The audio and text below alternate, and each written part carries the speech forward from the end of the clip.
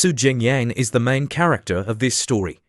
After waking up, goods worldwide have depreciated by 1,000,000 times. Only his money remains unchanged. He suddenly owns the world's largest fortune. So much money, how can he spend it all? The story begins with Su Jingyang standing in front of a large bank. This is branch 20 of Guangming Bank, Sandai City, Yunhai Province. It's raining heavily. He's holding two black plastic bags, the contents of which are unknown. I heard you sold your house to start a business. With your brains, starting a business is just contributing to society's GDP, isn't it, brother? I want to succeed just once. Succeed? Have you ever succeeded in your life? You're a total failure, Su Jingyang. While you're still young, give up this ridiculous idea. Someone harmful like you, don't call me brother anymore. We're cutting ties right now. The sound of the phone disconnecting is harsh. He softly lowers the phone. Come to think of it, ever since I was little, playing with slingshots, I'd always shoot myself. Skipping school to go to internet cafes, I'd always get caught. Even the university with the lowest admission score in the country didn't want me. I tried starting a business, but the negotiations failed. I craved success so much, even just once. The girl at the counter announces, "Customer number 1069, please proceed to window 3 for service. The money from selling my house is my only hope." Suddenly, a system notification rings in his head. Currency devaluation system loading, success. Global prices have been reduced by 1,000,000 times. Only your total assets remain unchanged. Your current assets are 2,379,593 NDT, deposited into the currency devaluation system. What the hell is this? Is this a hallucination because I want to succeed so badly? Whatever, I'll deposit the money and figure it out later. After this, I'll go home and sleep. He brings the two black bags forward and greets the teller. I want to deposit some change. The teller looks at the bulky black bags and curses under her breath, annoyed. Damn it, it was pouring rain, and I was about to leave early. Just looking at these bags, I know there's not much money in them. Every time, I have to count it. But when she opened the bag, she was met with a sum of money she couldn't have imagined in her lifetime. Inside were stacks of 5 NDT notes. Currently, 5 NDT was equivalent to 5,000,000 NDT in the past. Stammering, she asked, "Handsome sir, how much do you want to deposit in total?" Jingyang cheerfully replied, "Just 8,000 NDT. The teller's expression changed instantly, and she apologized profusely. "Please wait a moment, sir, this branch can't handle this transaction. I'll contact headquarters to send a specialized vehicle immediately." My goodness, he's dressed so casually, even carrying 8,000 NDT in a plastic bag. How can he be so nonchalant? Slightly annoyed that she wasn't processing his transaction and was instead making calls, Jingyang said, "It's not very professional to call other people while working. Be careful, I might complain." Within 5 minutes, a chorus of police sirens wailed outside the bank. Numerous officers, fully armed, surrounded Xu Jingyang. He thought his time was up, but they were only there to escort him to a more secure location. Sitting in the car, Jingyang was still confused. "I'm only depositing 8,000 NDT. Is all this really necessary?" He noticed a young man excitedly talking to his mother. The young man had just received a bonus of 5 cents and was celebrating as if he'd won the lottery. Jingyang thought, what can you even do with 5 cents these days? Wait a minute. Why does that billboard say 10 cartons of milk for 1 dime? Suddenly, he remembered activating some kind of system earlier. System. Currency devaluation system. New world loading complete. Global prices will be reduced by a factor of 1,000,000. Only the host's total assets will remain unchanged. Because the notification vanished without a trace, he dismissed it as a hallucination. He quickly arrived at the bank's headquarters, where another person greeted him. "Hello, I'm Chen Haohoi, the head of Guangming Bank in Sandai City." Everything that had happened felt like a bizarre dream. Still in disbelief, Jingyang asked, "Mr. Chen, your suit is very nice. How much did it cost to tailor?" He remembered Chen Haohoi as a prominent figure in Sandai. Previously, he had been kicked out of the bank's headquarters just for looking at a picture in the lobby. Now, being on friendly terms with him might be beneficial. Chen Haohui held up two fingers modestly. It's not top-quality fabric, just 2 cents, 2 cents. It seemed that apart from his over 2 million in DT, global prices had indeed plummeted. If the million-fold reduction was true, then his current assets were. The thought alone made him dizzy, curious. He pulled out a 5 and DT note from his plastic bag. I wonder if the banknotes have changed after this world transformation. It seemed longer and made of better material. I wonder what's inside. With a rip, the note split in two. Chen Haohui was shocked. Such peculiar habits of the rich. These limited edition banknotes are only available to those with a certain level of wealth. How can he just tear it like that? Jing Yang was then escorted by police to another high-rise building. Mr. Su, we've arrived. This is our bank's headquarters. A beautiful woman with a model-like figure approached. Hello, Mr. Su, I'm Lin Yurong. I'll be handling your deposit transaction. Thank you for your hard work, Jing Yang replied, stunned by her beauty. Absolutely stunning. After receiving the money, she began to tally it. Jing Yang sat with Chen Haohui, wondering why he wasn't being offered any fixed-term deposit options. This isn't right. Is this old fox planning to manipulate me psychologically after the transaction? Seeing the woman approach with a cup of coffee, Jing Yang asked, is the deposit transaction complete? He opened his banking app, and a notification sounded. Bank notification. Your savings card at Guangming Bank has received 8,268 NDT. Your current account balance is 6,641,188.8 NDT. Lin Yurong dropped her coffee cup. Both she and Chen Haohui were speechless, having never heard of such a colossal sum. To prevent the host from reckless spending, the remaining 1 million NDT has been deposited into a flexible savings account. Based on a 10% annual interest rate, approximately 12,000 NDT will be deposited monthly into your bank card, Jing Yang complained. Only that much? Lin Yurong and Chen Haohui were dumbfounded. Doesn't he know that China's richest billionaire only has 380,000 NDT? And he's saying only that much. What kind of billionaire is this? They hurriedly offered their business cards. Mr. Su, please accept my card. I'd be honored to host a banquet for you. If you ever need anything, please don't hesitate to contact me. All right, Jing Yang said, taking their cards. Please continue with your work. I'll be going now. They felt elated. A billionaire like him transacted with me. I have so much to brag about at the National Banking Conference. He's so rich, approachable, and handsome. What kind of woman could be worthy of him? Jing Yang arrived at the gym club in Yunhai. He was concerned about his health and still puzzled by recent events. Was Chen Haohui's attentiveness just to hear my account balance announced? That old fox is probably eyeing my entire fortune. I wonder what he's planning. Oh well, whatever happens, happens. I decided to exercise before dinner with my best friend, Cheng Paula. A voice behind him caught his attention. Oh, it's you again, here to freeload. The woman tying hair was Cheng Paula. Jing Yang gave her a thumbs up, his eyes full of admiration. She said, looking good, want to just lie in bed and admire me all day. She then gave him a playful kick. He laughed. I wouldn't dare, she sighed. Concerned, he asked, what's wrong? She vented her frustration with a punch to his arm. It's about sales. They gave the new orders to that bitch Zhong Lily again. Hundreds of cent in commission, just gone like that. He understood her frustration, sympathizing with her struggles against workplace politics and unfair treatment. That kind of behavior is unacceptable. You shouldn't have to put up with those underhanded tactics. He realized he was giving advice he hadn't yet successfully implemented himself. He leaned closer, speaking sincerely. Tell you what, how about I buy your training package? I'll help you reach the top in sales. With the system and deflated prices, he was confident he could achieve this. Cheng Paula didn't believe him, taking it as a joke. Stop teasing me. You're poorer than I am.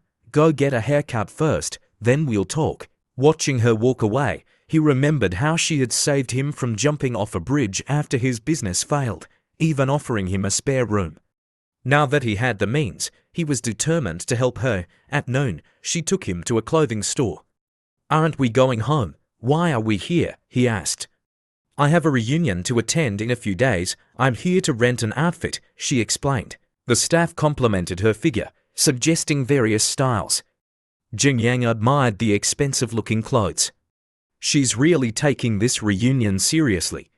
A voice called out from afar, "Isn't that Paula? You're here too." It was Song Jia, accompanied by Sun Pangzi. Song Jia introduced him. "Honey, this is the school beauty from my college days, a total goddess. She rejected countless rich guys back then. Pretty amazing, right?" Sun Pangzi leered at Paula. "Not bad, she be my next target." Song Jia continued, "By the way, Paula, I heard you're here to rent clothes. Is it for YAY's birthday party? If you can't afford it, don't pretend, just wear something normal. Be careful not to expose yourself in something too revealing." Annoyed by the taunt, Paula was about to retort when Jingyang stepped in. Actually, Paula is naturally more elegant than some bitter, ugly people. Furious at being insulted, Song Jia snapped, "You poor boy. What gives you the right to speak here? Paula, don't tell me he's your boyfriend.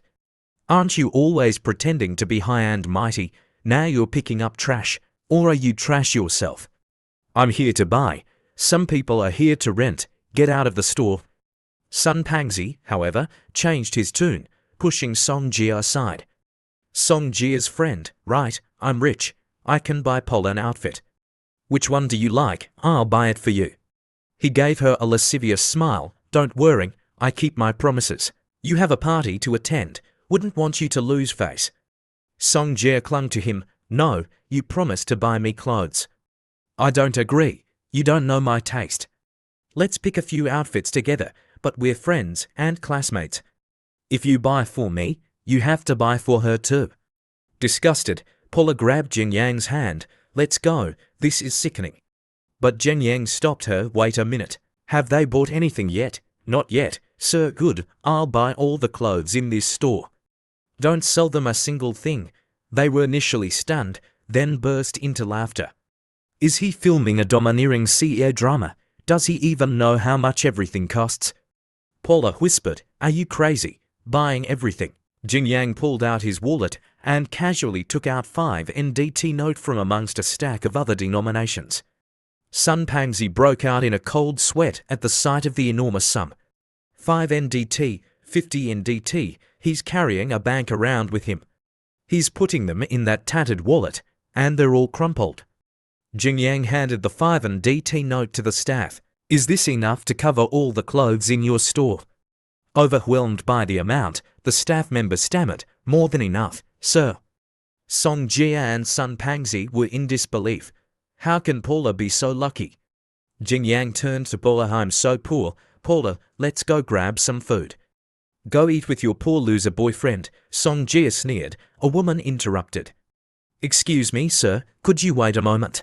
My name is Tong Ying, and I'm the owner of this shop. I just came back from Mr. Chen's place."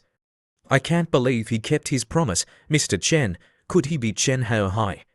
Did that old fox send someone here right after he left?" Tong Ying continued, "I wonder if you could give me some face and come upstairs for a bit." "Sure, let's go upstairs. I might as well talk to her and see what she and Chen Hao Hai are up to." She then looked at the 2 people beside him. "Are you 2 Mr. Xu's friends as well?"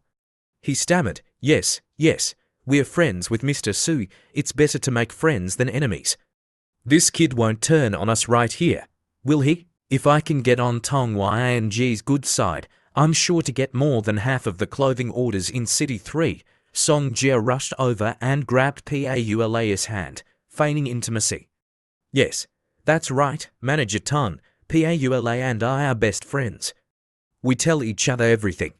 Song Jia thought to herself, "Good, Ching Paula, you usually act so high and mighty, but you're also clinging to a rich guy. You're still too naive. If I can cooperate with Manager Tan, I'll be a step above you." "Oh, so you 2 are classmates?" She hugged Paula tighter. "Oh, Paula, what are you so shy about? Ching Paula is just a gold digger. What a joke, acting all pure." Having confirmed their relationship, Tong Yin instructed her subordinates, Prepare 5 Supreme VIP cards with a 70% discount and 2 of my business cards. Judging by PAULA's appearance, their relationship might not be what it seems, or maybe it's always been like this. I'll establish a good relationship with Mr. Su first. It'll be useful in the future. Seeing the Supreme VIP cards, the 2 greedy individuals rejoiced. A 70% discount Supreme VIP card and business cards too.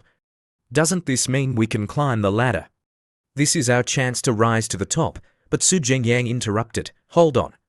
If you want to get to know them, I won't object, but I don't want you to use my name, because a poor kid like me doesn't want to associate with them. He took Paula's hand and moved away from the 2. Then he reminded Tong Ying, you can ask your sales staff about what happened earlier. Tong Ying was taken aback. Everything was going so smoothly. Why did he suddenly get angry? The staff member whispered the whole story to Tong Ying. She immediately realized her mistake. She rushed over to Su Jingyang. Mr. Xu, I apologize for the misunderstanding earlier. I was mistaken. Time to smooth things over. Then, she pointed at the security guards. Get these 2 out of here. Hey, what are you doing? My boyfriend is your business partner. My family owns the Shanshui Textile Company, your biggest supplier. They were thrown out without a second thought. Back inside, Tong Ying told her staff, from today onwards, Shanshui Textile Company will no longer have any cooperative relationship with any brands under my management. Inform the other companies and let them leave City 3. Understood, boss. Mr. Xu, the flies are gone now. It's quiet upstairs. Please come up. He was surprised, then replied, all right, upstairs. Tea was served. Tong Ying said, Mr. Xu, your girlfriend, her figure and beauty are both flawless. I've been in the fashion business for many years and have met countless models, both domestic and international. None are as outstanding as her. Su Jingyang blushed and couldn't look her in the eye. You flatter her. How about I pick out some outfits for Paula? No problem. Tong Ying waved her hand and called for her staff. We're professionals at coordinating outfits. Just watch. Su Jingyang observed Tong Ying's actions and praised her inwardly. She's very tactful and knows how to handle people. Since Paula is my girlfriend in name, if I can win her favor, my impression points will definitely increase. Tong Ying seems quite shrewd and her interpersonal skills are excellent. Chen Haohui told her about my situation, probably to get her into the group. Since she's talented, I naturally won't refuse. I must make good use of this opportunity. They discussed business until evening. Mr. Xu, thank you for visiting my small shop today. The party Paula wants to attend is in 2 days, right? I'll definitely be there with a big gift for her. This is a super VIP membership card for both of you. It has 500 NDT preloaded. You can use it at all Hana and Kogo menswear stores, except for Jamoka. I understand. See you later. Take care. On their way back, Paula was still in a daze. Hey, what are you spacing out for? We need to go back. Was everything today real? Yes. Yes, my foot. You pretended so well. You played poor for 7 whole months. I paid all the utility bills. You wouldn't even let me turn on the lights at night when I went to the bathroom, and you saved the foot washing water to flush the toilet. How could you pretend so well? Well, I didn't have any money back then. I just recently recouped some investments and got some capital back. What about Tong Ying? What kind of investments could make her your subordinate? Do you think I'm stupid, being so rich and still living in my house? You bastard, you definitely have ulterior motives. Suddenly, a ringtone went off. Sister, your grandson is calling. Hello, what's up? Paula's expression changed drastically after hearing the news. Paula, something bad happened at the Western restaurant. What? Paula quickly hailed a taxi, her heart pounding with worrying. Hurry, please, I need to find Xiaomei. Xiaomei was Paula's best friend. Though a bit sharp-tongued, she had a good heart. Paula cherished their friendship and could forgive Xiaomei's occasional bluntness. Xiaomei was a good person, just a little too devoted to her friends. With her personality, she was the type to be taken advantage of and still help count the money. As Paula arrived, 2 women grabbed her arms. It's you, we were told Xiaomei was in trouble. Where is she, Xiaomei? We're the ones looking for you, come with us. Inside the crowded restaurant, a familiar face greeted Paula. Paula, we've been waiting for you. Paula, still anxious, asked, where's Xiaomei? Didn't you say she was in trouble? Forget about Xiaomei. It's been so long since we've seen each other. We invited you here for a get-together. Paula, is that handsome guy behind you your boyfriend? Sun Li asked, eyeing Jing Yang. Paula blushed, speechless. Jing Yang quickly answered for her, yes, I'm her boyfriend. Mind if I sit here? Of course not. Jing Yang looked at the lavish spread on the table, suspicion rising. This isn't a simple reunion. They clearly intend to make Paula foot the bill. Sun Li turned to Jing Yang. To be able to snag our Paula, you must have money, right? Just average wealth. Are you done eating, Paula? Let's switch restaurants. He sensed the setup. I have money, but I don't want to waste it on these leeches. Who said we're done? We've barely started. Sun Li thought, you're not getting away that easily. I won't be satisfied until you and Ching Paula wash dishes here tonight. Paula subtly hinted, I'm not used to Western food, let's go. The other women sneered. Some country bumpkins can't handle Western cuisine, can they? Oh dear, how could you say what we're all thinking? Jing Yang, seeing through their scheme, decided to teach them a lesson. He snapped his fingers for a waiter. You're not full yet, are you? The scheming women exchanged glances. He took the bait. This will be fun to watch. I'll order some expensive dishes and make him wash dishes all night. Then, one of them called for reinforcements. Hello, cousin. We're at the Western restaurant. Come join us. She then spoke loudly. Is it okay to invite her here? Of course. Do you have other friends? Invite them all. You said it yourself. Don't go back on your word in front of Paula soon. Several more tables filled up, and the group chatted excitedly. Sun Li, your friend is so generous. I can't believe she's treating us to dinner. Yeah, the food here is so expensive, I usually wouldn't dare even look at the menu. After the meal, Jing Yang stood up. Paula, I'll go pay the bill. Wait for me here. Sun Li quickly sat next to Paula. Go, I'll keep an eye on Paula for you. As long as we keep her here, he can't escape. Average wealth, putting on airs. Just wait until he gets the bill and has to wash dishes. The staff gossiped amongst themselves. Did you hear? Those 3 tables ordered the most expensive dishes. They're fattening the sheep for slaughter. I don't think that guy looks like a fat sheep. He probably just doesn't know the prices. He'll be scared witless when he sees the bill. Just then, Jing Yang approached the counter. Hello, I'd like to pay. The two startled, thought he had overheard them. Hello, sir. Your 3 tables total 1 su, 8 li, and 200 hao. Please calculate the total cost for all the tables here, excluding those 3. He pulled out his card. 1 su, 8 li, that's over 13,000 NDT. I need to get used to this currency quickly, or I'll have to carry a calculator. The cashier calculated for a moment. Excluding your 3 tables, there are 15 tables dining, totaling for su and 8 li. I see, he paid for the entire restaurant, shocking everyone. Is this guy an idiot? Why did you ask about the other tables? I'm covering everyone's expenses. I'll swipe my card for 5 su. The rest is your tip, he then added, but I need you to do something for me later. Seeing his generosity, the staff eagerly agreed. Thank you, sir. An announcement echoed through the restaurant. Congratulations to all our diners. Tonight's expenses have been covered by Mr. XU. The restaurant will also offer a complimentary dessert. Enjoy your meal. The woman was stunned. Mr. Su, is there a billionaire surnamed XU in City 3? Don't tell me that's the Mr. Su who was sitting here just now. Sun Li fumed. That spendthrift paid for the entire restaurant. That's several, sir. Damn Ching Paula, how did she snag such a rich and handsome guy? I'm so jealous. After paying, Jing Yang returned to Paula. Paula, did you forget we have something to do later? Right, we have to go, Paula thought. He paid for the whole restaurant. His investment must be huge. Sun Li gritted her teeth as they left. Ching Paula, hooking up with such a rich and handsome guy. I'm dying of jealousy. She called a waiter over. We invited Paula here to pay. Why should her boyfriend pay for everyone else?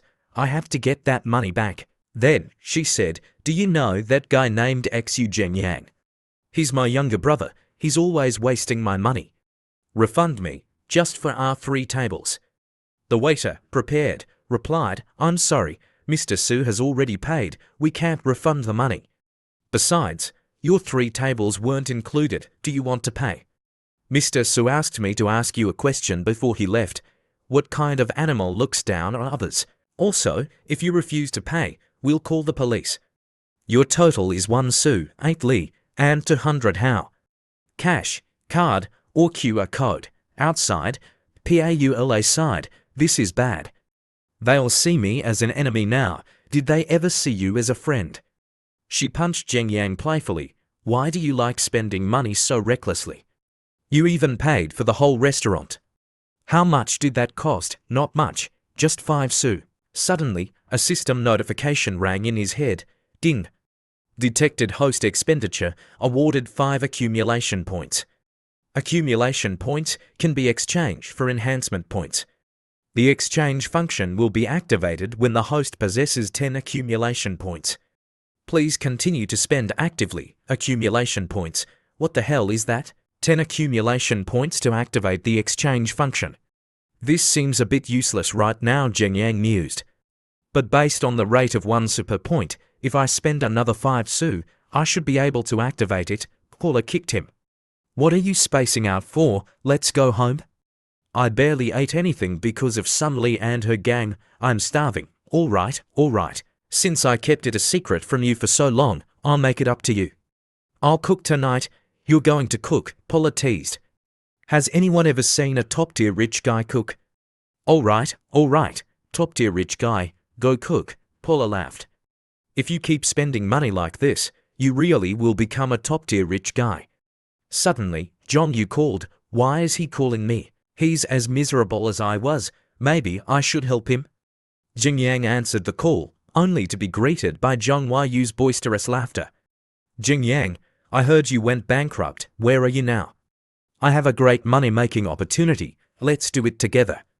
Zhengyang felt a pang of guilt and looked at Paula. I have something to do. It's okay, go ahead. Busy people have busy schedules. I'll go home and try on my new clothes. My future sister-in-law is so understanding. Zhang Yu exclaimed, it's settled then. I'll come pick you up. A white car soon arrived. Zhengyang got in and asked, is it still that optoelectronics project? That project was a mismatch. This time, it's a big one. If the negotiations are successful, we'll be rich. Oh, what big project is it? Have you heard of that trending online celebrity, Niu Chansheng? The one nicknamed Shinji Master. He knows Qigong and stuff. Apparently, he wants to livestream a sparring session. We just need to go up there and let him defeat us. 8 Li per session, 8 Li. This is the big project you were talking about. Hey, it's better than you staying home and moping. Honestly, this is the first time I've received such generous treatment. Suddenly, while stopped at a red light, their car was rear-ended. A woman flung open her car door and yelled, are you blind? How do you drive? You hit me, and it's a red light. Of course I have to stop. Zhang Yu paled as he saw the BMW logo. This isn't going to be easy. The woman became even more arrogant. You country bumpkin. Don't you know you can't just stop anywhere in the city? Do you think this is your village road? It's a red light. I had to stop for the red light. Shut up. Pay me 5 Su, or you're not going anywhere. 5 Su, you're extorting me. Zhengyang took out his phone. It's fine. I've called the police. As they argued, the police arrived. What's going on here? These 2 bumpkins stopped in the middle of the road and caused me to rear-end them. And they won't pay, officer. I was stopped at a red light. She hit me. Calm down, both of you. What happened? The officer looked at the scene. They was stopped at a red light, and you hit them. The camera footage will show what happened. Driver's license, please. I'm fully responsible. He's driving a Jaguar. My paint job costs more than his entire car. He has to pay, regardless of who's at fault. Stop talking nonsense. License, please. I don't have it with me. Nor my ID. The 2 men exchanged amused glances. The officer noticed the woman's high heels. Stay here. I'll get the equipment to collect evidence. He turned to the two men. You two, just wait here. The woman glared at them. Just you wait. The two men felt a sense of satisfaction. She can't bully us, so she's calling for backup. Honey, I got hit by two country bumpkins. The police say it's my fault. Come quickly. Okay, I'll send you my location. Jing Yang's phone rang. Who could be calling me now? It couldn't be Paula, could it? Hello, Mr. Su? It was Chen Haohui. I heard from Tong Ying that your girlfriend is attending a birthday party in 2 days. Tong Ying has already prepared a gift. Do you need anything else? Chen Haohui's information network is fast. But what is he up to? No need. It's just a small gathering. By the way, Tong Ying doesn't have my number. How did you get it? Don't be angry. I'm quite close with the bosses in the city, so I just asked around. Actually, I do have a small favor to ask. Let's see what this old fox wants. What is it? Could you help me deal with this accident? I'd prefer if she was banned from driving for life. The woman overheard and yelled, You think you can just say that and it'll happen? Do you think this is your village, banned for life? Just wait until my friend gets here, one word from him, and you'll both be spending the rest of your lives making clothes in prison. Zhong Yu panicked. Jing Yang, maybe we should just let it go. It's fine, let's wait. Minutes later, another car arrived. The woman rushed towards it. Honey, you're here. These two bumpkins bullied me. If you hadn't come, they would have beaten me up. Which bastard dares to touch my wife in City 3? Jing Yang smiled as he recognized the voice.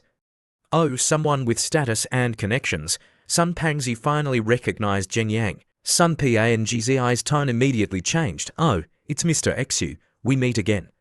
Jing Yang chuckled. Twice in one day. Quite the coincidence. This Fotso, a different girl every time I see him. He changes partners more often than his clothes. Sun Pangzi stammered. Yes, yes. What a coincidence. He cursed inwardly. What bad luck.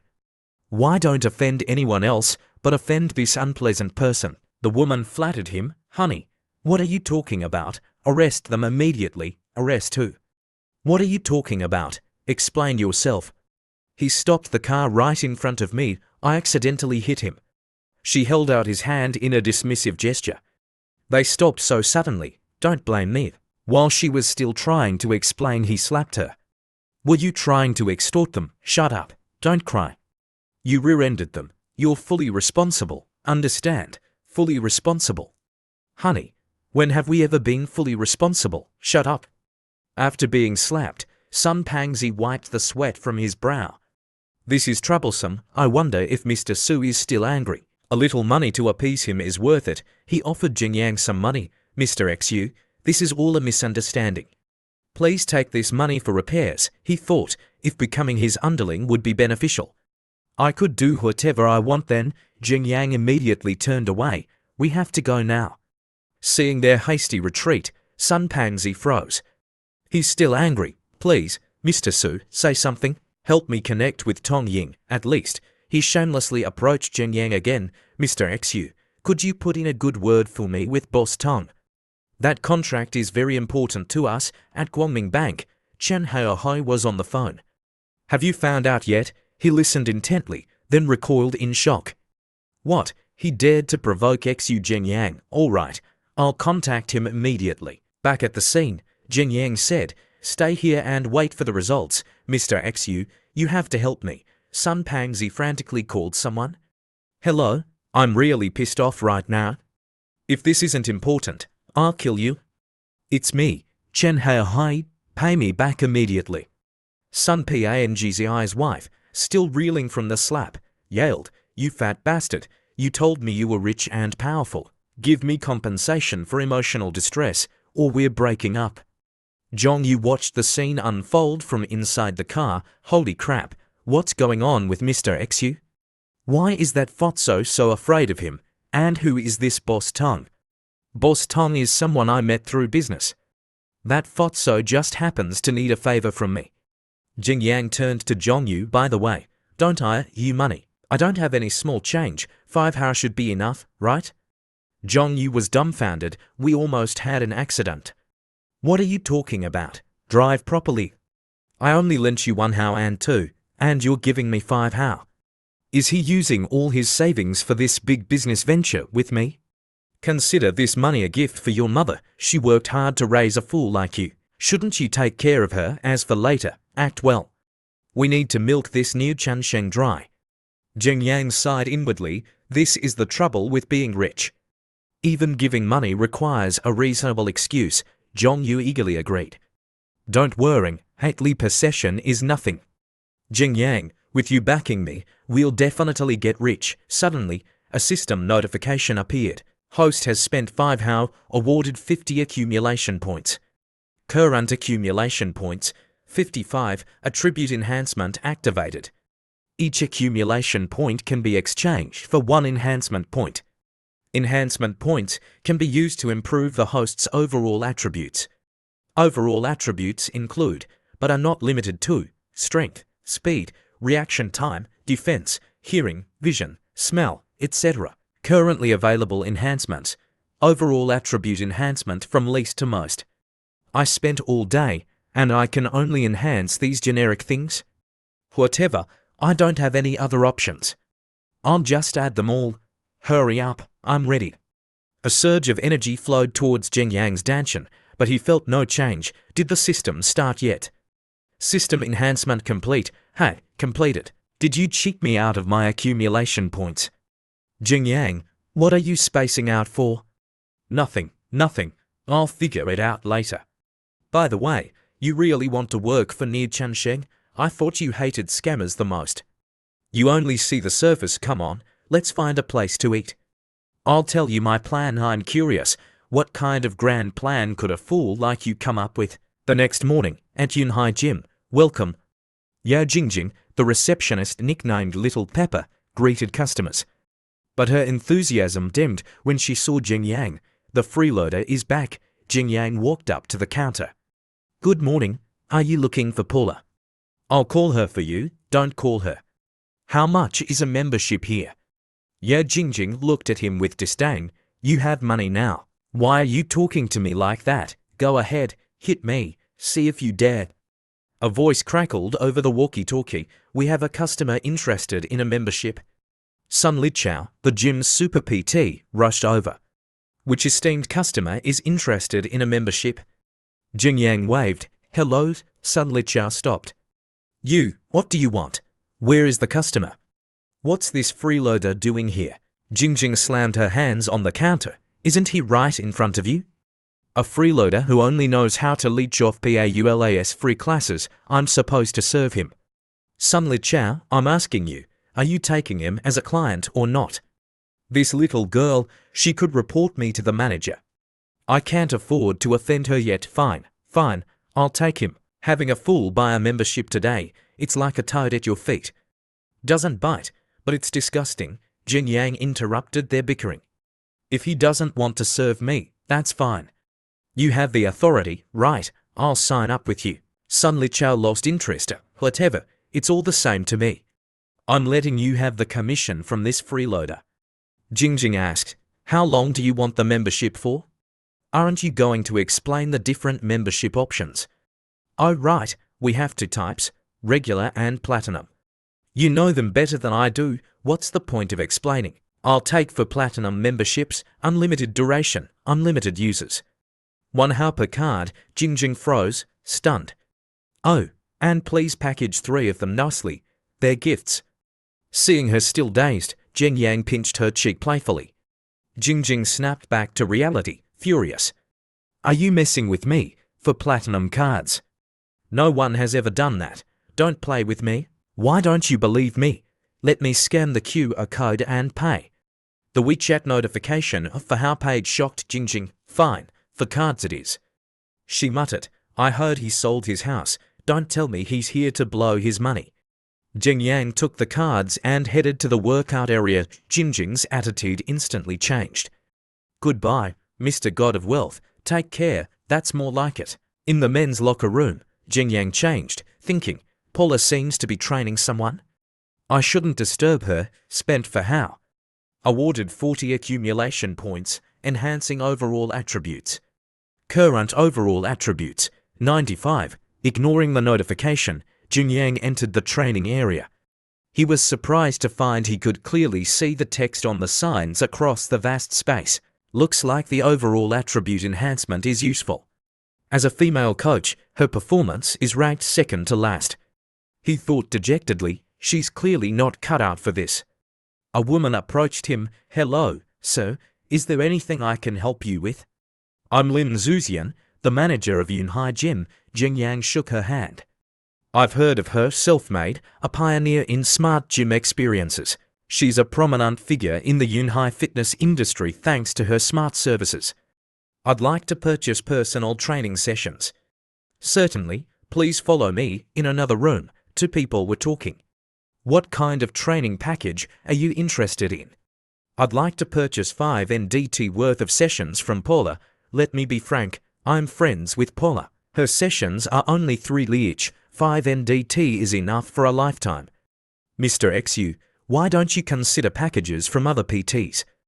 Jungyang said, "Do you think I have ulterior motives towards Paula?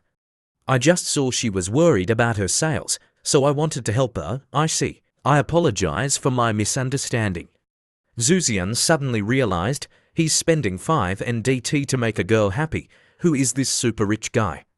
This branch only makes 500 to 600 how a month. No, Paula and I are just good friends. Xiaomei can vouch for our relationship. All right, but I won't announce whose sales this is for now, just attribute it to a female PT. You're having your monthly sales summary tomorrow, right? Tell her then. Yes, Mr. XU, do you have WeChat? You can transfer the money directly to me. Sure, here you go. In another room, Chen Chao, you're getting stronger.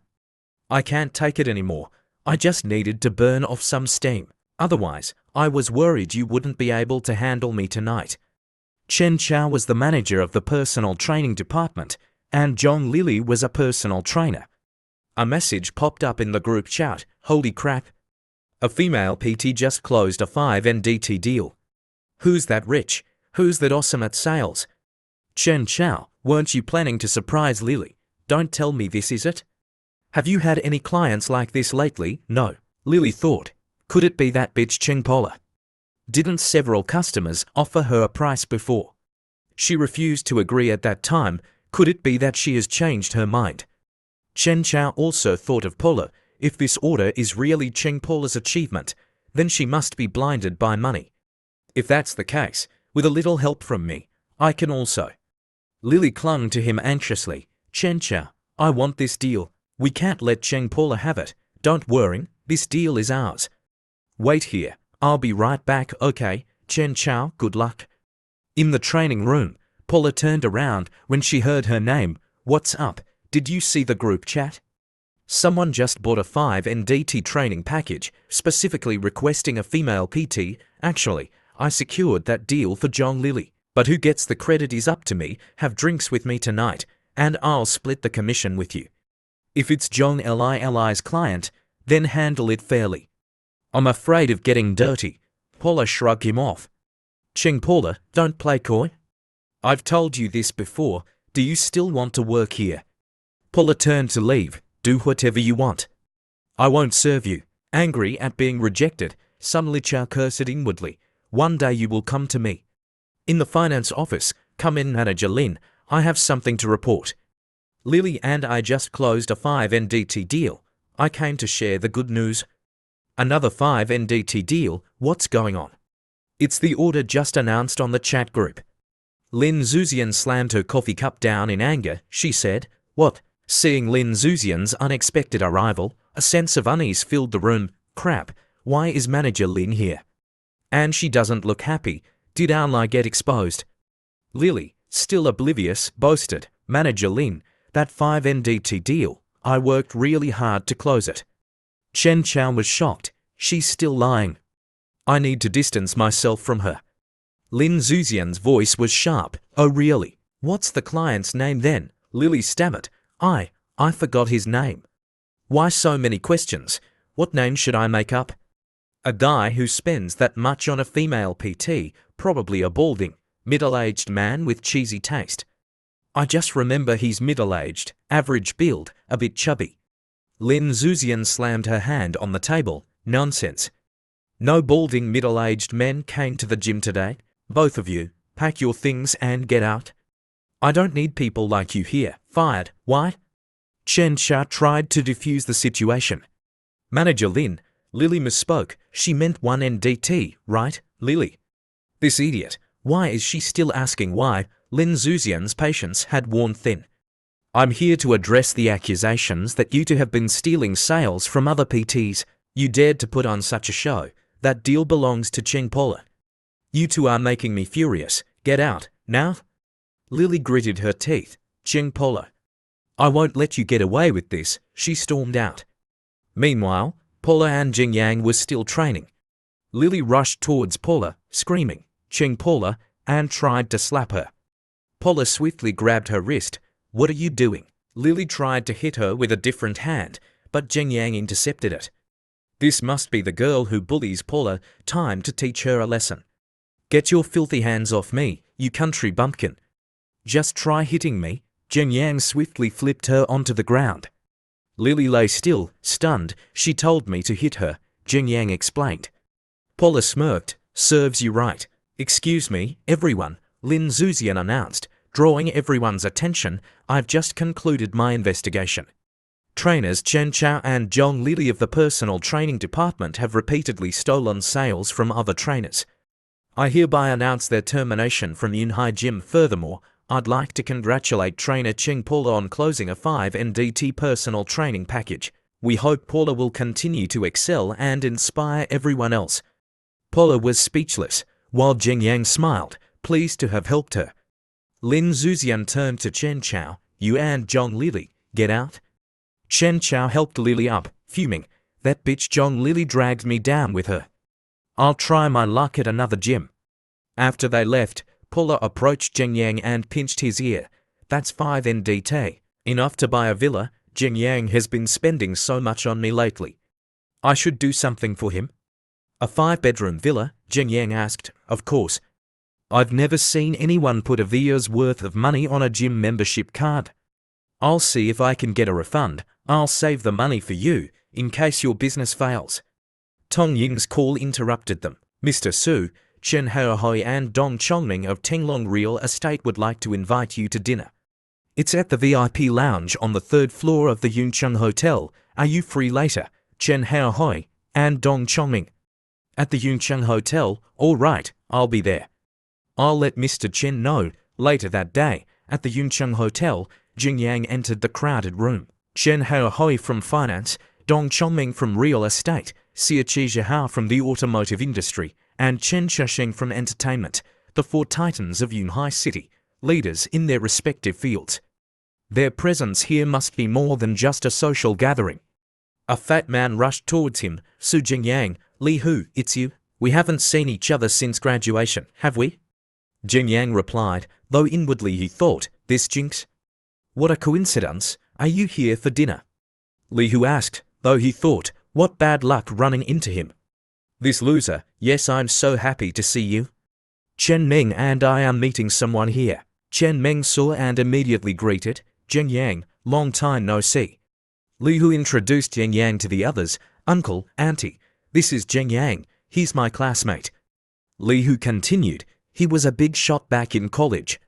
Started his own business and made a killing. A true young talent, really, such a young achiever, yes. He had so many girls chasing after him, even Chen Meng pursued him, but I heard he went bankrupt and sold his house. He was in a lot of debt. Has he paid it all back yet? Li Hu deliberately spoke loudly for everyone to hear. Jing Yang just smiled, thinking, you want to use me as a stepping stone, don't you? Li Hu continued his taunts. Old classmate, I heard you sold your house. Well, you wouldn't dare to dine here if you hadn't, right? Jing Yang ignored him and turned to Chen Meng. Why are you here? Chen Meng stammered, negotiating a contract for our chicken business. What about you? Here for dinner? She couldn't help but notice. Xu Jing Yang is still so handsome. All right, enough chit-chat with the unemployed, let's go. We finally managed to schedule a meeting with our important guest. Li Hu whispered, don't tell me you still have a crush on Chen Meng. Li Hu laughed. Let me guess, You spent all your money from selling your house and came here to apply for a dishwashing job. Let me tell you, no need, Jing Yang replied calmly. I'm here for dinner. Chen Meng smiled. Oh, you're on the second floor too. Want to come up with us? My table is on the third floor. The group gasped. Li Hu burst out laughing. The third floor, do you think this is a fast food joint?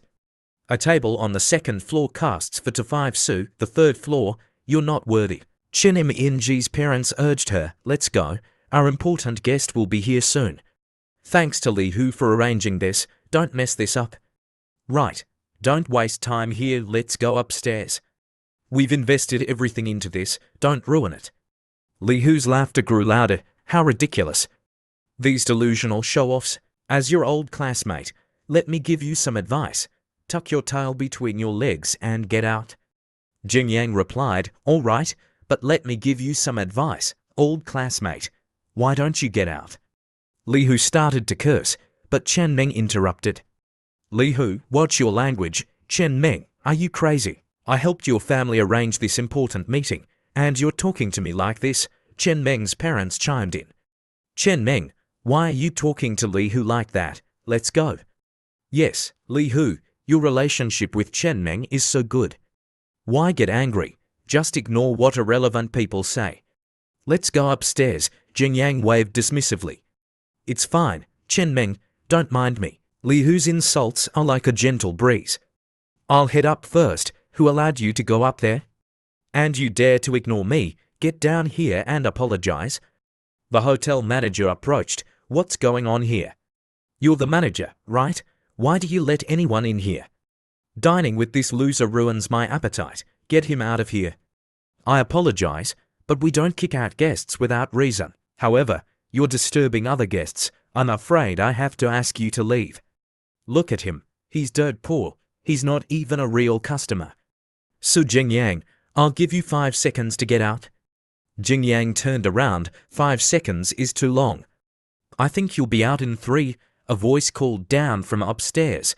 He'll be out in 3 seconds. Li Hu yelled, what does my business with this freeloader have to do with you? He then looked up and saw Chen Haohai, Tong Ying. His body went limp, and he almost collapsed. Li Hu, what's wrong, Mr. Xu? I'm Chen Chesheng, the owner of this hotel. I apologize for not greeting you personally earlier. We've arranged everything for you. Please follow me, he barked at the staff. Get that man out of here in 3 seconds. No need, Mr. Chen. I was just joking with him. Li Hu stammered, realizing he had just offended someone important. Chen Meng's parents also realized their mistake. Honey, why didn't you tell me about this friend? I was so rude to him. Li Hu, dejected, quietly followed them upstairs. Su Zhengyang knows Chen Chesheng. And Chen Chesheng is sucking up to him. Is Chen Chesheng crazy? Treating that penniless loser like royalty, in the VIP room. Hello, Mr. Su, I'm Dong Chongming from Tenglong Real Estate. I apologize for not revealing my identity earlier, due to certain circumstances. Tong Ying pulled out a chair for Jing Yang. Mr. Xu, please have a seat. I've heard of the 4 titans of Yunhai. I'm honored to meet 3 of you today. It's our great honor for Mr. Su to know our little fame. Chen Haohoi thought, he knows about us, was his actions at Guangming Bank aimed at us. Chen Chesheng said, Mr. Su, you're joking. Our small operations are nothing compared to yours. This kid looks ordinary, he must know something. But why are we being so respectful to him, if not for Mr. Chen's insistence? Tong Ying broke the tension. Shall we order? I'm eager to have a drink with Mr. Su. No need to rush, Manager Tong. Some things are better discussed before drinks. Let's talk business first, Jing Yang thought. The show is just beginning. Jing Yang began. You are all influential figures. I'm sure you don't like beating around the bush. I certainly don't. Let's get straight to the point. Mr. Su is a straightforward man. Speak your mind. Since you're so direct, I won't be coy. Last year, a large real estate company from another province entered Yunhai and started suppressing local businesses. My company, Tenglong Real Estate, being the leading local enterprise, became their primary target. Facing attacks on all fronts, our stock price has plummeted, and we are facing significant losses. If we don't secure new investment, not only I, but even Mr. Chen here, will be in serious trouble. So, you want me to help? Yes, 10,000 NDT is all we need to turn the tide. 10,000 NDT is nothing.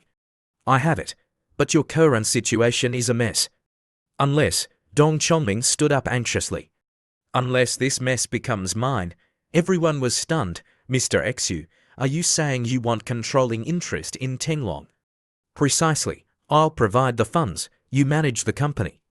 I'll be the silent owner. What do you say? Are you serious? Dong Chongming thought. To gain control, we only need 17,000 NDT. If Mr. Xu gives us 16,000 NDT, we can scrape together the rest and overcome this crisis.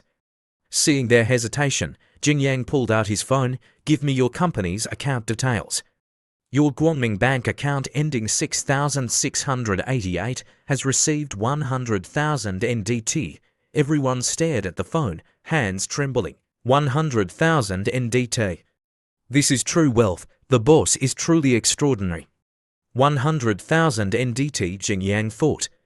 As long as I get accumulation points, spending another 100,000 NDT is no problem. One super point. I wonder how many points the system will give me this time. Congratulations on spending 100,000 NDT. However, the system detected suspicious activity regarding accumulation point manipulation. Therefore, you are only awarded 1,000 points.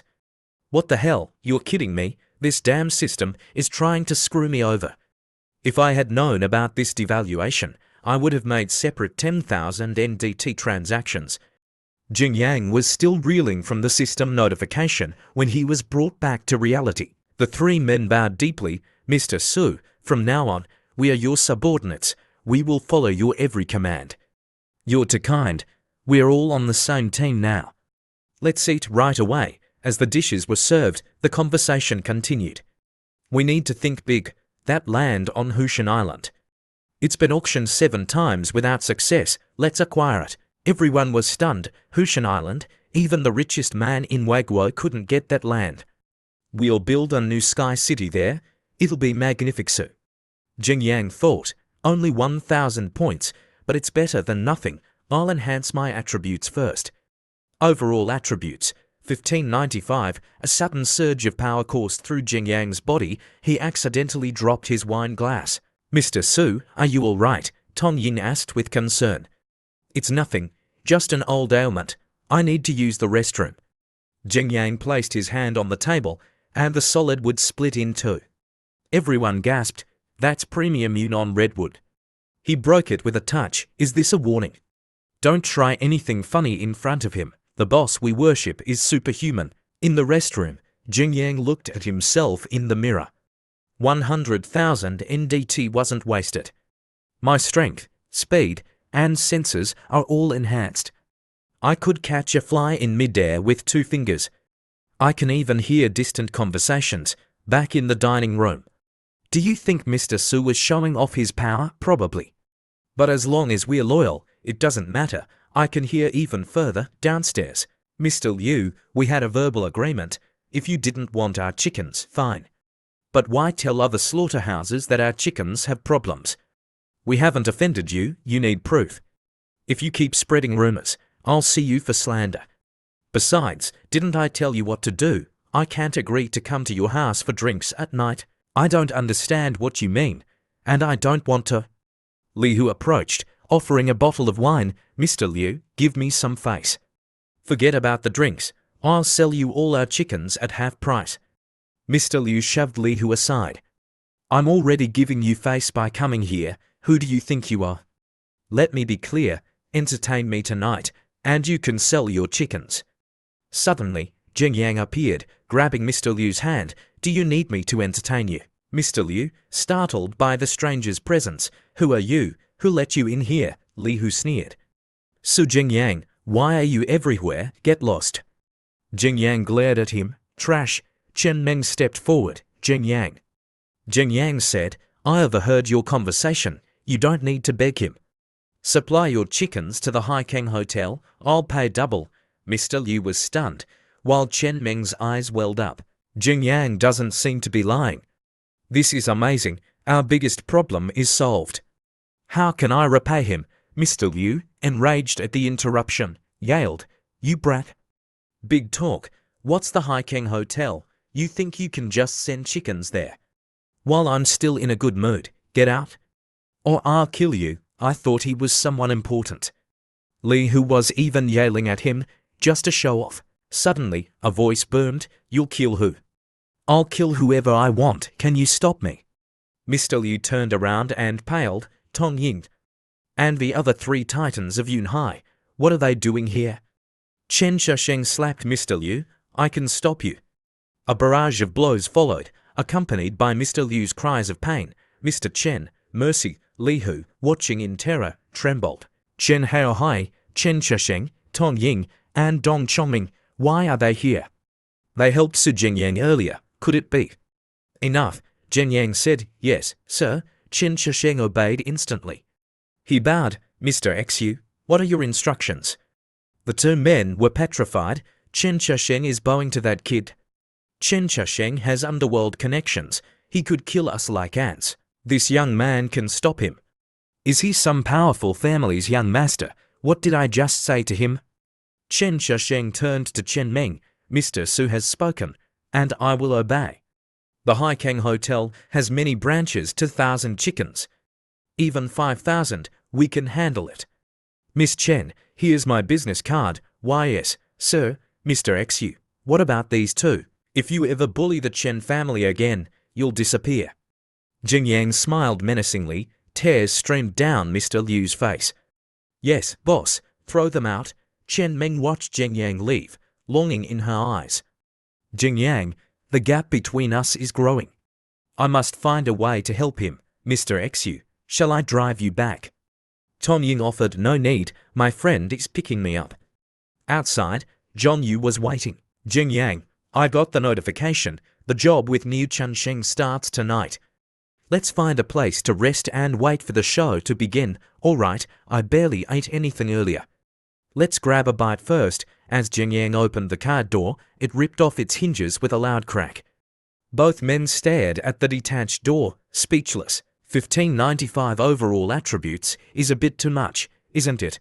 Jingyang thought sheepishly. Zhong Yu wailed. "Jingyang, what did you do?" "I borrowed this car. I have to pay for the repairs." "Relax, I'll buy you a new one." By my ass. You always freeload rides from me, and now you're talking about buying a car. Will 1 NDT be enough? Jingyang pulled out a 1 NDT bill, silencing Zhong Yu. 1 NDT might be a bit short. But do you really want to buy a car? Let's go take a look. Jingyang called Chen Haohai. "Mr. Su, how can I help you?" "I want to buy a car. Any recommendations?" "I don't know much about cars." "I'll have Xia Qizhihao contact you. He's an expert." "All right, I'll go browse for now at the car dealership." "Hello, sirs. Are you looking for a specific model?" "Let's look at the Fords first." "Jingyang, you're really buying me a car. Did I ever give you a hard time when you helped me? Why are you being so formal now?" "I was planning to buy myself a car anyway. You're just tagging along." Zhong Yu grinned, his earlier insecurity replaced with excitement. "Then I won't hold back. I want a Ford Mustang." He's changed quickly, Jingyang thought approvingly. "In the waiting area, please wait here, gentlemen. I'll prepare the contract." Zhong Yu turned to Jingyang. "I never dreamed I'd be buying a car. You helped me when I was at my lowest, even though I ended up losing money. I wanted to buy you a car anyway. Don't get too cocky." Suddenly, an argument erupted nearby. "Mo Ling, what are you doing? I was here first. How dare you cut in line?" "Mo Ling, do you understand the concept of first come, first served? How dare you cut in line?" "Move, my client is waiting," a man sneered. "Who do you think you are? Hurry up, don't you know my time is precious?" "Mr. Lin, I apologize. Please wait a moment." Mo Ling snapped back. "Zhang Shaolon, are you blind? Do you see what kind of order this is? Double your order, can't compare." "But I was here first." A woman behind Mr. Lin slapped Zhang Shaolon. "How dare you talk back to me? Get out, don't get in our way. Let's teach her a lesson. She needs to know who she can't mess with." As Zhang Shaolon sobbed, A hand offered her a tissue. A Dior, and now she's untouchable. Jing Yang scoffed. A Dior is nothing. It's just a vegetable cart compared to my car. Kid, do you know who you're talking to? This is Mr. Lin, the second young master of Sanlin Pharmaceuticals. Sanlin Pharmaceuticals? Oh, the fake drug factory. Lin Zhengfeng laughed. Now you've pissed me off. You brat.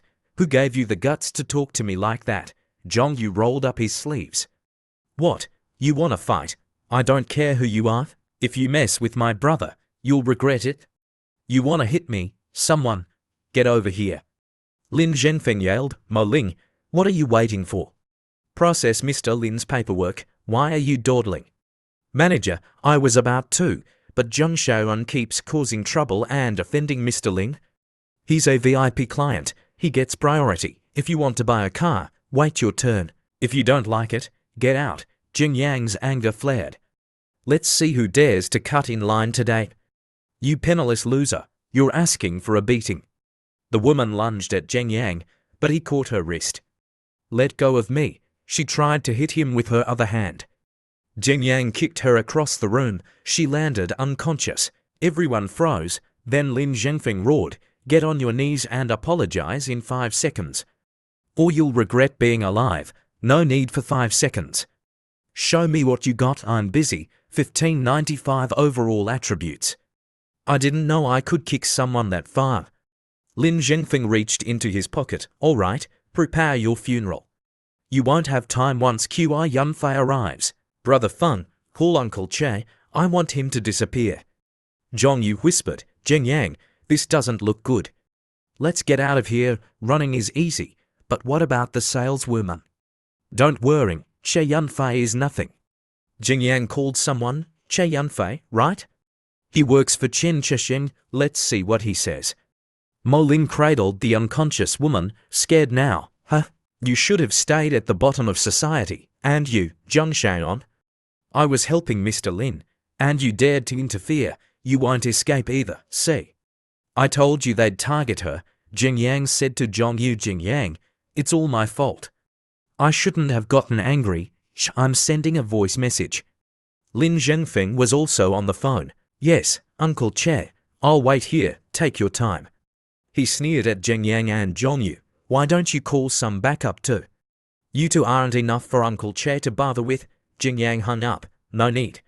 I'm looking forward to meeting your Uncle Che. 5 minutes later, a convoy of cars arrived, and a group of thugs armed with clubs emerged.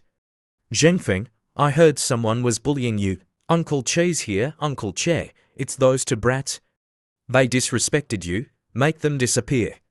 Che Yunfei looked menacingly at Jing Yang Ho, but to everyone's surprise, Qi Yunfei kicked his own nephew. You hit the wrong people. It's those two over there. Che Yunfei ignored his nephew and gestured to his men. Oh, and don't forget her. Beat her to death. Yes, boss. A chorus of screams and thuds followed. Wrong person. You're hitting the wrong people. Uncle Che, stop, stop. Jing Yang was the only one who understood what was happening, and he chuckled to himself. Lin Zhenfeng and the woman were forced to kneel before Qi Yunfei. I don't understand. That bastard provoked me. Why are you hitting me? You don't need to understand. Just take your beating. Qi Yunfei kicked his nephew in the face. The woman shrieked, Are you blind? We called you. Why are you hitting us? Are you stupid? Qi Yunfei glared at her. Too much talk. He ordered his men. Take care of her. He grabbed his nephew's hair. Let me make this clear. You messed with the wrong person. This is just a small punishment. Your fate depends on how he decides to deal with you. The woman was dragged away, screaming. Lin Zhenfeng was dumbfounded. He, who? After the two were knocked unconscious, Che Yunfei approached Jing Yang. Zhong Yu whispered, Jing Yang, this Che Yunfei is strange. He beat up his own people so ruthlessly. What if he attacks us? He won't. Che Yunfei bowed deeply before Jing Yang. Greetings, Mr. Su. How should we deal with those two? That woman has a foul mouth, I understand. The woman was dragged, her protests muffled. No, don't, Zhong Yu whispered. When he arrived, I saw my grandma coming to pick me up. And something even crazier is about to happen. You won't believe it, scarier than him. Zhong Yu's eyes widened as a large man approached, grinning. Mr. Su. Finally, I'm Xie Qizhihao. I apologize for being late. You're right on time. Zhong Yu was in disbelief. One in the 4 titans of Yunhai are bowing to my friend. Xie Qizhihao addressed the staff. Tell me what happened. Zhang Shaoan stammered. These 2 gentlemen came to buy a car, and then? After hearing the story, Xie Qizhihao turned to Jin Yang. Mr. Xu, her story seems inconsistent. What do you think? It's mostly accurate, but she downplayed some parts. He actually said, if you want to buy, then wait. If you don't want to buy, get out. The manager instantly knelt before Xie Qizhihao. Boss, I'm sorry. I didn't know this gentleman. Shut up. Get out. Qi Yunfei, get rid of this trash. Yes, brother Xie Qi, Mr. Xu, I'll take care of this. The 4 troublemakers were thrown out. Anyone who messes with Mr. Su, beat them on sight, Xie Qizhihao ordered his men. Brother Che, who is this Mr. Su? One of his men asked. Che Yunfei kicked him. You dare to ask about Mr. Xu? Go to that fake drug factory and wipe them out. Do a good job, and Mr. Xu will be pleased. Understood. Xie Qizhihao turned to Zhang Shaoan. How about I make you the store manager? Me. Go do the paperwork. Thank you, boss. Thank you, Mr. Su. Go. I don't want to repeat. After everything was settled, Xie Qizhihao said, Mr. Su, I'll have someone bring your car over. This Xie Qizhihao changes his face very quickly, Jing Yang thought. 2 cars arrived shortly after. Efficient. Mr. Xu, do you have any plans tonight? I'd like to throw you a party. I hope he accepts. I have to work tonight. I'll drive 1 car. I'll send you my friend's address. You can drive the other car there. Jing Yang drove off. Xie Qizhihao bowed as he watched Jing Yang leave. He seems displeased. What should I do? This could affect our partnership. I need to discuss this with the others. In the car, Zhong Yu asked, Holy crap, Jing Yang, what's going on? So many powerful people are willing to be your underlings. Jing Yang grinned. All right, I'll stop pretending. I'm a feng shui master. I read their fortunes and helped them make a killing. Shouldn't they treat me like a god? Sure, keep bragging. But I admire your ability to fool rich people. Just don't mess with them too much, or they'll come after you. So that's where all the money came from. What if this gets exposed and something happens to Jing Yang? I need to get stronger, don't worry. I know my limits. Now, it's time to work for Niu Chunsheng. Somewhere, a lively crowd cheered as dancers performed to upbeat music. A banner proclaimed, Grandmother of Qigong, Niu Chunsheng, live stream. How much money do you think their show can make? Jing Yang asked Zhong Yu. No idea, I'm just here for the job. This grandmother is treating the netizens like fools. We're just watching a play, they get their views, we get our money. Those people are still foolishly unaware that they're being used for profit. These shows generate huge incomes. What if he's a real grandmother? Even if there are real ones, this guy isn't. Kid, be careful. Your mom will beat you if she finds out you took this job. Don't worry, I have a plan. A manager approached. Get ready. Go on stage, wave your arms and legs, fall down, make it look real. A moment later, a luxury car arrived. An old man stepped out. Grandmother Niu Chunsheng, master of internal strength, head of the divine Tai Chi sect.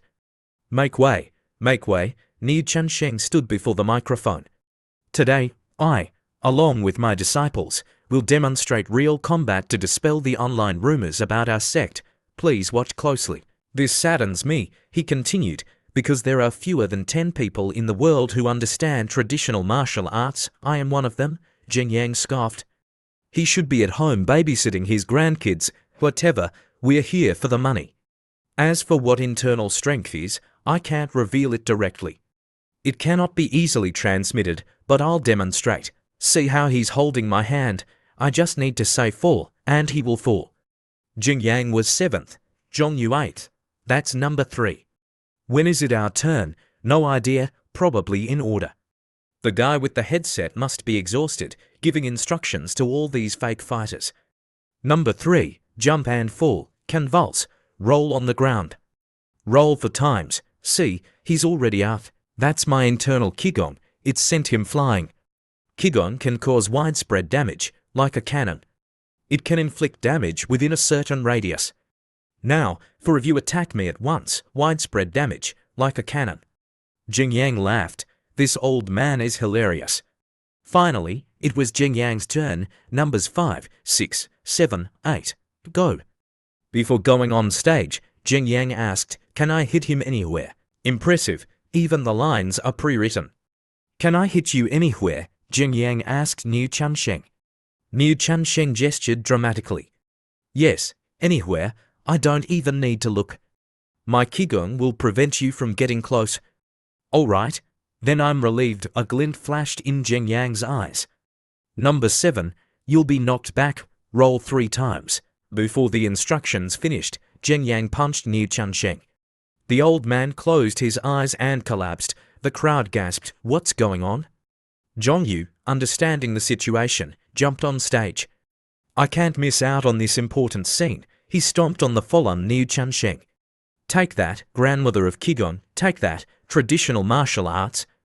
Take that, fraud. Jing Yang is so good to me. I have to seize this opportunity." Numbers 7 and 8. "What are you doing?" The voice in the headset shrieked. Jing Yang pulled Zhongyu back. "Zhongyu, grandmother Niu fell on his own. What are you doing? This is a live stream. Opportunities like this don't come often." "Stop. Cut the live stream." Both men froze. A man rushed over, fuming. "What's going on? Why did you hit him for real? I didn't even touch him. And he fell. Isn't he supposed to be one of the top 10 martial arts masters? How can he be so weak? We know it's a scam, but this is too much." "So what if it's a scam? What are you going to do about it?" "Let me tell you, this old man knows nothing. It's all an act. Your punches were great. I wonder how many fans this will get us. How many gullible students will sign up? Do you know how expensive our tuition is?" Jing Yang pulled out his phone. "I should thank you. What are you doing?" "I accidentally recorded the whole thing before going on stage." He played the video. "I told you, this old man knows nothing. It's all an act. Your punches were great. I wonder how many fans this will get us. How many gullible students?" The man paled, sweat dripping down his face. "You bastards, you recorded us." "We're all here to make money," Jing Yang said, "but using an old man like this is too much. You dare to scheme against me." He snapped his fingers. "You think a video can threaten us? We can't let you leave so easily. I wasn't going to touch you today. Just wanted some compensation. And the live stream ending early really pissed me off, so how about this? Hand over your phones, and we'll break the arms you used to hold them." "We're screwed. We angered him. What do we do?" Zhongyu thought, "Jing Yang has been so good to me, I can't let him get hurt. As the strongest man in this garden, I'll handle this. Witness my ultimate move." Sky. Before he could finish, Jing Yang kicked one of the thugs, sending him flying. "Did I hear someone call themselves the strongest man in the garden?" Jing Yang knocked him out with one kick. "When did he get so strong, Jing Yang? We gotta go." Jing Yang grabbed Zhongyu and ran. "My stats are high, but I lack training. If they call for reinforcements, we're dead." "Jing Yang, when did you learn to knock someone out with a single kick?" "You never told me." Jing Yang grinned. "I invited you to the gym, remember? You didn't go, so whose fault is it?" He flexed his bicep. "Seriously. You must have some secret family technique. Even gym trainers can't do that. Treat me to barbecue and teach me. You can't learn it. But barbecue sounds good elsewhere. Who hired you, attacking an old man like me from behind? That's against the martial arts code. The extra said you fell on your own. You don't want to work here anymore? What about the live stream numbers?" Because of the interruption, the media partners pushed this to the top of the trending searches. "We're getting slammed online. If we don't control this quickly, it could even affect the company's stock price." A young man entered. "We still have a chance to turn this around. We might even reach new heights. We just need our grandmother to make a statement. I can issue a statement saying they attacked me from behind. I was caught off guard, otherwise they wouldn't have succeeded, and I'll advise them to reflect on their mistakes. This old man is a master of deception, Boss, what if that kid's video leaks? Will we be in trouble? Old Niu could be ruined. Should we ask the boss for help? Go help old Niu. I'll handle the rest. Looks like I have to ask him for help at an apartment. So, the guy who hit old Niu recorded a video confessing to the scam. Yes, and now the internet is exploding. We can't hold them back anymore. We are desperate. Miss Zhao, please help us. Someone who can outsmart you guys. Interesting. But to control public opinion, we need that video. Find that kid in 3 minutes. Yes, miss. Outside, Jing Yang and Zhong Yu were heading to the barbecue restaurant. Jing Yang, you planned this whole thing, and you didn't tell me. No loyalty. If I had told you, the plan would have been ruined. You would have jumped in and fought him for real. Su Jing Yang, a car pulled up beside them. Get in, I need to talk to you. Look, Jing Yang, she's rich and beautiful. When can you introduce one to me? Jing Yang thought to Paula, am I not good enough for you? A man opened the door and shouted, why don't you get in the car? I'm hungry. If you want to talk, get out of the car. Wait. The woman in the car stopped the man. He has a point. Some things are better discussed openly. Jia Xiaoman, the eldest daughter of the Zhao family, stepped out of the car. Jing Yang continued eating his skewers, unfazed.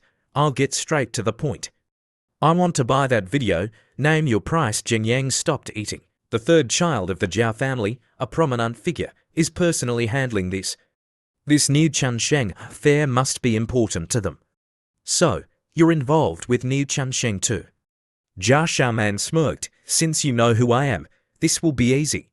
Here's a blank check, fill it out. The Zhao family, one of the top families in City 3. This Niu Chunsheng matter must be quite important to them. Any amount. Yes, but if you refuse, I can also choose a simpler and more brutal method. Harmony brings wealth. I'm sure you understand. Then I won't be polite. Jing Yang took a pen and filled out the check. Jia Xiaoman watched him with disdain. My father sent me personally for such a trivial matter. Ridiculous. This lowlife using money to get rid of him is a waste. If not for the crowd, I have 9 ways to make him disappear. Jing Yang presented the check to her with both hands. Pleasure doing business with you. Jia Xiaoman took the check, smirking. A lowlife like you. Even with 100 chances, the amount you'd write wouldn't be worth one of my handbags. She looked at the amount. 990,000. This joke isn't funny.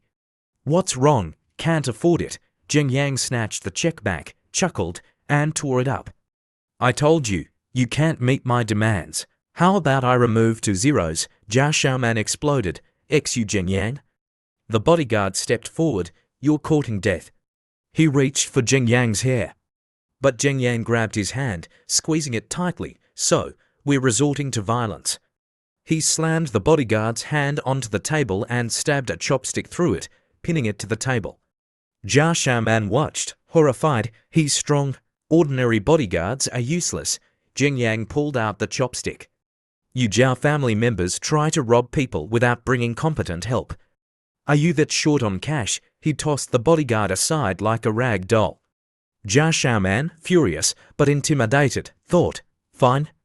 I don't care who you are. You've angered me. I'll use all my resources to destroy you. Let's go, Zhong Yu. Let's eat somewhere else. Sure, I'm not that hungry anyway. The drama was filling enough. As they walked away, Jia Xiaoman cursed under her breath. Su Jing Yang, I don't care how strong you are. You've made an enemy of the Zhao family. Your good life is over. Let's celebrate. Hot pot at Tongta Tower, my treat, Zhong Yu cheered. That place has the best meat. A few days later, a bandaged Niu Chunsheng was live streaming. Those 2 young men attacked me as soon as they got on stage. I was caught off guard. Young man, you have no martial arts ethics. Jia Yiming, the eldest young master of the Zhao family, threw his phone down in a rage. That Jing Yang bastard, he dares to ruin the Zhao family. I'll destroy him. And that Niu Chunsheng? That pathetic excuse for a statement, idiot. Is this how you handle family matters, Xiaoman? Is this how you work for your family? How could such a simple matter become so messed up? Jia Yiming yelled at Xiaoman. If you hadn't been drunk that day, your sister wouldn't have had to get involved in this mess. And if you had handled it, this wouldn't have happened. Someone retorted. Zhao Washan, the head of Zhao Entertainment, sighed. Anger is useless. If you continue like this, you'll never earn your grandfather's approval. I understand, father. I'll handle things differently next time. All right, I'll leave this to you two. Handle it properly. Zhao Washan left, adding, at least make your grandfather look at you differently. Don't worry, Father Jia Yiming replied. Zhao Shaman watched her father leave, thinking, this incident didn't ruin the Zhao family, but it damaged our reputation. Niu Chunsheng's voice continued from the phone. I advise that young man to reflect on his actions. The martial arts world values harmony and respect for the code. Zhao Shaman slammed her heel onto the phone screen. I need to vent this anger. Meanwhile, Jing Yang and Paula were discussing the live stream. Don't fight amongst yourselves. That Niu Chunsheng is hilarious, Paula laughed. So, you and John, you planned this whole thing, didn't you? She poked Jing Yang's cheek playfully. Don't distract me while I'm driving. Niu Chunsheng's team is quick to react.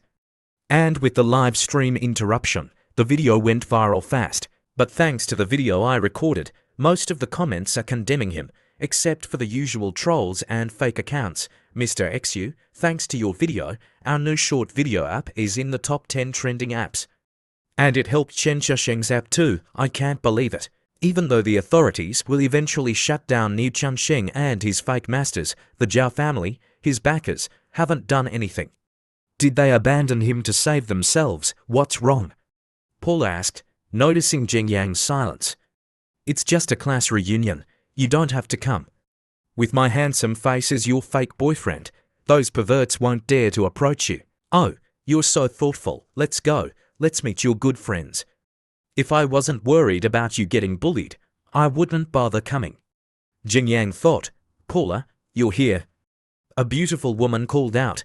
It was Li Yaru, Paula's classmate. They seem close, Jing Yang thought, but the others don't look friendly towards Paula. This could get messy. Suddenly, someone yelled, You have the nerve to show up here.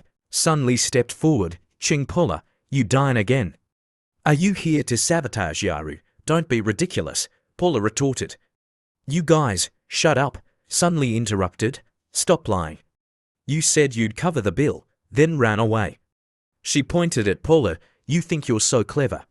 Look in the mirror, two girls nearby whispered, seriously.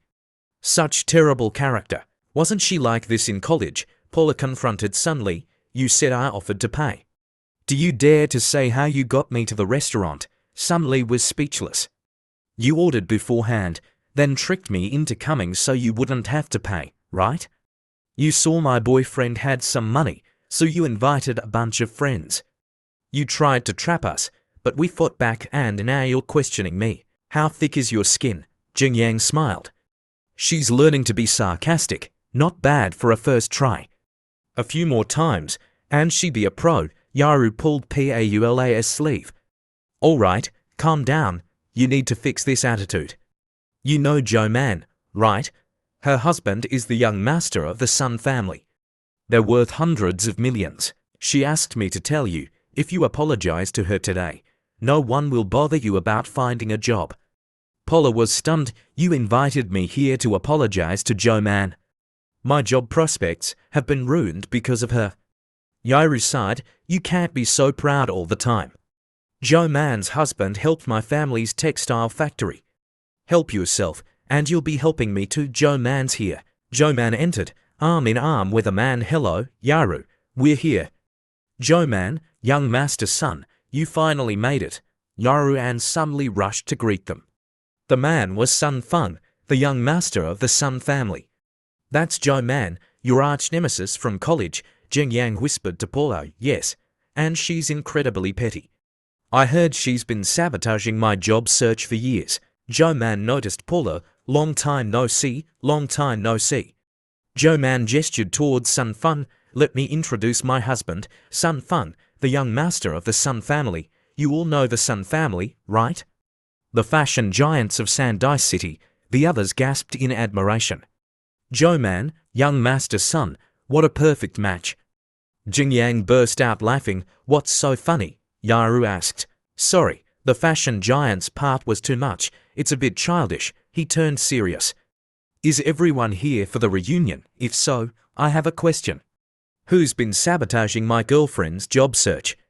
Are you tired of living? Sun Li, why are you? And Joe Man was shocked. The other girls giggled. Paula, your boyfriend is crazy. Doesn't he know the Sun family's power? Joe Man's husband is way better than him. Paula, what kind of boyfriend did you find? He's all talk. With his attitude, you'll be struggling forever. Don't worry about my boyfriend, Paula retorted. How can we not worry? Your job is unstable, and your boyfriend is useless. How about I get you both jobs, security guard, nanny, something? My husband can arrange it with a single phone call. Sun Fun stepped forward, eager to show off. The sales department needs a manager.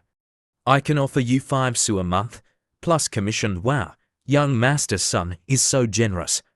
You can't just think about yourself, you have to think about your partner. 5 Su is enough for both of you, and if you are lucky, there should be a little surplus. He reached for Paula, but Jing Yang pulled her away. My monthly income is over 100, are you insane? Thanks for the offer, but we're leaving. He took Paula's hand and turned to go. Stop, Joe Man shouted, you ungrateful wretch. I offer you a job, and you walk away. Who do you think you are? Monthly income over 100, are you delusional? Ching Paula, kneel down and call yourself worthless 100 times, then I'll let you go, otherwise, you'll never find a job again. Jing Yang turned back to Sun Feng. You're letting her bully people like this. Sun Feng sneered, she's my woman, she can do whatever she wants. As long as she obeys me in bed, I'll fulfill her every wish. Jing Yang took out his phone. I don't like people who do whatever they want, so I'll teach her a lesson. You mess with my girlfriend, you pay the price. I need information on a woman named Joe Man, 5 minutes, everything. Someone's messing with Mr. XU. This is worse than rubbing my face on the floor. You watch too many CEO dramas. Try me. I'll pay you right now. Joe Man taunted. Interesting. The show's just begun. Suddenly, Jing Yang's phone broadcast Joe Man's personal information, shocking everyone. Joe Man, 25 years old, ID number 412, since sophomore year, over 1128 hotel bookings with 52 different men, aged 28 to 64, 34 instances with more than 2 men simultaneously. Impressive, fertile ground, indeed. Jing Yang smirked. Lies, I'll see you. Don't worry, there's more. March last year, diagnosed with an STD, May, recovered. September, reinfected 6 abortions in 3 years. Last year, record 886 hotel bookings. Most Rexu, yesterday, Haiyang Love Waterbed Hotel, 1 p.m. to 9 p.m., multiple men. One of them named Sun Jian. Anyone know him? Sun Feng's face turned pale. It's my father. Joe Man panicked. Stop, don't say any more. She tried to grab the phone, but Jing Yang dodged, and she fell. Oh honey, it's not like that. Let me explain. Explain what? Sun Feng exploded, slapping Joe Man hard. You said you were at the beauty salon, multiple men, at the Haiyang Hotel. I'm sorry, please don't hit me. Sun Feng continued to beat her. Then, he turned on Jing Yang. You bastard, you made me lose face. But this marriage is fake, I never touched her. It's all this poor loser's fault. He laughed. Tomorrow, this slut is gone. I'll find a new wife for the Sun family. I'll kill this loser and take his woman. Seeing you get cuckolded like this, I almost feel sorry for you. Jing Yang said, you think you've won? One phone call, and you're finished. Go ahead, call. Let's see your reaction when you find out the 4 titans of Yunhai are my subordinates. Hello, I need all the information on this guy. Su Jing Yang, young master, there are many XU Jing Yangs. Which one? All of them. This kid found out everything about that slut with just her name. If I give more details, won't I look inferior? Jing Yang handed Sun Feng his ID. Here, to make it easier for you. Sun Feng snatched it, grinning. Don't blame me for exposing your secrets. Go ahead, young master. They refused to disclose information about this person. They said we should know our place. We're not qualified to investigate him. Sun Feng's face drained of color. So, you admit defeat. Wasn't it supposed to be quick? Jing Yang taunted. He thought to himself, they refused to reveal my identity. Even with Chen Haohai's connections, that shouldn't be possible. Is someone watching me? Sun Feng stumbled, muttering, damn it.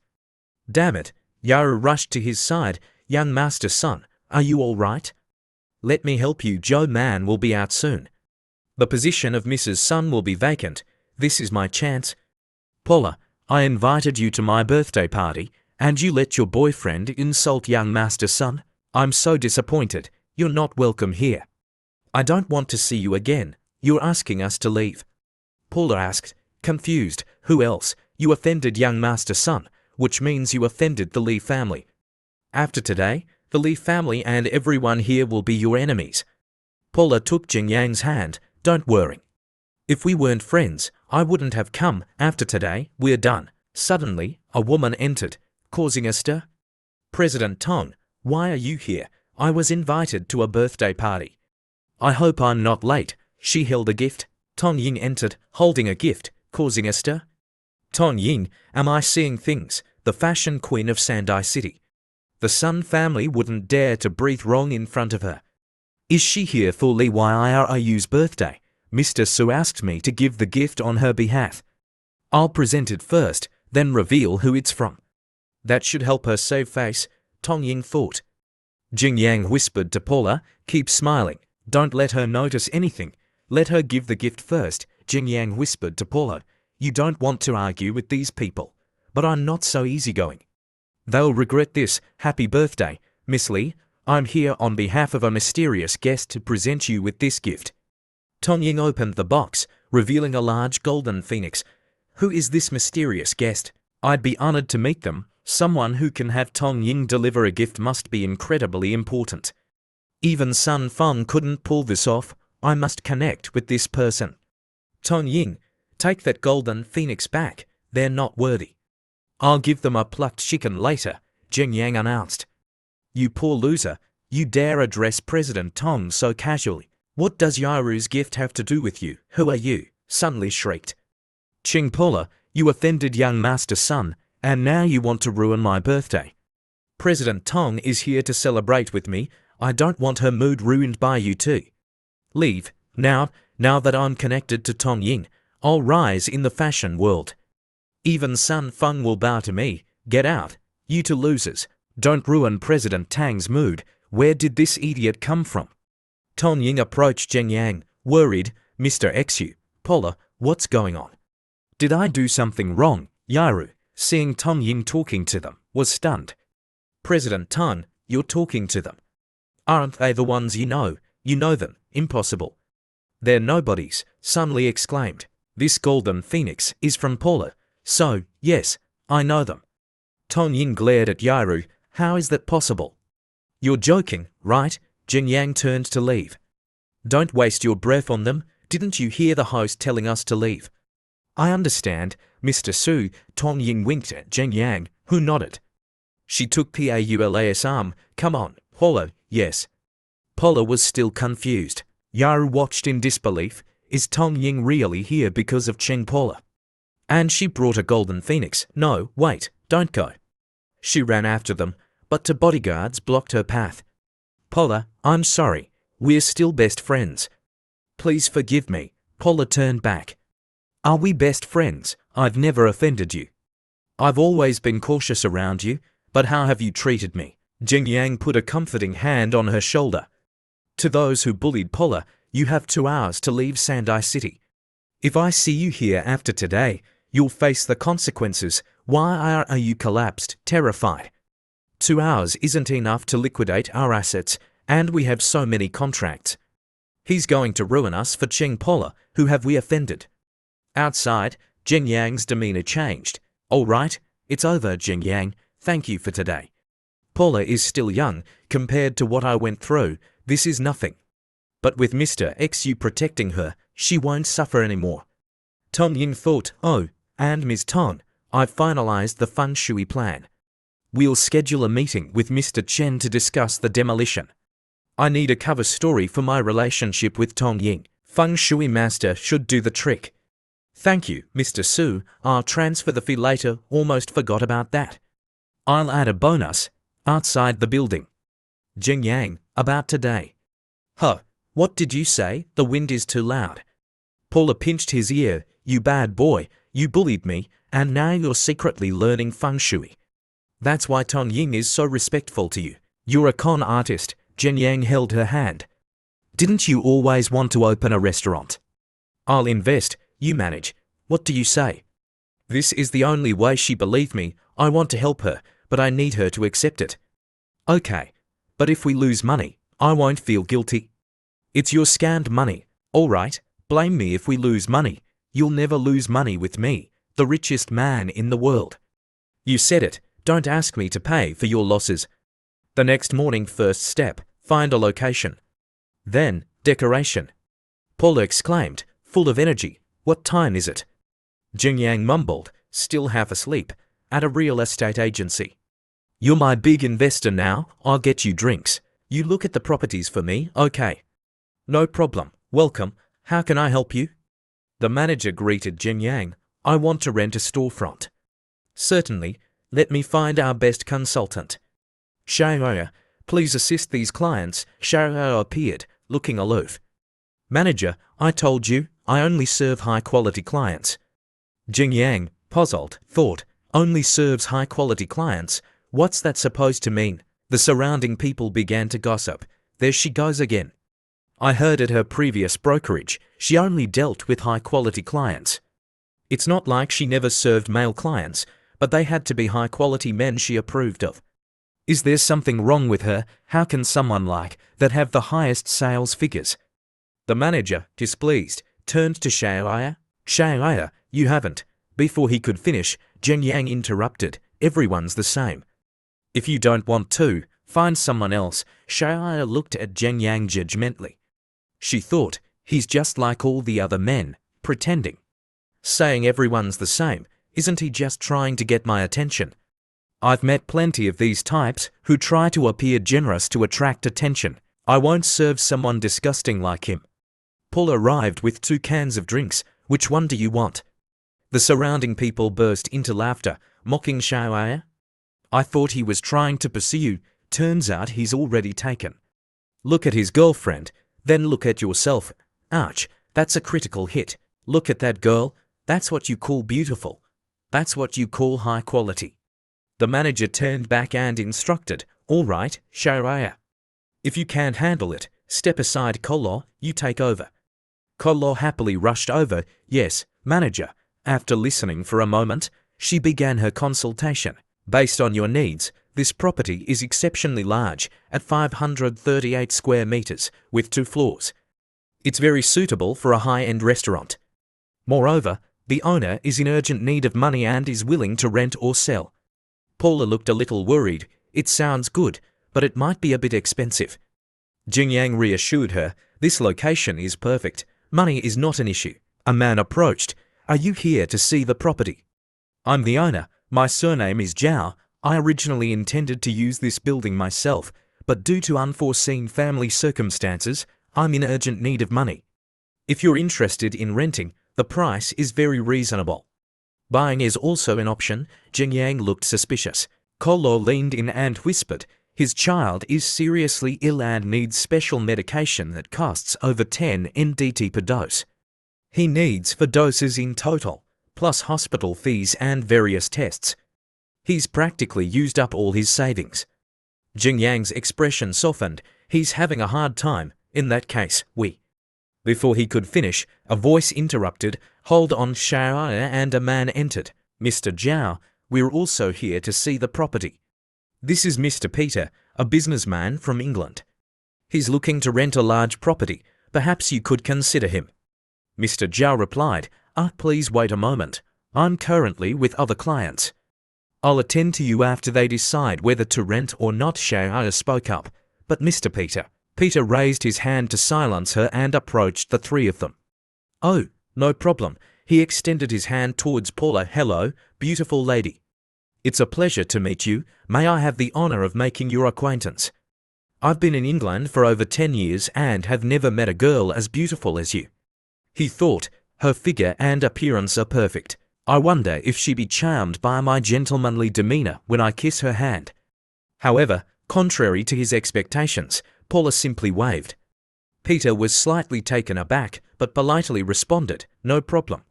Sensing something amiss, Paula rushed to Jing Yang and whispered, I greeted him. Why did he say no problem? Jing Yang scratched his head, maybe he's not all there. Xiao stepped forward. Mr. Peter was attempting a hand-kissing gesture. If you had any manners, you would have cooperated. See, this is why lower-class people are so troublesome. They don't understand any etiquette. Jing Yang stepped in front of Paula and retorted sarcastically, if you don't know, then learn. Don't assume everything is obvious. The hand-kissing gesture is for married women. For unmarried girls, it's considered harassment. Are we being impolite, or are you the ones lacking manners? Shana was speechless. Peter interjected, it's all right, it's all right. Has this beautiful lady made up her mind about this property? I've taken a look and I quite like it. I don't think I need to see any other properties. This place is perfect. Paula replied, I'm sorry, we are also interested in this property. Jing Yang nodded in agreement. Peter bowed to Paula. In that case, I'm willing to concede.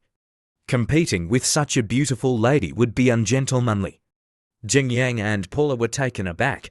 Doesn't this guy understand order? Didn't he hear what we just said? Jing Yang thought. Does he think this property has his name on it? Why is he acting like we're trying to steal from him?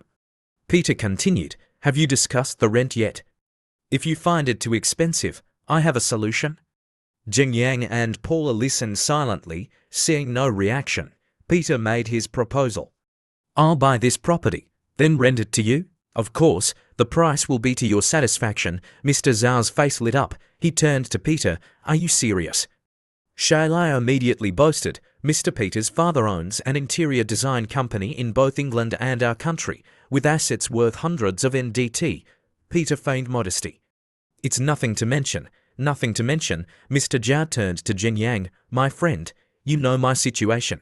I'm truly desperate. If he buys it, I have to prioritize him. Jing Yang immediately replied, I understand, but I didn't say I wasn't going to buy it. Mr. Zhao was surprised. You want to buy it too? Jing Yang replied. Isn't this property available for both rent and sale?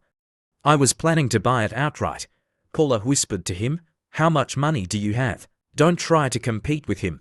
Mr. Zhao turned to Jing Yang. So that's the case. If you want to buy it, I'll sell it too. Before he could finish, Shaya interrupted. A fair auction, highest bidder wins, right, Mr. Zhao? Jing Yang smiled. Fine by me. Peter agreed as well. I agree too. Peter stepped forward and continued.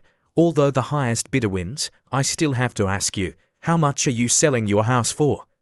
The homeowner, with a sad expression, replied, if you're genuinely interested in buying, the price is 15 NDT. If I weren't in urgent need of money, I would have sold it for 17. Peter immediately interrupted. All right. He thought to himself, even though Dad only let me rent this shop, if I persuade him a bit, he'll agree. Besides, this place can be sold for 18 NDT. I must have it. Peter, with a triumphant air, said, your price is very reasonable. I'll pay 15.5 NDT. I'll pay half up front, and the rest I'll take out a mortgage. A despicable thought crossed his mind. Buy this shop, then sign a cheap lease with that girl. If she agrees, I'll obviously have the opportunity to get close to her and finally win her over. He then turned to Jing Yang. Hey, it's your turn. Jing Yang appeared hesitant. He stroked his chin and grunted, all right, I'll pay. At that moment, Paula's voice rang out, excuse me. She pulled him outside, her head turning back to say, we have something to discuss. We'll be back in a moment. The three remaining people were a little surprised. Paula thought, he seems too excited. I have to talk to him. As soon as they were outside, Paula exclaimed, did you drink too much water? Why are you bidding against him? Just to open a shop for me. You want to buy this house. Money isn't meant to be spent like that. Jing Yang pinched her cheek and chuckled. As long as this house is mine, you'll become my tenant. Paula became even angrier, her hands clenching into fists. Jing Yang continued, maybe that fake foreigner has the same idea, huh? Paula, confused, asked, what do you mean? Jing Yang put his arm around her and reassured her, don't worry, I know my limits. Besides, I said I wanted to buy this house, but it's not entirely for you. I'm going to bid high and scare them away. Paula blushed slightly. As they walked back, Jing Yang continued to reassure her, bid a little higher, scare that foreign devil away. A moment later, they returned to the room. Jing Yang spoke, sorry to keep everyone waiting, we've decided to continue bidding. Seeing Jing Yang with his arm around Paula, Peter felt a surge of anger. However, he quickly composed himself and walked over with a forced smile. No problem, but how much are you willing to pay? Jing Yang, with his arm still around Paula, replied, I'll pay 100 NDT. Everyone around was stunned. Peter chuckled, hey, if you can't afford to play, don't make a fool of me. There's no need to act like this in front of your girlfriend. What's that saying you have in your country? Oh right, try too hard, and you'll fail miserably, right? Shaya chimed in, look, don't embarrass us locals, okay? Opening your mouth and bidding 100 NDT, do you think that's toilet paper in your bathroom? Jing Yang burst out laughing and pulled out his wallet. Looking at Shaya, he taunted, lick foreign things without thinking. He pulled out a 100 NDT bill. Who's embarrassing the locals now, he thought. A few days ago, while cleaning the house, I found a few hundred NDT that I had stashed away. Now I think that was a smart move, otherwise I wouldn't be able to slap this fake foreigner in the face. He decisively handed the 100 NDT bill to the homeowner. Is this enough to buy this house outright? Everyone was astonished. 100 NDT, Shaya thought. Moreover, assets exceeding 100 NDT in cash are only revealed after verification. The homeowner thought, there seems to be more than just one 100 NDT bill in his wallet. Could this young man be some kind of super rich tycoon? Paula, still innocent and clueless, leaned in and whispered, why is everyone frozen? Did I bid too low? Jing Yang replied, wait a minute, Paula, then bid again. He thought, I can't let Paula see this money.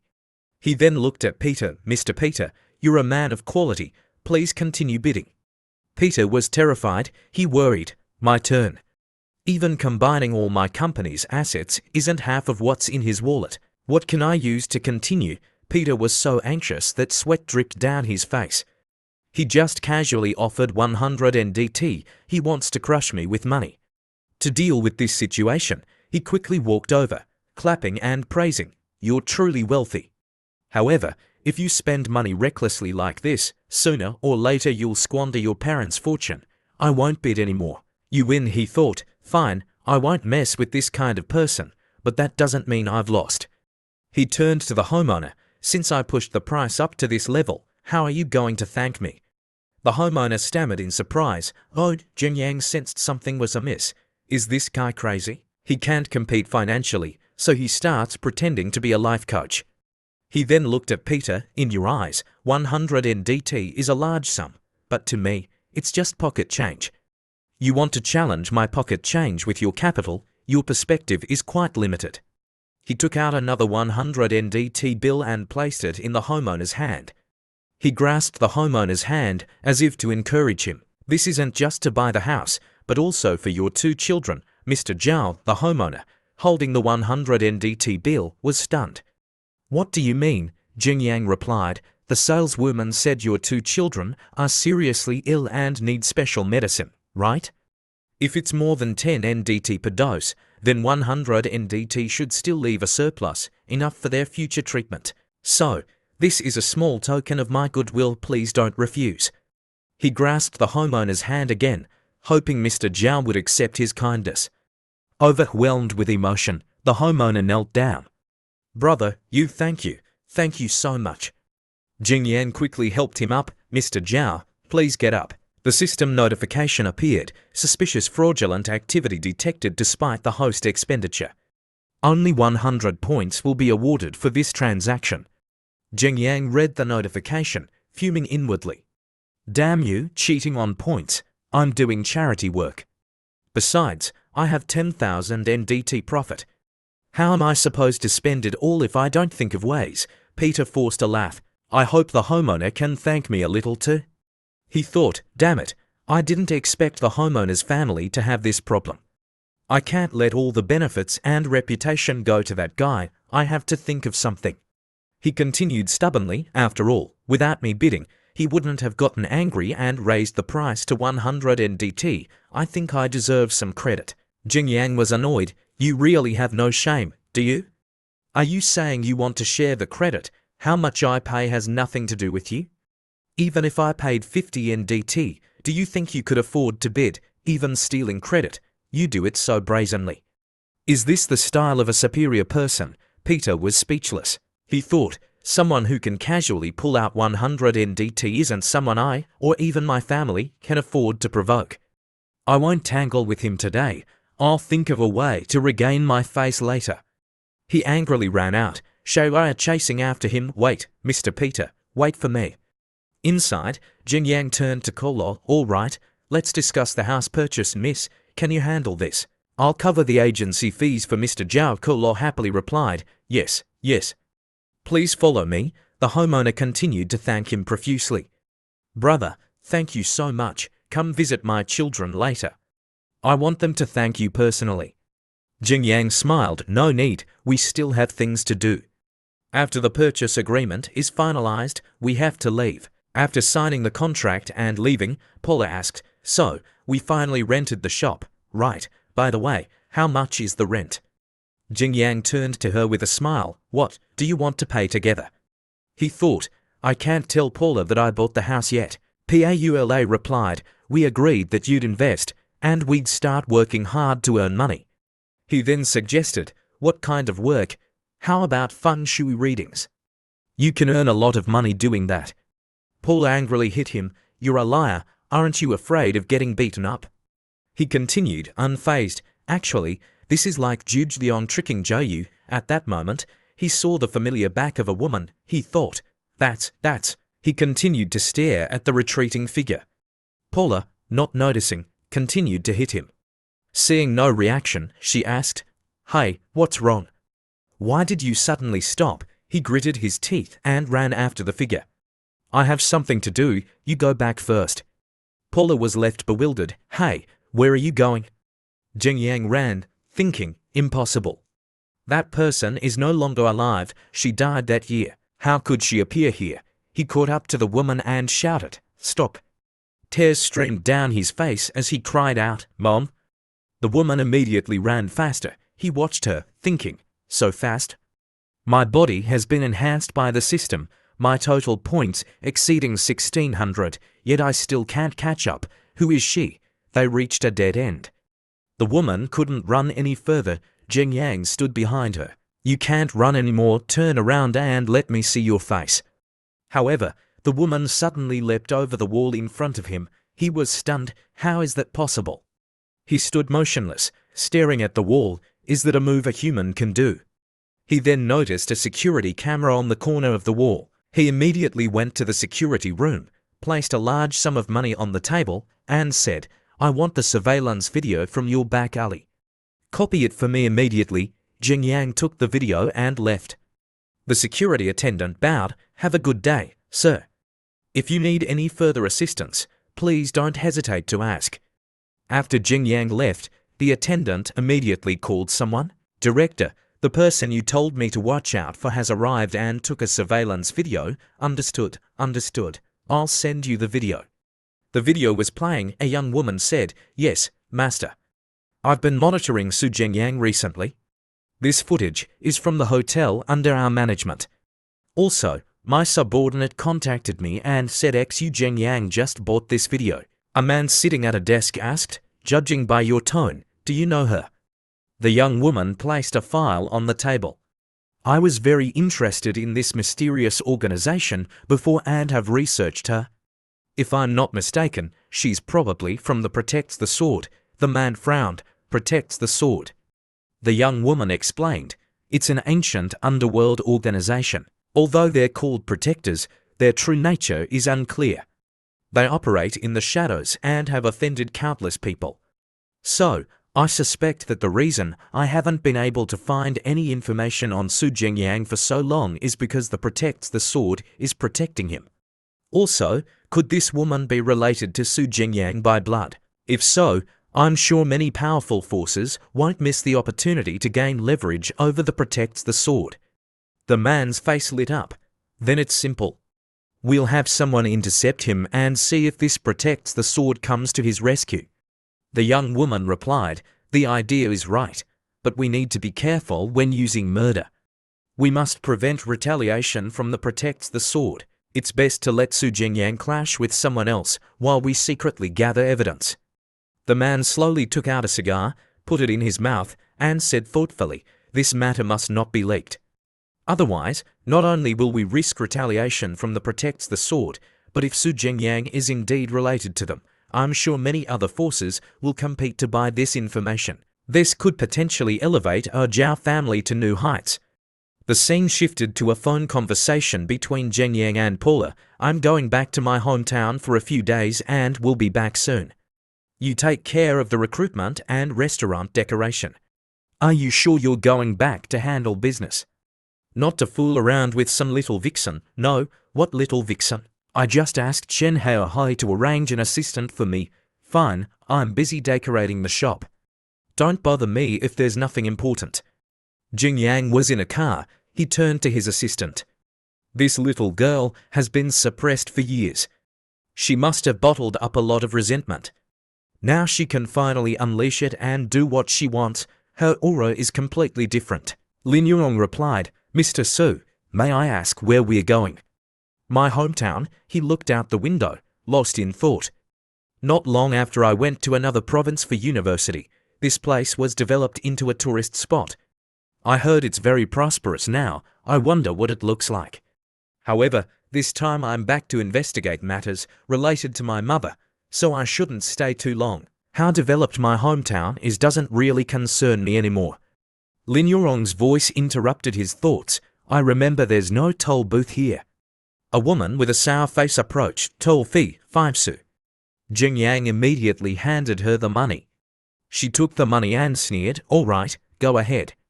She thought smugly, he handed over the money so easily, seems like a big spender. I'll tell the people behind me not to hold back. Lin Yurong reminded him, Mr. Su, they don't seem very official. Jingyang replied confidently, drop the scene. They're thugs who rely on this tourist area to make a living by extorting money. Let me handle my business first. I'll deal with them later. Another group of people appeared up ahead, demanding a toll. Lin Yurong asked anxiously, Mr. Su, what do we do? He laughed. Do they take me for a fat sheep to slaughter? Stop the car. I want to see what games they want to play. Just as the car stopped, a fat woman slowly approached and asked, Little boy, here for sightseeing.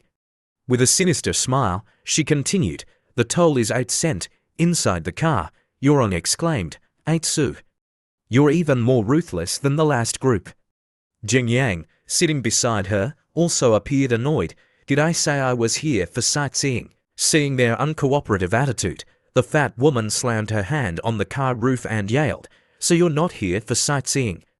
Anyone entering the tourist area must buy a ticket, pay up, or you're not going anywhere. Suddenly, Jingyang opened the door, knocking her hand off the car. Stepping out, he challenged, Seems like you've gathered quite a crowd here, but I'm going through today. What are you going to do about it? The fat woman pointed to a bloodstain on the road and threatened, See that? You're not the first one to refuse to cooperate. But you have to leave something behind. We can call more people. If we shout loud enough, we can call half the village. Do you want to try?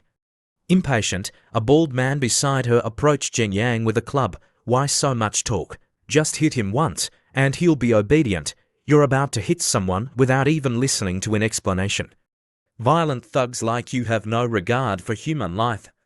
Before the fat man could react, Jingyang slapped him across the face. Unlike his previous arrogance, the fat man now just trembled and cried out. Jingyang gripped his head and said coldly, In that case, I won't hold back. With that, he delivered a kick to the fat man's leg. The sound of cracking bone could be heard all the way. The fat woman was terrified. She screamed, Murder! Someone help. Immediately, two men with weapons rushed forward. Damn it, you dare to attack us. He hurt my brother. This isn't about 8 anymore. With 2 basic punches, Jing Yang sent them flying, landing face first on the ground in pain. At the same time, another group arrived as reinforcements. Looking for trouble, brothers, kill him. Take his money, sell the car, and throw him into the ravine. Seeing that this group was even willing to kill, Jing Yang's eyes hardened with murderous intent. Tired of living, are you? The fight scene became too violent, so the camera shifted to a peaceful scene of mountains and birdsong. Back in the car, Yuron anxiously took out her phone. This is bad. If things escalate, Mr. Su will be at a disadvantage.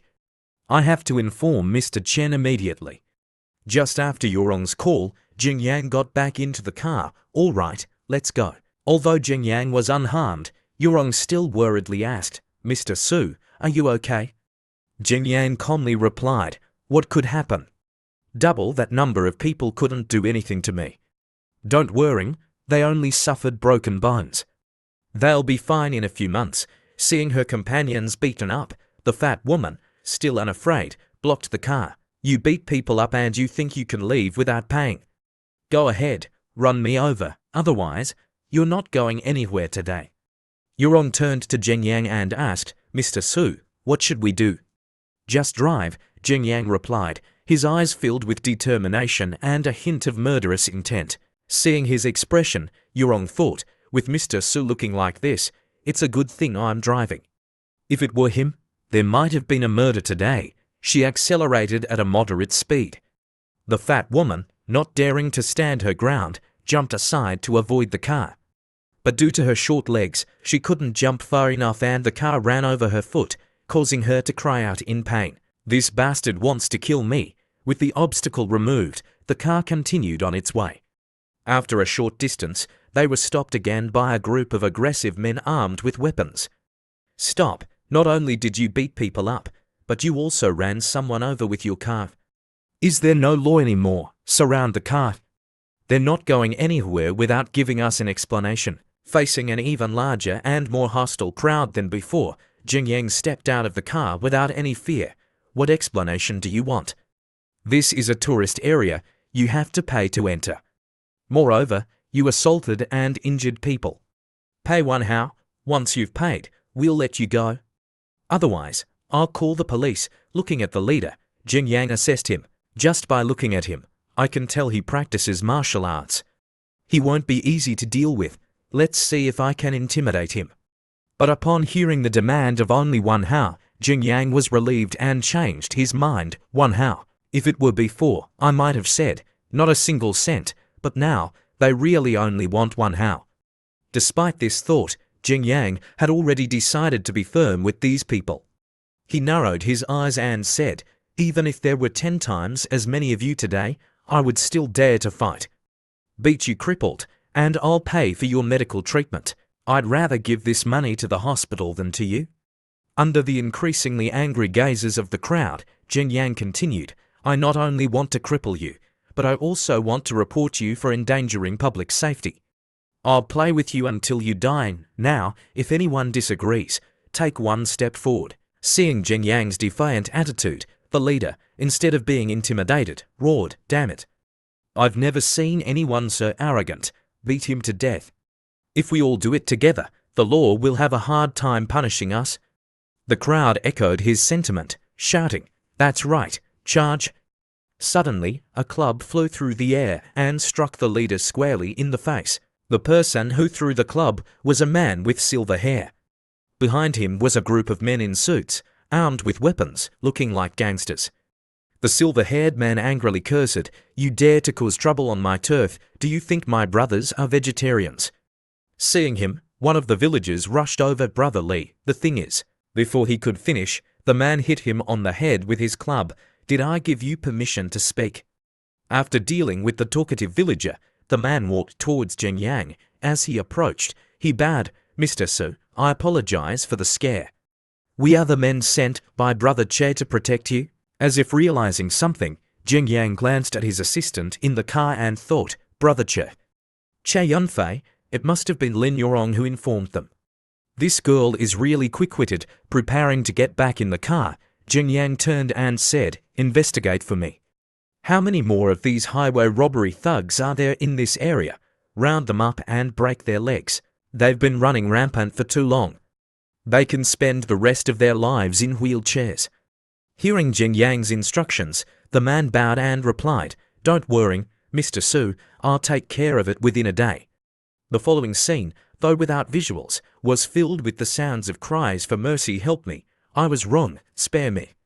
Back in the car, Yurong sighed in relief. That was close. Thankfully, that group of guys in black suits arrived in time. Jing Yang humbly replied, "Indeed. Luckily, I know a bit of fighting and could stall for time until they arrived. Your physique and appearance, even I'm mesmerized. If there were any perverts in that crowd." Yurong playfully retorted, "Mr. Su, you're teasing me again. I'm just imagining things. Don't take it seriously." They continued on their way, chatting and laughing. After a while, they arrived at their destination. Looking at the building in front of them, Yurong asked, "Mr. Su, is that building where we're going?" Jing Yang replied, "Yes." Noticing his suddenly somber expression, Yurong asked curiously, "Mr. Su, what's wrong?" "Nothing. Just suddenly remembered some troublesome matters that need to be dealt with, so I'm a bit down." Even Mr. Su finds it troublesome. Could it be some important figure? Yes, a very influential figure. The influential figure they were talking about was Jing Yang's older brother. As he entered the courtyard, carrying many fruits, Jing Yang cheerfully called out, "Brother, I'm back." He thought, he's always opposed my pursuit of business and even told me to cut ties with family. But we're brothers after all, he probably won't kick me out, right? Seeing his younger brother return, Sulikyu glared, but before he could react, Jing Yang approached and said, "These are gifts I bought for you and sister-in-law. Don't dislike them." Likyu coldly replied, Yeah. Suddenly noticing Yurong behind him, he grabbed the fruits and angrily scolded, "You brat. Why aren't you carrying the things for your wife? If you make her angry and she leaves, I'll beat you." He raised his foot as if to kick Jing Yang. With his agility, Jing Yang dodged quickly. Yes, I'll pay attention." Misunderstood by Jing Yang's brother, Yurong awkwardly explained, "You misunderstood, I'm not Mr. Zhu's girlfriend." Likyu didn't say anything but turned and went inside, calling out, "Bixia, come out, that brat is back." Watching his brother, Jing Yang thought, "Looks like he's not angry with me anymore, that's good. It'll be easier to ask him about Mom." Chen Bixia, Xuliqyu's wife, came running out of the house. Seeing Jing Yang, she smiled broadly, "Second brother is back. I bringing your girlfriend home without telling us beforehand. I haven't prepared anything, and the house isn't even tidy. How do you want people to perceive our family?" Misunderstood for the second time, Yurong blushed. "Sister, I'm really not." Before she could finish, her sister-in-law pushed Jing Yang aside and approached Yurong. "Don't just stand outside. Come in and sit with me, just leave the other matters to the brothers." And so, the two women went inside to chat, leaving the two brothers outside. Likyu turned to Jing Yang and asked, "Tell me, what are you doing back here? Did something happen again?" Jing Yang replied, "Brother, you underestimate me. I just have something to tell you." His expression turned serious. He lowered his voice. "I saw Mom." Likyu was stunned. "What did you say?" Jing Yang recounted the events to his brother. "That's how it happened. Although I got the surveillance video, I haven't been able to trace the woman's identity." "Brother, is there anything about Mom and Dad that you're hiding from me?" Likyu turned away. "Wait a moment." Watching his brother walk away, Jing Yang thought, "Looks like he's hiding something from me. I just don't know if this clue can lead me to information about Mom." Likyu returned with something in his hand. He handed a ring to Jing Yang. "Take a look at this." Jing Yang looked at the ring curiously. "I've never seen this ring before." The ring had a sword engraved on it. Likyu began to explain. "After Mom and Dad passed away, I found this in their jewelry box. There's one more thing I have to tell you. The cremation of Mom and Dad was arranged by a man who claimed to be their friend. This man has a surgical scar above his right eyebrow." Recalling his encounter with his mother earlier, Jing Yang continued, "Brother, Do you know how Mom lost me? She stepped on the wall lightly and jumped over a 5-meter wall. That kind of skill, she's either a ghost or a martial arts expert. I don't believe she doesn't have any backing. Likyu asked incredulously, What, are you serious? Seeing his brother's reaction, Jingyang waved his hand. Don't worry about it for now, brother. I'll investigate this thoroughly. Likyu frowned. What capabilities do you have now? What will you use to investigate their whereabouts? Your small company is bankrupt now, right? Just give up and find a stable job. Jingyang put his arm around his brother's shoulder. Brother, I know you're worried about me. That's why you're being so harsh. Don't worry, I'm making a lot of money now. I'll transfer you a sum so you can enjoy life. Who needs me to worrying about them? With your small business, you might lose your job someday. Then you'll be wandering the streets and won't even be able to come back here to inherit your breakfast stall. Yeah. That stall is reserved for your future nephew. I wouldn't dare take it. I'll transfer you 500 NDT to renovate the house and buy you a car tomorrow. Likyu didn't believe him. Keep bragging. You probably only have 5 NDT left. A notification from the bank arrived. 500 NDT received. Stunned by the transferred amount, Likyu was speechless. The next day, Jingyang returned after taking his brother to buy a car. This car is not bad, brother. Use this for shopping from now on. Don't ride your tricycle anymore. It'll save you effort and be safer. Returning home with groceries, Likyu called out excitedly, Bixia, I'm back. Seeing the two brothers return, his sister-in-law rushed over. Jingyang, you've worked hard. Just leave these small matters to me and your brother.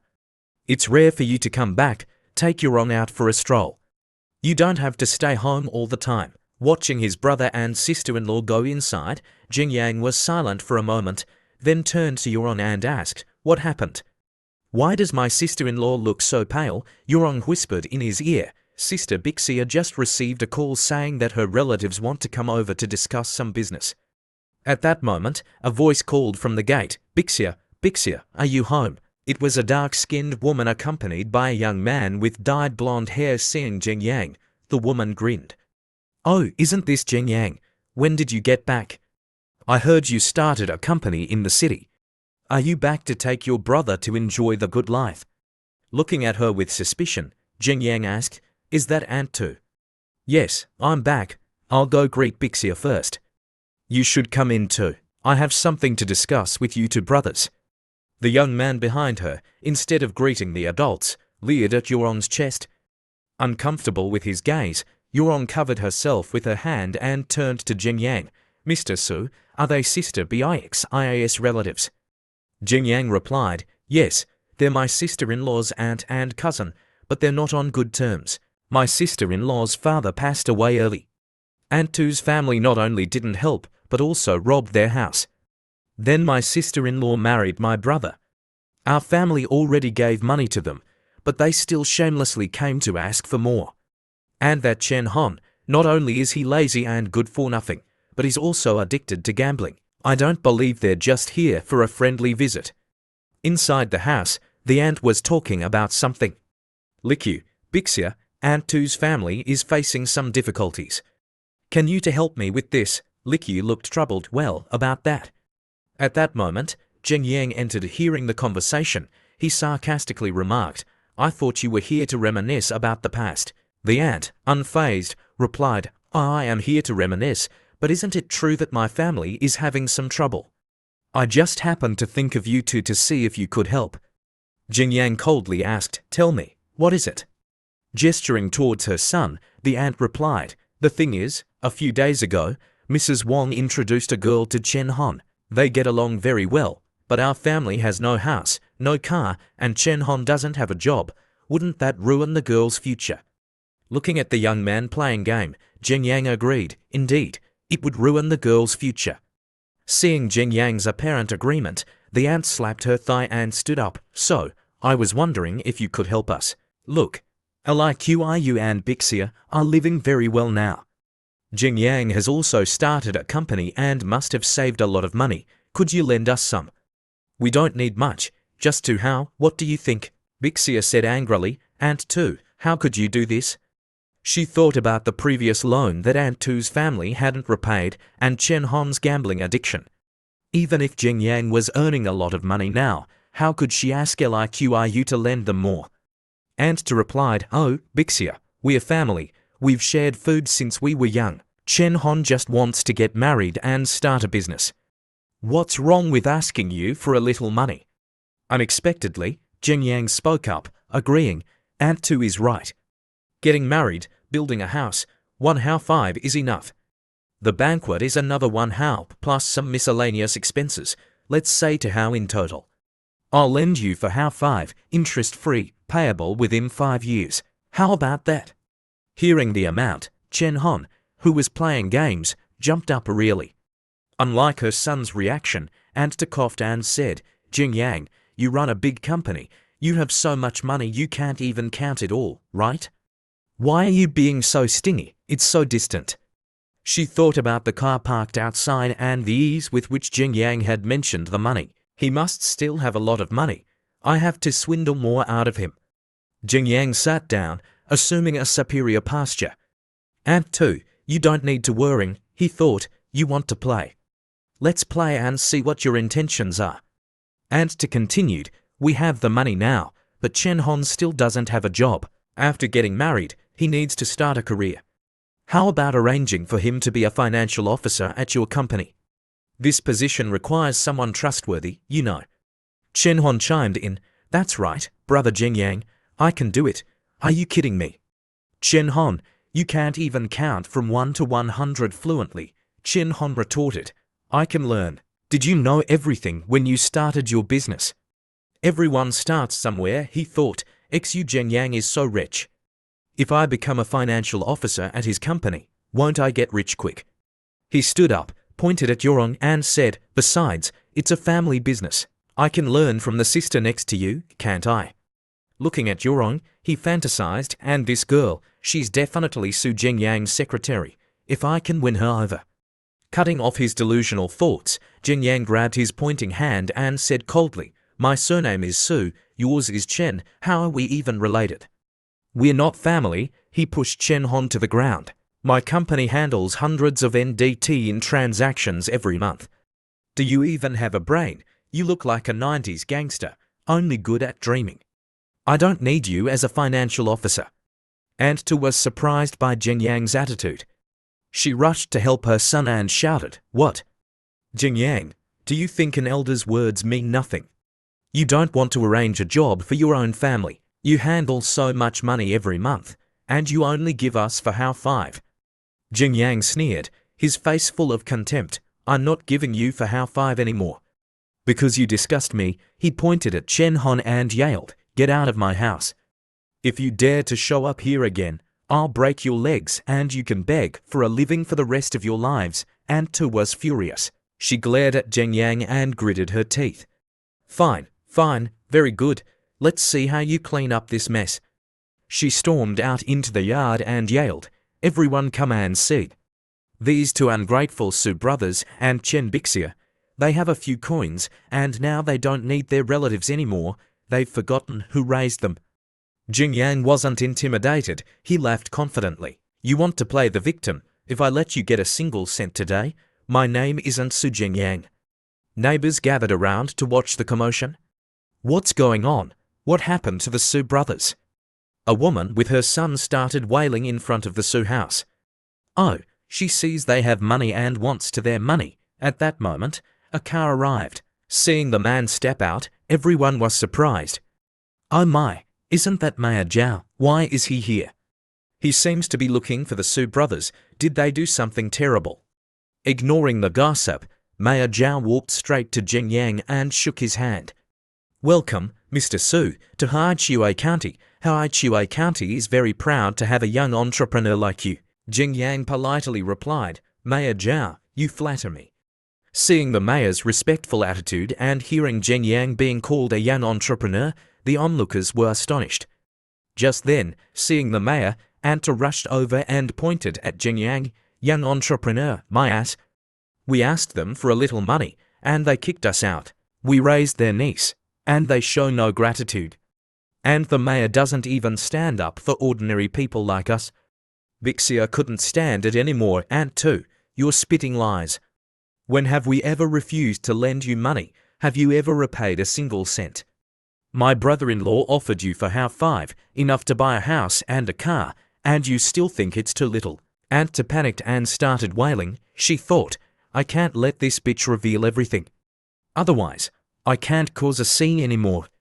Before she could touch Bixia, Jin Yang pushed her to the ground. What's the rush? Are you afraid of my sister-in-law telling the truth?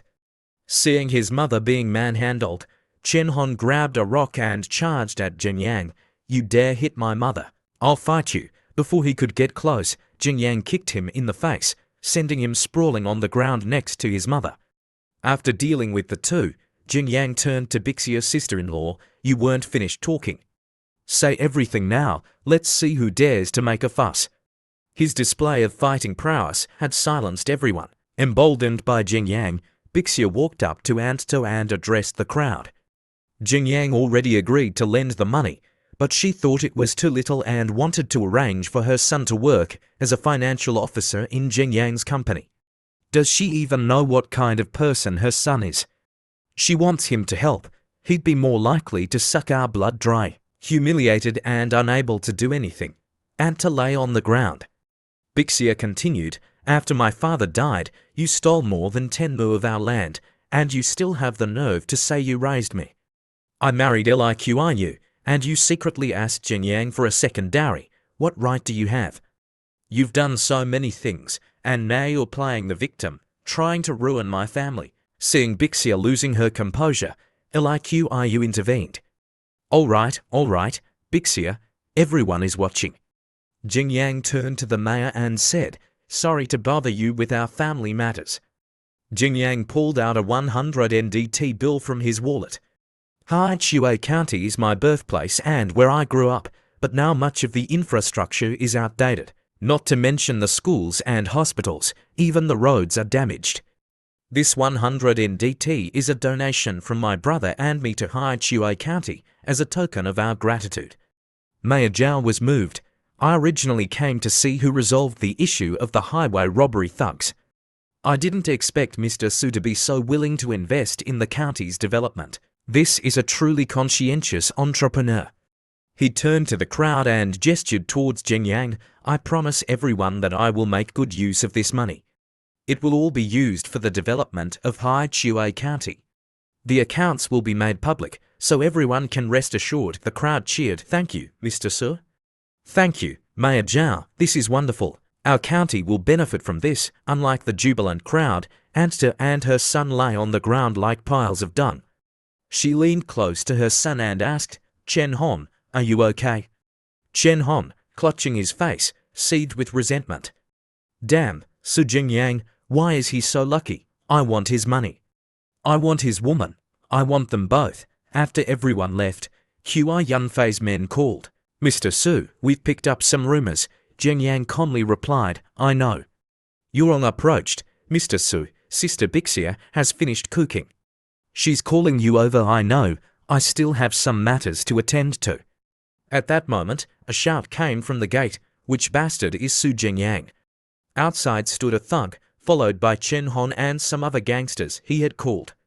He yelled, got money and forgot your poor relatives. Huh, don't know what gratitude is, do you? Just then, the gangster kicked the door open. Emboldened by his backup, Chen Hon pointed at Jin Yang and yelled, that's him. He owns a huge company, makes tons of money, but wouldn't lend me a single cent. Not only that, he beat me up. Brother who, he just casually pulled out 100 NDT, he must have hundreds more on him. And look at the girl behind him. He's committed a grave offense today, deserving of severe punishment. At that moment, Jin Yang's brother emerged from the house, brandishing a stick. You bastards, who dares touch my brother? Bixia, standing beside him, pointed at Chen Hon. Chen Hon, do you have no conscience? How could you do this? Surprised to see Liqiu and his wife defending Jin Yang, the gangster leader turned to Chen Hon. Didn't you tell me to teach Xu Jin Yang a lesson? Why, he started sweating, thinking, is this guy crazy? This isn't just a few days in jail we're talking about. Seeing the gangster leader hesitate, Chen Hon snatched the stick. What are you afraid of? Kill him and bury him. No one will know. He charged at Zheng Yang, stick raised. Zheng Yang calmly extended a hand. I spared you earlier, and you still haven't learned your lesson. Before Chen Hon could reach him, Zheng Yang grabbed the stick. Remember what I said. If you show up at my house again, I'll break your legs. With that, he delivered a kick to Chen Hon's groin. Chen Hon's expression suggested a sudden epiphany. The other gangsters clutched their crutches, seemingly in sympathy. One of them spoke up. He said he'd break his legs. Another replied, the third leg counts too. Just then, a shout came from the gate. Get down on your knees. You dare mess with Mr. Su, I'll kill you all. A man and his crew entered. The gangsters inside trembled in fear. Brother Lee, why? After forcing Chen Hon and his gang to squat in a corner, Brother Lee approached Zheng Yang. Mr. Su, these guys causing trouble for you. Zheng Yang replied, what trouble can these small fries cause? But thanks for letting me know. Brother Lee frowned. Mr. Su, should we send them away? I can arrange for them to spend a few years inside. No need for jail. They'll have it too easy there. Besides, my sister-in-law only has this one cousin. I think he can still be saved. Chen Hon quickly pleaded, yes, saved. Brother Zheng Yang, just let me go. Zheng Yang continued, this kid's got some spirit, if not much else. Get him a job, and to babysitters. I'll cover the costs. Brother Lee and his men were taken aback. Babysitters, is this punishment? County is undergoing reconstruction. Get him the dirtiest, most tiring job on the construction site. The babysitters are to watch him. If he slacks off, they hit him. If they find him annoying, they hit him smoking, gambling, playing with his phone. Hit him for 30 minutes each time. As long as it doesn't interfere with his work. Once this site is finished, move him to the next one. At least 10 years of this, Chen Hon's face turned ashen. He hadn't imagined this outcome. Zheng Yang's brother, sister-in-law, and Yurong looked on with satisfaction. Zheng Yang continued, I have the money. I don't care how long it takes to rehabilitate him. I'll let him go when I remember he's done. As Chen Hon was dragged away, he wailed, Brother Zheng Yang, I was wrong. I don't need anything. Please spare me. Brother Lee pointed at the gangsters kneeling on the ground. Mr. Su, what about these guys? Zheng Yang turned to them and said, jail time. If they're still the same after they get out, we'll find another opportunity to deal with them. Seeing how Zheng Yang had dealt with Chen Hon, the gangsters knew jail was the better option. They cat out, I'll turn myself in. I promise to change, Zheng Yang said coldly. Get out. They scrambled to their feet and ran. Yes, we're leaving. Then, he turned back to tell everyone, okay, now the problem is solved. A few days later, Zheng Yang and Yurong were on their way back. Yurong, Zheng Yang said, you've done a great job these past few days. I'll talk to Chen Haohai about getting you a position under me. Yurong beamed, thank you, Mr. Su. She thought, working with Mr. Su has earned his trust. If I can take this a step further. Suddenly, a young man on a motorcycle sped past. Lost in thought, Yurong didn't react in time and hit him, sending him and his motorbike tumbling. Yurong sat frozen in shock. Zheng Yang, seemingly unfazed, said, a stunt rider. Since coming back home, it's been one thing after another. Why can't things be peaceful for a moment? At a nearby hospital, after the injured man had been admitted, Zheng Yang was giving his statement to the police. He then went to reassure Yurong, it's all right. Someone darting out into the street like that, even a god couldn't have avoided him. Luckily, he only broke his leg, no fatalities. Just settle the medical expenses and it'll be fine. Yurong turned to the police officer. Officer, it was me who hit him. Can I visit him? Zheng Yang added, Officer, please allow it. My associate is about to cry. Yurong blushed, thinking, my associate. Mr. Su, a shout interrupted her thoughts. Visit who? Have I agreed? The parents of the injured man appeared. The mother pointed at Yurong and yelled, you bitch. You hit my son with your car, I'll kill you. The father chimed in, Driving a beat-up car makes you so arrogant. Pay up, the police officer intervened. What's going on here? This is a hospital. Keep it down and pay up. Why should she pay you? The father became even angrier. Why? Because she hit my son. You ask me why? I not only want compensation, I'm going to sue her and put her in jail. Yuron, intimidated, hid behind Jing Yang. He gently placed a hand on her head. It's okay, it's okay. Then, he said, I was going to cover their medical expenses if they had a decent attitude. Now it seems I can save that money and uphold justice at the same time. Across from them, the father pointed at Jing Yang and Yuron, his voice sharp. Officer, it's because of them that my son broke his leg. Shouldn't I hold them accountable? The mother was even more dramatic, throwing herself on the ground and wailing, There's no justice. The police don't even help the people. The officer frowned. Hold them accountable. I think you're the ones who should be held accountable. Your son is entirely at fault. He has no license, didn't follow traffic laws, and endangered public safety. That constitutes a crime, the father stubbornly retorted. I don't care whose fault it is. He hit my son, so they're responsible. Big car hits small car, the big car is responsible. That's the law. Jing Yang and Yuron were speechless, thinking, what law is he talking about? The mother then tried to confront the officer. My son is injured like this, and you're still defending them. The injured person is the most important. Why do you care about who's at fault? The officer snapped. The injured person is the most important. Let me tell you, even if he died, it would be his own fault. Your son darted out from a side street. What if someone swerved to avoid him and hit a larger vehicle? Do you ever think about that?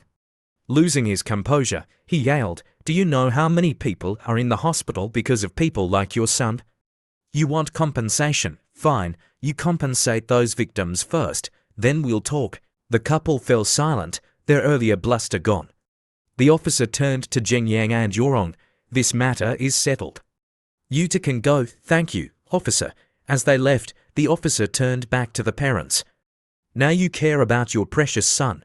Why didn't you teach him properly before? They're not even responsible, yet they still brought him to the hospital, and you're trying to extort money from them. Outside the hospital, Yuron was still shaken by the incident. Jing Yang put a comforting arm around her shoulder. It's over. It wasn't your fault. Don't blame yourself. It's understandable to be upset after something like this. It's getting late. Let's get something to eat and find a hotel. You need to relax. Yuron, nestled against Jing Yang, blushed. Her heart, though still heavy, felt warmed by his comfort. Okay, she whispered. At the hotel, a small feast and 2 glasses of red wine awaited them in a romantically decorated room. Jing Yang was surprised. I just wanted a place to stay for the night. What's all this? He recalled the receptionist's knowing look and cryptic words. Sorry, we only have one room left tonight. You two are together, right? Jing Yang realized what she had meant and felt embarrassed. Together. Did she misunderstand? Yuron, flustered, avoided his gaze. Mr. Su, you can take the bed. I'll sleep on the sofa. Jing Yang immediately jumped onto the sofa. A strong man like me can handle the sofa. You go ahead and get some rest. We have a long journey tomorrow. Yuron clutched her chest and asked shyly, Can I take a shower? Jing Yang, flustered, turned away. Of course, go ahead. As Yuron showered, her silhouette through the shower door as she washes, while Jing Yang, on the sofa, is practically burning up, he thought, this girl is dangerous. And she had wine with dinner. What if I lose control? The image of an angry Paula flashed through his mind, stopping his train of thought. Just try losing control. Yuron emerged from the shower, her body still damp, her shirt clinging to her. Toweling her hair, she softly called Mr. Su. Jing Yang, not daring to look at her, simply said, Go to sleep, and turned off the lights. In the silent darkness, the only sound was the beating of their hearts. Yuron, lying alone in the large bed, couldn't sleep. She thought, I've caused Mr. Su so much trouble. He hasn't blamed me and has been so kind. How can I repay him? She sat up and looked at Jing Yang on the sofa. Mr. Su, are you asleep?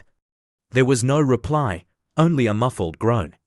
Yurong quickly got up. Mr. Su, are you cold? Instead of answering, Zheng Yang let out another groan. Yurong thought, what is that sound? Realizing the nature of the sound, she made up her mind. Mr. Su has helped me so much. This is the only way I can repay him. Hearing the movement, Zheng Yang turned. What's wrong? He saw Yurong bundled in the blanket like a caterpillar. What is she doing? Before he could react, she threw off the blanket and pounced on him. 300 rounds of intense battle ensue, accompanied by suggestive sound effects. Yurong, breathless, asked, Mr. Su, are you still cold? Zheng Yang, equally breathless, replied, not anymore. The next morning, they left the hotel. Yurong, glowing with happiness, but still slightly embarrassed, asked, Mr. Su, we're back in Sandai City. Where to next? Zheng Yang replied, let me think. The awkwardness of the previous night hung in the air. He needed to say something to lighten the mood. He chuckled. Say, Yurong, you're quite flexible, aren't you? Yurong blushed and playfully retorted, flexible? What do you mean? Are you suggesting doing it in the car? In broad daylight, Mr. Su, I thought you were better than this. Hey, did you misunderstand something? All right, I'll stop teasing you. I wonder how Paul's restaurant is coming along. Let's go check it out. Okay, at the Eat to Lose Weight restaurant. Paula was waiting. Seeing Zheng Yang's car, she rushed out. That jerk is finally back. But she stopped short, seeing the beautiful woman beside him.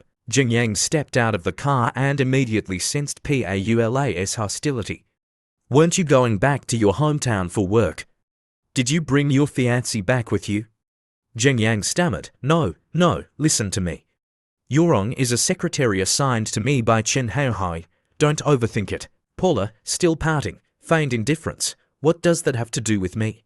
But she thought, why do I feel jealous? Yurong, standing outside, felt conflicted. Mr. Su and me.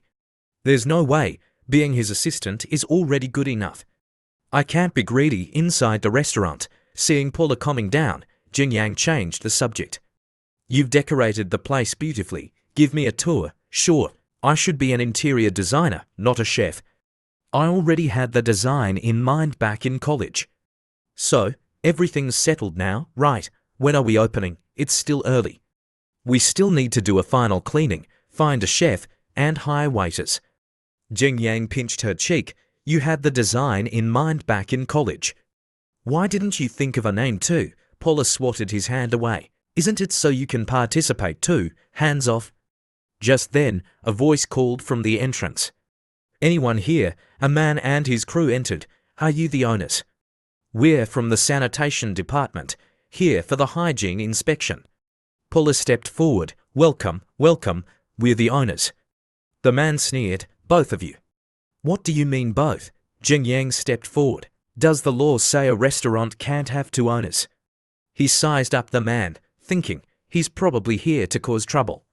The inspector said, young man, your attitude is problematic. But we'll prioritize our work and not argue with you. He brushed past Zheng Yang with a smirk. Don't worry, I'll give you a thorough inspection. Paula looked worried. I have a bad feeling about this. Zheng Yang reassured her, don't worry. They're definitely here to cause trouble. I'll make a call. You keep an eye on them.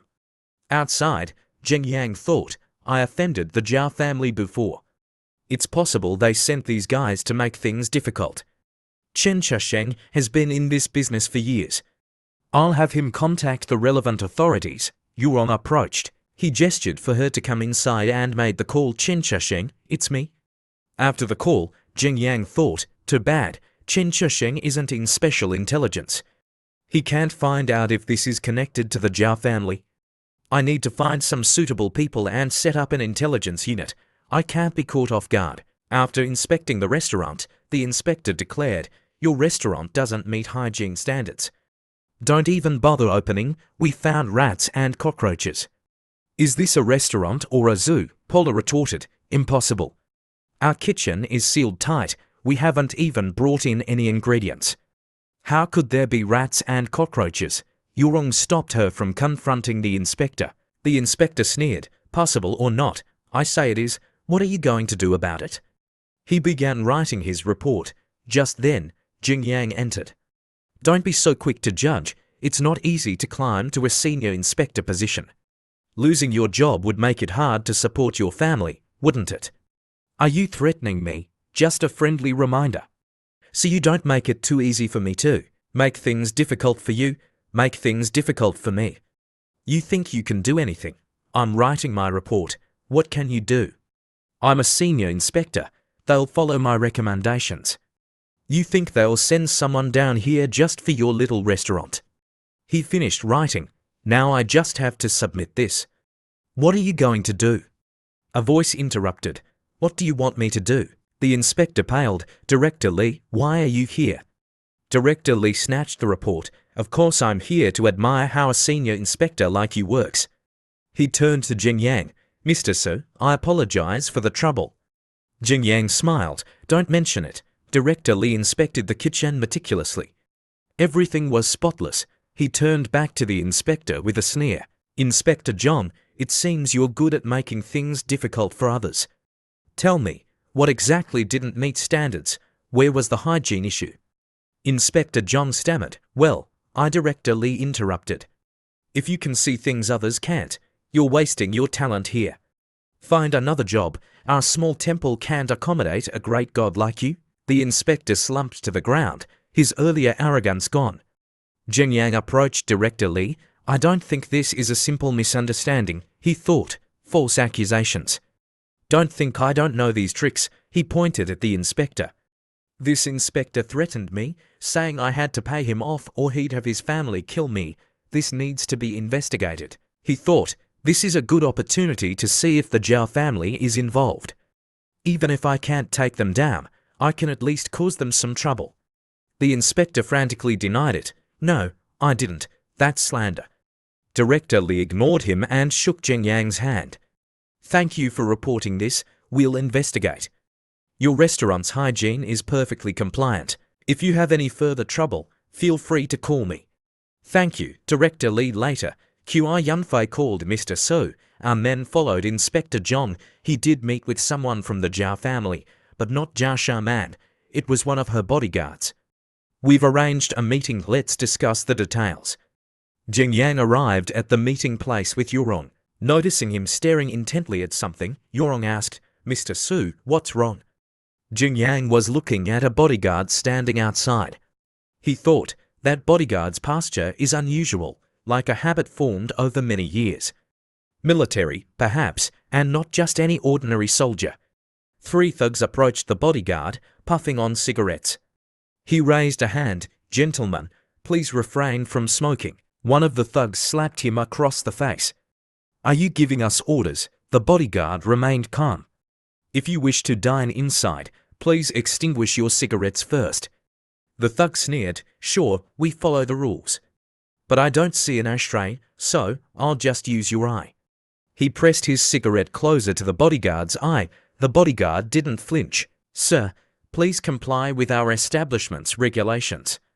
Just then, someone grabbed the thug's hand. It was Jing Yang. He glared at the thug. Who do you think you are? Weren't you taught any manners? He tightened his grip, making the thug yelp in pain. Jing Yang, unafraid, grabbed the thug's arm and sneered. Whose child is this? No parental supervision, the thug cursed. Fuck you. Let me go or I'll kill you. Jing Yang tightened his grip, pushing the lit cigarette in the thug's hand against his other hand. A blonde-haired thug stepped forward. Who are you? Let him go. Without hesitation, Jing Yang took the cigarette and pressed it against the thug's forehead, mirroring what the thug had done to the bodyguard. Smoking in public isn't good, put it out. The thug recoiled, clutching his head and cursing. You just wait, and that bodyguard too. I'll twist both your heads off. Jing Yang's face turned icy. He clapped slowly. The bodyguard, sensing the danger, looked at Jing Yang with concern. Sir, I've caused you trouble. You should leave. The first thug, enraged, lunged forward. Leave? You dare mess with me? No one's leaving. I'll break your legs and cut out your tongues. Before he could reach them, Jing Yang grabbed him by the throat, choking him. We live in a civilized society. Can't we be polite? Your backup hasn't even arrived, and you're already acting tough in front of me. Who gave you the guts? The thug, struggling to breathe, pleaded. I was wrong. I won't do it again, Jing Yang thought. This guy really wants to kill me.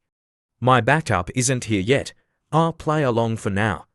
Just then, a black car pulled up. The blonde thug cheered. They're here. They're here. The car doors opened, and Chen Shisheng and Che Yunfei stepped out. Jing Yang looked at them, puzzled. Chen Shisheng, Che Yunfei, did these guys call them?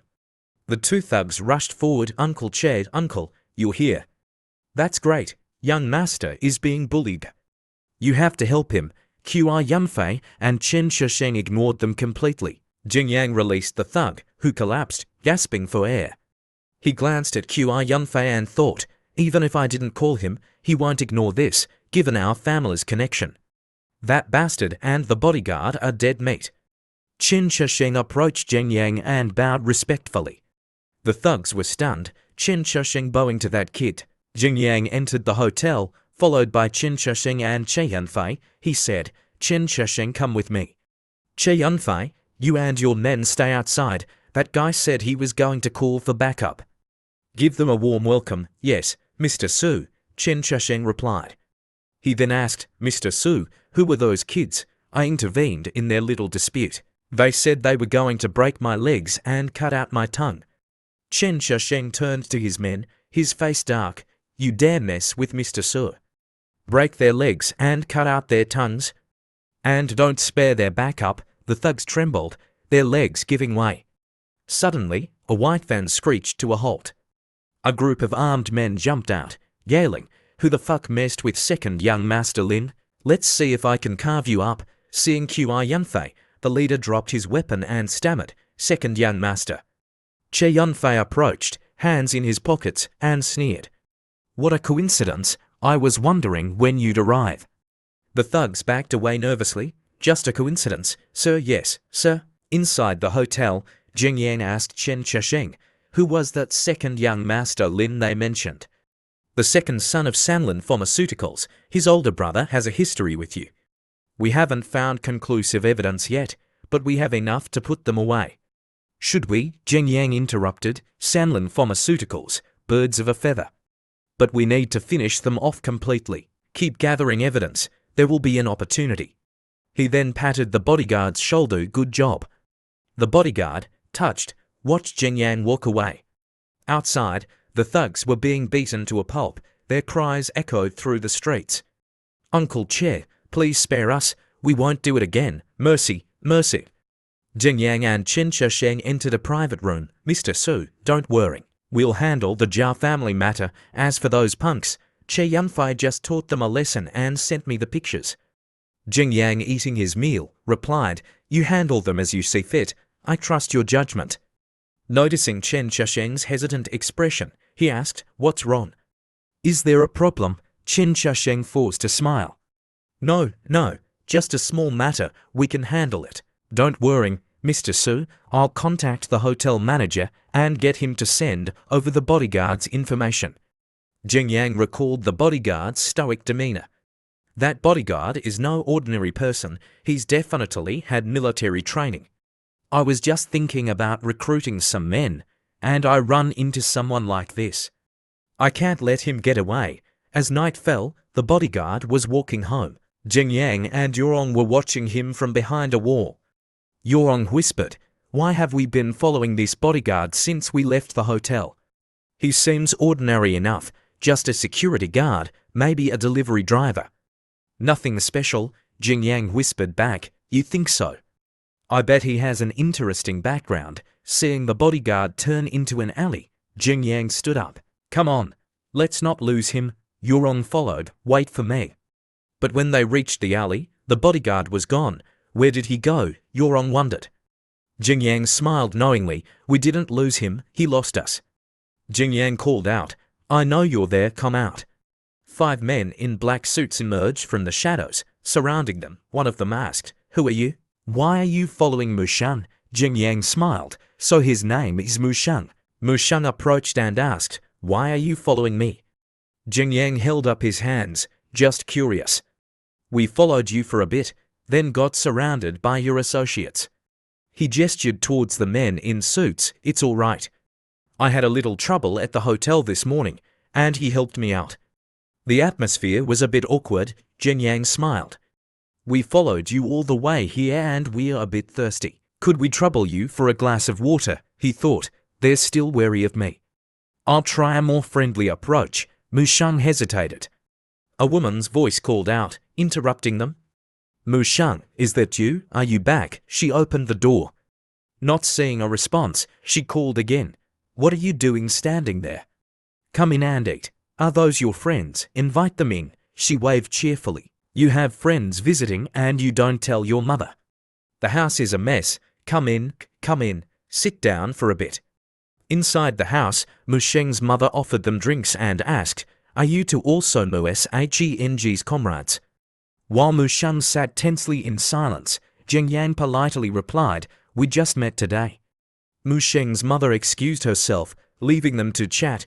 You kids talk amongst yourselves. I have some things to do. The bodyguards Jin Yang had seen earlier appeared, each busy with chores, cooking, laundry, etc. The atmosphere seemed unusual. Musheng's mother entered a room where a young woman lay motionless on a bed. She sat beside her, holding her hand with a sad expression. Back in the living room, Musheng introduced himself. I'm Musheng, thanks for your help this morning. If you ever need anything from us, just ask. Jin Yang, suspicious, thought, is he trying to brush us off? He smiled. Can't we chat a bit first? He looked at Musheng's mother. Are these all your sons? She smiled. Yes.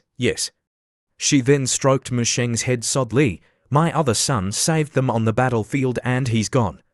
To repay him, these boys came here to be my sons, but I've only been a burden to them. Yorong patted her shoulder comfortingly. What's wrong with your daughter? The mother replied sadly, muscular atrophy. She's been ill since she was 16, Jin Yang spoke up. The medication for that isn't expensive. He remembered Mr. Zhao, the homeowner. Mr. Zhao was relatively well off, but his daughter had the same illness, and it drained his savings. This girl has been suffering for so long, I have to help them. If you don't mind, Jin Yang offered, I can help. Consider it making friends with Musheng. Musheng looked up, surprised. Really? But Musheng's mother was furious. She stood up and pointed at the door. You have money, that's your business. But I won't allow them to be friends with someone like you. Please leave. I don't want them to get involved in our problems. Musheng stood up and tried to calm her down. Mother. Jin Yang said gently, I understand you're worried about them. But have you considered that this might not be the best place for them? They were soldiers, she insisted. Even though they're discharged, they still have a duty to help people. They can't just… Jin Yang interrupted, his voice rising. Musheng encountered a spoiled rich kid today. His family owns a pharmaceutical company that has harmed countless people. I want to bring them down, but I lack capable people like Musheng and his team. I can not only help your daughter, but I can also give Musheng and his team a chance to use their skills for good. Please consider it. He turned to leave, Yorong following closely behind. Wait, Musheng called out. If you can cure my sister, our lives are yours. Musheng's mother burst into tears. Musheng looked at her tenderly. Mother, Zimeng is Zhaozhong's sister. We even considered breaking the law to cure her. If you don't want to see us go down that path, please agree. Overcome with emotion, Musheng's mother sobbed, I've only been a burden to you all. Musheng and his comrades comforted her. No, we do this willingly. We'll take care of ourselves. Everything was arranged. Yorong immediately called the best hospital. Please send an ambulance. I have a patient here. After they left, Yorong accompanied Zimeng to the hospital. Once the admission procedures were complete, she called Jin Yang. Mr. Su, Zimeng has been admitted. Good, Jin Yang replied. Come back and I'll arrange accommodation for you. I'm going home. Paula is waiting for me for dinner. Yorong asked hesitantly, Don't you need me to drive you back? No need.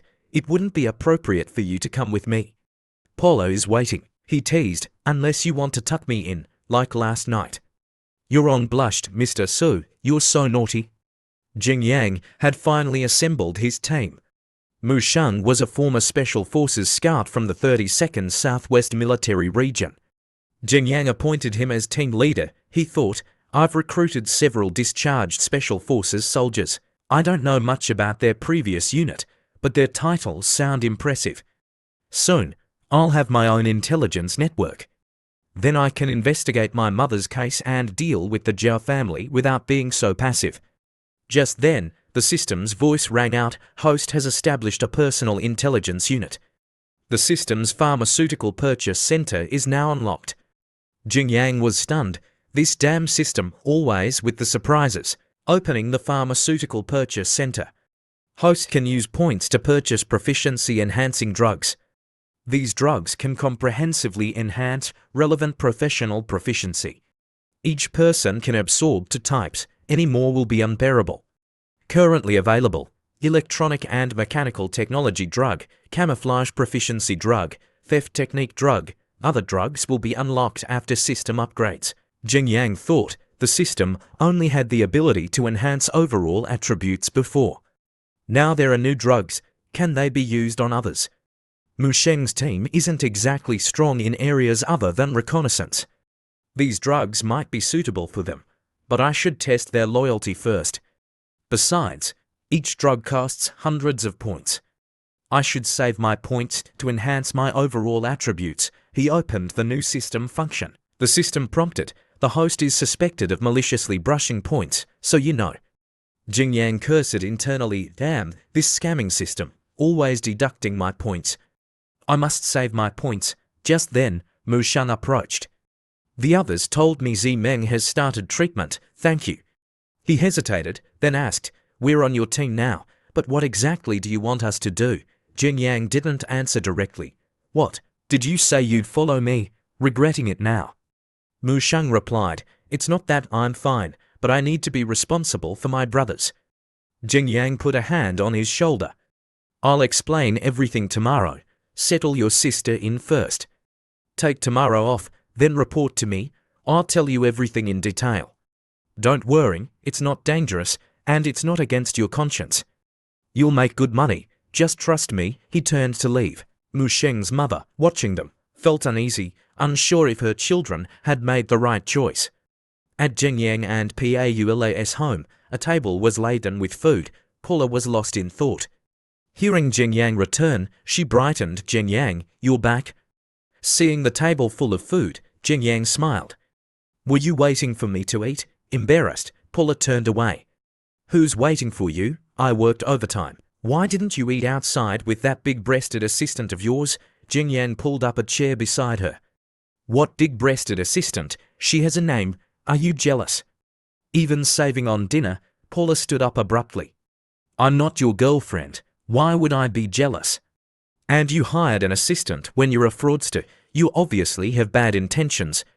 She lost her balance and fell into Jingyang's lap. Both were embarrassed, especially Jingyang. They stared at each other, speechless.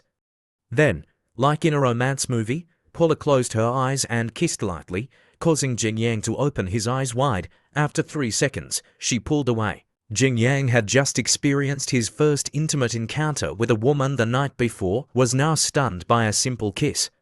After the kiss, Paula, blushing, ran to her room. "I'm going to bed."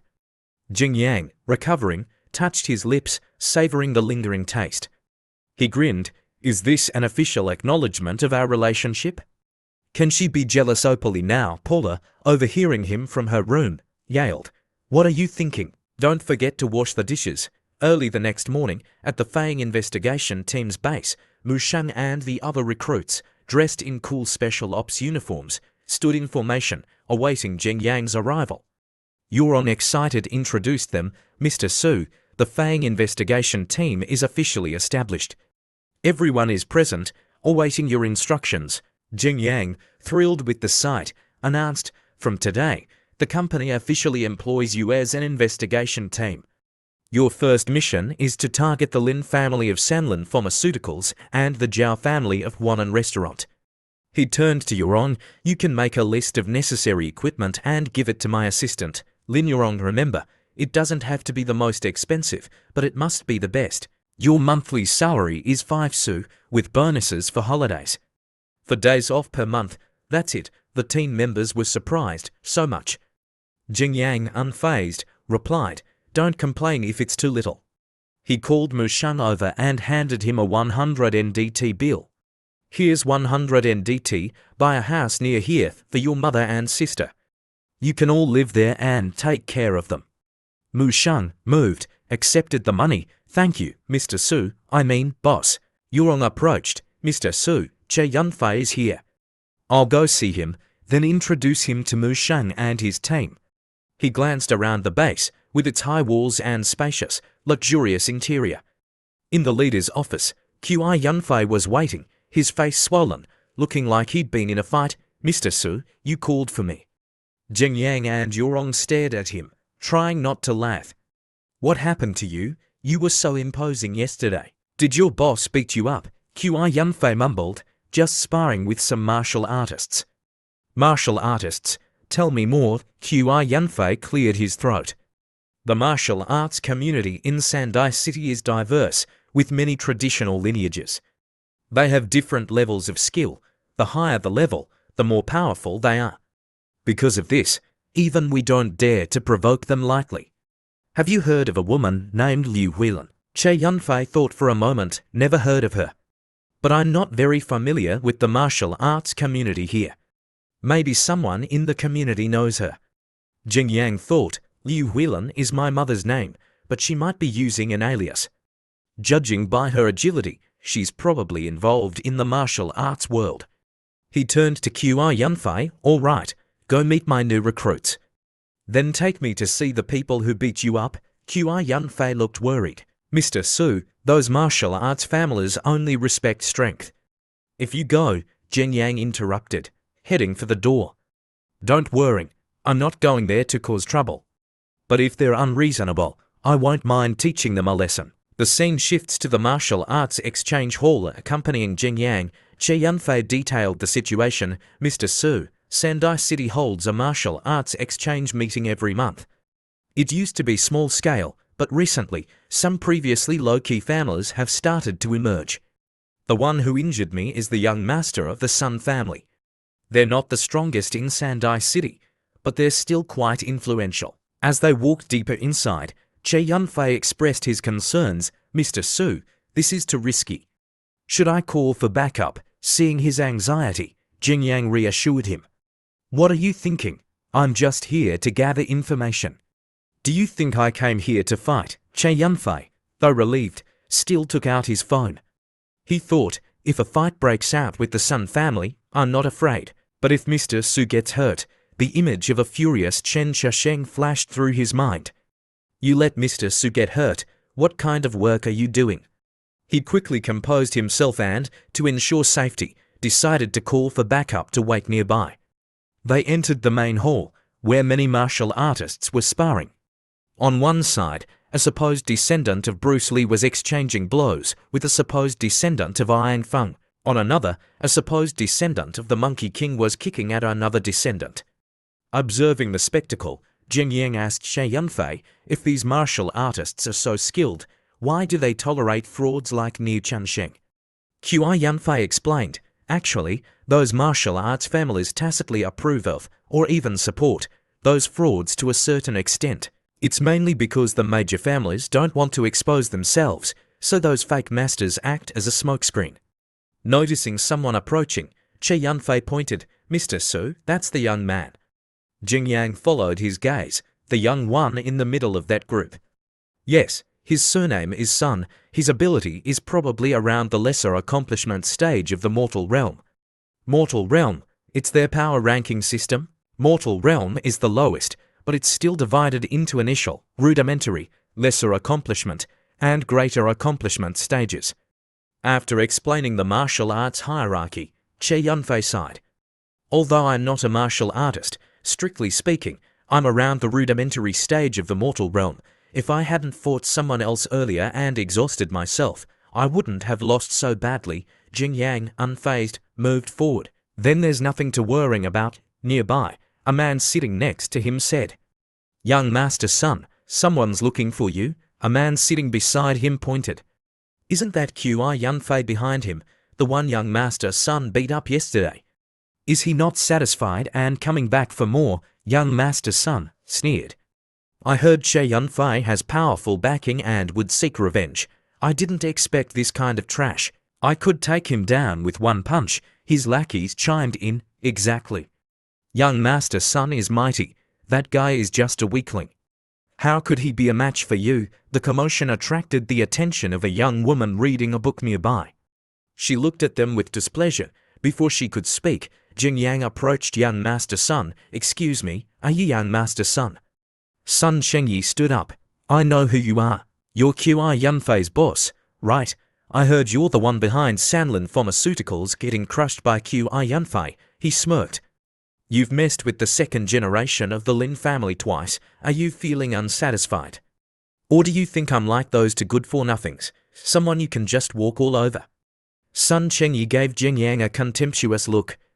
Jing Yang returned it with a slight smile and a look of disdain. Just then, the young woman spoke up, annoyed. Sun Chengyi, can you stop for a moment? Can you let me read in peace? Despite her harsh tone, Sun Chengyi replied respectfully, I'm sorry, Zhong Yao, but you see, he came looking for trouble. I'm just responding. Besides, look at him, trying to get close to you. He's pretending to talk to us, pretending not to be interested in you. Then he'll start showing off his wealth. Isn't he just trying to get your attention? Isn't he just like those other idiotic rich kids? Jing Yang, accused of trying to pick up the girl, was speechless. He thought, this guy's imagination is wild, but don't drag me into it. Zhong Yao, even more annoyed, slammed her book shut. Enough, Sun Chengyi. You don't need to show off in front of me, so you're capable. Bullying others will only make me dislike you more. Thinking Jing Yang was about to be bullied, she turned to him. Why are you still here? Leave. Being scolded by a girl in front of a stranger, Sun Chengyi lost his temper. He pointed at Jing Yang. Stay right there, don't move. Zhong Yao, unable to speak, left in frustration. Fine, young Master Sun, do as you please, I'm leaving. Seeing her leave, Sun Chengyi became even more agitated. He thought, damn it. Her family's power isn't even as strong as the Sun family's, yet she dares to act like this with me. If it weren't for my father's orders to get along with her, I would have forced myself on her long ago. Fine, today I'll show her. Losing all restraint, he yelled, stay right there. Seeing his agitation, the two lackeys from earlier rushed to Zhong Yao. Miss John, calm down. Young Master Sun doesn't mean any harm, that's right. Why ruin your relationship with young Master Sun over this? Zhong Yao looked him in the eye and said without hesitation, Sun Chengyi, I truly disgust you. Insulted by her words, Sun Chengyi lost all control. Killing intent emanated from him. Zhong Yao, I've been more than courteous to you. Don't push it. He advanced towards her, his anger reaching its peak. A voice interrupted. Excuse me. It was Jing Yang, who had been watching the drama unfold. He finally spoke up. You two, you've misunderstood. I have no interest in her. I just wanted to confirm young Master Sun's identity. I have something to discuss with his father.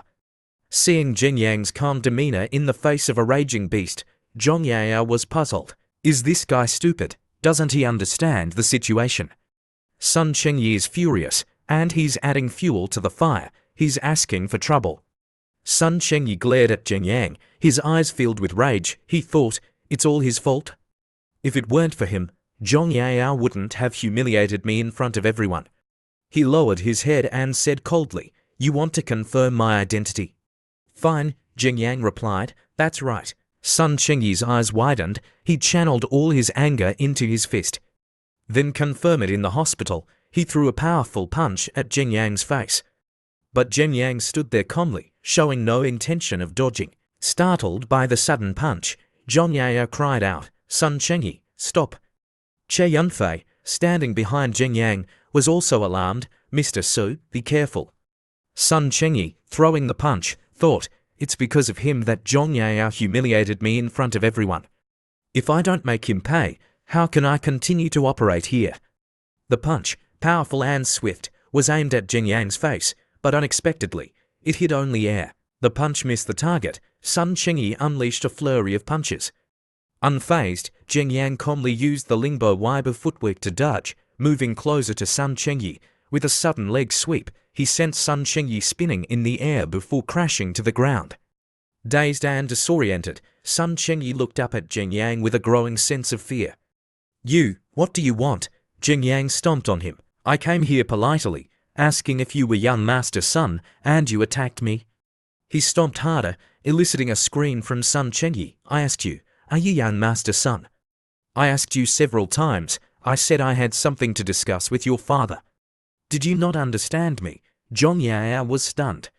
"Who is this guy? He's so domineering." Che Yunfei, witnessing Jing Yang's prowess for the first time, thought if Mr. Su had dealt with those two from the Lin family himself, they'd probably be finished by now. Jing Yang, having stomped on Sun Chengyi until he was tired, grabbed him by the collar. "Now, can your father talk to me properly, even if he's willing? Do I dare to trust him?" He slapped Sun Chengyi a few more times. Zhong Yao, watching from the side, didn't dare intervene. She thought, he's so cool, no one has ever dared to treat Sun Chengyi like this. Jing Yang, still not finished, continued to slap him.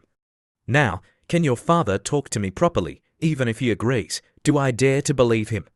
After thoroughly beating Sun Chengyi, Jing Yang wiped the blood from his hands. He thought, damn, beating him up has finally calmed me down. He looked down at Sun Chengyi's unrecognizable face and warned, "I know it's useless, but I'll still advise you. Don't think about revenge unless you want the entire Sun family to be buried with you." He turned and left. As he reached the door, a voice called out, "Wait." Jing Yang and Che Yunfei turned to see Zhong Yao hurrying after them, her ample bosom jiggling. Out of breath, she said, "You crippled Sun Chengyi. The Sun family won't let you go. They have a powerful expert in the initial stage of external force. If he comes after you, you won't stand a chance." Che Yunfei explained, "External force is the first level in the mortal realm." Jing Yang, unfazed, turned to Zhong Yao. "So?" Zhong Yao continued, "There's a martial arts tournament soon. I hope you can represent the Zhang family and compete. If you do, the Zhang family can protect you." Uninterested, Jing Yang turned to leave. "Boring. The Sun family won't let me go." "You think I can't handle them, and you want me to join your family? Will your family go against the Sun family for you? You don't want to marry into the Sun family, so you're trying to use me as a shield, right? That way, the Sun family won't accept you, and your family won't force you to marry them." Zhong Yao, her thoughts exposed, fell silent. Was I being too naive? Am I just a tool for my family's political marriage? As she stood there dejectedly, Jing Yang suddenly turned back. "This martial arts tournament, will many families be participating?" Zhong Yao replied, "Yes, I can tell you're stronger than Sun Chengyi, by more than just one level." She looked at him seriously, "But don't underestimate the other families. They have many powerful experts." Unconcerned, Jing Yang signaled Qi Yunfei to hand something over. He turned to Zhong Yao. "All right, I agree." He thought, if many families are participating, it won't hurt to join. Maybe someone knows something about my mother. He handed her a business card. "Take this. Contact me when the time comes. I'll join your Zhang family." Zhong Yao, delighted, took the card. "It's a deal." Later, Che Yunfei and Jing Yang were on their way back. Having witnessed Jing Yang's dominance, Qi Yunfei finally spoke up. "Mr. Su, you're quite the hidden expert. I didn't realize you were so skilled." Jing Yang, texting someone, chuckled, "You overestimate me. I don't know martial arts." On his phone, a message from Zhong Yu. "Jing Yang, my mom's here. Come over for dinner." Jing Yang thought, "Aunt Lin is here." He told Qi Yunfei, "Park here, this is fine." Che Yunfei parked the car and rushed to open the door for Jing Yang. "I'll wait here. Mr. Su, just call if you need anything." Inside the restaurant, Zhong Yu waved. "Jing Yang, over here." As Jing Yang approached, Zhong Yu's mother greeted him warmly. "Jing Yang, it's so nice of you to come. I was going to cook, but Zhong Yu insisted on eating out." "So expensive." Jing Yang smiled. "Zhong Yu was worried you'd be tired. Besides, I heard he got a job at a big company. He should treat us." Zhong Yu, surprised, asked, "Since when did I?" Jing Yang winked at him. Understanding, Zhong Yu turned to his mother. Yes, Mom. Don't worry, I'm rich now." He thought, Jing Yang is my best friend. I'll have to repay him for this, Jing Yang thought. Zhong Yu is capable and loyal. I'll find a position for him later. Zhong Yu, unaware of his impending good fortune, happily served his mother. Mom, the food here is delicious. Try this. As they ate, Jing Yang noticed something behind Aunt Lin. A bald kid appeared, looking mischievous. He filled his mouth with soda. Then, in a disgusting display, spat it all over Aunt Lin's face. Startled, Aunt Lin screamed, "Ah, what the hell?" Zhong Yu and Jing Yang both jumped up in anger. Zhong Yu pointed at the kid's parents. "What are you doing? Control your child. He just spat on someone." The boy ran back to his table, hiding behind his mother, sticking out his middle finger in defiance. Instead of scolding his son, the father slammed the table and yelled back at Zhong Yu, "What are you yelling about? If you've got the guts, yell that again." Jing Yang stepped in front of him. "Your son spat on my aunt. You're his father. Shouldn't you discipline him?" The father, even more aggressive, retorted, "How I raise my son is none of your business." He then tried to hit Jing Yang. Jing Yang easily grabbed his hand and twisted it behind his back. The man, now pinned to the ground, could only groan in pain. Jing Yang said, "Thought you were tough. What are you being so aggressive for?" He thought, "If it weren't for Aunt Lin, I would have broken his arm already." The restaurant manager rushed over. Gentlemen, what's going on? Please let him go." Jing Yang released the man and turned to the manager. "His son spat into our hot pot and onto my aunt. They refused to discipline him and even tried to hit me." The mother, instead of apologizing, defended her son. "So what if he spat a little? Kids spit. It's normal. You dirty, low-class people are making a big deal out of nothing." Seeing her unreasonable attitude and not wanting to upset Aunt Lin, Jing Yang pulled out his phone. "Zhong Yu, take Aunt Lin outside first." He then called Qi Yanfei, thinking, "You dare to be unreasonable with me? I may not hit women, but there are plenty of ways to deal with you." Outside, Aunt Lin, worried, said to Jing Yang, "Don't be rash. Don't cause trouble over such a small matter." Zhong Yu, having seen Jing Yang's capabilities before, reassured her, "Mom, don't worry. Jing Yang knows what he's doing." At this moment, having received a call from Jing Yang, Qi Yanfei, who was waiting outside, had also called a few more people over. Recognizing the person he had met before, Zhong Yu couldn't help but exclaim in surprise, "This is the infamous Qi Yanfei. Why is he here?" Inside, the mother, seeing Zhong Yu and Aunt Lin leave, turned to Jing Yang and yelled, "What are you doing? Why did you tell them to leave? You think you can do whatever you want? You made my son cry. You have to pay for this." The husband, emboldened by his wife, chimed in, "That's right. What are you looking at? Spitting is normal. What's the big deal?" Seeing Jing Yang's silence, they continued, "Who do you think you are? You think you can just step in and we'll be scared? You think you're so tough just because you can yell at a kid? What are you, the emperor, getting a little spit on you and you can't handle it?" Just then, Qi Yanfei entered. He walked to a table, picked up a bowl of spicy tofu, and without a word, dumped it on the woman's head. The husband, stunned, fell silent. Recognizing Qi Yanfei, he didn't dare move, only watching his wife lying on the ground. Having silenced the woman, Qi Yanfei approached Jing Yang and bowed respectfully. Mr. Su, the husband, seeing this, trembled and fell to his knees. He thought, Qi Yanfei is bowing to him. Is he some kind of hidden big shot? I'm dead. I messed with someone I shouldn't have. The manager approached Jing Yang. "Sir, I'm so sorry. This is our restaurant's fault. Please don't fight here." Jing Yang replied calmly, "Don't worry. I just want to teach them a lesson. Otherwise, they won't know how to raise their child." He looked at the boiling hot pot. "Their son spat in my hot pot, and they said it was no big deal. Since that's the case, make them drink the hot pot soup while it's hot." Qi Yanfei replied, "Understood, Mr. Su, I'll take care of it."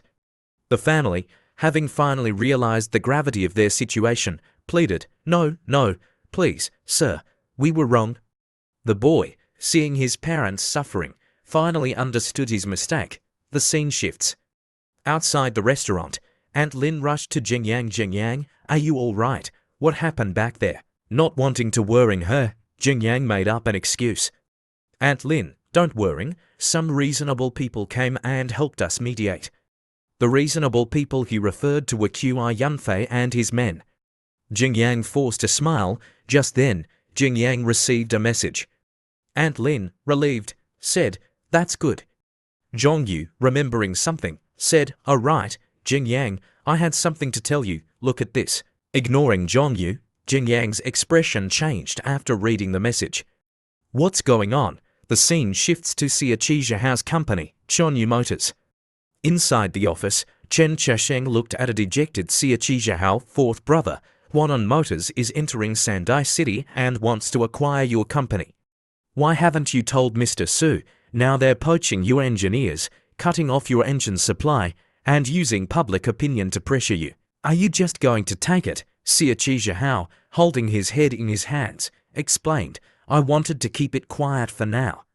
If Mr. Su thinks I'm incompetent because of this, I'm afraid. Suddenly, Jing Yang pushed the door open, afraid of what? Having overheard their conversation, he smiled. Chonyu Motors is newly established, its technology is still developing, and its foundation is weak. It's not embarrassing to be targeted by a powerful outside company like Huanan Motors. Chen Shasheng stood up and defended Xia Qijiahao. Mr. Su, fourth brother, was worried. We all told him you wouldn't blame him, but he didn't believe us. Jing Yang waved his hand. All right, let's get to the point. Tell me the situation. Xia Qijiahao sat across from him, hesitant. Representatives from Huanan Motors are coming to discuss the acquisition. They should be here soon, Jing Yang asked. Their biggest advantage is that you lack engine development technology, right? I heard your previous partners and the engineers you recruited have all been poached. Xia Qijiahao, dejected, nodded yes. I was planning to use them to solve our engine shortage, but Huanan Motors had already targeted this weakness and launched an attack. Jing Yang thought, Xia Qijiahao has always been dedicated to promoting Sandai City's cars to the outside market. He must have stepped on Huanan Motors' toes. This is a cutthroat business. There's no room for concessions? He asked, do you have any countermeasures? Chen Chasheng replied, Mr. Su, you gave us some funds earlier, and the boss set aside some for fourth brother's emergency. If we can find a new engine supplier, we can definitely bounce back, but they probably won't give us much time. Xia Qijiahao's phone rang. Mr. Su, the representatives from Huanan Motors are probably here. Let them in, Jing Yang said. I'd like to meet them. Stepping in was a tall, dark-skinned foreigner, followed by a blonde woman.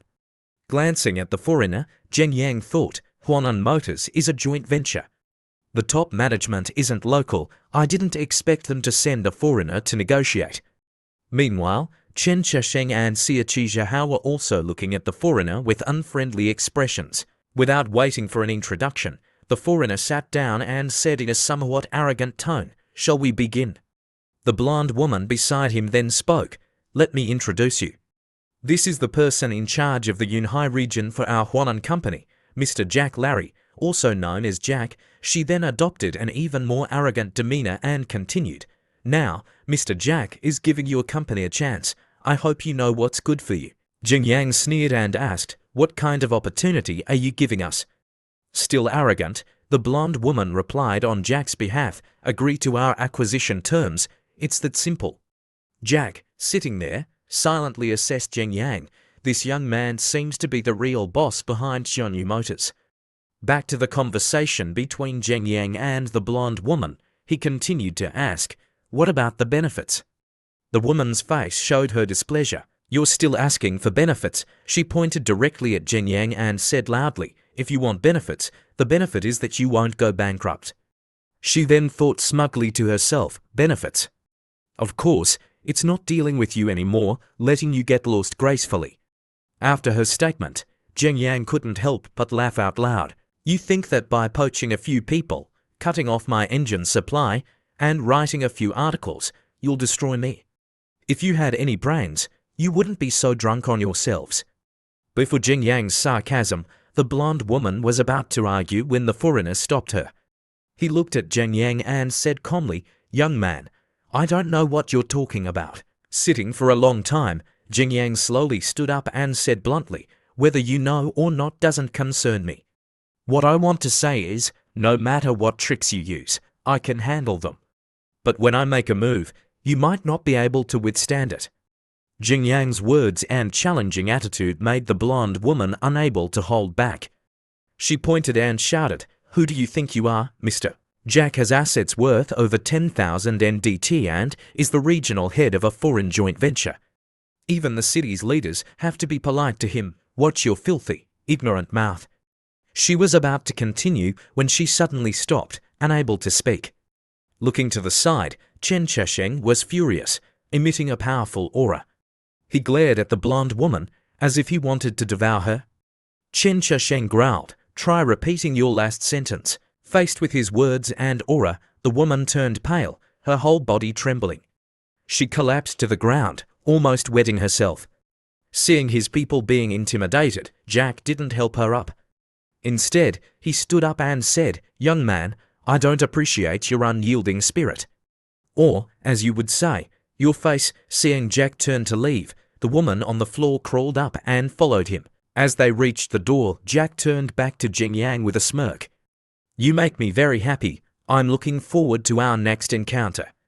As the door slammed shut, Jing Yang turned to Xie Qizhihao. "How many cars and engines do you have in stock?" Xie Qizhihao replied, "Basically, no stock left. Moreover, we have an order that we haven't delivered.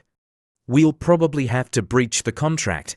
Jing Yang stroked his chin thoughtfully. "Looks like we need to get our hands on engine manufacturing technology. Where did you buy engines from before?" Chen Chasheng answered for him. "We ordered from the person in charge of an engine manufacturing plant." Jing Yang turned to him. "Then arrange a meeting." "I want to meet them." Xie Qizhihao hesitated.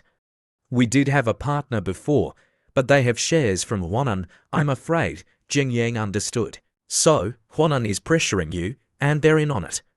If we get the engine technology, everything will be easy. I was going to be polite and buy the technology from them. If not, don't blame me for being rude. Also, there are a few things you need to handle properly." With that, Jing Yang left in the room. Only Xie Qizhihao and Chen Chasheng remained. Xie Qizhihao said, "Mr. Zhu's arrangements just now sounded a bit unrealistic, but for some reason, I feel like he can definitely solve the current problem." He recalled the time when the four major families had submitted to Jing Yang, but he was absent. He scratched his head and asked, "By the way, should I transfer the company to Mr. Zhu's name?"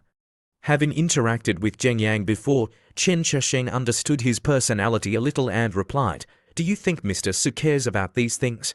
Xie Qizhihao became serious again. "Whether Mr. Zhu cares is one thing, but whether I show my attitude is another. Let's try it. Besides, apart from Qianyu Motors, I have nothing else to show my loyalty. Mr. Zhu has helped us so much. I have to show my sincerity." The scene shifts to the Fang investigation team's base. After leaving Xie Qizihao's place, Jing Yang came here. Seeing the changes, he was a little surprised. "What are you doing?" Standing in front of him, Yurong pointed behind her and excitedly said, "Mr. Zhu, look." They bought a lot of new things. Looking at the pile of modern equipment, Jing Yang was surprised. "I just told them to buy new equipment. They've already bought it. They're really efficient." Seeing Jing Yang arrive, Musheng ran over and reported, "Sir, we've purchased the initial equipment. It cost quite a bit. Good job. Money is not an issue." As he spoke, Jing Yang noticed something. He pointed at a communication device on the table. "I told you not to worry about money, but you don't have to be this frugal. Why did you buy a second-hand device?" Musheng explained, "Sir, you misunderstand. This is the most expensive one. Actually, this is it can achieve through the specifics are." As Musheng explained the technical details, Jing Yang and Yurong listened intently, but their minds were blank. Is he chanting a mantra? Not understanding Musheng's explanation, Jing Yang continued to look at the device. "Even so, you shouldn't." Standing right behind, Yurong, who understood a little more, explained, "Mr. Zhu, you misunderstand. I heard there are only 3 or 4 of these in Sandai City. Musheng's team spent a lot of money to buy it from the black market." She then looked pained. "It looks like this, but it cost 1 NDT 3 times. Jing Yang showed no reaction. "Oh, I know," he thought. "I thought it was expensive." It's only 1 NDT, how many points is that? Understanding Jing Yang's inner thoughts, the system prompted, please pay attention to quality. It is strictly forbidden to use illegal means to obtain points. Just then, Yurong took out an invoice. Mr. Su, this is the invoice. The total cost is 21 NDT, 3 Hao, 8 Su. Jing Yang pretended to be shocked. Oh, so expensive. The system responded, this reaction is acceptable. Jing Yang took out his phone to scan the QR code for payment. WeChat payment, 21.38 NDT. After receiving the payment, Yurong turned to leave. Thank you, sir. I'll go and reimburse Musheng's team. As she left, the system notification popped up. Congratulations, you have spent 21.38 NDT and received 238 points.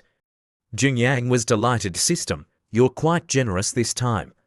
You didn't deduct my points. The system continued. Dear host, since you've received so many points, why not buy something new to treat yourself?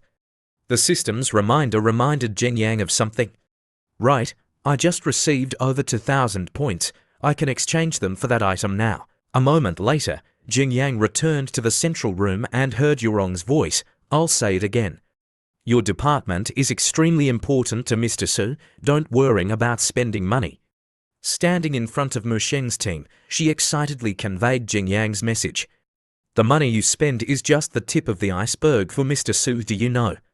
You are very important to Mr. Su, so don't think about saving money for him. What's more important to him is your ability, how much you can do for him. What you need to consider is, if Mr. Su gives you an important task, can you handle it? Now, you should quietly accumulate strength, ready to go at any time. When Mr. Su needs you, you must complete the task perfectly, surprise him, and repay him. Standing behind her, hearing her speech, Jing Yang felt a little embarrassed. Was this girl in marketing before, or did she study success theories? He cleared his throat. Ahem, seeing him, Yurong became even more excited. Mr. Su. Jing Yang walked over and gently patted her head. You did a good job rallying the troops. Praised by Jing Yang, Yurong blushed, clasping her hands together. It's all thanks to Mr. Zhu's good teaching. Suddenly remembering something, Jing Yang looked at a member of the investigation team behind him and waved. Jia Yang, come here for a moment. Jia Yang immediately stepped forward and said loudly, reporting, Mr. Su. Member of the Fang investigation team, Jia Yang, reporting for duty. Seeing his rigid military demeanor, Jing Yang said casually, relax, I have something for you. Seeing the small bottle in Jing Yang's hand, Yurong asked, Mr. Su, what is this? Making up a reason, Jing Yang smiled. This is the research result of a friend of mine who specializes in biological engineering. It can enhance the user's abilities. The small bottle was actually a potion that Jing Yang had just purchased from the system, Theft Proficiency Potion, which cost 300 points. Using the same reason he gave Yurong, Jing Yang handed the potion to Jia Yang. According to my friend, this can enhance your movement techniques. This is a modern item, try it out. If it's useful, I'll ask my friend to prepare a few more bottles. Jia Yang, taking the potion, was a little hesitant. This small bottle, not even enough for a cup of tea, can enhance my skills. But Mr. Su wouldn't lie to me.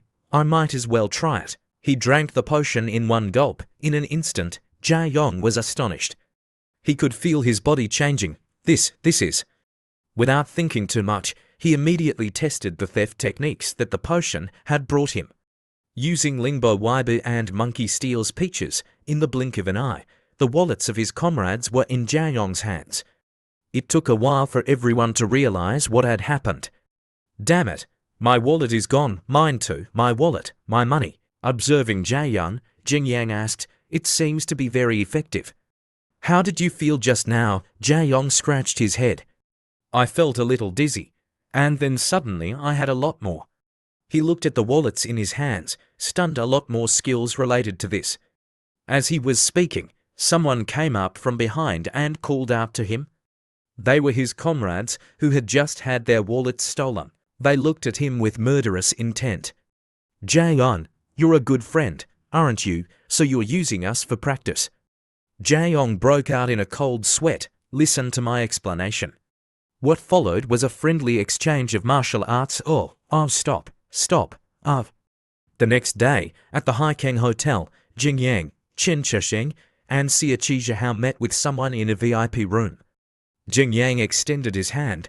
"This must be Chairman Chen." "It's an honor." With a polite smile, Chairman Chen replied. "This must be Chairman Su," Jing Yang said. "I wouldn't dare call myself chairman in front of you." "We're counting on you to make a living." Surprised by Jing Yang's unusually humble attitude, Chen Chesheng and Xia Qizhihao were both taken aback. "Is this the Mr. Su we know? Yesterday, he was mocking the people from Huanan Motors. Why is he so friendly today?" Back to Jing Yang, he continued, "Chairman Chen, I'm a straightforward person, so I won't beat around the bush. I want to buy your engine manufacturing technology. Name your price." Not wanting to stand for too long, Chairman Chen invited the three of them to sit down. "Chairman Su, if you want Zhonyu Motors to survive, there's actually a simpler way. Accept the acquisition from Huanan Motors. Wouldn't that solve everything?" Hearing his roundabout way of speaking, Jing Yang slowly picked up his teacup. Just a light breath, and it was already 3,000. Chairman Chen's expression changed. Taking a sip of tea, Jing Yang calmly looked at Chairman Chen with confident eyes. "Finding an engine manufacturer that suits us is only a matter of time. I have enough money, I'm just too lazy to look. After all, my time is limited." Chairman Chen remained firm. "I'm sorry, your money has no effect on me." Jing Yang exhaled another number, 4,000, almost causing Chairman Chen to choke on his water. Gagging, he quickly put down his teacup and said bluntly, "It's useless no matter how much you offer. Do you think I've never seen money before? You'd better accept Huanan Motors' offer." Otherwise, his attitude was firm, but inside, he was crying. Although this price is double the usual, Huanan Motors is not someone to be trifled with. Jing Yang cutting off his thoughts. 6,000. The number was like a heavy hammer blow to Chairman Chen's face. Still calm, Jing Yang continued, "Chairman Chen, the market price for engine manufacturing technology of your company's level is only 2,500. The price I'm offering now is enough to show my sincerity, right?" Sweat was pouring down his face, but he still pretended to be resolute. "Chairman Su, you must be joking. Huanan Motors is a partner of my company. We're brothers in arms. We have to." Before he could even finish the words, "add more money," Jing Yang stood up. "What a pity. We could have made a fortune together." He turned to leave. "Xia Qizhihao, Chen Chesheng, let's go." "Yes, Mr. Su." Letting the golden opportunity slip away, Chairman Chen followed Jing Yang, but didn't dare to call out. He was filled with regret. Just add another 2,000.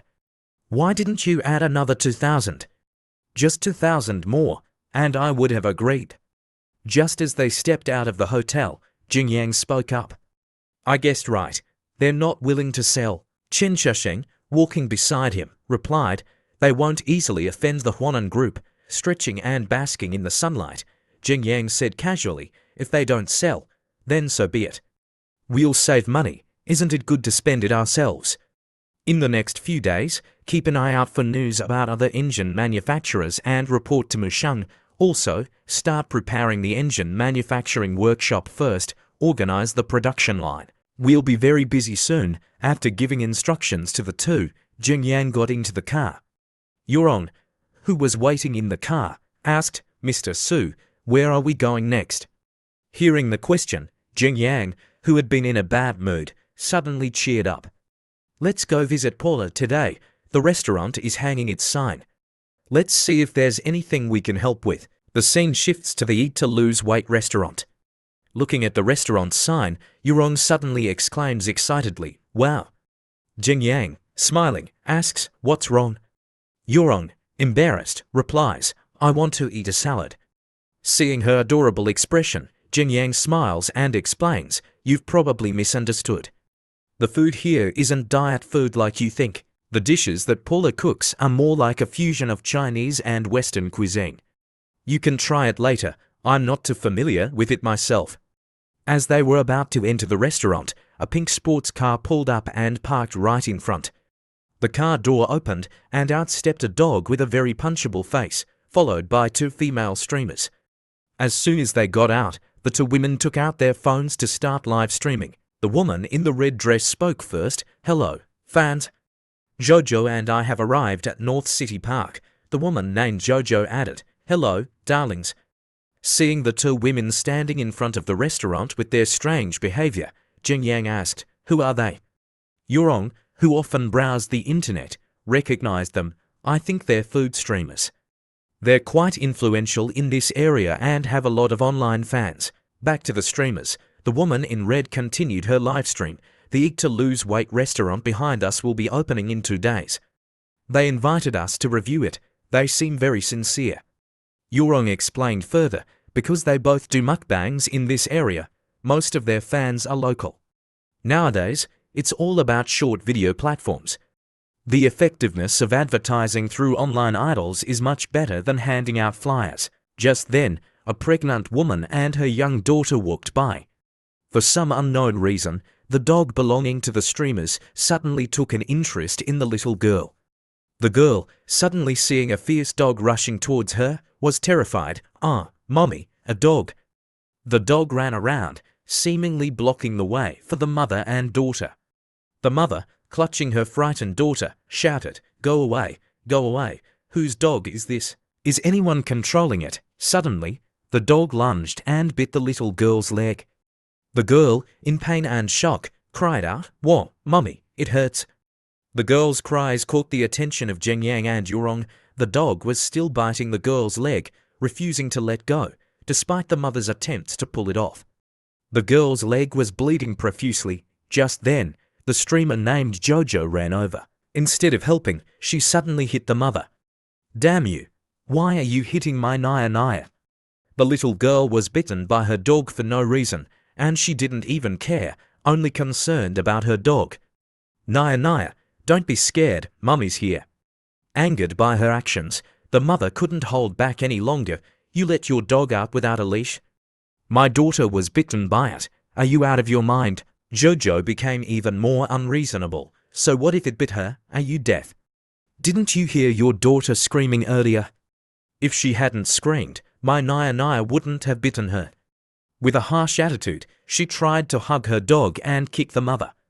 Before her kick could connect, it was blocked. Jing Yang had arrived in time. Not only did he stop her from kicking the pregnant woman, but he also dealt with the dog, knocking out a few of its teeth with a single flick of his hand. Both the woman and the dog fell to the side. Seeing her friend in trouble, the woman in the red dress rushed over. Like a typical entitled internet idol, she pointed at Jing Yang and yelled, "Damn it! Who are you? Are you looking for trouble? Do you know who I am?" Ignoring her, Jing Yang looked at her with disdain. "That's right, I'm looking for trouble. So what?" Looking at the mother and daughter being tended to by Yurong, he became even more annoyed.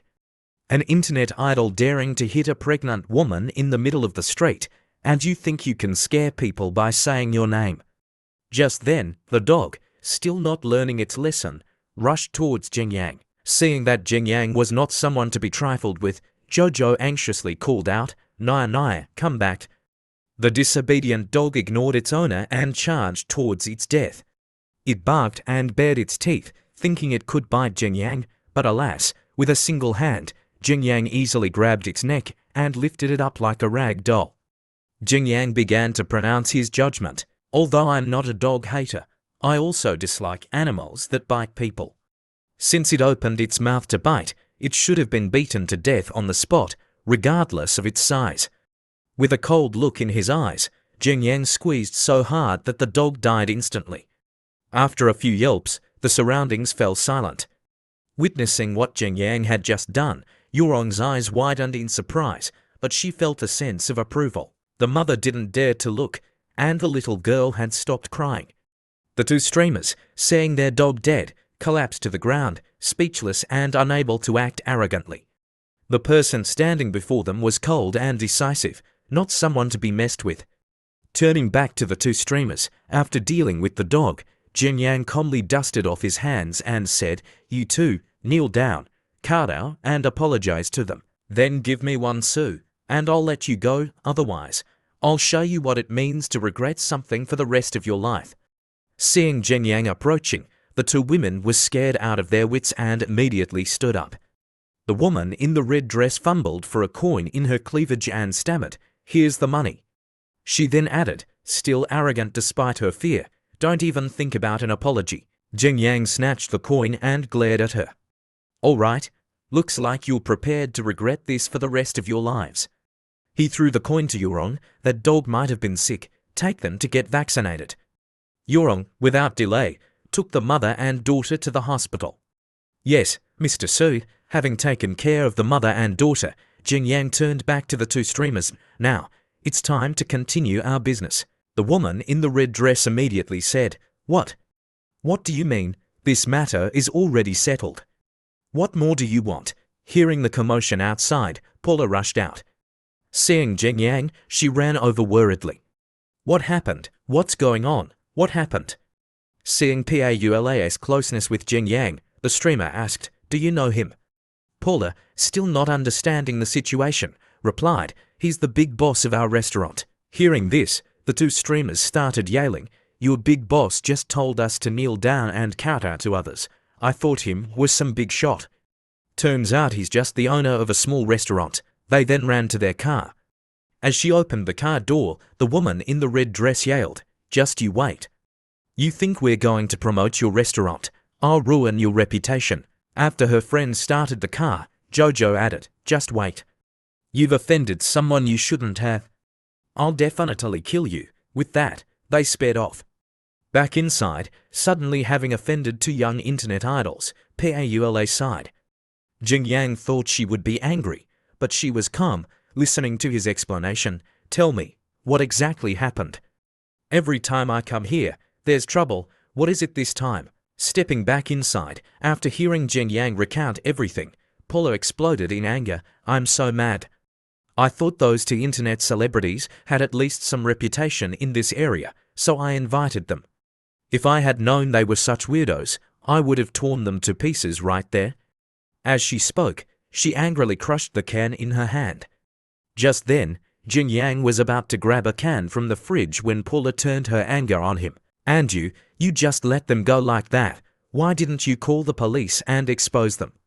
Still unfazed, Jing Yang replied, "Exposing them now would just get them hidden by the platforms. Then they'd do some PR, and it wouldn't cause any real damage. It wouldn't be any fun." Hearing this, Paula, still holding the crushed can, threw it at Jing Yang. "Fun? What's fun about it? You just know how to play around." Easily dodging Paula's flying can technique, Jing Yang still smiled mischievously. After venting her anger, Paula slumped onto the table and sighed. "What do we do now? We can't find any more internet celebrities. Are we going to switch to handing out flyers offline?" Seeing Paula's distress, Jing Yang teased, "Look at you, so worried. If we go and hand out flyers now, it'll be so outdated. Besides, aren't you familiar with some famous internet celebrities?" Paula, even more furious, retorted, "Famous internet celebrities? Who, you?" Still trying to tease her, Jing Yang replied with a cheeky grin, "Your brain is full of water, isn't it?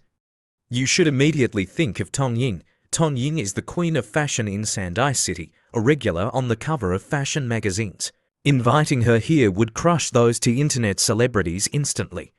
He then thought of Lin Zuxian. "If one isn't enough, add your old boss, Lin Zuxian. The synergy between the gym club and our restaurant is obvious, isn't it?"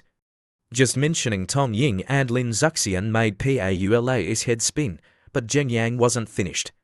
"Those two internet celebrities are from the Kuaidu platform, which is a direct competitor of Chen Chesheng's Do Your platform. If you think two people aren't enough, I'll ask Chen Chesheng to send some of his stars and internet celebrities to support you. Although there are no A-list stars, there are still a few B and C-listers." After listening to Jing Yang, Paula started to get a headache, thinking he was just bragging. She rubbed her head and said, "All right, we've found the people. Let me think about how to promote it." Seeing Paula's stressed expression, Jing Yang didn't say anything. He thought, "This silly girl, it's her first time opening a business. She lacks experience in many things, but if I can push her from behind, she can still find her own way." Although she had 3 heads, she insisted on using only one to think. Paula couldn't take it anymore and slumped all three heads onto the table, sighing, "There's still so much to do. I've been thinking for so long and still can't find a solution. I'm such an idiot." Hearing Paula's words, Jing Yang encouraged her, "Hey, be confident." Knowing what he was going to say next, Paula punched him, not letting him continue. A few days later, the Eat to Lose Weight restaurant had its grand opening. It was packed. Customers were enjoying the food. A slightly plump woman, after taking a bite of fried tofu, exclaimed, "The food in this restaurant is so delicious." At another table, a woman, after eating a spring roll, looked blissful. "The food combines low fat and low calories. I could eat this kind of food forever." Seeing the customers enjoying their meals, Paula was still worried. "Today is the first day of opening. Those two internet celebrities will definitely come, right?" Jing Yang told me not to worry. Does he really have a way to deal with this? Interrupting her thoughts, the restaurant door opened again, welcoming new customers. It was the two streamers from the other day. As they entered, they started live streaming. The short-haired one spoke first. "Darlings, we've arrived at this restaurant. As you can see, the decoration here is quite pretty." The one in the red dress added, "The ambience is also very nice. Just not sure how the food is. Let's try it." A while later, a table full of beautifully presented food was served. Seeing internet celebrities reviewing the food, some people took out their phones to film and take pictures. Back at the live stream, the short-haired one, with a natural expression, picked up a bowl and tried the food. "These dishes smell very fragrant. It seems like they use essential oils. Let's try it."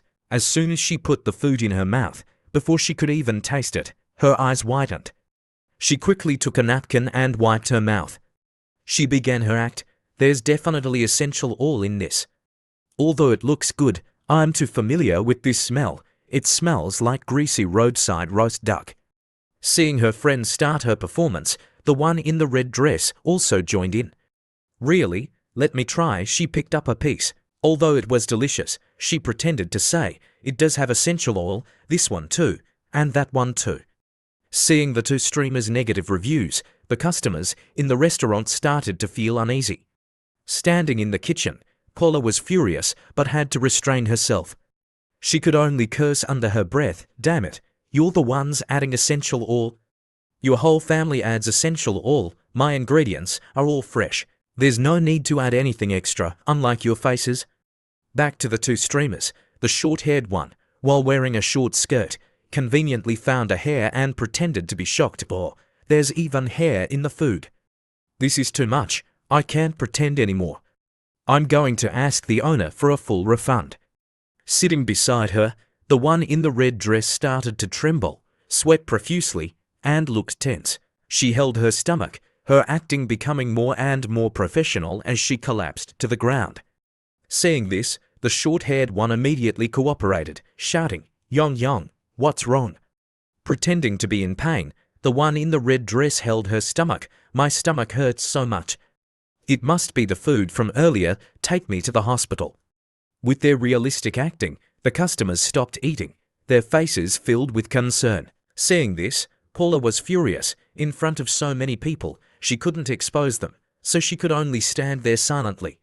The next day, online news outlets published pictures with the headline, "While reviewing food vlogger Yong Yong suffered from food poisoning. What kind of shady establishment is this?" At the headquarters of the Kwaidu video platform, the boss of the two streamers, having read the news, praised them. "Well done. I didn't expect you to find a doctor to forge a food poisoning medical report. In the past few days, all the major websites have been suppressed by us. Now, our platform's popularity is surging. Next, I'll arrange for a lawyer to contact you. Prepare your evidence. If we win this case spectacularly, your fan base could reach millions." The boss, with a despicable look on his face, was Mag, the director of the Kwaidu short video platform. Turning to the two streamers, after hearing their boss's words, they were both thrilled, thinking, "We were only planning to smear that restaurant. We didn't expect such a good outcome. It's truly killing two birds with one stone." The short-haired one stood up and replied to the boss, "Thank you, Director Mo. We'll do our best. Just leave this to us." After the two left, Mag lit a cigarette, leaned back, and exhaled a cloud of smoke. He thought, how much these two internet celebrities will gain. We'll see. Suing them will not only increase the popularity of this incident, but also show the platform's support and care for content creators. And playing the controversial card, this free publicity is too good to pass up. After that day, many reporters from various news outlets surrounded the Eat to Lose Weight restaurant, bombarding Jin Yang with questions. Mr. Su, do you have anything to say about this incident? The other owner of the restaurant hasn't shown up yet. Is it because of a guilty conscience? Yong and Jojo are now suing your restaurant. How do you plan to respond? Just as Jin Yang was about to say something, a loud shout came from somewhere. Yong and Jojo are here, in front of everyone. Yong, no longer afraid of Jin Yang like a few days ago, stood confidently in front of him. Mr. Su, do you have anything to say now? Weren't you arrogant before? Why aren't you arrogant now? The lawyer accompanying her then presented a document. Mr. Su, my clients have now sued you. This is the court summons. Taking the paper, Jin Yang still looked arrogant. Don't worry, I'll definitely bring a lawyer on time. Hearing this, Yong became even more smug. You don't need to hire a lawyer. You have no chance of winning anyway. Just wait to be ruined. Jin Yang, with a confident look and a bright smile, replied, You've prepared for so long. How can I disappoint you? I'll definitely find the best lawyer and see you until you're dead. Faced with Jin Yang's calm demeanor and sarcastic tone, the two streamers started to feel uneasy. How can he be so calm? Has he found some evidence? Startled, the short-haired one thought for a moment, then turned and shouted, Sue us. On what grounds? We're suing you, you damn fool. Just wait and see. You won't even know how you died. Seeing her friend losing her composure and saying something she shouldn't have, the one in the red dress quickly pulled her away. Before leaving, the short-haired one, still angry, reminded Jin Yang, I advise you not to hire a lawyer. At least you can save some money, otherwise, be careful, you won't even be able to afford a coffin. No matter what she said, Jin Yang maintained the same expression. He sneered, Who won't even know how they died will soon be revealed. That same day, articles flooded the internet. Unscrupulous restaurant. How long until food safety is taken seriously? Food idols go undercover, only to find a toxic restaurant. Yong and Jojo team up. We will not let this unethical restaurant off the hook. Quieter platform expresses strong stance on idol food poisoning, supports Yong. While these articles were pointing fingers at Jin Yang's restaurant, an anonymous user suddenly appeared with a video titled, If those two internet celebrities are justice, then please watch this video before you speak. Soon after, the video spread like wildfire. It started with the dog attacking the little girl, then showed the short-haired one kicking the pregnant mother, and ended with Jin Yang stepping in to protect the mother and child. After watching the video posted by the anonymous user, the online community erupted in comments. Doraemon, what's going on? The one who kicked the pregnant woman was Jojo. Fengshen, it seems like it was the restaurant owner who stopped her. Jojo, right? Xiaolong, damn, so they had a conflict before. Was Jojo seeking revenge? Mr. D, put your brain on, please. There's no sound in the video, this is edited. Giobo, what the hell is going on? Kick, same question, what's going on? The anonymous user posted another video with the caption, Don't rush, there's more. Of course, the online community wouldn't miss out on more drama. The second video quickly spread. It started with Yong, after pretending to be poisoned, sitting in an ambulance, laughing and talking. Acting was great, right? This time, all the blame will be on that restaurant. They're dead meat. The short-haired one sitting opposite her revealed everything. My uncle is the head of the gastroenterology department at the hospital. Getting fake documents to post on the platform later will be easy for them. The best part of the video was when the one in the red dress laughed and said, Once we post this information online, those stupid netizens won't be able to tell the truth from falsehood. They'll just blindly criticize that restaurant like idiots, until we crush them. After watching the second video from the anonymous user, the online community turned on the two. Those who had previously defended the two idols were now being attacked. Lukoki, who said the video was edited. Come out here, Ronaldo, come out here. Steamed bun, come out here. System review, your master is calling you stupid. Come out and get your reward. As if that wasn't enough, a third video was posted by the anonymous user. It's not over yet, let's take it slow. Clicking on the third video, the words of the Kwaidu director were revealed. The platform will pay for the lawyer. The compensation amount doesn't matter. What matters is the platform's attitude. By then, the popularity will increase, and you can gain a lot more fans. Unsurprisingly, the anonymous user who posted the 3 videos was Jing Yang. At Chen Shisheng's Douyu video headquarters, he was gleefully reading the comments. Damn, what kind of people are these? And that platform, sacrificing others for their own gain, letting a dog bite people and kicking a pregnant woman. These scumbags should be beaten to death. Why didn't Mr. Su bring a knife? 1 slash would have been satisfying. Doing such unethical things and still daring to slander someone else's restaurant. What kind of karma did their ancestors create to have such descendants? Ancestor, why didn't I just throw their parents in the trash back then? Reading the comments, Jing Yang couldn't hide his joy. Just then, Chen Shisheng came over. Mr. Su, the 3 videos have caused quite a stir. Should we post the rest? Putting his phone away, Jing Yang turned to him. Maintain a frequency of 2 videos a day. But remember, the original videos must be pinned on your platform. Do not leak them out. I not only want to increase the downloads on your app, but I also want the other side to have 0 views. Chen Shisheng still had some concerns. Of course, thanks to these videos, our app downloads have increased 17 times overnight. But we haven't blurred the faces of the other party. What if they turn around and sue us for invasion of privacy? Jing Yang chuckled, not at all worried. Invasion of privacy, then we'll compensate. 1 NDT or 5 NDT, I want them to be completely exposed. A little compensation is nothing. The scene shifts to the Kwaidu video headquarters, Mogion's office. He was furious, slamming his hand on the table and yelling into the phone. Damn it, in just 1 day, we've lost nearly 10 million users. The company's stock is still falling. What the hell is the PR department doing? Haven't they managed to control public opinion in a day? After yelling for a while, the person on the other end of the phone finally spoke. Sir, the board has a very negative opinion of you. What should we do now? Mojian, even more enraged, roared, what else can we do? Do I need to teach you that too? Stabilize the situation first, then we'll see. Just then, there was a knock on the door. After he gave permission, a woman in a black suit entered. She spoke sternly, greetings, Mr. Ma. I represent my client, Ms. Paula, to deliver a court summons.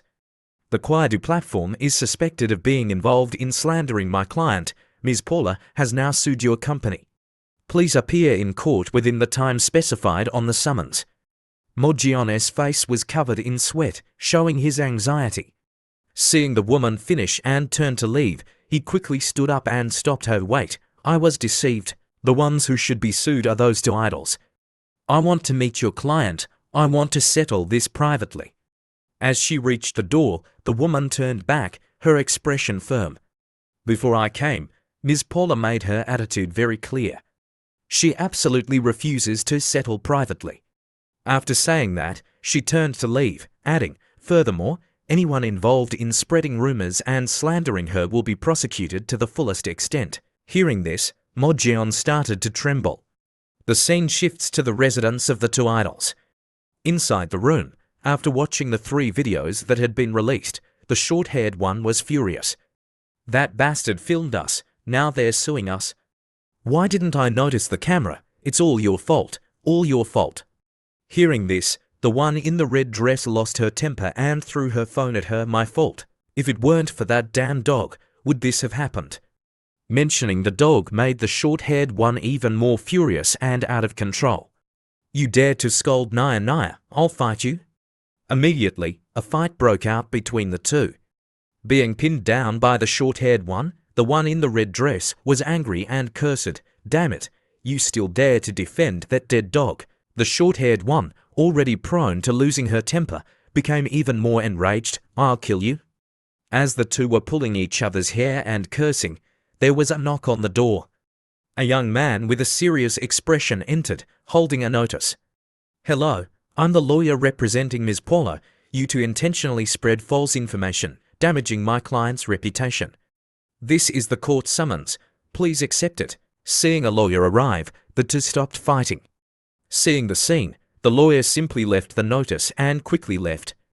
The contents of the notice: the Kwaidu Entertainment Platform and Ms. Chen Yongyong online name Yongyang, Ms. Sun Yu online name Jojo are suspected of fabricating and spreading false information.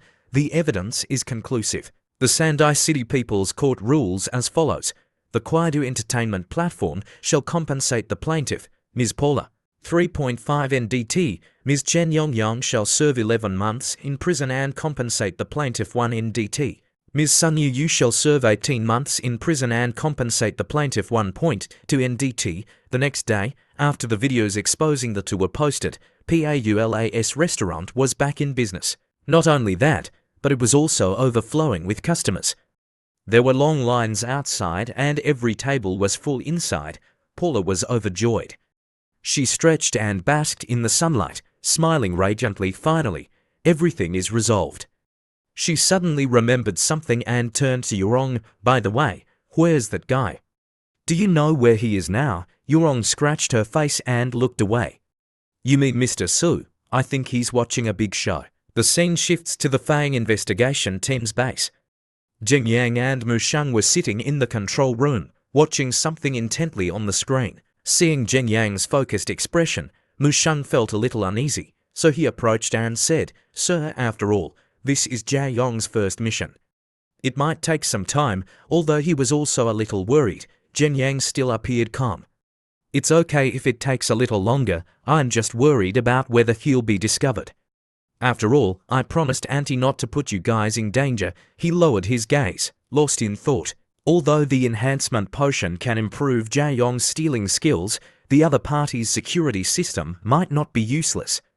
If he's caught on camera, I don't know if I can protect him. Just as he was lost in thought, the system appeared. "Host, rest assured. The system's products are guaranteed in quality. You're just worrying for nothing." Hearing this, Jin Yang felt annoyed and silently cursed the system. "If it's so reliable, why did you deduct my points?"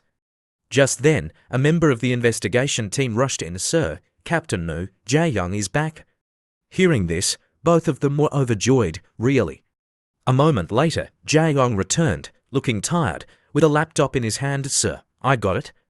Taking the laptop, Jin Yang happily said, "This kid, you did well this time. Take a break. In the next 2 days, you need to get the things on this list. You'll have to work harder then." Jia Yong stood at attention and shouted, "Yes, sir. I guarantee I'll complete the mission." He then opened the laptop.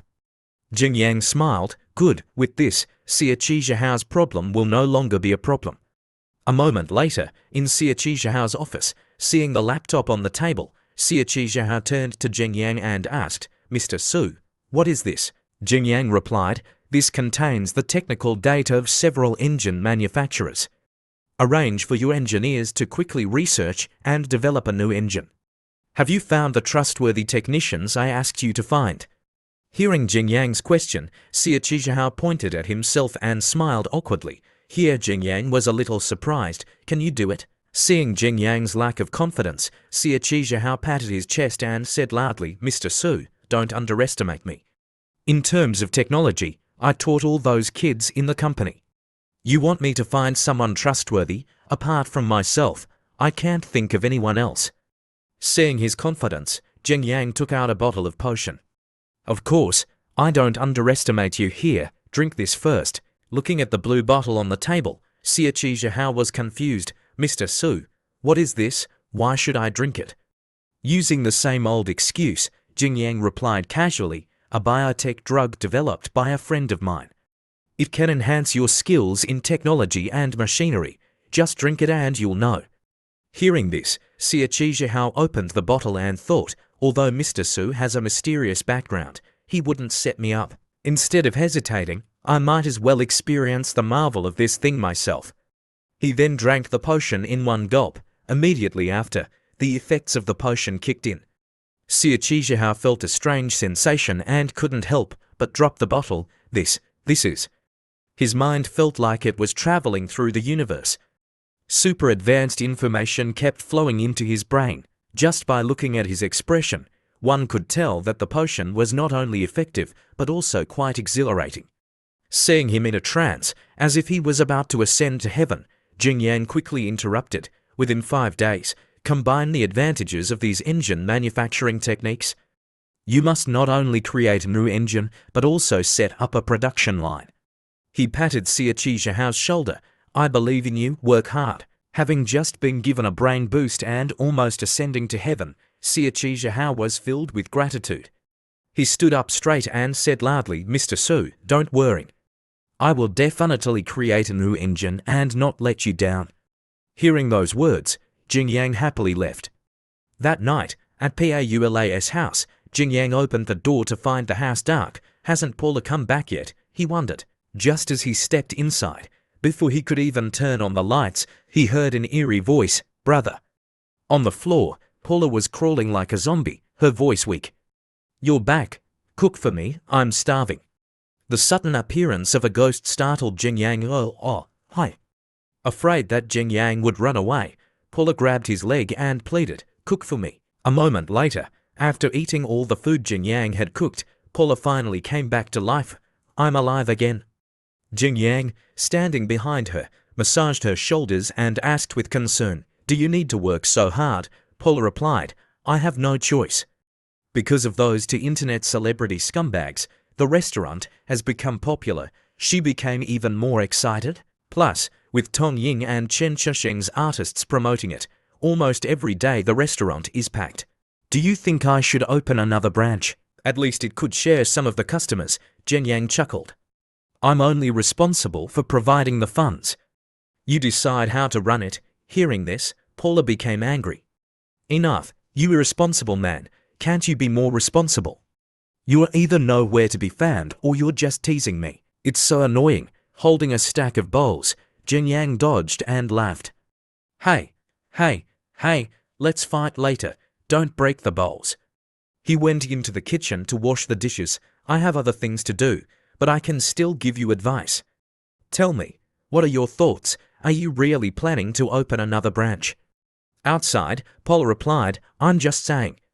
Although the restaurant has a reputation, we still need to ensure quality. It's not like we can just find any chef to do it. Having finished washing the dishes, Jing Yang, wanting to tease her again, said, You've considered quite a lot. Your husband is very pleased. Paula, hearing this, became furious again. Oh, you're teasing me again. I'll bite you to death. A few days later, at Chonyu Motors, Jing Yang was in the office, listening to Xie Zhihao's report. Mr. Su, our Chonyu engine has been released, causing a sensation. Now our orders are skyrocketing. Many companies are starting to seek cooperation with us.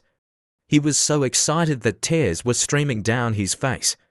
I never thought I could create a car engine and open a new era. I have no regrets in this life. Seeing him getting carried away, Jing Yang interrupted, calm down. After we overthrow Huanan Motors, we still have a long way to go. Just then, the secretary came in and announced, Mr. Su, President Xie Qi, the representative from the Mengyang engine manufacturer wants to see you. Hearing this, Jing Yang froze. Mengyang engine, why? Seeing Jing Yang's confusion, Xie Zhihao reminded him, it's Chairman Chen, the one you offered 6,000 NDT to. Remembering their previous encounter, Jing Yang realized, oh, that company. Go ahead, let's see what tricks they're playing this time. Outside the reception room, the person who came was not Chairman Chen, but a rather arrogant-looking man. Following him was either a secretary. After receiving the notification from the secretary, Jing Yang and Xie Zhihao discussed it and told the secretary to inform the representative of Mengyang engine manufacturer. A moment later, the door opened, and the representative from Mengyang stepped in with an arrogant demeanor, hands in his pockets, face tilted up. He asked, You're General Manager Su, right? Then he introduced himself. I am the young master of Mengyang Machinery Factory, Chen Zhouyang. He plopped down into a chair and continued, Last time, you offered 6,000 NDT to buy the engine manufacturing technology from my company. My father didn't agree, but perhaps you don't know that this technology is in my hands, so my father's decision doesn't count. I was away on business before. Hearing about this, I think this price is reasonable, so I decided to agree to your terms." Surprised by what the man said, Jing Yang picked up his teacup, his eyes scrutinizing, and asked, "Terms? What terms?" He thought to himself, "Isn't old Chen embarrassed to come himself?" So he sent his son to test the waters and see if we can discuss cooperation. And he's putting on this take it or leave it attitude, trying to trick me. Turning to Chen Zhou-yang, unaware that Jing Yang had seen through him, he still pretended, "Of course, the term is 6,000 NDT to buy our technology. After all, your price is quite reasonable. If it weren't for our years of cooperation, do you think you could just buy our technology so easily? You should know that we manufacture pickup trucks and SUVs. Our engine technology is number one in this field." Listening to his rambling, Jing Yang started to lose patience and yawned repeatedly, yet the man still didn't stop. He even brought up Huanan Motors, saying, "Moreover, you are currently dealing with pressure from Huanan Motors. I am willing to lend a helping hand. You owe us a big favor, you know." Hearing this, Jing Yang couldn't hold back anymore and retorted sarcastically, "Young Master Chen's favor is too great. I can't repay it. So, please take your technology back and let us live or die on our own." The words, though brief, were like a slap in the face. Chen Zhou-yang stood up from his chair, approached Jing Yang, and slammed his hand on the table, yelling, "You said you wanted to buy it before, but now that I'm here, you say you don't want to buy it. What do you mean? Are you playing me?" Jing Yang replied calmly, "When I needed the technology, you refused. Who else is to blame?" Chen Zhou-yang, hearing this, lost his composure. Unable to negotiate, he resorted to ridicule. "Do you think the engine model you guys are developing can even be used? Now, even if you offer 6,000 NDT, I won't sell it anymore. Wait until you fail, and Huanan delivers another fatal blow, then you can just wait to beg for mercy." Saying those words, he gritted his teeth tightly, thinking he had made himself clear. Surely he realizes the crux of the matter and understands the difficulty of developing a new engine, right? Faced with his attitude, Jing Yang was not angry at all, but replied softly, "You're right. It's all my fault for not considering carefully and offending you." Chen Zhou-yang secretly gloated, "That's more like it. I don't believe that in this situation, you would still dare to pass up the technology that's offered right to your door." Jing Yang then put on an expression as if he was considering it, and continued, "If you are not selling anymore." Just hearing this, Chen Zhou-yang secretly smiled, thinking he had succeeded. But then, Jing Yang slapped him in the face, coldly saying the final words, "Then don't sell it." Chen Zhou-yang was enraged, his face turning crimson. He gritted his teeth and asked, "What did you say?" Jing Yang bluntly replied, "Originally, I was a little tempted, but weren't you saying you wouldn't sell it for 6,000 NDT? I was thinking, going back and forth is too much trouble, so let's just not buy it." Hearing Jing Yang's words, Chen Zhou-yang, still arrogant, widened his mouth and yelled, You, Mr. Su, you're good. Just you wait and see." It seemed like he would charge into a fight with Jing Yang, but no, he turned around and left, slamming the door shut, leaving behind a sentence echoing in the room, "Just you wait and see." As soon as Chen Zhou-yang left, Xie Zhihao, with a slightly gloomy face, turned to ask Jing Yang, "Mr. Su, now we only have 2 engine production lines. We can probably produce 3,000 cars per week, but Huanan Motors is still suppressing us in terms of public opinion. What should we do next?" With a serious expression, Jing Yang spoke, "Contact all departments in Sandai City. Tell them Chon you can exchange a batch of new cars for free for them. In the future, as long as they replace their distribution vehicles, we can offer them a 40% discount. We will use this discount and the exchange conditions to ensure that when taxes are upgraded, they will only order our cars. We must replace all the taxes in Sandai City in the shortest amount of time. With official certification and taxes all over the city advertising for us, this is the best form of advertising. By then, do we still need to worry about so-called public opinion?" Listening to Jing Yang's strategy, Xie Zhihao couldn't help but admire him and exclaimed, "I understand now. I'll go contact them right away. As always, Mr. Su, your vision is so broad. Unaccustomed to flattery, Jing Yang remained calm. All right, leave this matter entirely to you, I'll head out first. Getting into the car, Jing Yang turned to Yurong and said, work is done. Let's find a place to eat. What do you want to eat? Yurong looked down at her seatbelt, which was digging into her chest, and sighed, I don't know. I haven't been eating properly these past few days. I think I've lost weight. Looking at her breasts straining against the seatbelt, Jing Yang's eyes widened, thinking, like this is considered thin.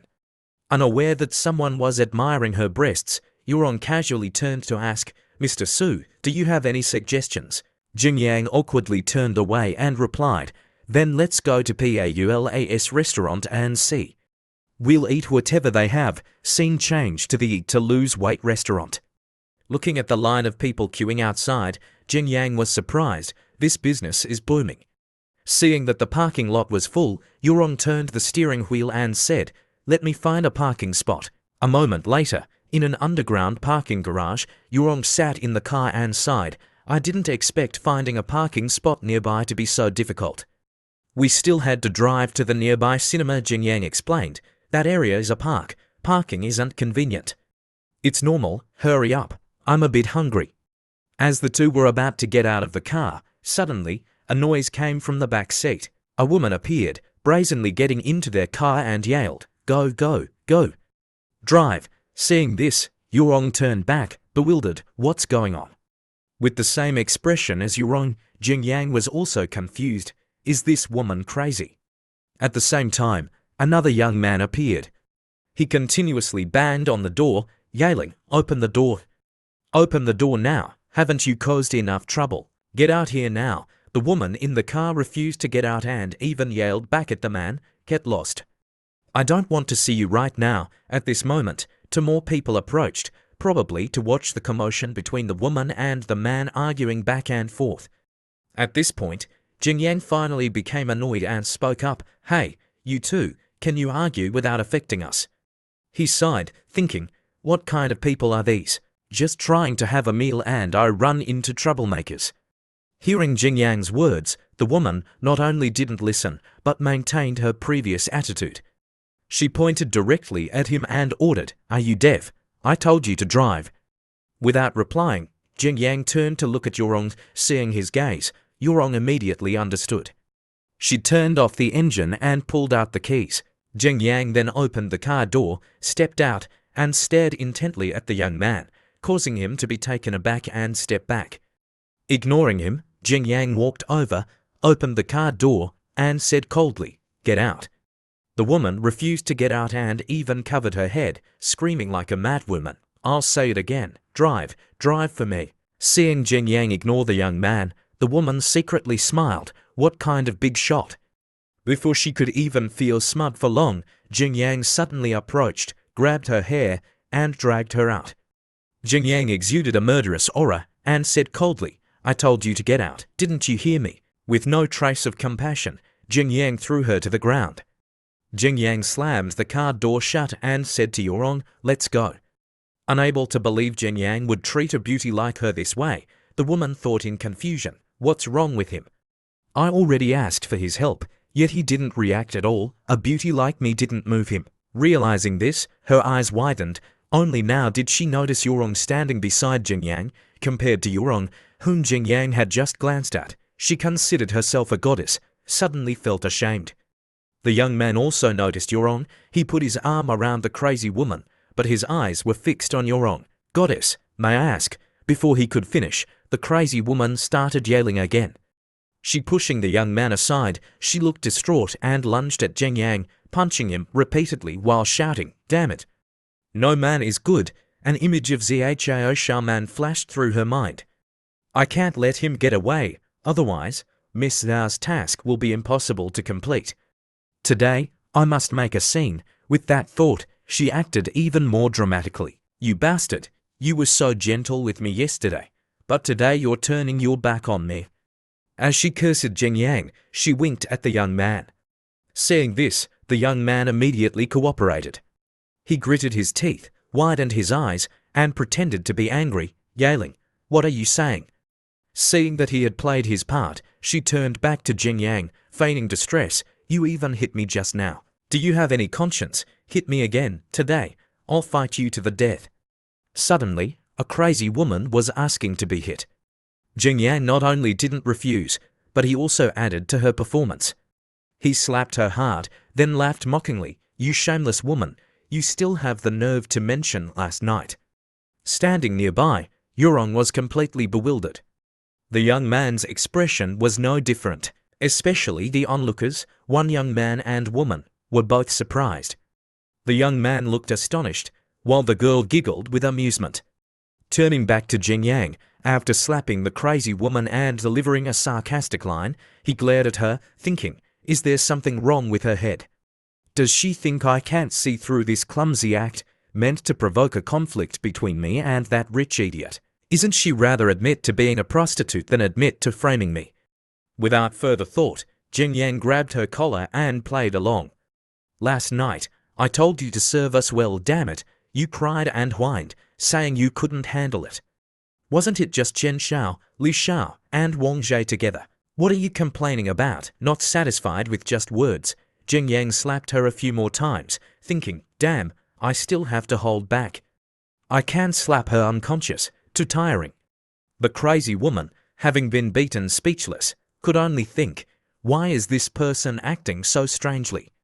Jing Yang, still not stopping, continued, "All right, Chen Xiao and the others are furious now. I don't know how to explain it to them." Hearing Jing Yang's words, the girl who was watching couldn't help but speak up. "I didn't expect you to be so promiscuous." "That's right," her boyfriend chimed in, mocking. "No wonder you're so familiar with them, getting into their car so easily." Hearing the girl mocking her, the crazy woman, despite her swollen face, still retorted, "Shut up." At this moment, the young man finally stepped forward to intervene. "All right, let her go." Still gripping the crazy woman's collar, Jing Yang glanced at him. "What do you want?" Seeing that not only the crazy woman was looking for trouble, but this guy too, Jing Yang thought, "This guy is also an idiot, thinking he's a match for me." Seeing Jing Yang not releasing the crazy woman named Sun Zhaoxiao, the young man started to get angry. He growled, "I told you to let her go, didn't you hear?" Standing nearby, the young man who was watching excitedly cheered, "That's right, brother. You must fight him to the end, don't back down." The girl beside him, who had been mocking Sun Zhaoxiao earlier, also turned to cheer for the young man. "Young Master Wu, go for it." By this point, Jing Yang knew that this group was all in cahoots. Not only did he not release the crazy woman, but he also slapped her again, challenging, "If I don't let her go, what can you do?" Standing right beside him, but not daring to intervene, Wu Shufan could only resort to verbal threats. "You dare provoke me? You have no respect for me." Jing Yang replied casually, "Is this what you call disrespect? I'm clearly looking down on you." Hearing this, Wu Shufan was furious. He gritted his teeth, veins popping on his forehead. A fight seemed inevitable. The young man who was watching thoughtfully pondered, daring to provoke Wu Shufan like this, could this guy also have some backing? But judging by the beat-up car he's driving, how powerful could he be? Back to Wu Shufan, thinking that Jing Yang would lunge at him after his provocation, he braced himself for a fight. But no, he just took his anger and walked away. As he walked, he turned back and threatened, all right, I'll see how tough you are." Seeing that things were about to escalate, Yurong asked worriedly, "Mr. Su, do we need to?" Jing Yang interrupted her, still calm. He released the crazy woman and said, "It's all right, just a spoiled brat with some money." Looking at Wu Shufan calling for backup, Jing Yang chuckled. "I want to see who he can call." Just then, Jing Yang's phone rang. He was surprised to see it was Mu Sheng. "Mu Sheng, why is he calling?" Without much thought, he answered the call, "Mu Sheng." Mu Sheng's voice came from the other end. "Sir, are you in trouble? Is someone causing trouble at the parking lot?" Jing Yang was even more surprised. "How did you know?" "In the control room," Mu Sheng explained. "We're monitoring Zhao Xiaoman's movements. We detected that she's planning something against you. The specifics are probably to provoke a conflict between you and a second-generation rich kid from another family." Hearing this, Jing Yang had a hunch, a scheme to use someone else to kill. Mu Shan, looking closely at the documents, continued, "It's not that simple. It seems they want to test if someone you know will come to your aid, to lure out the organization behind that person. Moreover, I've heard of this organization before. Their power is not to be underestimated. It's not convenient to discuss the details over the phone. I'll tell you everything in detail when you get back." Looking at the couple still standing there, Jing Yang replied to Mu Shan, "Understood. I'll be back soon. Send me the information on those troublemakers first." After hearing the information from Mu Shan, Jing Yang was impressed. This Zhao man is really cunning. If I hadn't recruited Mu Sheng's team, I might have fallen for her trap. And she even knew I would appear here at this time and could arrange people to lie in wait beforehand. She clearly put in a lot of effort. No matter what, I've already offended these two. Jia Xiaoman's plan can be considered a success.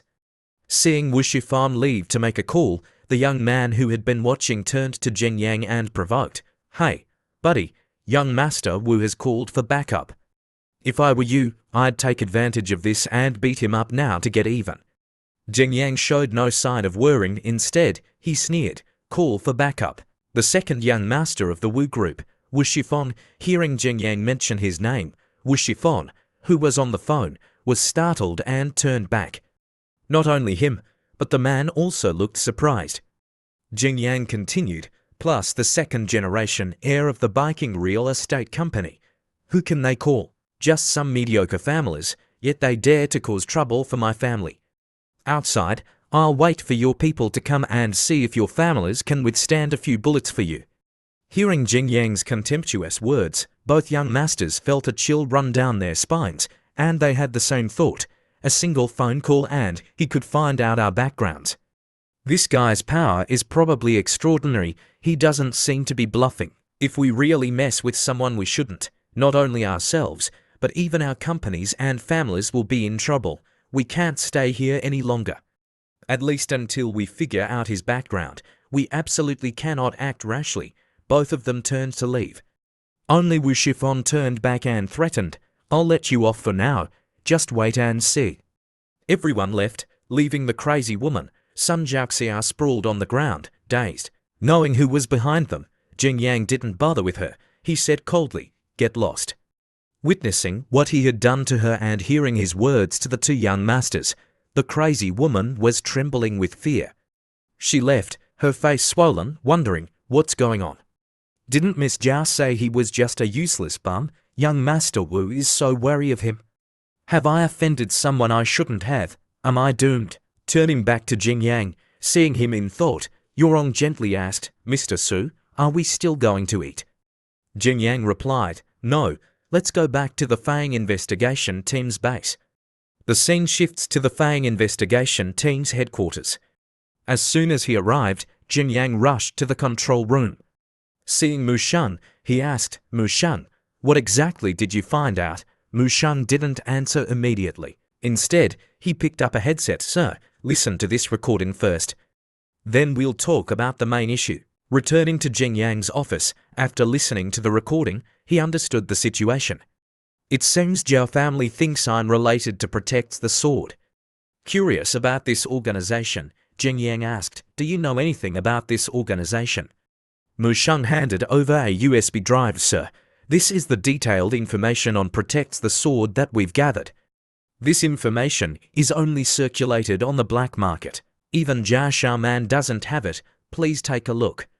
According to our information, Protect the Sword is a mysterious underworld organization originating from the Ming and Qing dynasties.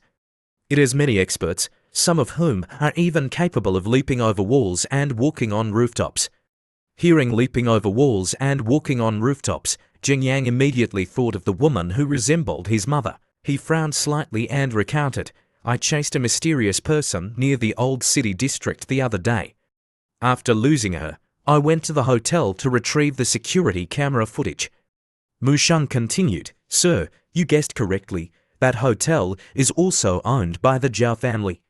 Plugging the USB drive into his laptop, Jing Yang wondered, "So Zhao Xiaoman has probably also seen that video, suspecting my mother is from Protect the Sword. Is she monitoring me to deal with Protects the Sword, trying to lure them out? Protects the Sword was established almost at the same time as the Heaven and Earth Society, but completely opposite to it. It has numerous experts and a wide range of members involved in many fields. It's uncertain if they are controlled by officials. With so many experts, Protects the Sword's power is immense. However, the others are just auxiliary. The true strength of this organization is still martial arts. In recent years, they have thwarted many foreign infiltration attempts. Now, they have become a thorn in the side of many forces, both domestic and foreign. After investigating for so long, Mu Sheng must know my mother's secret, but he thought, if you suspect people, don't use them. If you use people, don't suspect them. Some things are better said sooner rather than later. Jing Yang took out a ring and showed it to Mu Sheng. Do you recognize this? The insignia of Protects the Sword. It also appeared in the information you gave me. The owner of this ring is named Liu Huilin. She's my mother. Hearing Jing Yang's words and seeing the ring, Mu Sheng was shocked.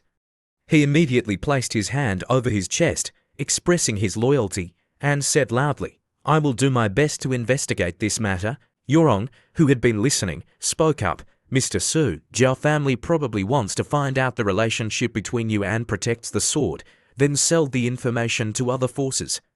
What should we do? Jing Yang remained calm. As long as they don't find any evidence, I'm safe for now. If they dare to leak the information, the Zhao family will cease to exist. His eyes hardened, his voice turning cold. Zhao Shaman wants to sell this information for profit. She needs to see if she has the life to spend the money. Just then, Yorong's phone rang. Who's calling me at this time? As soon as she answered, a crying voice came from the other end. What, Auntie, I've been cheated. Yorong, hearing this, became angry. What are you doing again? Are you looking for trouble? The nephew sobbed. No, I'm not, but I lost over 3 NDT. Hearing their conversation, Jing Yang and Mu Sheng exchanged glances. We were just talking about serious matters. Can we be serious for a moment? Yorong, usually gentle, became furious. Over 3 NDT. Where did you get that money? What did you do? The nephew explained anxiously. It's my lucky money and pocket money. It's hard to explain over the phone. Please come and save me. Seeing Yorong lose her temper for the first time, Jing Yang thought, I didn't expect Lin Yorong, who's usually so gentle, to have such a fierce side. Women are inherently gentle, but what makes them strong? Jing Yang was about to reach out to Yorong when she suddenly turned back with a gentle smile. Mr. Su, my nephew is quite disobedient. Today, I might need to take a leave of absence. Wherever there's trouble, there must be Jing Yang, he suggested. I was just planning to go out for a walk to clear my head. Take me with you. Let's go meet your nephew and see what trouble he's caused. The scene shifts to a street not far away. As soon as Yorong's nephew saw his aunt, he burst into tears and ran over. Auntie, you're finally here. Lifting her nephew up, Yorong threw him into the car and scolded, get in the car now, then explain everything to your uncle. If your parents find out, you'll be spanked. Hearing Yorong mention uncle, the nephew was surprised. Uncle. Jing Yang, sitting in the driver's seat, seeing the boy, gently interjected, Hey, don't be angry with a child. Yorong shook her head. I can't spoil this brat. Otherwise, he'll tear down the house. Only now did the nephew notice Jing Yang. Seeing Jing Yang speaking up for him, he asked curiously, Are you Auntie's husband? Yorong blushed crimson. She scolded. What nonsense are you talking about? Tell me now, what exactly happened? Faced with his aunt's anger, the nephew trembled and quickly explained, I saved up a lot of money to buy a King of Agriculture nickname in a game. It has many characters and skins, but after playing for less than 2 days, the seller took back the account. I went to the police, and they told me to bring my parents to file a case, but I didn't dare to tell them. The nephew started crying again. The seller promised not to take it back. Where is the trust between people? Yorong, hearing his explanation, became even angrier and pinched his cheek. You brat, can't you live without playing that stupid game? The nephew immediately retorted, Auntie promised me that if I was top of my grade, she'd let me play games. Besides, I have self-control. Auntie is just jealous of my skills. Predictably, arguing back with his aunt resulted in a spanking. So what if you're top of your grade? Can you be arrogant just because you're good at studying? Who hasn't been top of their class? So what if you're a king in a game? I usually don't play games, but it's not like I'm addicted to the internet like you. Jing Yang, seeing the aunt and nephew arguing, intervened. All right, it's just a game. No need to be so strict, he said to Yoron's nephew. Send me the transaction history. I'll investigate the other party's identity. A moment later, having investigated the scammer's background, Jing Yang called him. As soon as the other end answered, Jing Yang spoke. Zhou Ming, you sold a King of Agriculture account, right? I'm giving you one chance to return the account to me, otherwise, you won't be happy. The scammer, Zhou Ming, laughed. Buddy, if you still have money, use it to improve your IQ. This is society. Learn to be smart, consider it tuition. He hung up immediately. He had officially made it onto Jing Yang's blacklist. This is society, Jing Yang sneered. It's time to show him what society really is. At a school, it was after school hours. Zhou Ming was sitting in class, smugly thinking, idiots, all of them failed gamers pretending to be big shots. Seeing him smirking to himself, a classmate approached. Zhou Ming, what are you doing? Your smile is so creepy. I can tell it's nothing good. Zhou Ming held up 3 fingers and boasted. This idiot, you're the one with a creepy smile. I just took back an account I sold a few days ago and made 3 NDT. His classmate was envious. Damn, that's awesome. I have to try it too. Zhou Ming leaned in and whispered, this isn't even the best part. Guess what? The beer found my number online and called, saying he wanted his account back. I told him, this is society. I'm only responsible for teaching you a lesson, not for coddling you. The classmate burst out laughing. Only you would be so shameless. But then he cautioned, but I heard that scamming over to NDT can lead to criminal charges. Are you sure you're okay? Hearing his classmate's words, Zhou Ming remained fearless and still smug. Afraid of what? I've never heard of taking back a game account leading to criminal charges. He's just trying to scare me. Does he have the guts? Interrupting their conversation, the homeroom teacher approached and said, Zhou Ming, someone is looking for you, follow me. A few minutes earlier, accompanying Jing Yang to Zhou Ming's school, Yurong was still trying to dissuade him. Mr. Su, it's not worth it. Really, it's not worth it. Turning to her, his expression firm, Jing Yang said, you're my people. If your family is bullied, I must help you get justice. Yurong blushed, her heart pounding, thinking, Mr. Su said I'm his people. Her nephew, hearing this, was filled with admiration. Uncle is so cool. As they approached the school gate, they were stopped by a security guard. Sorry, this is a school. Unauthorized personnel are not allowed to enter. Taking out his wallet, Jing Yang said sternly, I need to enter the school to discuss business with the school leaders. The security guard, hearing this, didn't suspect anything and respectfully invited them in. Inside, encountering a teacher, Jing Yang, still using the same tactic, held out a bill and asked sternly, excuse me, where is the grade 10 homeroom teacher? With the same respectful attitude as the security guard, the teacher replied, let me take you to find him. Repeating the same process, Jing Yang, having just met some homeroom teacher, quickly took out 3 bills and said, homeroom teacher, right, I have something to discuss with you. Impressed by Jing Yang's aura, the homeroom teacher didn't care who he was and immediately bowed obsequiously. The leader is instructing. Back to the present, Zhou Ming, having been led to the office by his homeroom teacher, met Jing Yang and became timid, a mix of anxiety and questions filling his mind. What's going on? Could this man be the one I scammed? He chased me all the way to school, seriously. He noticed that the homeroom teacher was respectfully greeting the man. The homeroom teacher, curious about Jing Yang's appearance, asked, Mr. Su, may I ask if Zhou Ming has made some mistake? Jing Yang hesitated. Well, it's neither big nor small. My nephew spent money to buy a game account from Zhou Ming. As a result, after less than 2 days, he took it back. I was originally planning to settle this peacefully, asking him to return the account, and I'd let it go. But your student Zhou Ming said I deserved to be scammed. He said taking back the account was his skill. Hearing this, the homeroom teacher became furious. scamming. This is blatant fraud.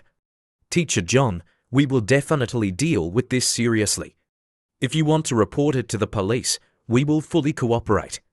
Zheng Yang sighed, it's not worth reporting to the police. But I hope Zhou Ming and your school can do 3 things. First, return the account. Second, inform his parents and be frank with them, without any bias. Third, announce to the whole school that he is a fraudster. Hearing the third condition, Zhou Ming immediately knelt down and cried, Uncle, I was wrong. I'll return the account to you and refund the money, please. If the whole school knows, I won't be able to stay at school anymore. The homeroom teacher, seeing this, also spoke up for him. Mr. Su, this time your nephew didn't suffer too much loss. Besides, he already knows he was wrong. How about not announcing it to the whole school? After all, he's still a minor. Doing so might leave a psychological shadow on him. Zheng Yang frowned. Psychological shadow. I want him to have a psychological shadow, so what? Wasn't he very smug? If I hadn't found him, would he still feel like he's very clever? Now, I'm telling you, you can try to take back the account again and see if I can make you spend the rest of your life in jail. Hearing jail, Zhou Ming was terrified and started begging, I won't dare again. Please don't send me to jail. I don't want to go to jail. Please spare me. A moment later, after resolving the Zhou Ming incident, the 3 of them left the school. Seeing Zheng Yang's stern demeanor earlier, Yurong approached and said, Mr. Su, were you too harsh? Zheng Yang explained, whether it's too harsh or not depends on the situation and the person. Besides, I already told the homeroom teacher beforehand. I was just intimidating that kid. The homeroom teacher knows how to handle it. The nephew, seeing Zheng Yang's intimidating display, was a little scared and hid behind Yurong. Auntie, Uncle is so fierce. Will he eat children? Yurong blushed crimson, scolding, Don't talk nonsense. If you keep talking nonsense, I'll tell your parents everything today. The nephew, still innocent and clueless, but impressed by Zheng Yang's demeanor, said, But Uncle is so cool. All right, it's all settled. Do you want to get something to eat? Zheng Yang asked. Hearing the question, the nephew replied without hesitation, I want hot pot. What? You brat, Yurong exclaimed. You're being cheeky again, aren't you? Uncle, save me. The scene shifts to a food market. In front of a hot pot restaurant called Little Sister Hot Pot, a poor-looking mother and daughter were sitting outside. Just then, Zheng Yang arrived with Yurong and her nephew. As they approached the restaurant, seeing the pitiful mother and daughter, Zheng Yang suddenly felt sympathy. He didn't hesitate to take out a 100 NDT bill from his wallet and handed it to the woman. Take this. The woman, surprised to receive such a large money, hadn't even opened her mouth to thank him when Zheng Yang had already entered the restaurant. Inside, after being seated, Zheng Yang asked, Look at the menu, order whatever you want. Hearing this, the nephew excitedly replied, Uncle is the best. I want to eat a lot, he thought. I was so scared earlier that I didn't dare to eat. Just then, a figure suddenly approached. It was the woman who had been sitting outside. She walked over and stared intently at Zheng Yang without saying a word. Zheng Yang, surprised, also looked at her. Zheng Yang asked, What's wrong? Leading her child, the woman returned the 100 NDT bill to Zheng Yang, hesitatingly saying, I don't need money. I want to find a job.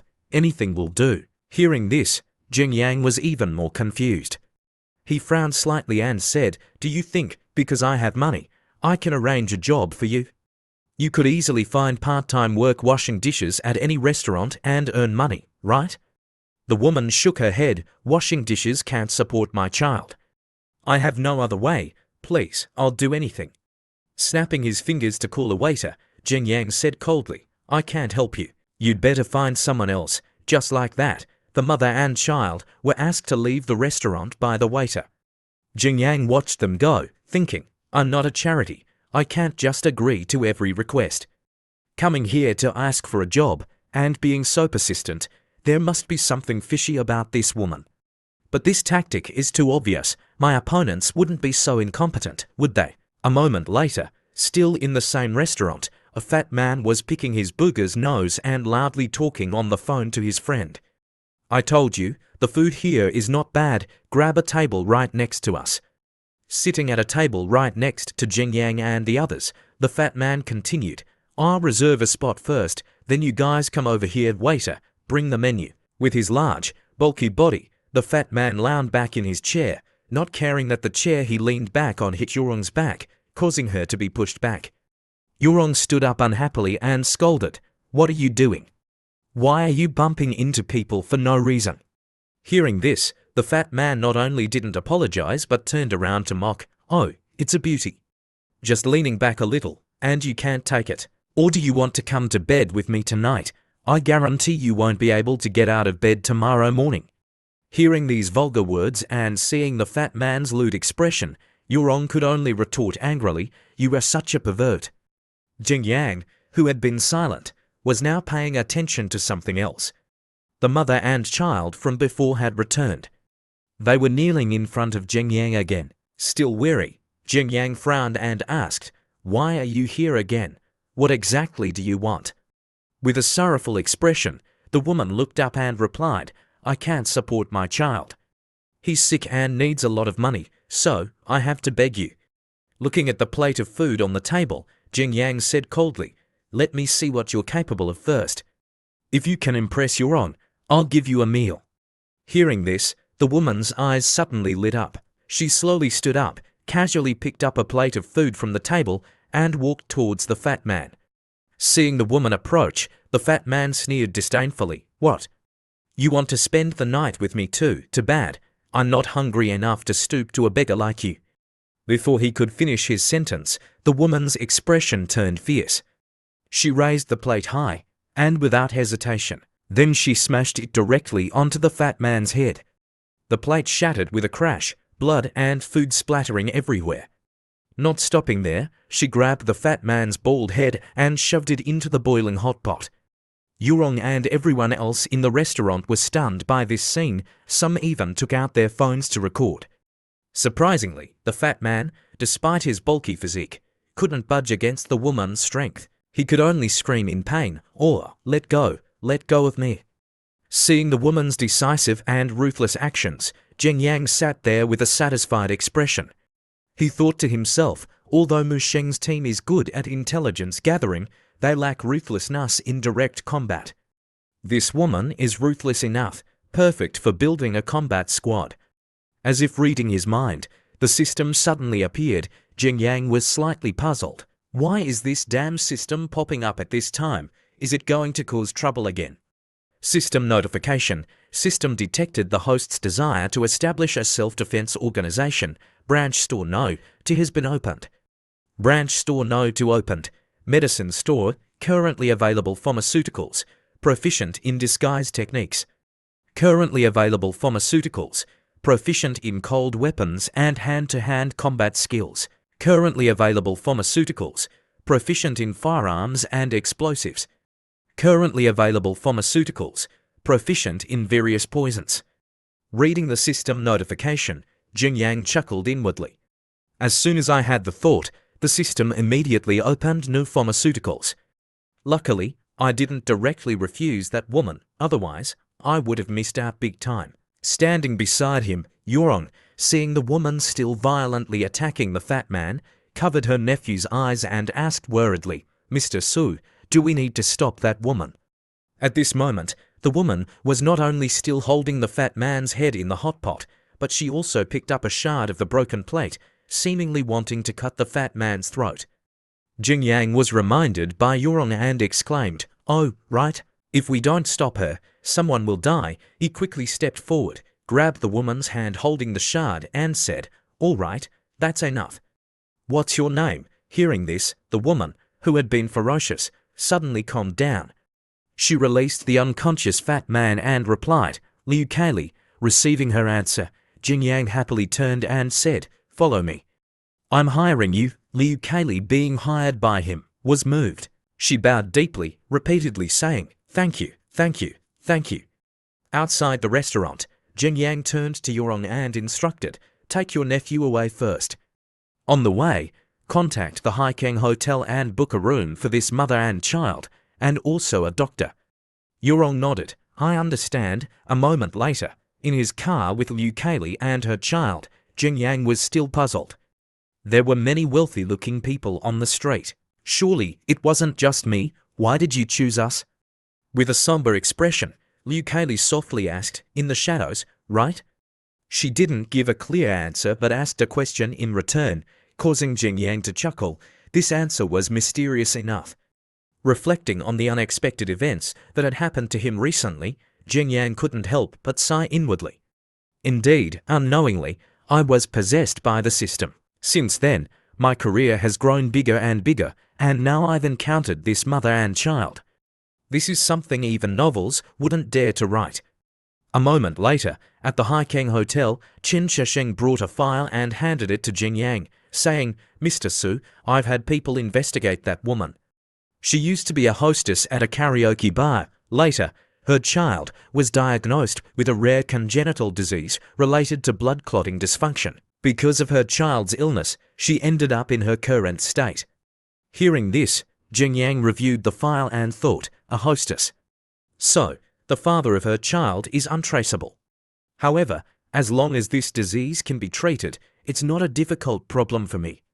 Putting down the file, he stood up and instructed, "Contact a doctor and arrange treatment for her child. The expenses are on me, but you must ensure the well-being of both mother and child." Chen Shisheng nodded. "Mr. Su, rest assured, I will do my best." After delegating a few tasks to Chen Shisheng, Jing Yang left the hotel. As he walked downstairs, his phone suddenly rang. Looking at the caller ID, it was Paula. He wondered, isn't Paula busy with the restaurant? Why does she have time to call me now? Without much thought, he answered the call. On the other end, Paula, as soon as she heard his voice, anxiously said, "Someone is asking us to donate money." What should we do? Hearing this, Jing Yang was confused. Donate? What do you mean? The next evening, at the Chengbai Hotel in Sandai City, a red carpet was rolled out to welcome distinguished guests. On both sides stood reporters, paparazzi, and onlookers. The MC's voice echoed, "Ladies and gentlemen, welcome to the charity gala organized by the Nguyen Yang Charity Foundation.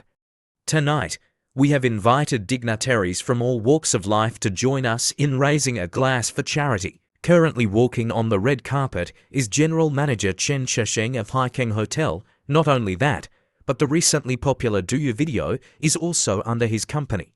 Chairman Dong of Tenglong Real Estate are also here. Tonight is sure to be a dazzling night. Listening to the MC's introduction, Chen Shisheng sighed, thinking, if Mr. Su didn't insist on staying behind the scenes, this little bit of wealth of ours would be nothing in front of him.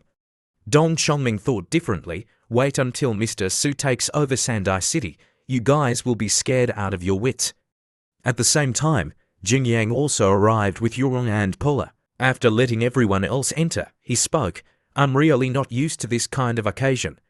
It's just a bunch of rich people gathering for a meal, nothing impressive." Yurong, after doing some research on the organization, turned to him and said, "Mr. Su, I've investigated this Nguyen Yang Charity Foundation. They are a relatively new foundation, and their official website only shows some superficial projects. Are they reliable?" Jing Yang, hearing this, didn't seem to care much.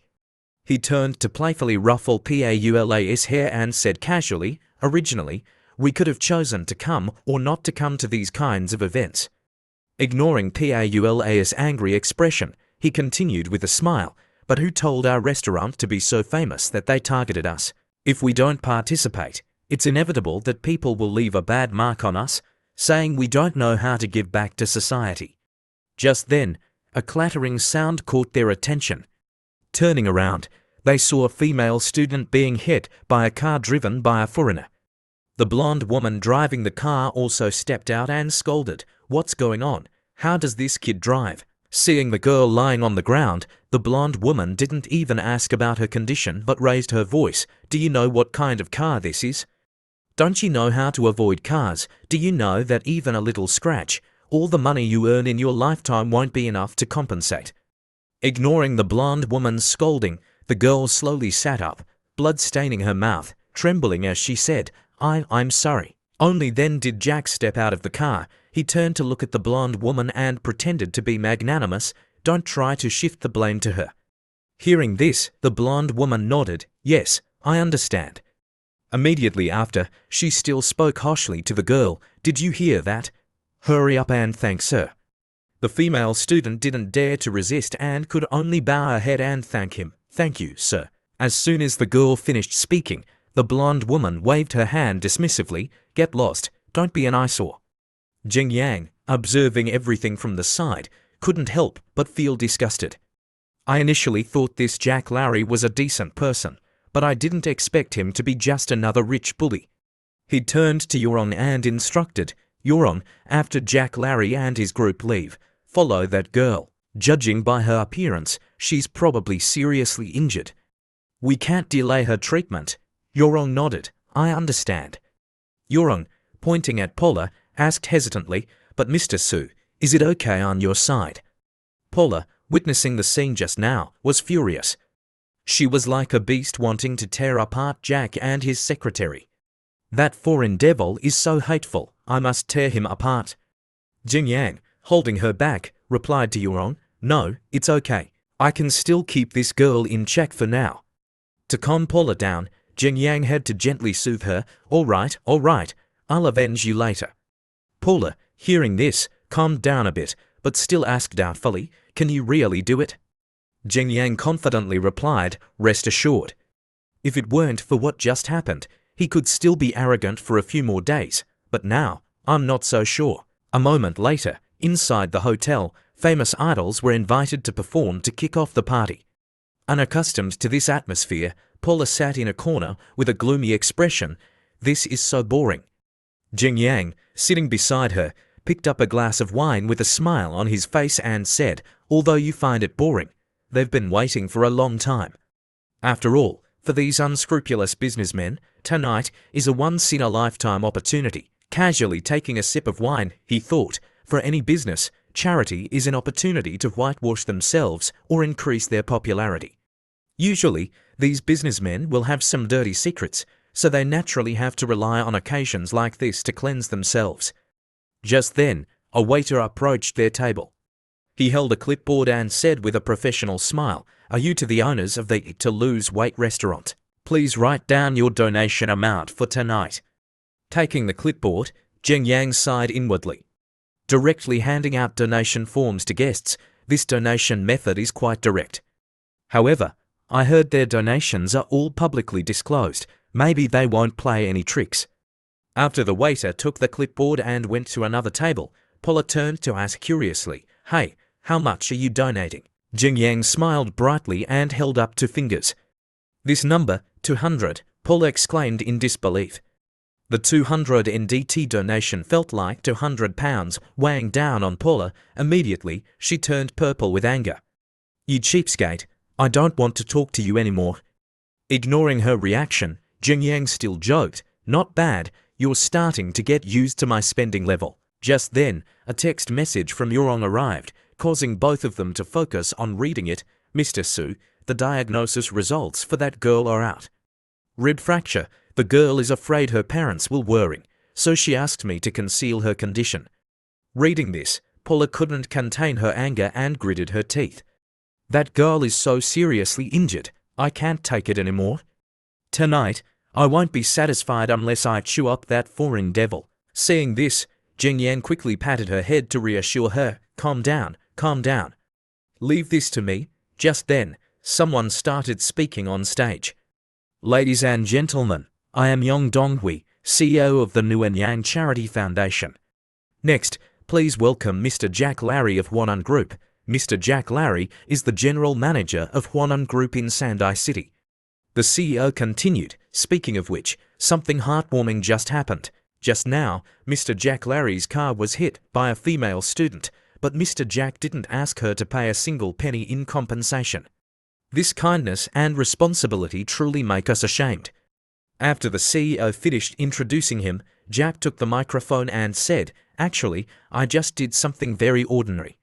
I didn't want to brag about it. The blonde woman following him also chimed in to praise him. Normally, Jack really likes to help others. It's a pity that usually only I can see it. But I feel that maybe we should share this story to warm everyone's hearts. Hearing these hypocrites twisting the truth, Paul's anger reached its limit. She stood up abruptly, disgustedly saying, "I can't stand it anymore." Saying this, she headed straight for the door. Jing Yang, seeing this, thought, luckily, this girl knows how to assess the situation and didn't immediately rush up to tear that foreign devil apart. Otherwise, tomorrow's headlines would be lively again. Immediately after, he also ran out after Paula, looking around, not seeing her anywhere. He wondered, where did this girl run off to? He knew Yorong had already driven the girl to the hospital. Could she be walking home? Suddenly, a sound nearby caught his attention. Looking over, he saw Paula holding a scissors, puncturing the tires of Jack's car. Seeing the way she was venting her anger, Jing Yang was speechless, thinking, this girl rushed out in such a hurry just to puncture someone's tires. He thought about stopping her childish behavior, but no, he walked over, took the scissors from Paul's hand, and joined in. Go, go, go. Don't just damage one.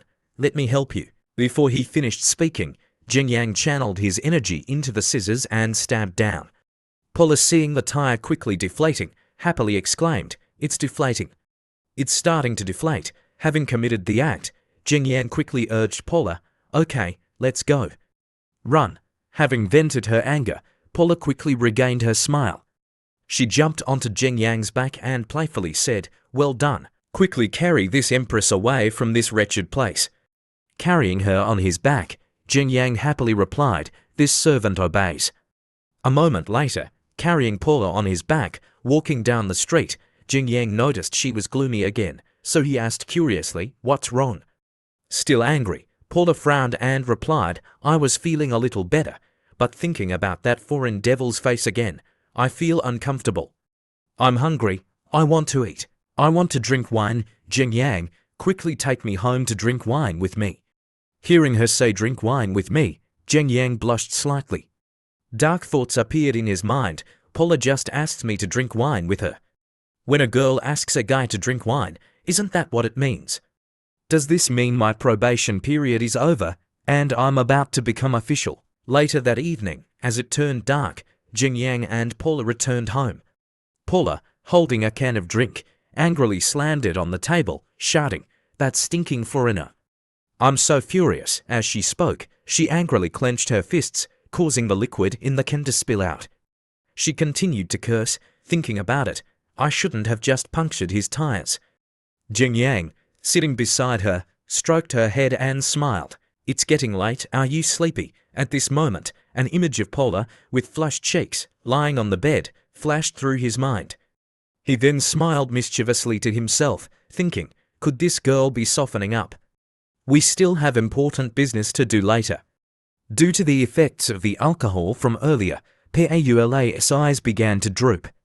She leaned back on the chair and mumbled, "So sleepy, carry me to the room." Hearing these words, Jing Yang's heart was filled with joy. He thought excitedly, the standard answer. Gently, Jing Yang carried her into the room. Looking at Paula's sleeping form, Jing Yang's eyes couldn't hide his desire, and he wondered, Paula looks like she's about to fall asleep. Don't tell me today is just going to end here. However, contrary to his expectations, Paula quickly fell into a deep sleep. He sat beside her, annoyed, thinking, damn it. If I had known, I would have let her drink a little less. Just when it seemed like everything would stop there, Paula's hand suddenly reached up and gently touched his face. Then, Paula wrapped both her arms around his face and brought her face closer to his. Instinctively, his eyes closed tightly. Feeling her breath getting stronger, he nervously thought, this progress. Could it be that tonight I can finally? But very quickly, reality pulled him back.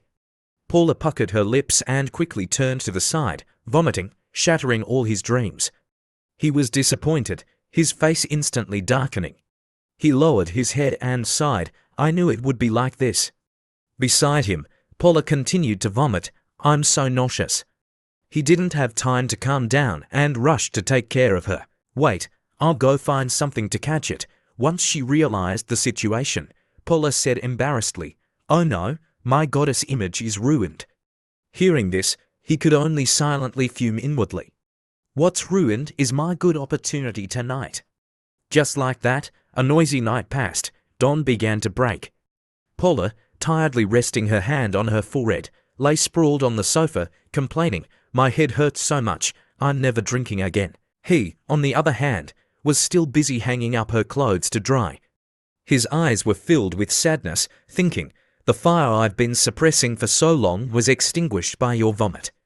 Who's more miserable here? Just then, Yorong's phone call came through.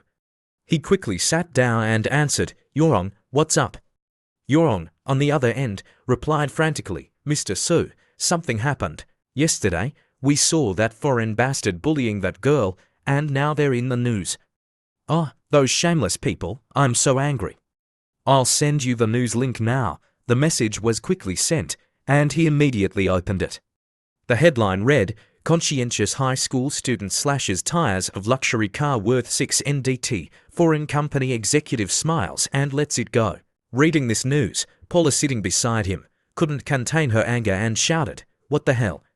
Which media outlet is this? How can they publish such a conscience-less article?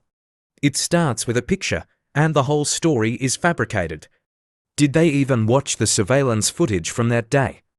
Jing Yang, standing beside her, frowned and speculated, "These pictures are all cut from the surveillance video. How could they not have seen it? It's probably Huanan cars bribing the media to deliberately distort the news." Paula, hearing this, became even more furious. She grabbed his collar and yelled, "Hey, Jing Yang, don't you have a lot of dirty tricks? Hurry up and do something." Understanding her concern, Jing Yang laughed loudly and replied, "Don't worry, let's wait and see." Just then, a text message notification suddenly popped up on his phone. He quickly opened it and said in surprise, "Oh, Yorong sent another article." Pictures of him and Paula appeared in the news, with the headline, "Twisted Jealousy or Simply Low Morality." After reading it, he laughed with amusement. "They even caught us puncturing the tires last night." Contrary to his calmness, Paula was extremely worried. She grabbed his collar and asked anxiously, "Jing Yang, what should we do now?" He calmly replied, "I told you, just wait and see."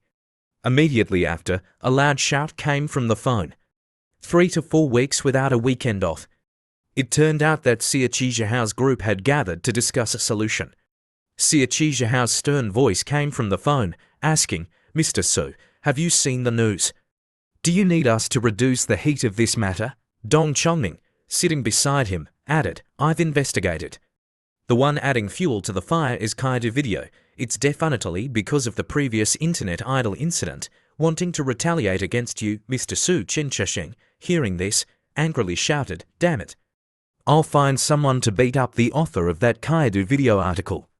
Xia Qijiahao excitedly suggested, "Mr. Su, let's launch a counterattack against Huanan cars now." Sensing the tension, Jing Yang laughed to reassure them, "It's okay. Let it trend. I've never been trending before." "It's quite exciting." Hearing his answer, Xia Qijiahao was puzzled, thinking, No, is Mr. Su being sarcastic? He even said it's exciting. On this end of the line, Jing Yang continued to ask, "By the way, what's the situation outside now?" Chen Shasheng excitedly stood up and replied, "Currently, Huanan Group has expressed condemnation towards you and Miss Paula, but Jack Larry pretends he doesn't want to pursue this matter. Also, the Zhao family cooperated with several other families to write an apology letter to Jack Larry. In the letter, they not only apologized to Jack, but also hoped that he wouldn't have a biased view of our country because of this incident, affecting our friendship." Jing Yang, hearing this, burst out laughing. "They talk so righteously, but in reality, they want to cooperate to suppress us, right?" On the other end of the line, Xia Qijiahao's group continued to discuss, "The problem is that this letter has now attracted a lot of positive reviews from netizens. Moreover, they've started criticizing the To Lose Weight restaurant. If we don't take action, it will likely affect Miss Paulas restaurant." Hearing this, Paula panicked and shouted, "My restaurant." Noticing her concern, Jin Yang didn't want to worry her further, so he quickly ended the call. "Understood. Let them crow for a while, wait until the public opinion reaches its peak, then we'll make a sharp U-turn." Paula, with tears in her eyes, turned to him and asked, "Do you have a way to solve this, right?" Seeing this, he gently reassured her, "All right, I'll take care of this now. I was planning to wait." Before he could finish his sentence, Paula had already rushed over and hugged him. Not giving him time to react, Paula then lightly kissed him on the cheek and whispered, "Good boy, this is your reward." The incident happened so quickly that he was momentarily stunned, his eyes wide open, standing motionless. Even after Paula had left, he still stood there foolishly, looking at the clear blue sky outside. He thought happily, "For this, it's totally worth it." The scene shifts to the Eat to Lose Weight restaurant. A girl, leading a group of people carrying banners and signs, entered the restaurant, making a loud commotion. Let's learn a bit about this malicious restaurant. With this kind of owner, it's a wonder this restaurant hasn't gone bankrupt. As she spoke, she distributed flyers with the content, "Malicious restaurant, low morality." Seeing them causing a disturbance, a man sitting nearby eating turned around and scolded, "Will you stop it already? I'm just trying to eat a meal, and you've come here 800 times already. Is there something wrong with your head?" The girl, not only unafraid, turned around and retorted, "Uncle, what kind of language are you using?" The man, unable to contain his anger, directly shouted, "I'm talking like this. So what? Whether they punctured the tires or not, what does it have to do with you? I came here to eat. What does the owner's morality have to do with me?" Seeing the girl being scolded, the bald man behind her, who was with her, rushed forward aggressively. "Food is like character, don't you understand? How can people with such low morality cook good food?" Receiving support from her companion, the girl continued aggressively, "That's right, his heart is rotten, so the food he cooks is also garbage. We can't just sit back and watch." After listening to the entire conversation, a woman was also furious and turned around to shout, "Hey, you guys, stop embarrassing yourselves here. Go check the news, you all look smart and bright, but I didn't expect you to be so foolish." The girl, hearing this, glared at her and asked, "Who are you calling foolish? Old lady, you guys are the fools, being used by this kind of owner to make dirty money, and you're still defending them. Do you have any brains?" While the girl was ranting and raving, the bald man behind her suddenly pulled her shirt in a panic. Seeing this, the girl turned around and asked irritably, "Why are you pulling my shirt?" The bald man quickly held up his phone screen in front of the girl. "Look at this." On the screen, a series of videos recording the accident from that day appeared. It showed the girl riding her bike on the road when a car suddenly rushed towards her, causing her to fall to the ground. The man who was eating earlier also saw the video. He turned around and laughed mockingly at the group. "Someone just said that the owner of this restaurant has a malicious heart. Now let's see who's more malicious. This angle, this posture, hitting someone and still being so arrogant and domineering. If I were there, I would have slapped him twice." The woman next to him excitedly said, "Brother, don't just comment. There's another video you haven't seen yet." The man laughed with amusement and replied, "I'm watching it now." The girl helping the injured girl into the car looks familiar. The woman excitedly asked, "Only the girl looks familiar. Isn't there anything else?" After watching it repeatedly, the man finally realized and exclaimed in surprise, "Damn! Isn't that the owner's car? And that girl is the owner's secretary." Indeed, without video, there is no truth. So many netizens were fooled by those pictures. What a bunch of fools. After the truth was revealed, everyone in the restaurant looked at the girl and laughed mockingly. These young people even spent money to print flyers to smear others. I wonder what they were thinking. Ugly people do ugly things. They probably don't do well in school either. They're only good at these underhanded tricks. The girl, now embarrassed, quickly covered her face with the flyers and ran away. The man, seeing this, mocked from behind, "Young people, remember to open your eyes next time. You're being sold, and you're still counting the money for them." However, as she ran to the door, she accidentally bumped into Yoron, who was entering the restaurant. Immediately, the pile of flyers in her hand scattered all over the floor. Yoron, with an angry expression, looked at the girl's appearance and threatened, "I've recorded your behavior as evidence. You to just wait to receive a lawyer's letter. The Eat to Lose Weight restaurant will not tolerate those who maliciously slander us." We'll count every single one of you and won't show any mercy. Recognizing Yurong's appearance, people in the restaurant started discussing, isn't she the secretary of the restaurant owner? She's the one who took the girl to the hospital in the video. Wow, she's beautiful, cool and kind. Coming to eat today and even meeting a beauty, it's totally worth it. The girl, no longer having the arrogant demeanor from before, had tears welling up in her eyes as she explained, we're just students. Before she could finish, Zheng Yang's cold voice rang out, students. When you were deliberately smearing us, you didn't look like students at all. When you were defending foreigners and attacking our dignity and morality, you didn't look like students of Huaxia either. You caused this trouble, and you want me to let you go? The girl was now terrified and sat down on the ground.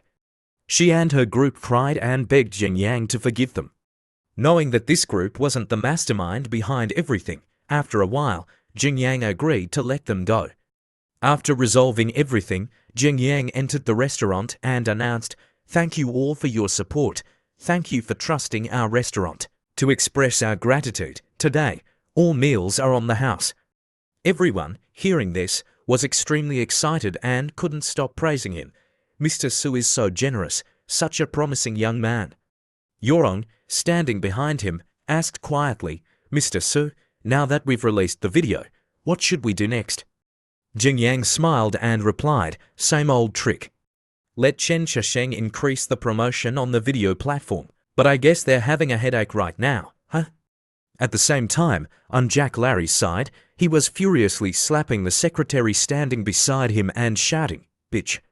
Who told you to talk about this with the Nguyen Yang Foundation? If it weren't for your unauthorized decision, it wouldn't have escalated to this point." The secretary, her face swollen from the beating, sat on the floor, holding her face and saying, "Mr. Jack, I deleted the video in the surveillance camera. It must be that Su Yang, he deliberately plotted against us." Not letting her speak further, Jack Larry directly kicked the girl hard in the face. "Shut up." Ignoring the secretary's cries of pain echoing throughout the room, Jack Larry continued to kick her. As he beat her, he couldn't stop blaming her. "If it weren't for your terrible idea, would he have had the opportunity to plot against us? With the current situation, tell me, how should we handle it?" After beating her until he was exhausted, Jack Larry finally stopped. He panted heavily and ordered, "Immediately increase the pressure on Chonyu cars. The humiliation I suffered here must be fully repaid by Chonyu cars. Also, contact the Nguyen Yang Foundation. Tell them to announce the donation list ahead of schedule. I want to take this opportunity to deal them a heavy blow." Hearing the order, the subordinate behind him quickly replied, "I understand, sir." The scene shifts to the Zhao family's building. The young lady of the Zhao family, after hearing the news, angrily slammed the table. "Damn it, stupid idiots, they're only good at ruining things. How could they let Su Jingyang release the surveillance video like that? Won't our apology letter become a joke?" The female employee, hearing this, was terrified and stammered, Currently, they are increasing the promotion of the video released by Su Jingyang. Many netizens have turned around and are attacking us. Even the official media outlets have joined in, specifically criticizing some companies, including us." The young lady of the Zhao family angrily gritted her teeth, thinking, "I didn't expect Su Jingyang to have this trick up his sleeve. However, this matter is not that simple, just you wait." Back at the Eat to Lose Weight restaurant, Jingyang approached Yorong and asked, "Yorong, what's the public opinion like online?" Yorong happily replied, "It's completely turned around. Moreover, your and Paul's popularity is soaring." She then showed him some comments from netizens on a social media account. "The two owners of the Eat to Lose Weight restaurant are so cute. What kind of fairy couple is this? They actually punctured someone's tires. I'm dying of laughter." Before the truth was clear, seeing them puncture the tires, I was about to curse. Now it turns out they did it for justice. So cute, this couple is better than any idol drama. I'm in love. I must go to Sandai City and visit the Eat to Lose Weight restaurant to meet them. After reading the comments, he shyly exclaimed, "I didn't expect netizens to have such discerning eyes." While the two were happily chatting, PAULAS loud shout came from outside the door. I'm so angry. Paula, holding her phone, stormed in, complaining, I knew that Nguyen Yang Foundation was shameless, but I didn't expect them to be this shameless. Seeing her so angry, Jing Yang kindly approached and massaged her shoulders to comfort her. What happened to make our Paula so angry? Let me help you vent your anger. Paula quickly showed him the phone screen. Look at this. On the screen, the Nguyen Yang Foundation had announced the donation list from the charity gala. After looking through the list, the words Eat to Lose Weight Restaurant donated 0 NDT immediately caught Jing Yang's eye. He was momentarily silent, not understanding what was happening. A while later, Jing Yang drove Paula to the front of the Nguyen Yang Charity Foundation. Paula sat in the car with an extremely angry expression. Seeing this, Jing Yang had to soothe her. It's just faking the numbers. Do you really need to be this upset? Hearing this, Paula not only didn't calm down but became even more furious. 200 NDT. We clearly donated 200 NDT. The donation receipt is still with me.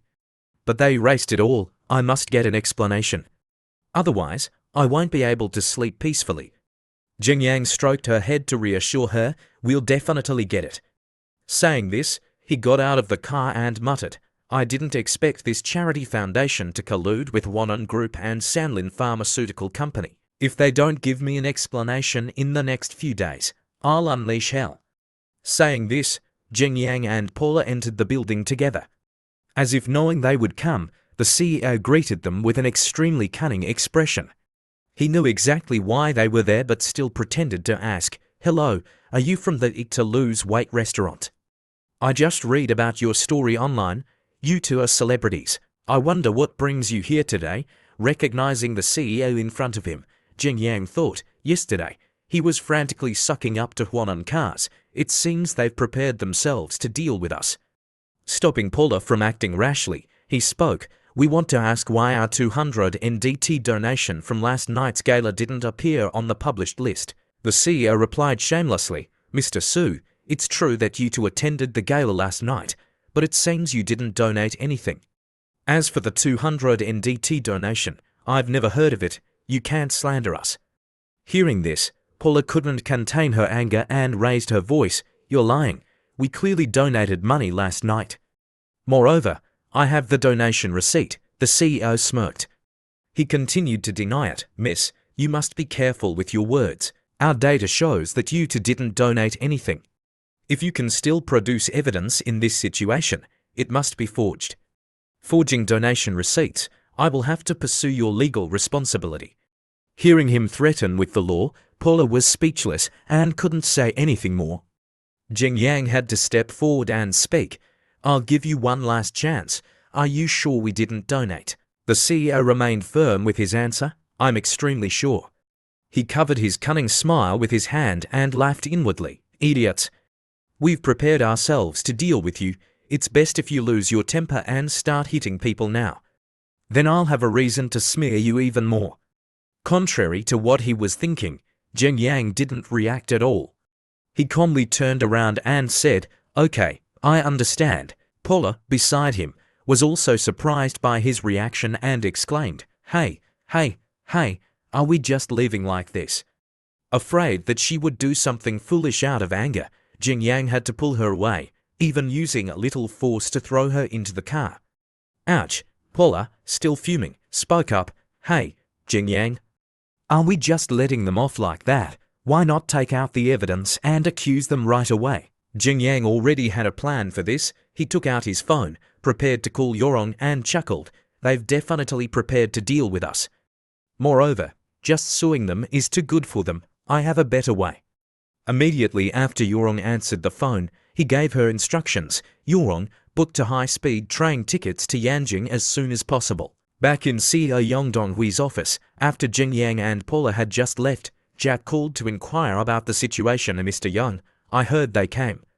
Is there any problem? Casually sitting and filing his nails, Yang Donghui replied confidently, Right now, even the bank's transaction history has been altered. What problems could there be? I thought Su Jing Yang had some tricks up his sleeve, but I didn't expect him to just leave. How boring. Jack, on the other end of the line, carefully reminded, this is not a small amount. Don't let any mistakes happen. Still very confident in his abilities, Yang Donghui affirmed, rest assured, I've taken care of everything.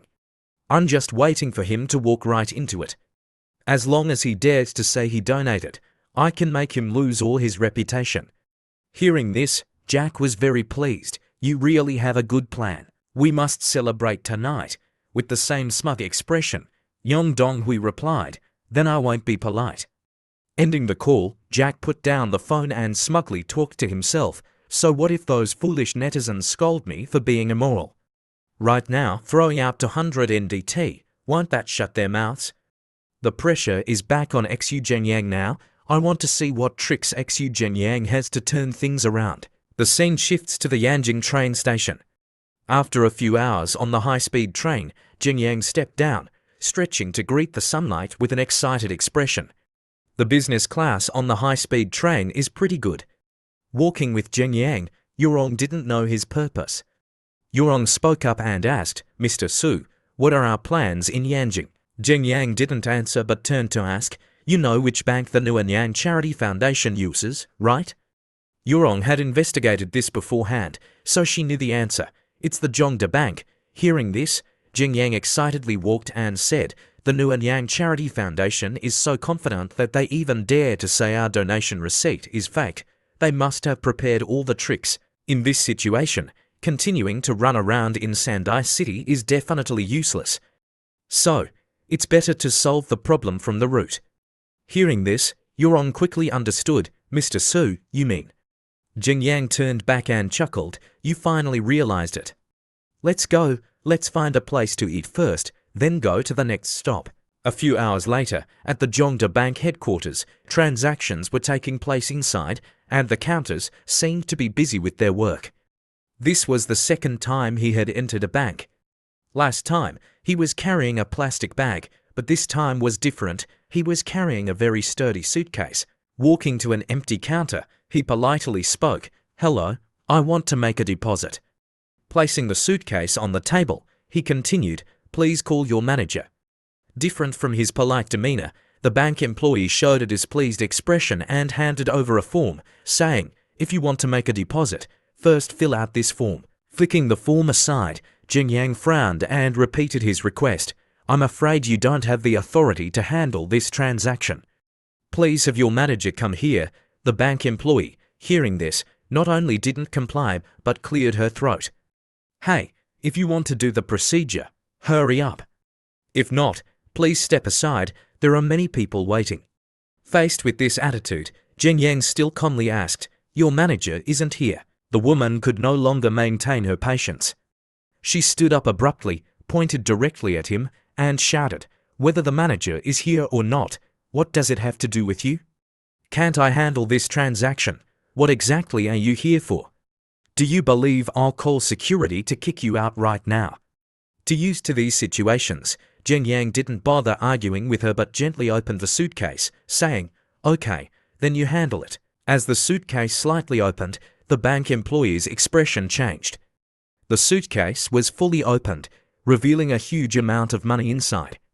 Zhenyang smirked, I want to open a savings account and deposit 20,000 NDT. The suitcase shone brightly, causing the woman to be dazzled. She was instantly stunned. After a few seconds, an expression that couldn't be described with words appeared on her face, a mixture of shock and horror. The number 20,000 continuously ran through her head. She couldn't take her eyes off the money neatly stacked in the suitcase. She thought to herself, when the amount reaches 2,000 NDT, we have to invite them to the VIP room to do the procedure. What qualifications does a small counter employee like me have to handle this transaction? Changing her attitude, she respectfully said to Zhenyang, Sir, I'm sorry. Seeing her trembling and unable to speak fluently, Zhenyang leisurely said, It's okay. But immediately after, he changed his tone. Please hurry up, I'm in a hurry. I'll give you 10 seconds. If you can't give me a satisfactory preferential policy, I'll immediately go to the bank across the street to make a deposit. Hearing this, she panicked. If she didn't handle this properly, she would definitely lose her job. Just then, her superior happened to walk by. Seeing him, the employee quickly said, Manager, This customer said he wants to make a deposit. Seeing the employee looking flustered, the manager smiled kindly to reassure her. Liu, you can't be like this. You must be calm in everything now. Now, let me see what problem you're having. Saying this, he bent down to look at the suitcase. No different from the employee, he was also dazzled by the light emitted by the money in the suitcase. Immediately after, the employee's expression appeared on his face again. The number also continuously ran through his head. 20,000. The total savings of our branch aren't even this much. Straightening up, he respectfully said, Sir, but Zheng Yang didn't bother listening to him. He turned to the employee and reminded, Miss, you have 6 seconds left. In this situation, the employee could only cry inwardly, Sir, you're my big brother. Can you spare me? The manager is here now. Why are you still looking for me? Zheng Yang continued to raise his fingers and count down to seconds. The sound of counting was like a ticking time bomb, causing the manager to sweat profusely. Sir, in that moment, the cold sound of counting was no different from the countdown to the employee losing her job. Zheng Yang continued to count. 1 second. Immediately after, without a sound, the suitcase was closed. Zheng Yang picked it up and turned to walk out the door. Goodbye, I'm going to the bank across the street to make a deposit. Quickly chasing after him, the manager spoke up. Sir, I can handle the 20,000. Please don't doubt my professional skills. Hearing this, Zheng Yang smiled coldly. Oh, really? Immediately after, a number like a mountain weighed down on the manager. Zheng Yang continued, Then I'll deposit 40,000. Call your bank manager here. Hearing the young man casually utter such a large amount, a voice came from afar. To have such a large fortune at such a young age, sir, you are truly a hero among young men. Appearing was a middle-aged man with a luxurious appearance. He introduced himself. I am the deputy director of the Zhongda Bank headquarters. I have the same authority as the bank manager. Whatever your requirements are, you can tell me. Zheng Yang didn't say much, but immediately placed a stack of money on the table. I've changed my mind. I want to deposit 80,000. Hearing the number, even the deputy director had his mouth agape, his face covered in sweat. He thought, 80,000, what exactly does he want to do? Is he trying to cause trouble? Not surprised by his expression, Zheng Yang sat down on the chair and spoke. I'll say it one last time, call your bank manager here. I don't care what he's doing right now. If I don't see him within 3 minutes, I'll deposit the money in the bank next door. He chuckled and said, My patience is limited. Hearing this, the deputy director didn't dare to delay. Understood, sir, please go to the VIP room and sit. I'll contact our bank manager right away. Turning to point at the manager, he shouted, Hurry, hurry, contact old Liu. Tell him to come back right now. The manager was scared but still hesitated, but the manager is attending an important meeting. Hearing this, the deputy director became even more furious. What could be more important than this right now? I'll call him myself. The scene shifts to Paul's house. At this moment, the girl was suddenly pondering when suddenly there was a noise outside the door, causing her to startle. Zheng Yang opened the door and walked in with a smile on his face. I'm back. As soon as she saw him, Paula rushed over and attacked him with questions. Where did you run off to these past 2 days? Do you know how worried I was? Zheng Yang laughed and replied, Didn't I come back? Turning to pinch Paula's cheek, he asked, What's the situation now? Paula answered, Right now, those sinister media outlets have started attacking us. Luckily, there are still quite a few netizens speaking up for us. So, have you found a way to deal with them? Zheng Yang patted his chest confidently and replied, If I've returned, then this matter has definitely been resolved. Don't you see who your man is, liar? You still haven't eaten me yet. I'll eat you right now. Go find your big-breasted younger sister. The scene shifts to the Nuanyang Charity Foundation. At this moment, Yong Donghui was calling Jack while groping the secretary. Mr. Jack, have you received the news? Su Zheng Yang is back. Jack, on the other end of the line, hearing the information, was still very pleased. It seems he doesn't have any tricks up his sleeve. Mr. Yang, you are indeed powerful. Right now, they can only be manipulated by us. It's because you overestimate Su Jingyang. I'm still waiting for him to publicly release the donation receipt, then accuse them of defamation. I didn't expect him to be so cowardly. He still hasn't dared to clarify until now. He must be suffering a loss. Well done. I'll wait for good news from you. Jack hung up the phone. Yong Donghui smiled sinisterly and said to the secretary beside him, "He's just a small restaurant owner. What can he do to me?" Thinking of the lewd images of Yorong and Paula, Yong Donghui revealed a perverted expression. "But they secretary are quite attractive. If they were willing to serve me for a few nights, I might consider letting them off. It would be best if they served me together with you."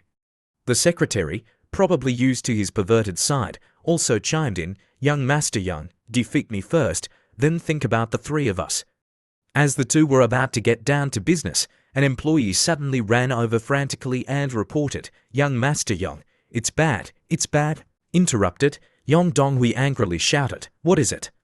Why are you so flustered? Can't you see we're about to get down to business?" Probably used to his perverted ways, the female employees in the company weren't shy at all. The employee calmly walked over and turned on the TV. "Young Master Young, watch this."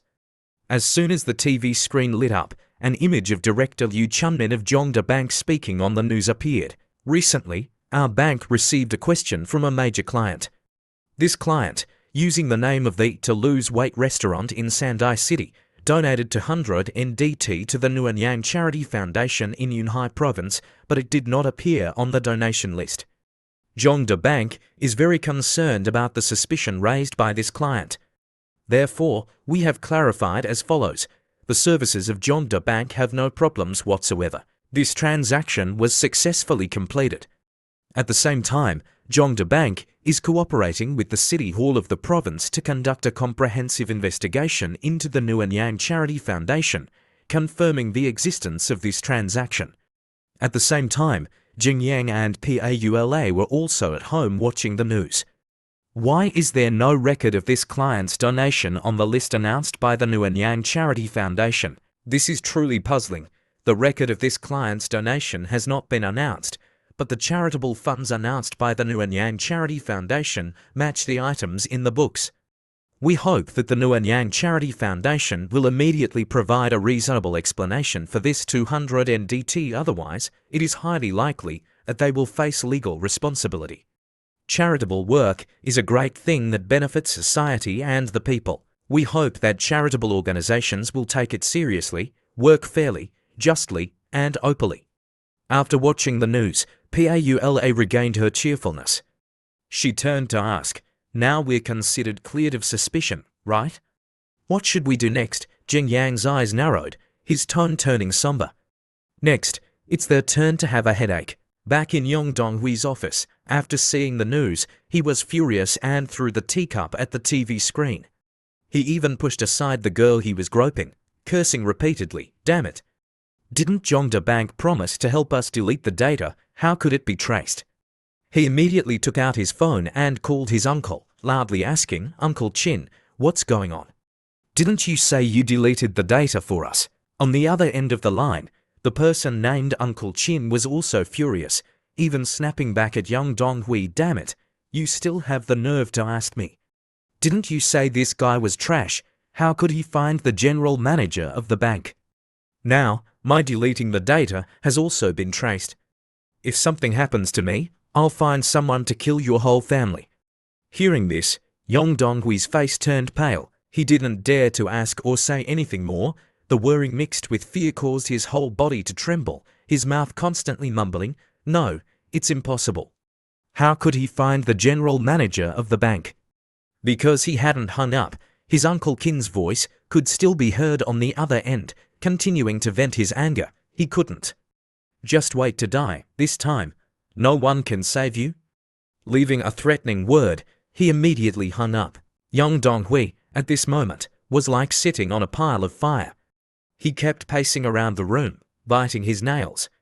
The To Lose Weight restaurant donated 200 NDT. If it's all attributed to Huanan Group, it can still be said that the system made a mistake. But now, this amount has been split into two parts, attributed to Huanan Group and Sanlin Pharmaceutical Company. If it's not said to be a statistical problem in this situation, I'm afraid no one will believe it. There's no other way. I can only contact Huanan Group first to see if they can donate money. With that thought, he called Jack. As soon as Jack answered, Yong Donghui began to explain, "Jack, it's me. Now that things have come to this, we need Huanan Group to donate 150 NDT." Before he could finish, Jack immediately changed his attitude. "Oh, my friend, what are you talking about? I don't understand anything." Hearing this, Yong Donghui couldn't suppress his anger and threw the phone hard on the ground, cursing, "Damn it." In the phone, Jack's voice was still saying, "Mr. Young, did you call the wrong number?" Looking at the cracked phone thrown into a corner, Yong Donghui thought, Huanan Group denied donating. Sanlin Pharmaceutical Company will definitely do the same, but this donation is too large. The entire Don Dijiang Charity Foundation can't make up for the shortfall. He sighed helplessly. The one who tied the bell needs the one to untie it. To solve this matter, I still have to find Su Jingyang. He gritted his teeth, making a decision in his heart. As long as he doesn't pursue it anymore, this matter can be let go. The scene shifts to a convenience store. Jingyang walked out from inside, his left hand carrying a bag of groceries, his right hand holding his phone and talking to Paula. Okay, the matter has been resolved. You rest at home, I'll go check on the restaurant's business situation, then come back and cook for you. Paula replied, "Okay, then I'll wait for you at home. I haven't slept well these past few days because of the donation issue. I have to make up for it today." Seeing Jingyang silent and not answering, Paula asked worriedly, "Hello, why aren't you saying anything?" Jingyang, at this moment, suddenly became serious, his eyes narrowing as he looked in one direction. Appearing before him was Yong Donghui, accompanied by a girl. Only then did Jingyang reply to Paula, "It's nothing. It's just that someone came to my door wanting to be beaten. I'll call you later." Seeing that he had ended the call, the girl politely stepped forward and extended her hand, introducing herself. "Hello, I'm a leading reporter from the Donghua News Agency. My name is Zhong Lin." Guessing the purpose of their visit, Jingyang didn't respond to Zhong Lin's handshake, but said coldly, "Say what you have to say quickly. If I hear half a sentence of nonsense or if I'm not in a good mood, I'll turn around and leave." Hearing this, Yong Donghui loudly said unhappily, "Su Jingyang, you." Zhong Lin quickly stretched out her hand to stop him and spoke, "Mr. Su, you must have guessed that I came to mediate. I know this request is difficult to accept, but I still hope you'll listen to me carefully. The Nuanyang Foundation is at fault, but if it continues to develop in this situation, it will completely collapse. After all, I personally saw them build schools." Saying this, her attitude suddenly changed slightly, her tone containing both persuasion and warning. "If you pursue it further, it will be very easy for everyone to discover that all charitable organizations are blood-sucking funds. I hope you'll show mercy for the sake of the bigger picture. Moreover, I believe you're doing public service not for fame, right?" Hearing this, Jingyang began to show his attitude. He yawned repeatedly, his face clearly showing the words, "I don't care." Then, he turned around and left, saying, "I thought you had some great ideas, but it turns out it's still the same old trick. The brainless are truly happy." His attitude, especially the words he just said, caused Zhong Lin to be stunned, her eyes wide open. Immediately after, her initial calm attitude disappeared. She angrily chased after Jingyang, asking, "Stop, what do you mean by that? Are you calling me brainless? Do you know who I am?" Hearing the familiar question, Jingyang turned back unhappily and replied, "Am I wrong? You know the details of the Nuanyang Foundation's donations and expenditures last year." Zhong Lin paused and replied, "Those are their internal data, how would I know?" Jingyang chuckled and asked, "If you don't know, then what are you basing your claim that they spend money on public service?" "I donated 200 NDT. Do you know how many schools can be built with that? Even this data they dare to fake, and you're still talking to me about public service. You went to the countryside with them once and felt like you were great. In my opinion, you're just a brainless person who feels good about themselves." Hearing Jingyang's words, Zhong Lin was completely overwhelmed. She was speechless, only able to utter one word, "You." Seeing this, Yong Donghui interjected, arguing, "Hey, Su Jingyang, don't spit blood on people." Jingyang laughed disdainfully and replied to him, "Young Master Yong, you're working with such vigor. You've already been proven to have fake donation data, and you still dare to say I'm spitting blood on people. Also, don't tell me you forgot why you came to find me." Saying this, Jingyang got into his car. Zhonglin quickly ran over and asked, "Tell me, what do you want to do to stop?" Jingyang smiled faintly and replied, "Don't have any illusions. Because I will definitely deal with the Nuanyang Foundation. Right now, the Nuanyang Foundation only has two choices: die on its own or take Huanan Group and Sanlin Pharmaceutical Company down with it." Saying this, Jingyang immediately drove away, leaving the two standing there helplessly. Yong Donghui, at this moment, was extremely worried, sweat constantly pouring down his body. "Su Jingyang, he's not leaving us any room to maneuver. If that's the case, then won't the Nuanyang Foundation?" Just then, his phone rang again. As soon as he answered, his face turned pale. A frantic voice announced, "President Yang, it's bad. People from the relevant departments have arrived at our place. They said they want to investigate the donation issue. Right now, everyone online is condemning and criticizing us." Hearing this, Yong Donghui completely collapsed, unconsciously dropping his phone to the ground. Without any support, without any clarity to think, he knelt down on the ground in utter helplessness. As if to end his life, the voice from the phone spoke, "We're doomed." The scene shifts. Jingyang returned with the groceries in his hand. He happily called Paula, "I'm back. Today, I'm in the kitchen. You can eat as much as you want." As soon as he finished speaking, he was greeted by a punch coming unexpectedly. Dodging Paula's punch, Jingyang was extremely panicked. Glancing at the crack on the wall, Jingyang's face turned purple and asked, "Are you okay? What happened?" Paula's face darkened. She asked coldly, "About your relationship with women. Is there something you want to clarify with me?" Hearing her question, an image of Yurong, full of allure, flashed through Jingyang's mind from that fateful night. His whole body trembled, worriedly thinking, "Paula's acting like this. Could it be that she knows about me and Yurong?" A moment later, the two went to the Eat to Lose Weight restaurant together. Seeing Paula's still fuming appearance, Jingyang, walking behind, thought, "Paula has been like this the whole time, even telling me to drive her to the restaurant. It seems it's probably not about Yurong, otherwise she wouldn't have told me to come here." As soon as they entered, Paula loudly said, "I brought someone for you. If you have anything to say it to him yourself." Hearing Paula's voice, the girl inside the restaurant startled and looked over. Seeing Jingyang also coming, the girl, with a tearful face, rushed over and hugged Jingyang, saying, "I didn't lie to you. I really can find you at this place." Faced with this unexpected situation, Jingyang could only stand there blankly, his mouth stammering, You. On this side, witnessing the girl hugging Jingyang, Paula's heart was in chaos. The fire of anger on Paula's body had exploded violently. She tightly clenched her fists, her tone full of mockery. "Look, they're hugging each other. My dear Jingyang, you're quite popular." Seeing Paula was about to catch fire, Jingyang quickly tried to put it out. No, it's not what you think. Let me explain." A moment later, the three went to a table nearby to talk. With the girl clinging to him, Jingyang awkwardly sweated and said, "Everything is roughly like that." After listening to his explanation, Paula had now cooled down. She ate sunflower seeds and asked, "So, before going to Yanjing, you encountered this girl and even dealt with her once. However, unfortunately, because of this, you were clung to by her." Jingyang recalled the image of Yuao when they first met. At that time, the girl was dressed like Holly Quinn, her mouth constantly uttering vulgar words. "Damn it, do you believe I'll tear your dick off and stuff it in a salt jar?"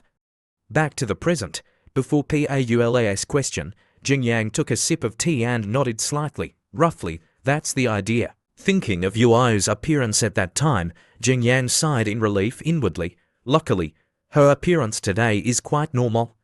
Otherwise, Paula would definitely explode immediately. Just when everything seemed to be going smoothly, Yuao suddenly spoke, causing Jingyang to spit out all his tea. "If you've taken responsibility for me, Then I'm your person? Now I have no home to go back to, can I move in here with you? On the opposite side, hearing her words, black aura began to emanate from Paul's body. Very well, my little lover. You're progressing so fast. Are you planning to build a golden house to hide your beauty? Seeing that things were being pushed too far, Jin Yang quickly tried to reassure her, calm down, calm down. Right now, I'm still living off you. I don't have the means to build a golden house to hide a beauty. Seeing the two tense, Yoi suddenly explained, did you two misunderstand something? A domineering CEO like Su Jingyang isn't my type. What I mean is, can you hire me to work here? I have a chef's certificate. Hearing this, Paula immediately changed her attitude. She pushed Jingyang aside and warmly stepped forward, taking Yui's hand, saying, no problem. Our restaurant just opened and is short of people. You can start working right away at 9 o'clock. You get 4 days off each month. If you do well, you'll get a bonus. After working for 6 months, you'll get insurance.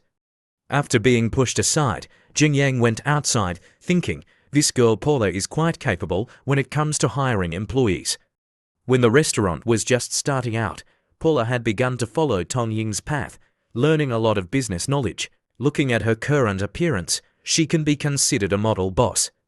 A moment later, seeing Paula tiredly walking out, Jingyang stepped forward to tease, oh, the boss has finished interviewing the new employee. Paula sighed and replied, well, it's mainly because there's a big spender like you here. The employee's salary is considered to have no obstacles. Moreover, that girl doesn't seem like she wants to work at the restaurant. She probably came because of you saying this. Paula glanced at Jingyang with a threatening look. Luckily, you know how to abide by male virtue and don't mess around outside. If I catch you, let's see if I'll cut off your tool for committing crimes. Hearing this, Jingyang's face turned pale. He smiled awkwardly and replied, you have to have faith in me. Immediately after, he changed the subject. By the way, do we need to go out for a trip? Paula asked curiously. Go out? Where to? Jingyang's expression suddenly became serious. He suggested, it's not good to just stay in a rented house all the time. Let's go look at houses. After buying a house, we'll move in together. Hearing this, Paula's face suddenly turned red. She shyly exclaimed, buy a house. Wouldn't that be living together? Paula sighed, thinking, this bad guy is so straightforward. Faced with Paula's flustered reaction, Jingyang stepped forward and gently hugged her, his tone somber, living together is living together. Anyway, you can't run away. Whether it's before marriage or after marriage, it's all the same. Anyway, we have to choose a house you like, right? Thinking he was saying sweet nothings, Paula, after listening, felt both happy and angry. Immediately after, she bit hard on Jingyang's shoulder and scolded, talking nonsense, who wants to marry you? Jingyang painfully cried out, are you a dog? After that, Paula agreed to go with Jingyang sitting in the car. She constantly reminded, I'm telling you, the money you're earning now is thanks to staying up late and getting up early, faking things, lying, and spitting. Meaning, with the money you're earning, buying an old house is enough. Hearing this, Jingyang smiled wryly and replied, yes, I'll listen to my wife in everything. The two went into a company together. Paula, at this moment, was still doubtful. You've already chosen a brokerage company. The events happening today aren't a conspiracy from before, are they? Hearing this, Jingyang chuckled. Let's just say that. Recalling the time he activated the price drop system, Jingyang sighed inwardly. The house I invested in when I had money was thanks to Brother Li here helping with the negotiations. Without his help, I wouldn't have been able to get that to million. I wouldn't have been able to achieve what I have now.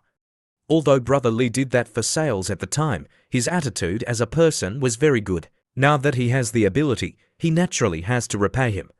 Carrying that thought, Jingyang walked into a room.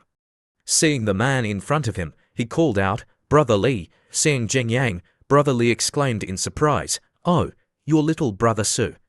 Brother Li ran over and shook his hand. Little brother Su, oh no, President Su. Why are you free to come to our place today? Do you want to buy a house? Looking at Brother Li's expression, Jingyang thought, Brother Li's expression is a bit off. Could it be that he's encountered some problems? With that thought, he spoke. Brother Lee, your way of addressing me is too distant. It's not because I haven't invited you to dinner since I bought the house from you last time that you're angry, is it? Brother Lee sighed and replied, Hey, how could that be? Sit. I'll tell my sister-in-law to pour you some water. After that, the three sat down at the table. At this moment, Brother Lee looked at Paula and asked, Little brother Sue, is this my sister-in-law? How much fortune did you have in your previous life? Jing Yang smiled brightly and replied, Brother Lee, don't make fun of us. Suddenly realizing that the desk was empty from the moment he entered, Jing Yang asked suspiciously, By the way, Brother Lee, what happened to your place? Why isn't anyone else here? Hearing his question, Brother Lee's expression suddenly fell, and he sighed, Hey, I can't continue working anymore. Hearing this, Jing Yang was surprised. He continued to ask, Brother Lee, why can't you continue working for no reason? I was planning to find you to buy a house. Moreover, my company is developing very well right now. If you have good houses, I can also invest in a few. Hearing this, Brother Lee hesitated. Seeing her husband unable to speak, Brother Lee's wife, who was beside him, interjected. What else could it be?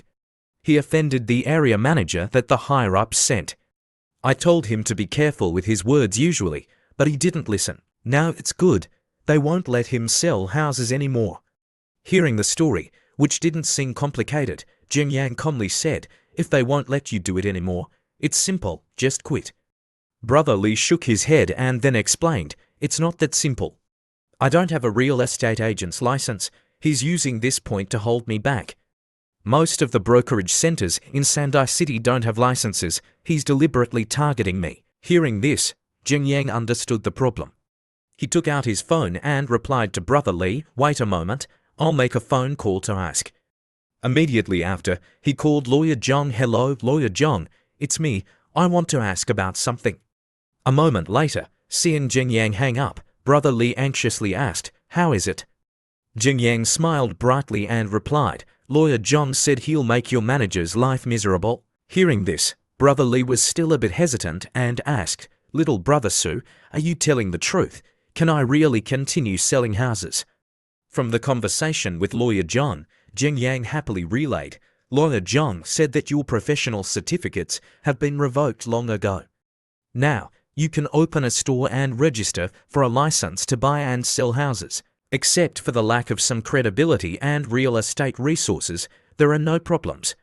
Hearing this, Brother Lee couldn't help but exclaim, Damn it, this kid scared me to death. Seeing her husband a bit out of control, Sister Lee covered his mouth and scolded, What nonsense are you talking about? Little Zoo's girlfriend is right next to you. Pay attention to your image. Seeing this, Jing Yang chuckled, Oh, Brother Lee, sister-in-law, actually, Paula doesn't mind this. Contrary to what he just said, the three of them then all had their mouths agape and eyes wide as they looked at Paula. After hearing Brother Lee's story, she angrily shouted, That area manager, isn't he just bullying Brother Lee for being honest? No way, I can't stand it. I want to punch him so badly. Seeing Paula's somewhat violent reaction, Brother Lee and his wife were surprised and speechless, while Jing Yang could only smile wryly to smooth things over. All right, calm down, we still have to discuss the main business. Brother Lee, at this moment, became serious and spoke up, Little brother Sue, how about I quit my job? I know you value me, so you're buying a house from me, but I can't let you buy a house at this company. Hearing this, Jing Yang waved his hand, It's okay. Let's find a house first, I want to take a look. A moment later, at the Tenho Flower Garden area, Brother Lee led Jing Yang to a house and introduced, Little brother Sue, this is a 2-story garden house. The house has 4 bedrooms, 2 living rooms, and 3 bathrooms. It's an L-shaped design with 200 square meters. Because you're buying the house with a lump sum payment, the total cost is 2.45 NDT. Hearing Brother Lee's introduction to the house, Jing Yang showed interest and replied, Okay, I'll buy this one. Remembering the past, Jing Yang couldn't help but sigh inwardly, 2.45 NDT in the past, I couldn't even afford a bun. I didn't expect that now I could buy a house. Seeing Jing Yang decide to buy the house without thinking, Brother Lee scratched his head with some admiration and said, "You're still capable, little brother. Compared to you, I'm not comparable. Now there's more and more malicious competition. It's very difficult to do." Hearing this, Jing Yang chuckled and spoke encouragingly. "Brother Lee, you're an honest person. If you look down on following the wrong path, sooner or later you'll get out of the difficulty." Saying those encouraging words, he also had to secretly acknowledge that although Brother Lee was straightforward, his ability to sell houses was real. Dong Chongming has won that Jedao land. He's currently recruiting sales staff. If I can pull Brother Lee in. Interrupting Jing Yang's thoughts, suddenly a shout came from afar. "Li Che, you're really bold." The manager walked over with a displeased expression.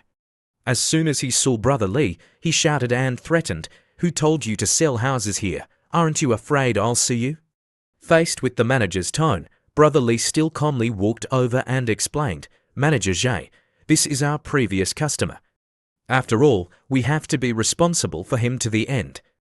Jing Yang, at this moment, still hadn't spoken. He and Paula just silently looked at each other, waiting to see what the other party would do. Turning to the manager, after hearing Brother Lee's explanation, he not only didn't accept it but even said insulting words, "Being responsible is my job. A failure who doesn't even have a real estate agent's license. What qualifications do you have to receive private clients?" He was speaking when he paused, his eyes widening as he looked ahead. Paula, at this moment, had entered his sight. Faced with a perfect beauty, the manager was instantly captivated. Immediately after, he suddenly changed his tone. "However, if they are our customers, then we must be responsible to the end." Pushing Brother Lee aside, the manager walked straight to Paula and put on a polite appearance. "Hello, beautiful lady. I am the area manager of Geo Real Estate Agency. I'm very happy to assist you." Having heard Brother Lee mention this name before, Paula felt uncomfortable in her heart. Is this the manager who suppressed Brother Lee? He doesn't seem like a good person. Seeing the lewd and despicable face of the manager, Jing Yang also had a question arise in his heart. This lustful appearance, isn't he planning to harass my girlfriend right in front of me? Carrying not so good thoughts about the manager, Paula didn't extend her hand but said coldly, "Oh, and then what?" Faced with Paula's somewhat blunt words, the manager still maintained a polite attitude and chuckled, "It seems my first impression on you isn't very good. Actually, I just wanted to get to know you." Saying this, his eyes widened again as he looked at Paula's breasts. As he looked at Paula's hands. Perverted thoughts appeared in his head again. The beauty's hands must be very smooth. It's a pity I can't touch them. That lustful gaze was too obvious, causing Paula to feel extremely uncomfortable. She unconsciously shrank back and frowned, saying, "Sorry, I don't know you." Looking at him with a sharp gaze, Paula thought to herself, "What does this guy mean? Does he think I'm still the idiot from a month ago? Even then, I wouldn't let those lustful people harass me." Turning to the manager, just one or two blunt sentences from Paula couldn't deter him. Putting his hand into his chest pocket, he showed off his smugness. "Beautiful lady, I think you've misunderstood me." Immediately after, he took out a business card. He proudly introduced himself further. "I'm not only the area manager of Geo Real Estate Agency, but my brother-in-law is also the vice president of Feiyun Real Estate." Handing the card to Paula, he began to get straight to the point. "If you're interested in getting to know me, here's my phone number. I guarantee that knowing me will definitely bring you many surprises." Letting the manager show off in front of Paula for so long, Jing Yang, at this moment, had lost his patience. He walked over, grabbed his wrist, and spoke. "Is there something wrong with your head? This house is being bought by us together. Aren't you thinking about the relationship between us? Daring to flirt with my woman right in front of me, do you think you can go to heaven just because you're an area manager?" Being tightly gripped by Jing Yang, unable to move, the manager, although in pain, still cleared his throat and threatened, "Damn it. Let go of me, if you're still arrogant. Be careful, I'll make sure you don't die peacefully." Hearing this, Jing Yang also let go, but not in a gentle way, but by throwing him far away. Looking at the manager still rolling several times on the ground, Jing Yang coldly mocked, not even knowing the principle that a hero doesn't fear immediate losses. How could this kind of person become a manager? It seems he can only rely on sucking up. After giving him a lesson, Jin Yang then put his arm around Paula and left. Before leaving, he didn't forget to instruct Brother Lee. Brother Lee, we'll go first. Please handle the rest for us. Brother Lee nodded. Okay, I will. Turning to the manager, at this moment, he slowly stood up, holding one side of his swollen face. He looked around blankly. Hey, where are those two people? Turning to look at Brother Lee, he loudly asked, where did those two people go? Brother Lee calmly pointed, they just left. Hearing this, the manager could only vent his anger on others, scolding, they left, and you didn't stop them. What kind of work are you doing? Just then, from behind, someone placed a hand on his shoulder. As a reflex, he turned around and swung his hand back, scolding, who is it? Don't you know I'm angry? As soon as the words came out, his eyes suddenly contracted when he saw the person in front of him. I'm done for. The person he had just scolded was actually Che Yunfei, a notorious big brother in Sandai, appearing with a group of his men holding weapons in their hands. He glared at the manager and said, Mr. Su said you were flirting with Miss Paula right in front of him just now. Seeing Che Yunfei, the manager was trembling with fear. He fell to the ground, his mouth stammering, that's just a misunderstanding. At this moment, he realized that he had offended the wrong person and cried inwardly, Why is QI Yunfei here? Could it be that the kid called him? How could I have offended such a big shot? Of course, the price for offending the wrong person was a memorable beating. The scene shifts. After leaving Brother Lee's place, Jin Yang and Paula were walking together on the street. Seeing Paula being absent-minded the whole way, Jin Yang recklessly patted her butt and spoke, What are you spacing out about? We have to go home, pack our things, and prepare to move. Being patted on the butt by Jin Yang, Paula, unexpectedly, didn't get angry but asked about something else. I'm telling you, don't lose your temper at the drop of a hat. You scared me to death just now. I thought you were going to beat that guy to death. Jin Yang calmly replied, I wouldn't. I'm saving my strength. As the two got into the car, Paula spoke up again, reminding, seriously, being angry all day isn't good for your health. Moreover, if you beat that guy to death, you'd have to go to jail. Jin Yang chuckled, yes, I'll pay attention next time. Recalling what just happened, Jin Yang, who had been happy, suddenly became gloomy, but that bastard was too annoying. I couldn't help but slap him. It was hard to suppress my anger. Saying this, he smiled again, but now that we're out, we should look at some other things to adjust our mood. A moment later, passing by a street, seeing the advertisement for Chonyu cars placed in front of a high-rise building, Jin Yang, sitting in the car, thought, Xia Chizhihao and Chen Shisheng are cooperating in launching this advertisement. It seems this time the effect is very good right now. The reputation of Chonyu cars is spreading. Plus, the previous cooperation with the departments above, the orders are also increasing. In the past, because of the encirclement and attack of Huanan Group, there was a period when Chonyu cars was suppressed and couldn't raise its head. But after being reviewed and evaluated by all parties, the situation of Chonyu now can't be suppressed with just a few rumors and slanders. Thinking of Jack's image at this moment, Jin Yang sighed inwardly. I heard that they're not only having trouble selling their cars, but their stock is also declining. Right now, Jack must be having a headache, a large group like Huanan Group, yet they're being internally injured by me.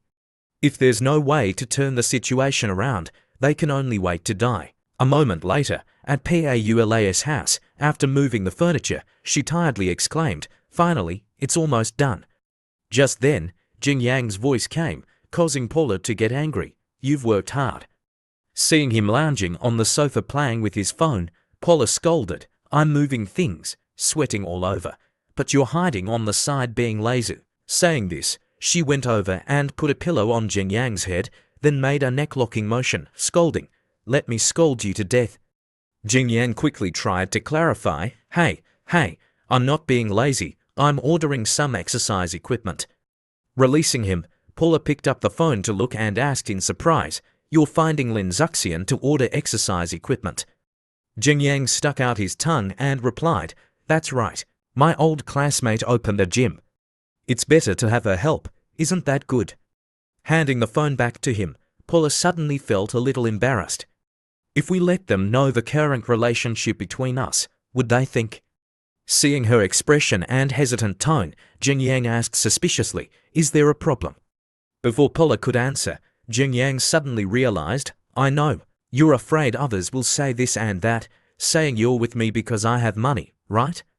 If you say no, then it's fine." Saying this, he both smiled teasingly and pinched her cheek. Of course, that caused Paula to go crazy. Change. I'm able to hold you in my palm. That's my ability. If they're uncomfortable, then they can go find someone similar themselves. Faced with that madness and sonorous tone, Jing Yang again showed great interest and stroked Paula's head. That's right, what others think isn't important. Hearing this, Paula returned to her shy appearance. Then I'll list the things for you. You buy all the things that need to be bought. I'll leave the things here to you. I'm going to find Yurong. I haven't been home all day. I'm going to see if there are any problems at the restaurant. Saying this, she quickly turned and left. Seeing her rush off, Jing Yang sighed. Hey, this girl. Finally, this time, she can fully express herself. At the same time, Lin Zuxian sent a message. Can I come to your place to take a look? Jing Yang asked suspiciously, is it necessary? Lin Zuxian explained, if I can see the actual situation, it will be easier to plan. Jing Yang replied, okay, I'll drive to pick you up. A moment later, after picking up Lin Zuxian, Jing Yang went straight to the newly bought house. Che Yunfei was also waiting in front of the door to inform him, Mr. Su, we've bought all the necessary furniture. Of course, that bastard who was getting handsy with Miss Paula, I've also dealt with him neatly. Hearing this, Jing Yang placed his hand on his shoulder, praising, well done, go do your work. However, he added, that manager, just put him aside for now. There's no need to take action against his company. I still need to use him later, I'm troubling you. At this moment, Lin Zuxian got out of the car. As soon as she saw the house, she showed her liking and praised, the house is so beautiful. Leading her inside, Jing Yang spoke, we just moved in and haven't cleaned up yet. Maybe after cleaning up, it won't be so beautiful anymore. This is the list of things to buy that Paula listed. Please take a look and give me some suggestions. Lin Zuxian picked up the list and read it, then gave her suggestions. The ski machine can be bought from the same model as our gym. It doesn't take up much space and doesn't affect the view of the living room. The weight training rack should be bought from Hongbaoshi. This brand has the most complete functions and also has. She was speaking when she suddenly paused. Before her eyes, the surrounding space suddenly became distorted, her whole body fell backward powerlessly. Luckily, Jing Yang was standing next to her, so he was able to catch her in time. Seeing her pale face, he worriedly called out, Sister Lin, what's wrong? Suddenly, he startled, his eyes showing panic. Lin Zuxian, at this moment, in addition to her pale face, her nose was also constantly bleeding. Carrying her to a chair, Jing Yang wondered, why did Lin Zuxian suddenly faint for no reason?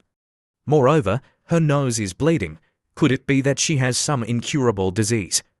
A moment later, Lin Zuxian also woke up. She slowly opened her eyes. Jing Yang worriedly asked, Sister Lin, what's wrong? Are you sick? Lin Zuxian sat up and replied, it's okay. I have low blood pressure. It's an old illness. Hearing this, Jing Yang's mind was filled with suspicion. Even if the symptoms of low blood pressure are severe, it shouldn't cause nosebleeds, right? Moreover, judging by her appearance, her symptoms aren't light at all. Having just recovered a little, Lin Zuxian immediately returned to the main topic. All right, I've seen what I needed to see. Now I'll go contact you about the matter. We'll contact each other through WeChat. Jing Yang nodded. Then I'll see you out. If you need my help with anything, you must tell me. Lin Zuxian replied, I know. As soon as she got into the car and left, Jing Yang was still worried. Just then, his phone rang. Looking at the phone screen, Jing Yang suddenly had a thought. Why is that girl Paula calling me at this time? Lin Zuxian is hiding her health condition from me. Maybe Paula knows. I can ask her. With that thought, he answered the call. Hello. On the other end of the line, Paula, as soon as she heard Jing Yang's voice, frantically said, "That food-obsessed person, quickly come to the restaurant. Yo is hitting people." Hearing this, Jing Yang's face turned pale. "What did you say?" The scene shifts to the Eat to Lose Weight restaurant. At this moment, why are you, after hitting someone, was still silently pondering. Yurong brought Paula a cup of tea and spoke up. All right, don't be angry anymore. Besides, Yo didn't do it on purpose." Just then, Jing Yang's voice rang out. "What happened?" As soon as she saw him appear, Paula ran over to explain. Just now, two customers came looking for trouble. Yo was provoked, so she took a stick and went to fight them. Now someone has posted this on the internet. Quite a few netizens have started scolding. Hearing this, Jing Yang didn't blame Yo but asked suspiciously, "What's the background of those two people?" Yurong quickly replied, "I've contacted Mushun. They said those two people are from the Wu group. Also, I've posted the surveillance video that's beneficial to the restaurant online." Quite a few netizens have spoken up in support of us. Hearing this, Jing Yang immediately remembered the two young masters he had met in the parking lot. He sneered, "The Wu group, the ones who were looking for trouble with us in the parking lot before. It seems I didn't mess with some people, but some people specifically came to find their own death." Turning to Paula, Jing Yang pulled her to a chair and soothed, all right. Since this has already happened, let them make a fuss online. If we don't clarify, they won't be able to cause much trouble." Remembering the scene of Yo fighting two men alone, Paula sighed, "I know you're a good person, but you didn't see the scene at that time. Pots and pans were flying everywhere. This isn't other people looking for trouble. It's clearly this girl destroying the restaurant." Hearing this, Jing Yang turned to Yo and said, "Uriah, you're fired. Don't come to work at the restaurant anymore." Faced with his sudden decision, Yo was stunned, unable to speak. Yurong and Paula were also quite surprised by that decision. Yurong then quickly ran to Yo's side, defending, "Mr. Su, is it that serious?" Although Yo was a bit overexcited, her intentions were good. Paula also spoke up in support. That's right. Moreover, those two people who came looking for trouble were too arrogant. I almost couldn't help but take action." Seeing their indignant reactions, Jing Yang burst out laughing. "What are you guys thinking? I have other arrangements for this girl." Yurong arranged for Yo to live with Liu Kaylee and her child, and by the way, asked about the condition of Liu Kaylee's child. Yurong happily nodded, "Yes, I understand." After going with Yurong, Yo asked suspiciously, "Hey, where are you taking me?" Yurong replied, "Just follow me, it's definitely a good thing." As the two left, Paula immediately went over and pinched Jing Yang, her face frowning with a bit of suspicion. She spoke up and asked, "Tell me, what do you want to do by taking in Yo? Are you planning to open a harem?" Faced with Paula's suspicion, Jing Yang thought, "Right now, Paula is living with me. Sooner or later, she know about some things. It's time to reveal a little bit to her." Thinking, he leaned close to her ear and whispered, "You know about my establishing a reconnaissance team, right? I'm planning to organize a department about commercial intelligence." Hearing this, Paula asked suspiciously, "What are you doing this for? It's not illegal, is it?" Jing Yang pinched her cheek and replied, "Rest assured, I have my limits. Moreover, collecting information beforehand can prevent some people from playing tricks." "All right, anyway, you're resourceful, just don't mess things up. But if you go to jail, I can inherit your huge house." Saying this, Paula suddenly remembered something. She excitedly asked, "Oh right, has Lin Zuxian left? What plans does she have for our house?" Looking away, Jing Yang stammered, "She left. But it seems she was sick. You spend some time caring for her, okay?" Remembering the time he carried Lin Zuxian to the chair, he thought, "Before, because I was too hasty, I didn't pay attention to the measurements. It was a bit intimate, but I'll just hide this from Paula for now." Seeing his expression, Paula immediately realized that he was hiding something. She rushed over and shouted, "No way! You definitely have something to hide from me, quickly confess." Unable to say it, Jing Yan could only smile wryly. How could that be?" Suddenly, at this moment, his eyes widened, looking at her chest that was shaking violently. Jing Yang blushed and asked, "Oh, are you not wearing bro?" Paula shyly covered the sensitive area and softly replied, "I'm not wearing." Still staring at that place of Paula, Jing Yang couldn't help but spurt blood from his nose. He thought, this girl's destructive power is too strong. This is not good. I must quickly find an opportunity to punish her. Interrupting the atmosphere of the two, the head chef of the restaurant suddenly came out and scolded, "You two, if you're flirting, pay attention to the limits." A junior chef cut his hand. The young assistant chef shyly covered his eyes. "It's not that I don't have a master." "Don't talk nonsense." Immediately after, the two shyly separated. Jing Yang flusteredly said, "I'll go outside first." Paula nodded, turning away. Seeing the expressions of the two, the head chef burst out laughing. "Youth is really good." As soon as he went outside, Jing Yang's phone rang. Opening the phone to look, he saw that the caller was Xia Qizhihao. Jing Yang wondered, why is Xia Qizhihao calling me at this time? Instead of thinking, he answered the call, asking, "What's up?" Xia Qizhihao replied, "Mr. Su, just now, Huanan Group called, saying they want to meet you." Hearing this, Jing Yang laughed loudly. It seems they finally can't hold on anymore. "Send me the address so I can see what tricks they're hiding." The scene shifts to a hotel. Chen Yijing, an employee of Huanan Group, glanced at the person sitting next to her. She said, "Honey, if I say something wrong later, you have to speak up for me." Zhong Yi, the young master of the Zhong family, replied to Chen Yijing, chuckling, "Rest assured. You can handle it. As long as this order is negotiated successfully, our family will receive a large sum of money. I'm still the young master of the Zhong family, and you'll continue to be the young mistress of the Zhong family." Chen Yijing, at this moment, was suspicious, but I still don't understand why Huanan Group hired me into the company and even let me be the negotiation representative. Zhong Yi replied, "Isn't it because you, honey, are too good and capable?" "Hey, don't mess around, honey. I just moved my hand a little. Tonight, let's celebrate together." At the same time, Jing Yang and Yurong were walking over. He turned to ask, "Have you found out who Huanan Company sent to negotiate with us?" Yurong nodded. "Yes, it seems Huanan Company values this person very much, keeping the information about her secret.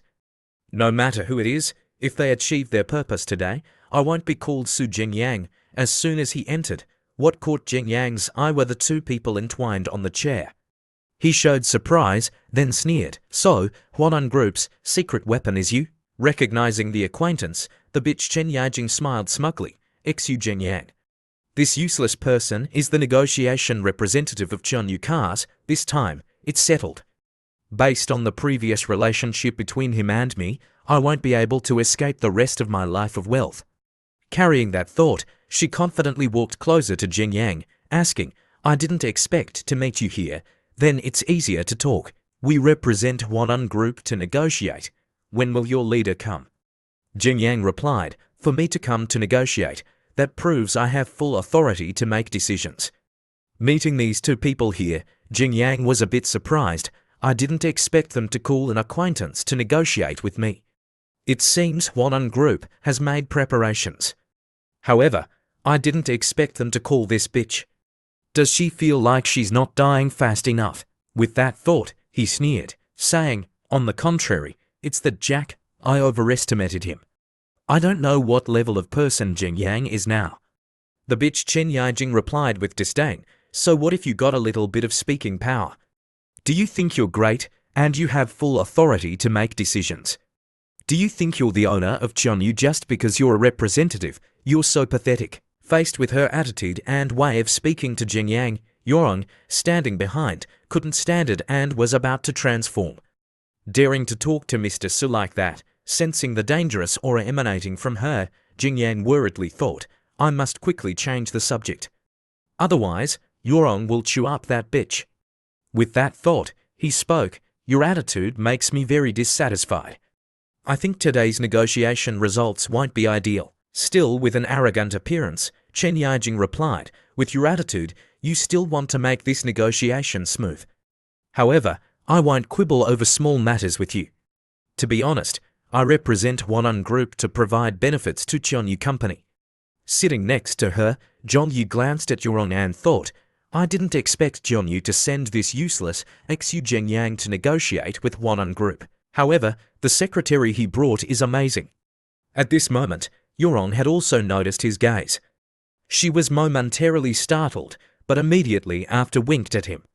Seeing this, Zhongyi thought, that beauty winked at me, she must be interested in me. If I try hard to pursue her, I'll be able to be with her. Chen Yijing, on this side, slammed the table angrily. Xu Zhengyang, don't be too much. She stood up abruptly, pointed directly at Zhengyang, and shouted, Huanan Group is willing to spend 5 million NDT to buy your engine technology. That's valuing you a lot already. You still want to refuse this price.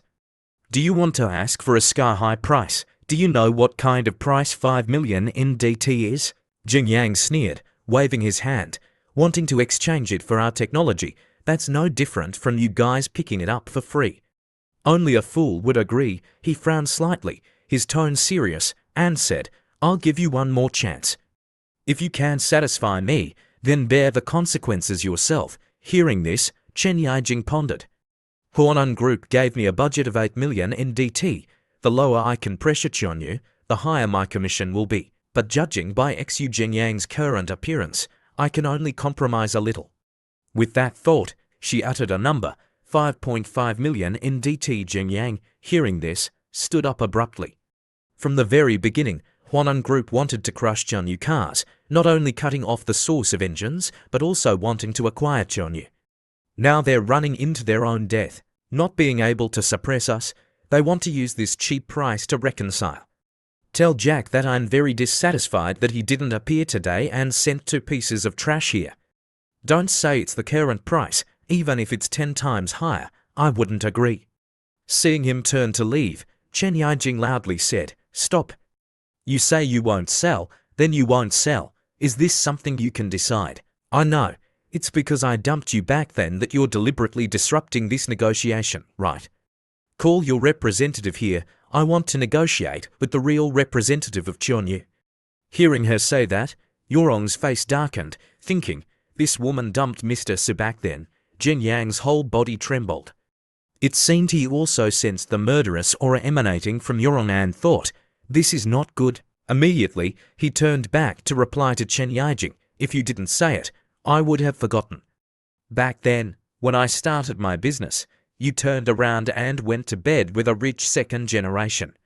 At that time, it seemed you were still laughing at me for not being as good as young Master John beside you, right? Turning to see the murderous aura on Yurong still increasing significantly, Jingyan worriedly thought, quickly control the situation. Otherwise, Yurong will definitely tear Chen Yijing apart right here. Just then, Zhongyi stepped forward and sneered, helpless. This is the difference between a licking dog and a young master. Goddesses in the eyes of you failures are not lacking in my place. However, I'm extremely generous to real goddesses. Saying this, he revealed a perverted face and winked, sending a heart to Yurong. As soon as his heart flew over, it was cut in half by Yurong. Looking back at him with a contemptuous gaze, she softly said, What kind of trash is this? He's worthy of winking at me. Having never been rejected before, Zhongyi couldn't believe it. He cried inwardly, What? The goddess rejected my expression of goodwill? Seeing the scene just now, Jingyang suspiciously turned to whisper, You've also learned the bad stuff. You winked at that rich second generation just now, right? Treating that guy no differently than a monkey in the zoo, Yurong chuckled and replied, I was just bored. I was teasing a monkey to relieve my fatigue. Losing his mind from anger, Zhongyi pointed and shouted, Xu Jingyang, if you dare to step out of this door, I'll make you regret it. Just a negotiation. Don't cause trouble for yourself because of anger. I don't know who's causing trouble for themselves. Jingyang, not bothering to turn around, turned his ass to his face and replied, Young Master John, right?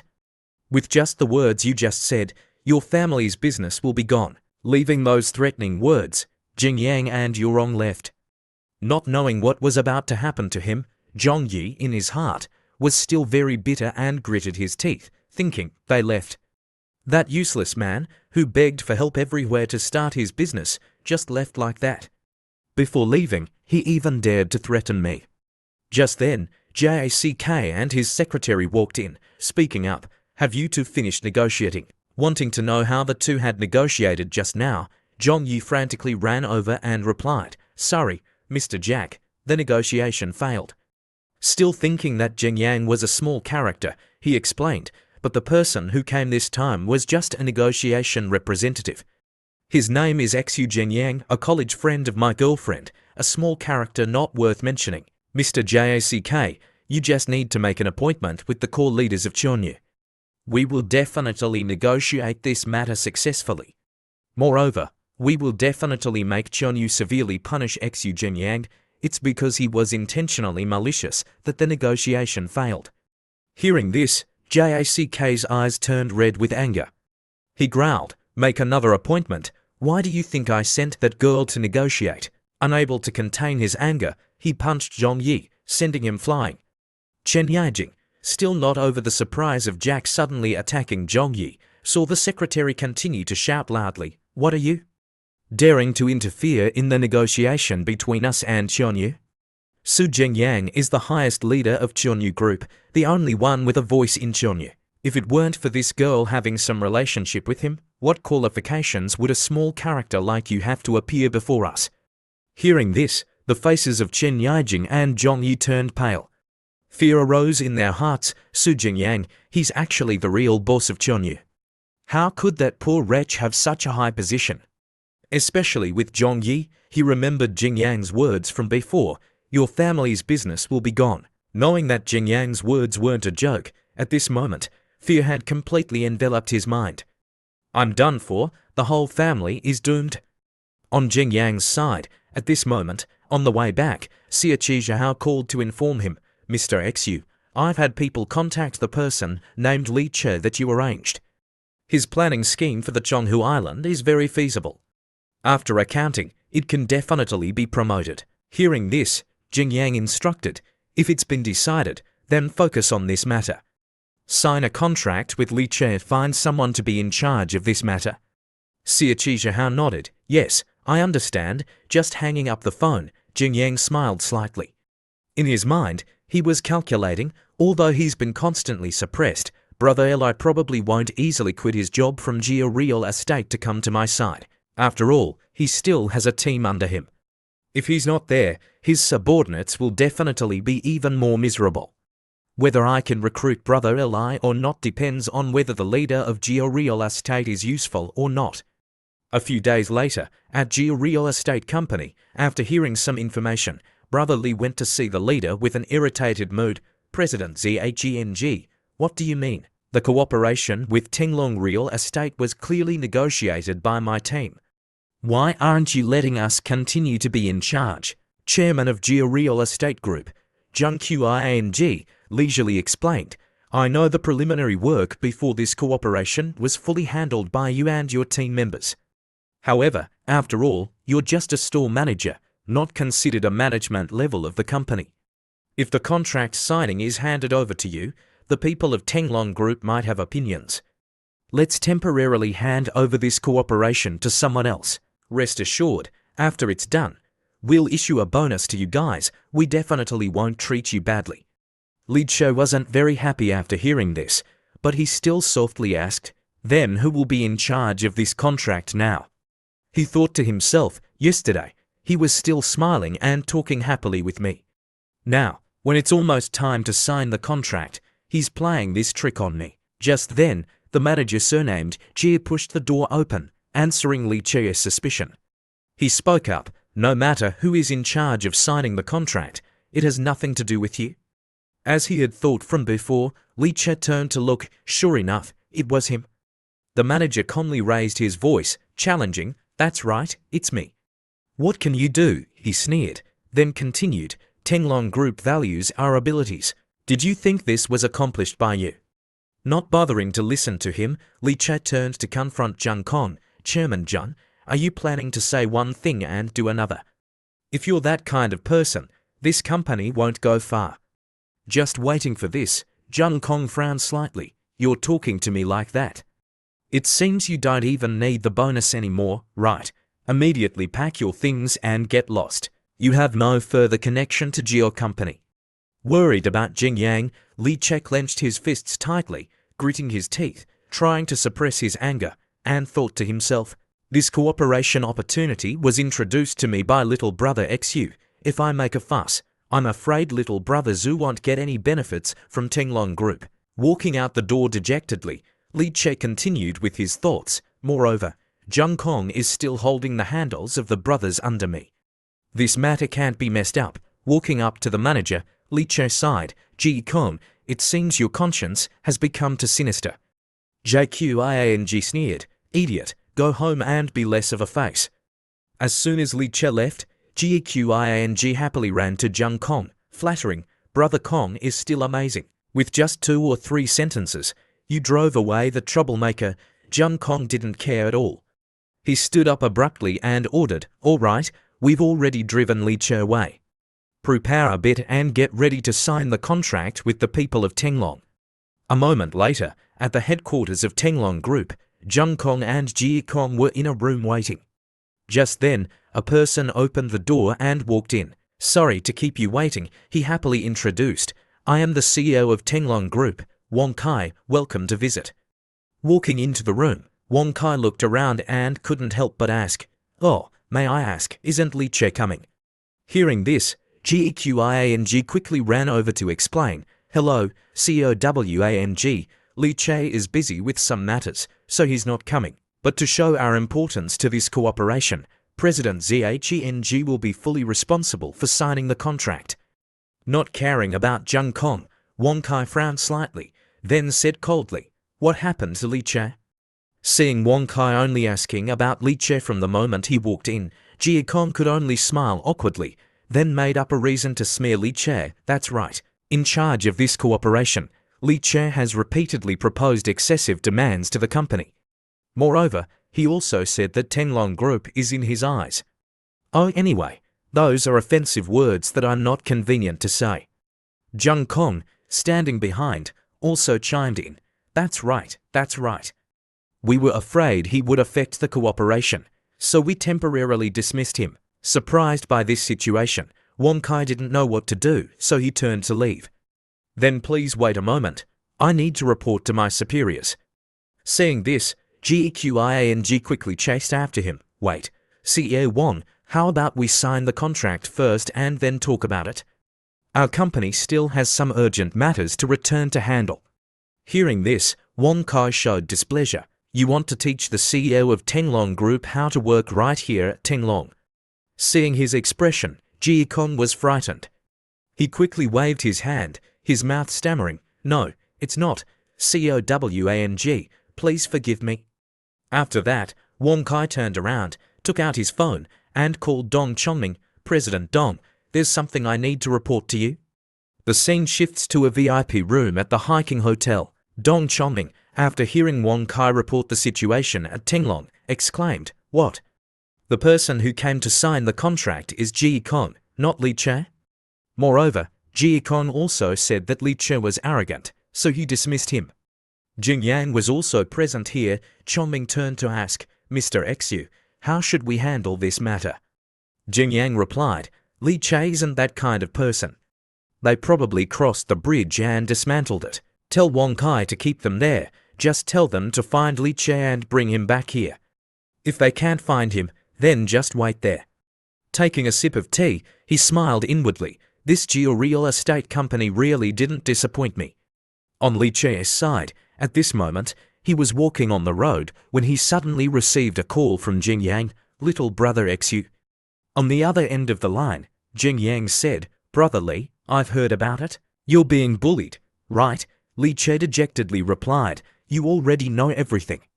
I didn't expect that bastard Zheng Qiang to cross the bridge and dismantle it." Hearing Li Che's somewhat aggrieved tone, Jing Yang comforted him, then asked, "Rest assured, I'll vent your anger for you. However, do you have a group chat of the company or a group of old house brokers?" Hearing about this, Li Che confidently replied, "Of course I do. Everyone praises my attitude to life. Naturally, I know a lot of people." Hearing this, Jing Yang smiled. "That's good. Now, take a taxi to the hiking hotel. I have a surprise for you." After that, he didn't forget to remind, "If Jie Kong calls you back, then you can vent your anger on them." but don't say it too definitely, give them a feeling that you'll come back. Li Che immediately nodded. Okay, I'll go there right away. Jing Yang politely replied, yes, I'm hanging up now. Just hanging up, Jing Yang turned to Dong Chongming and said, all right, do as I instructed. Dong Chongming nodded slightly. I understand, Mr. Su. Taking out his phone, he called Wong Kai. He frowned and muttered, if you can do the work of crossing the bridge and dismantling it, I despises this kind of person the most. I have to teach them a lesson. Returning to the room of Tenglong Group, after hearing Wong Kai announce the instructions of the boss, Ji Kong couldn't help but exclaim, COWANG, do you mean this contract still needs Li Che to come and sign? Wong Kai replied, we value your company and also value Li Che. Please trouble you to ask him to come here. Moreover, my boss said that we'll only sign the contract with Li Qi. If not, then today we can only end here. Ji Kong began to whirring. Drops of sweat were all over his face. He was at a loss for words, trying to find a reason to explain, but maybe he's not around here anymore. Unable to believe what was happening, he wondered in his heart, what's going on? Could it be that Tenglong Group only agreed to cooperate because of Li Che? Absolutely not. Turning to Wong Kai, he looked down at his watch, then said calmly, it's okay, I can wait. But just as Ji Kong was about to say something more, Jung Kong waved his hand to stop him. Faced with Wong Kai's request, he still happily agreed, it's okay. We'll contact Li Che right away. CEO Wong, please wait a moment. After that, he turned back, glared at Ji Kong, and said softly, shut up. If you mess with Tenglong Group, we'll die without knowing how we died. The two walked out together. Jung Qiang sternly reminded, now we have to keep this order at all costs. We can only quickly call Li Che back. On Li Che's side, seeing Jung Kong calling, he answered the call, hello. On the other end of the line, Jung Qiang softly asked, Li Qi, where are you now? At the same time, suddenly, Ji Qiang's voice rang out, Brother Zhang, let me talk to him. Just picking up the phone, Ji Kong immediately showed arrogance. He shouted directly into the phone, Li Qi, you quickly tell Tenglong Real Estate that you voluntarily withdrew from this project. If not, I'll find someone to kill your whole family. Hearing those threatening words, Li Che not only wasn't afraid, but also raised his voice to reply, Ji Kong, are you stupid? Now you guys are the ones who have something to beg me for. What are you going to use to kill my whole family? Jung Kong, tell your dog to think carefully before talking to me. That's it, Li Qi, wait. Li Che then decisively hung up the phone. At the same time, he turned his gaze to the front, seeing the largest hotel in Sandai City right before his eyes. He wondered, is this the place little brother Xu promised me? Seeing him, both bowed and said in unison, welcome, Mr. Li. At the same time, Yurong happily ran over, brother Li, please come this way. Following her to the highest floor of the hotel, Li Che looked around and couldn't help but wonder, hiking hotel isn't a place that ordinary people like me can come to. What exactly is little brother Xu arranging for me by telling me to come here? Walking to the VIP room, Yurong pushed the door open and announced, Mr. Xu, brother Li has arrived. As soon as Li Che looked inside, his eyes suddenly widened. Zheng Yang and a fat man were sitting there waiting. Seeing Li Che walk in, Zheng Yang happily called out, brother Li, you've finally come. Come, sit here. Li Che walked in with a flustered appearance. Little brother Xu, what is this about? Faced with Li Che's flustered appearance, Zheng Yang chuckled, then pointed to the person opposite him, asking, brother Li, do you know this person? Of course, Li Che recognized this person. He stuttered as if he had met an idol. President Zhang, Deputy General Manager of Tenglong Group. He chuckled, it seems Li Che knows me. Hurrying over to shake hands, the joy mixed with admiration was clear on Li Qi's face. President Zhang, you're a legendary figure. As long as you're in the real estate industry in Sandai City, who doesn't know you? Chen Qian modestly replied, you're exaggerating, I'm not that famous. Seeing these two getting too close, Jing Yang spoke up, all right. This time, I'm looking for brother Li because I have something I want to do with you. In a few days, President Zhang will register a second-hand house agency company, preparing to represent the business of apartments owned by Tenglong Group. Right now, we are planning to invite you to be the general manager of this company. You'll be in charge of recruiting personnel. During this time, Cheng Qian will do his best to cooperate with you." Hearing this, Li Che was stunned. He fell into contemplation. Little brother Xu wants to establish a real estate agency company, not only making me the general manager, but also telling Cheng Qian to be my assistant. How high is his position from? Even now, I see Cheng Qian pouring tea and water for Zheng Yang. Li Che couldn't help but sigh in his heart. This can't be a dream, right? Returning to the headquarters of Tenglong Group, after repeatedly calling Li Che but not getting any response, Jie Kong couldn't contain his anger and threw his phone hard on the floor, cursing, "That bastard Li Qi dares not answer my call. I must chop him into pieces and feed him to the dogs." With the same anger, Zheng Kong blamed all the responsibility on Jie Kong, scolding, "Damn it, it's all because of your mouth. If it wasn't because you opened your mouth and demanded to kill his whole family, would he be like this? You're so good. Now that he's not coming, how are we going to sign the contract?" He was ranting when the door suddenly opened, followed by Wang Kai's voice, "In my opinion, don't sign it anymore." He turned back with a displeased expression. "You two, I said I could wait. You really made me wait half an hour. Your work efficiency is not good at all." Hearing this, Jie Kong quickly explained, "COWANG, Li Che isn't answering our calls. I'm also out of options." Zheng Kong, next to him, also hurriedly made a suggestion. "How about we make an appointment for another day and discuss it?" Without any hesitation, Wang Kai bluntly said, "No need. We've already contacted Li Qi. It seems you guys have fired him. If that's the case, then you guys don't need to come anymore. To be honest, we only agreed to this contract out of respect for Li Che. As for Jia Real Estate Company, you're not worthy of cooperating with us." Faced with such a large business deal, Zheng Kong didn't want to miss it, so he still tried to explain, "CEO Wang, there must be some misunderstanding in this matter." Just then, the rebirth music in his body suddenly rang. Wang Kai then pointed to it, saying, "You should still answer the phone."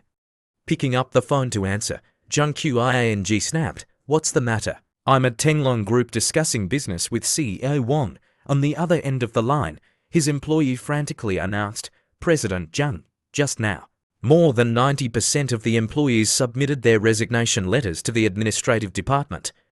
They all said that Li Che established a new company with the support of Tenglong Group, which is several times better than our place." Hearing this, his whole body trembled. Turning to look at Wang Kai, "CEO Wang, what's going on?"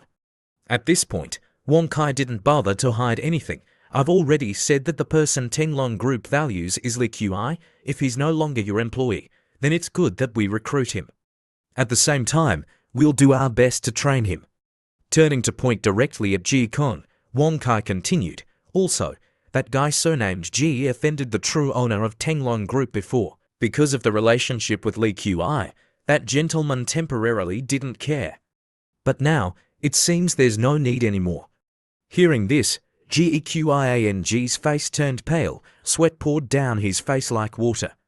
Even so, he still didn't understand and asked, "COWANG, is there some misunderstanding in this matter? Even if you gave me the guts, I wouldn't dare to offend that old boss." Suddenly, someone placed a hand on his shoulder. Turning to look, he recognized that it was Qi Yanfei, smiling at him. But immediately after, his expression became ferocious, his eyes filled with murderous intent. He said coldly, "I haven't even finished dealing with you last time, and you've already offered yourself at the door again." At this point, Jie Kong realized who he had offended before. The image of Zheng Yang, full of majesty, immediately appeared in his head. So that young man is actually a tycoon, but it was too late to know now. He was then surrounded by Qi Yanfei and his men. The scene shifts to the hiking hotel. At this moment, in another room, standing before Zheng Yang were Liu Keili and Yue. He turned to Liu Keili, his tone caring, and asked, "Has your child's condition been controlled?" Different from the haggard appearance when she first appeared, her appearance at this moment had completely changed. She gently stroked her hair and replied, My child's condition is now stable. Thank you, Mr. Su. From today on, this life of mine belongs to you. Sensing Yorong glaring at him, he ignored the Liu Kali and turned to why are you and you? Have you calmed down now? Yoya smiled brightly. Boss, don't make fun of me anymore. After asking a few questions, Jing Yang placed a few bottles of medicine taken from the system on the table, then spoke up. You two both asked me for a job. Now this opportunity has come, but this job is extremely dangerous. If you two don't want to, I can also give you a sum of money to run away. Looking at the bottles of medicine on the table, Liu Li's face showed determination. She said clearly, I can do it. Yoya, on the other hand, showed excitement. Me too. Anyway, with this worthless life of mine, it's good to earn money. Seeing the positive reactions of the two, Jing Yang chuckled, then pulled out the old script and started to perform. Very good. This is a medicine researched by my friend. It can help you to become proficient in a skill, but there's also a 50% chance of dying unexpectedly. He said that to test their hearts, but unexpectedly, the two didn't hesitate at all and picked up the bottles of medicine, then drank them all together. One is to become an immortal, and the other is to go crazy. Very quickly, the medicine began to take effect. The eyes of both widened and surprise was revealed in their eyes. Immediately after, Liu Li's whole body was soaked, and the drops of sweat revealed the sexy lines on her body. Her face was excited, constantly moaning. Right next to her, Yoya was also the same. The girl seemed to be enjoying the most sublime feeling of her life.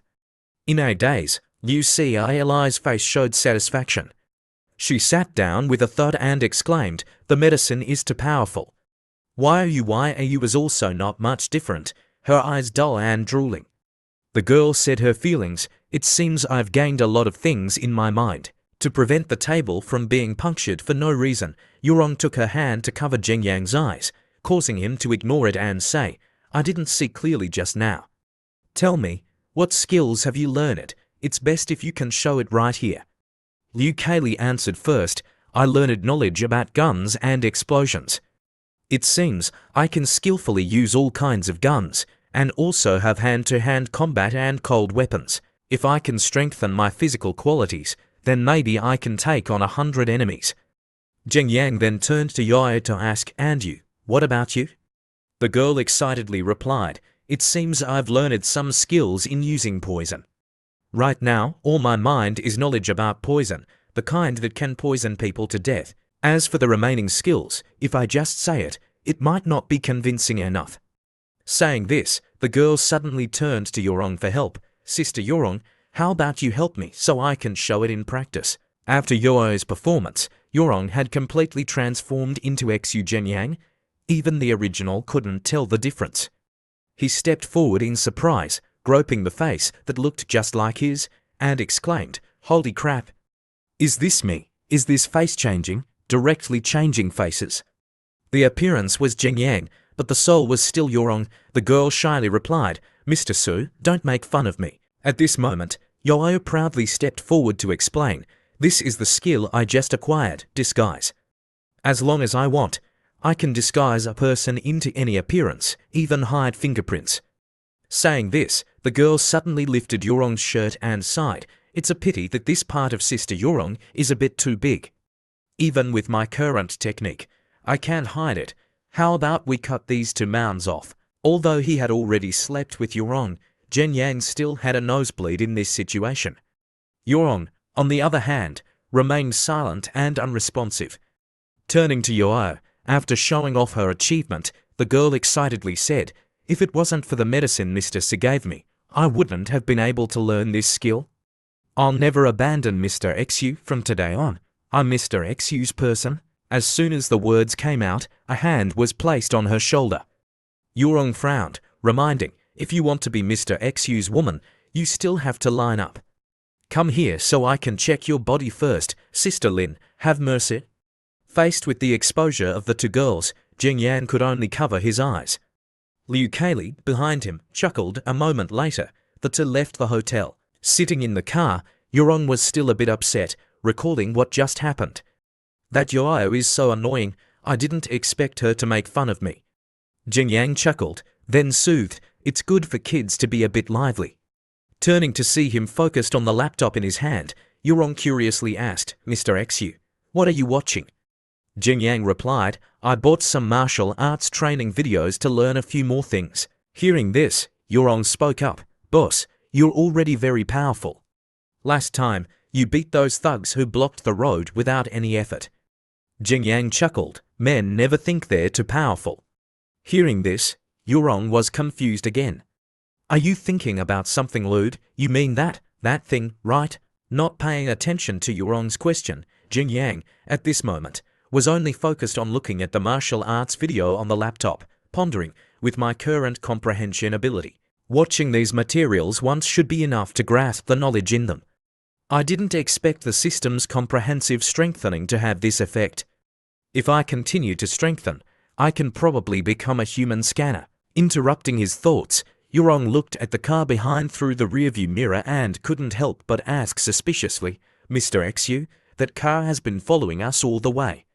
What should we do? Not showing any panic, Jing Yang calmly said, slow down a bit to see what they want to do. As their car slowed down, the car behind immediately overtook them. After that, someone suddenly threw a black plastic bag from that car, hitting Yurong's windshield directly. The black bag shot out a pile of sticky stuff that looked like ink. Along with that, a voice came from that car, good, just keep speeding up and force them to stop. That made Yurong, sitting in the car, extremely angry. My driving skills can be considered professional. This little thing can't make it difficult for me. Moreover, saying this, she frowned, saying loudly, if we are forced to stop by them like this, wouldn't that be giving them too much face? Saying that, she firmly gripped the steering wheel, stepped on the gas, and increased the speed to the maximum. Very quickly, her car had overtaken the Kia car. Yurong was silent, her eyes showing determination. Without any extra movements, she steered, pressing close to the Kia car. The car was forced into the median, causing it to spark. Harsh sounds kept ringing out. When that car stopped, Yurong steered again, blocking the front of the car. Immediately after, the door of that car opened, along with a cursing sound, damn it, we met a good driver. A group of thugs holding sticks got out of the car. The one in the lead walked closer to Jing Yang's car with an arrogant voice, I didn't expect this kid's driver to be something. But if they dared to stop the car, then it seems they're here to hand over their lives. Hearing this, Jing Yang stepped down with a challenging tone, really. Let me see if I'm handing over my life or sending you guys to die. The guy laughed loudly, damn it, this kid also has some spirit. He raised the stick towards Jing Yang, shouting loudly, remember clearly, the person you offended is Wu. He didn't even have time to finish speaking when Jing Yang threw a punch at his face. A tooth flew out, the punch was so powerful that it sent him flying a meter away. His whole body slammed hard into his own car. Not stopping there, Jing Yang continued to rush forward, a knee strike causing his eyes to bulge out. Blood and snot kept oozing out. Even the car was hit hard by the force, causing it to rub against the median, sparks flying everywhere. At this moment, Jing Yang turned to the remaining two guys, saying, I originally wanted to see what you guys wanted to do. I didn't expect you guys to take action directly. The corner of his mouth slightly twitched, his eyes sharply looking at them. He said, I'll beat you guys up to vent my anger first, then ask clearly who sent you guys to look for trouble. After that were the screams of the thugs, don't hit me anymore. I beg you, Daddy, save me, don't hit me anymore. A moment later, after beating the whole group up, Jing Yang grabbed the head of the leader and pulled him up. All right, now I'll ask and you answer, tell me, who sent you guys to look for trouble with me? The guy was beaten, but he still showed arrogance. He thought that the force behind him was very strong, so he sneered, replying, who sent us here? Why don't you guess? Immediately, Jing Yang swung his fist in front of his face. He frowned, his eyes filled with murderous intent. You like guessing?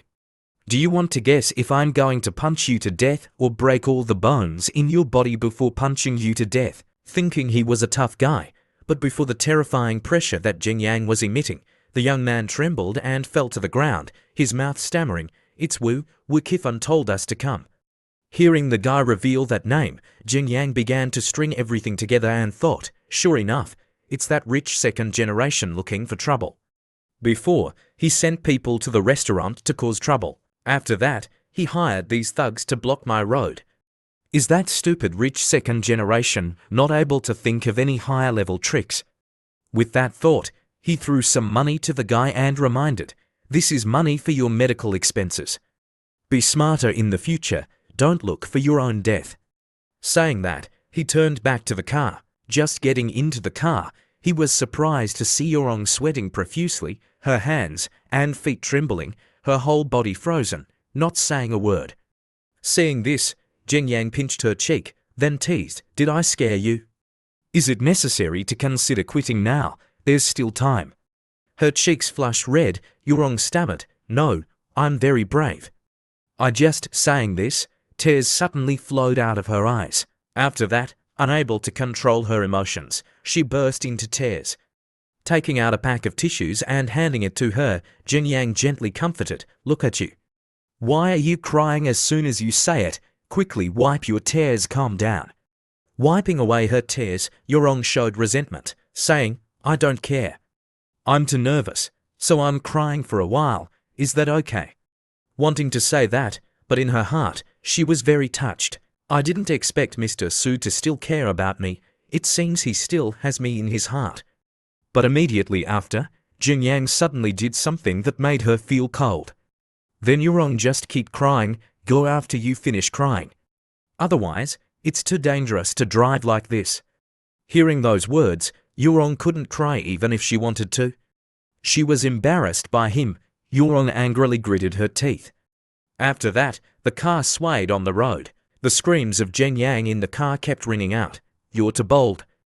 Daring to hit your boss. Stop, don't bite. I'll deduct your salary this month." Letting him scream, Yorong still bit tightly, not letting go. A moment later, at the Eat to Lose Weight restaurant, guests were still coming and going. Inside, Jin Yang, with a bruised face, was kneeling on the ground, listening to Paula scolding.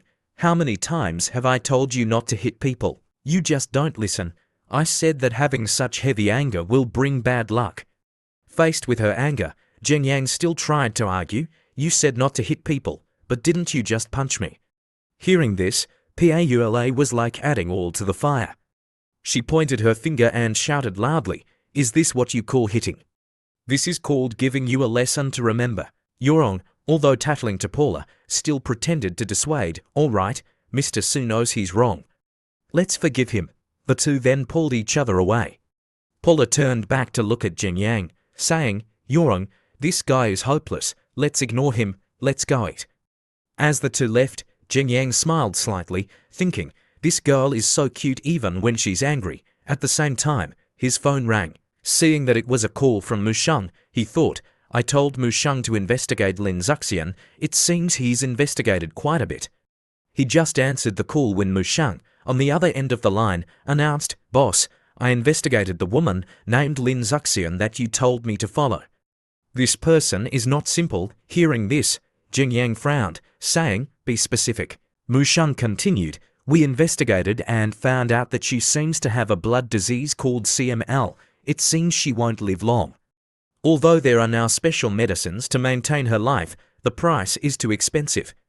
Some patients are even allergic to the medicine. But she has a private channel to buy a kind of generic medicine. Moreover, she buys a large quantity of this medicine. Not only is it cheap, but it's also not allergic, but it will have symptoms of coma, nosebleeds, and some other symptoms." Hearing this, Jin Yang asked suspiciously, "You said she buys a large quantity of generic medicine. How much does she need for herself?" Musheng replied, "She has a group of friends who have the same disease, about 1,000 people. Most of them rely on her medicine to maintain their lives, but the price she sells to her sick friends is the cost price, directly hitting the market for genuine medicine. The government has started to pay attention to her." Hearing this, he was a bit surprised. He didn't expect Lin Zuxian to have such an aspect. Musheng continued, "In addition, Sanlin Pharmaceutical Company is also producing this generic medicine. It seems they're planning to profit from it." Jin Yang, in his heart, was even more suspicious. "It's Sanlin Pharmaceutical Company again." He frowned, giving more instructions to Musheng. continue to follow Lin Zuxian, wait for my news. Also, quickly gather information about Sanlin Pharmaceutical Company. Mu Sheng nodded loudly, understood, boss. After hearing all the information reported by Mu Sheng, Jing Yang began to ponder. Right now, the matter of the CNL special medicine has caused a stir in society. I didn't expect Lin Zuxian to also be involved in this matter. If this matter isn't handled properly, I'm afraid it won't just be a simple matter of going to jail. Just then, his phone rang again. Looking at the strange number on the screen, Jing Yang was a bit suspicious. There's another call. Could it be that Mu Sheng still has something to say? Not thinking much, he answered the call. Hello, who is it? As soon as he heard his voice, a sour voice came from the other end of the line. Damn it, Xu Jing Yang, do you know that Yijing wanted to commit suicide? What exactly are you doing? Hearing that voice, Jing Yang immediately recognized it and asked back, are you Chen Meng, Chen Yijing's best friend? If she committed suicide, you should call the police. Why are you calling me? He thought to himself. Chen Yijing is playing the suicide card. Has she not given up? Or has Huanan Group not given up? With his unreasonableness, Chen Meng continued to shout loudly. Xu Jing Yang, are you a man? Yijing committed suicide because of you. Do you dare to take responsibility? We're now at the Manhua Cafe. If you're a man, then get your ass over here to comfort her. Jing Yang bluntly replied. Then you just wait and see if I'll go there. You dog who eats shit. Saying that, he hung up the phone. After that, he thought, that crazy Chen Yijing committed suicide. Then I'd rather believe I'm Chen Shiwan. Just then, Paula suddenly appeared from behind, causing him to startle. Hearing the conversation just now, her face showed danger, asking, you're not really planning to go, are you? He turned back, sighing, what are you doing? If you scare me to death, then you're prepared to be a widow for the rest of your life. Paula stuck out her tongue, licking her lips. If you die, then I can be free to find a handsome guy. Returning to the matter just now, Paula curiously asked, hey, you're not really planning to go comfort your ex-girlfriend, are you? Jing Yang sneered. Why should I go? For this kind of ex-girlfriend, occasionally burning a stick of incense during the Qingming festival is enough. Suddenly, Paula placed her hand on his shoulder, advising, no, you must go. After all, that's also a life. If it's real, then it will be counted on your head, so you must go. Even if I have to drag you, I'll drag you there. Seeing the expression and sly smile on Paula's face, Jing Yang sweated, thinking, I'll bet all my virginity that this girl doesn't have good intentions. The scene shifts to Manhua Cafe. After asking her friend to call Jing Yang, Chen Yijing anxiously said, Chen Meng, whether I can get back together with Xu Jing Yang or not all depends on you. I'm already divorced from Zhong Yi. If I can't get back together with him. Interrupting her, Lin Chen Meng confidently replied, rest assured, Yijing, I not only want to help you to get back together, but I also want that bastard to apologize to you directly. Didn't you dump him back then? What's the big deal? It's all because he was incompetent at the time. Interrupting her, someone walked over and said, that's right, I was incompetent at the time. So what do you want me to do by asking me to come here? The person who came was Jing Yang. He continued, you wanted to commit suicide, but you still made an appointment to meet at a cafe. You have quite the taste. Hearing this, Lin Chen Meng loudly said, Xu Jing Yang, what are you saying? You came, so that means you still have feelings for Yijing, right? Don't you know how to comfort her? Sitting down at the table, Jing Yang sneered, Chen Meng, if I remember correctly, you know why she broke up with me. Moreover, after that, you often ridiculed and mocked me. So what? Now you're begging me to collect your scraps. Hearing this, Lin Chen Meng became angry. She slammed the table and said loudly, Yijing was wrong. She shouldn't have left you when you were starting your business, but now she knows she was wrong. Can't you forgive her? Do you know how much suffering she had to endure after she followed that rich second generation? How many times did she have to go to the hospital, do you know? Hearing the bitch speak up for her friend, Jing Yang still leisurely took a sip of tea. He thought to himself, she's starting to show her unreasonable side. With that thought, he put down the teacup in his hand, his eyes sharply looking at Chen Meng. He said in a deep voice, so I should know. Slightly startled by Jen Yang's reaction, but immediately after, Lin Chenming stood up abruptly, pointed her finger directly at Jen Yang's face, and continued with her nonsense. That's right, you shouldn't know, but can't you accept her? She was the beauty of our school, back then. You two were such a perfect match. Have you forgotten? To be frank, I came here today to mediate. Anyway, you're rich now, you have to take good care of her. Sitting silently all this time, Chen Yijing, at this moment, put on a remorseful face and spoke up. Jing Yang, I was wrong to you back then. If you can't accept me, I won't cling to you anymore. Faced with her acting, Jing Yang didn't waver at all. He calmly replied, do you think I look like a garbage collection station? Hearing those words, Lin Chenming slammed the table again and stood up. She pointed her finger at his face, her voice strained. So Jing Yang, Yijing has already apologized to you.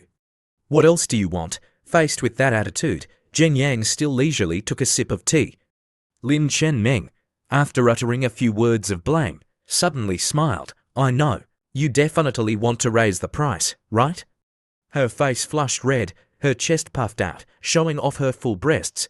Then she made a condition, as long as you agreed to get back together, the two of us can serve you once. In the future, we can also be by your side often. Her eyes were seductive, and her voice was flirtatious. She asked, what, isn't this what you boys like? On the surface, she was helping her friend rekindle their old love, but in her mind, she had calculations. Hearing Chen Yijing say that Su Jingyang could now resist Huanan Group in terms of assets, if she could really get into bed with him, maybe she could rely on this relationship to demand more benefits. Contrary to her fantasy, Jing Yang, at this moment, didn't even bother to look at her. He said coldly, forget it. I'm afraid it's too dirty. Confident in herself, Lin Chenming exclaimed in surprise when she heard Jing Yang say that. Excuse Jing Yang, what do you mean? Do you know that there's a beauty in front of you? Just then, a voice calling honey came from inside the cafe. Paula, at this moment, had appeared with a perfect figure from head to toe, her beautiful face without flaws. She walked to the table of the three and softly asked, Honey, are you here? Faced with Paula's appearance, the three had two expressions. Jing Yang, although he knew it from before, still couldn't hide his interest. The two bitches, on the other hand, had the same surprised expression. Especially Chen Meng, maybe she had to look at herself when compared to Paula. At this moment, Paula began to act. She sat down next to Jing Yang, hooking her arm around him. She chuckled softly, her tone gentle but full of sarcasm. Honey, didn't you say you were going to offer incense to your old flame? Turning to look at his girlfriend, Jing Yang smiled inwardly. Very good, so you told me to come here to act. At this moment, Lin Chenming suddenly stood up, her face full of resentment, looking at the two. Su Jing Yang, it seems all men are the same. No wonder you dumped Yijing. It turns out you have a vixen by your side. Before Chen Meng's words, Paula turned to Chen Yijing and sneered. The person next to you are the other woman who followed the rich second generation when my husband was starting his business, right? So what? Now you're being sent by Huanan Group to play the game of using feelings, planning to turn a fake into a real one. Being said to be right, Chen Yijing didn't speak, but still let Lin Chenming speak for her. She loudly argued, what using feelings? How deeply in love they were before, do you know? Although Yijing abandoned Su Jingyang, didn't he have any faults at that time? The noise caused the people in the cafe to start paying attention. Lin Chenming continued to shout loudly, you're the third person who stepped in, look at your character. You're really a slut, I'm telling you. No matter how long they've been separated, Xu Jingyang will have to kneel down and beg Yijing to get back together. Hearing this, Paula could no longer maintain her composure. Anger had invaded her mind. As usual, that bitch would have eaten a slap, but Paula swung her foot and kicked Lin Chenming directly in the mouth, then cursed, damn it, this dog is too used to barking because I'm too lenient, right? Besides himself, it was the first time seeing Paula take action to hit someone. Jing Yang couldn't help but be surprised. Chen Yijing was also the same, her eyes wide open, her mouth agape. She didn't dare to jump in to help her friend. She could only stand outside and flap her lips. What are you doing? Don't you know there are two of us? Just then, a familiar figure holding a broom walked in. The broom was swung up. PAULAS reinforcements had arrived. Yurong, her eyes red with anger, directly swung at Chen Yijing. Shameless bitch, daring to seduce our husband. Don't you know what kind of trash you are? On this side, Paula still hadn't stopped. She continued to slap Chen Meng's mouth, then scolded, I was just planning to see which bitch was seducing my husband. I didn't expect you guys to offer yourselves at the door. You haven't even become a mistress yet, and you already want to go against the main wife? Do you think I'm weak and easy to bully? Turning to look at Yurong pressing Chen Yijing down to massage her, Paula spoke up, tell Yurong not to be lenient. Beat these two to reincarnation. Seeing this scene, Jing Yang could only helplessly sigh. Sure enough, she's silly, but taking action to hit people is her specialty. He wondered, but why is Yurong also joining in? Glancing behind, seeing more and more people watching and taking pictures, he thought, all right, this matter is also almost over. If we keep dragging it on, it will be troublesome. With that thought, he stepped forward, his left arm hugging Paula, his right arm clamping Yurong. The two were carried out by him. Paula unwillingly said loudly, what are you doing? I haven't hit enough yet. Jing Yang smiled bitterly, reassuring, all right, we'll talk about it later. Turning to Chen Yijing and Lin Chen Meng lying flat on the ground, their faces swollen, Paula was carried away by Jing Yang, but she still shouted back, you to bitch, I'll spare you today. If there's still a next time, I'll definitely smash your dog heads.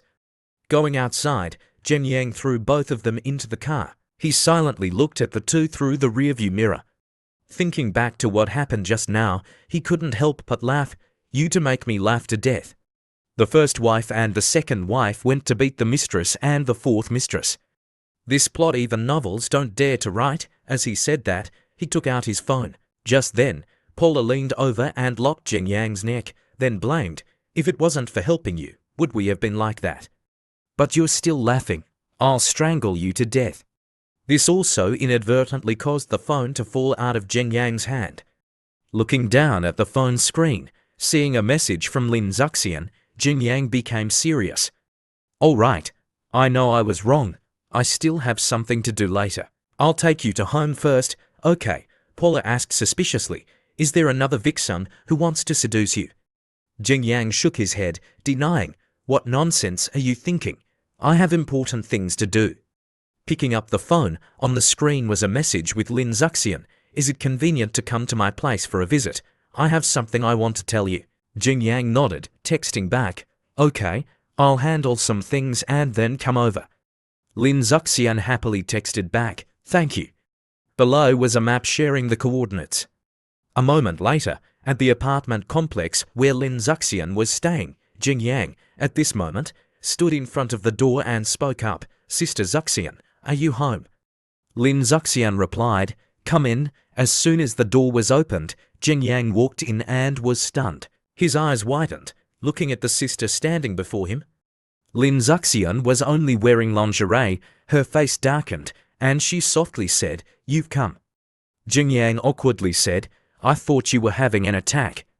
Lin Zuxian shook her head, then threw herself into Jing Yang's arms, it's not, I just have something I want to beg you for. Her cheeks flushed red, her soft lips trembling slightly. She hesitated for a moment, but still said, I want to be a woman once before I die. Outside, birds were in pairs, but inside Lin Zuxian's room, a tense and awkward atmosphere was enveloping. As a man, Jing Yang found it difficult to avoid being swayed. He tried to maintain his composure and asked back, Sister Zuxian, what are you doing? I don't quite understand what you mean. Lin Zuxian's face was flushed, her breath was rapid, and her eyes darkened as she said, you don't need to understand, and you don't even remember me. Of course, she hugged Jing Yang tightly and continued, if you could remember, that would be great. With full and genuine breasts offered right in front of him, the young man still pretended to be stupid, wondering in his heart, what does Lin Zuxian mean? Didn't she say that this medicine can prolong life? Why is she about to die? Could it be that her condition has worsened? At this moment, the dark side of the young man's heart also arose, but she said she wanted to be a woman once before she died. Isn't that what I think it is? Looking at those full, smooth breasts, the dark thought became even darker. If she wants me to help, I definitely won't refuse. Then why not? Just then, the pure side of his heart appeared, throwing a punch at the dark side and scolding. What are you thinking? Be serious. Reminded by the pure side of his heart, Jing Yang woke up, his face serious, and asked, Sister Zuxian, your mood is a bit off. Calm down first. Also, why me? We're not that close, right? Still hugging him tightly, Lin Zuxian softly replied, My mood is fine. I've thought about it for a long time. In the end, I still want to leave something behind before I die, leave my virginity to you. She looked up at him with sincere eyes, explaining, You're the only man who has ever hugged me, so I can only ask you to take responsibility. Hearing this, Jing Yang immediately remembered the time Lin Zuxian fainted and he carried her to the chair. And because of that reason, he smiled awkwardly. Don't tell me that you've never dated until now. It feels like you're tricking me, he thought to himself. In that situation, what else could I do? After all, I couldn't just watch you fall, but Lin Zuxian still didn't care. She had already taken off her clothes and said the words. She ignored everything and offered her first kiss. After all, she could only trick him once, right? Just when he thought the tongue wrestling was about to begin, suddenly, her phone rang. Temporarily putting aside the matter of getting intimate, she went to the bedside and answered the phone. As soon as she answered, someone on the other end of the line frantically announced, Sister Zuxian, there's an arrest warrant. They're taking action. Someone is coming to arrest you now. Run quickly. Hearing the information that the person called to tell her, Lin Zuxian immediately hung up, replaced by panic and worrying clearly on her face. Standing silently, Jing Yang observing, seeing her expression, he also somewhat guessed the situation. Afraid that he would be implicated because of her, Lin Zuxian worriedly turned to say, You should leave quickly. I'm now interrupting her, Jing Yang calmly said, I know about your illness. I also know about the generic medicine, and I can also guess what's happening to you. He said seriously, immediately packing her things, Follow me. A moment later, leading Lin Zuxian to the parking garage, Jing Yang immediately called Mushan. Mushan immediately turned off all the cameras of the Shiji waiting apartment complex. On this side, Mushan, receiving the instructions from his boss, immediately did as he was told. Sitting in the car, Lin Zuxian still felt worried for Jing Yang and spoke up, Aren't you afraid of being implicated? Jing Yang shook his head, frankly replying, I'm not afraid. Lin Zuxian changed the question, Where are you planning to take me? Jing Yang replied in a concise manner, My home. Hearing this, Lin Zuxian was slightly startled. Aren't you living with Paula? Jing Yang joked, What? Are you planning to explain to her about what happened just now? Lin Zuxian shyly said, her voice stuttering, It's not. I can't say. The atmosphere suddenly quieted down. Jing Yang seriously asked, Tell me, what do you mean by saying you're arranging things? Lin Zuxian explained in a low voice, My condition has worsened, now I only have 1 year left. Moreover, although the medicine can still maintain me, my body is getting weaker and weaker. In a few months, I can only lie in bed, prolonging my life with machines. I don't want that. Hearing her sad words, Jing Yang suddenly smiled, his words a bit sarcastic, but carrying encouragement. Just because of this reason, you want to trick me into sleeping with you. Then you're too weak. Hearing this, Lin Zuxian could only be speechless. Jing Yang's eyes suddenly became firm. He seriously continued, Rest assured, you've helped so many patients, done so many good deeds. Heaven won't let you die. Lin Zuxian shrank, hugging herself, her voice sad but still with a bit of hope. I hope so. A moment later, the sky had darkened at Xu Jing Yang's new home. At this moment, he had also brought Lin Zuxian here. As soon as the door was opened, before the lights could be turned on, Paula suddenly appeared, one hand holding a knife, one hand holding an apple, scaring the two to death. As soon as the lights were turned on, Paula, after clearly seeing the two, was a bit suspicious. Jing Yang, why are you two together? Seeing the knife in her hand, Jing Yang was a bit scared and reminded, Put the knife down first. I'll tell you everything. Stepping forward to put his arm around her, he said softly, You've probably heard of it, right? On the internet, There's a kind person who brings medicine to CML patients, saving thousands of patients. Hearing the mysterious person in Jing Yang's words, Paula immediately became eager, her eyes showing admiration. Of course I know, the medicine she brought back from abroad has saved so many lives. Now everyone online says she's an extremely good person and even gave her the name Magical Girl, seeing the positive reaction from her. Jing Yang glanced at Lin Zuxian, then said mysteriously to Paula, "Well, this is that magical girl," holding the apple in his hand. He added, "Don't doubt it, wait and see the news. She'd be exposed anyway." Taking a bite of the apple, he squinted and continued, "Now the people above are sending people to arrest her. It's probably going to be a city-wide manhunt soon." Paula, hearing this, didn't doubt at all. She even rushed to Jing Yang anxiously. "Then what are you standing here for? Think of something." Jing Yang was still calm. "What's there to do? After all, she's about to die anyway." Hearing this, Paula became even more angry. "Then you have to think of something even more." Seeing these two seemed to have forgotten her presence, Lin Zuxian coughed lightly, then politely spoke up. "In the coming time, I just need to stay here to avoid the storm."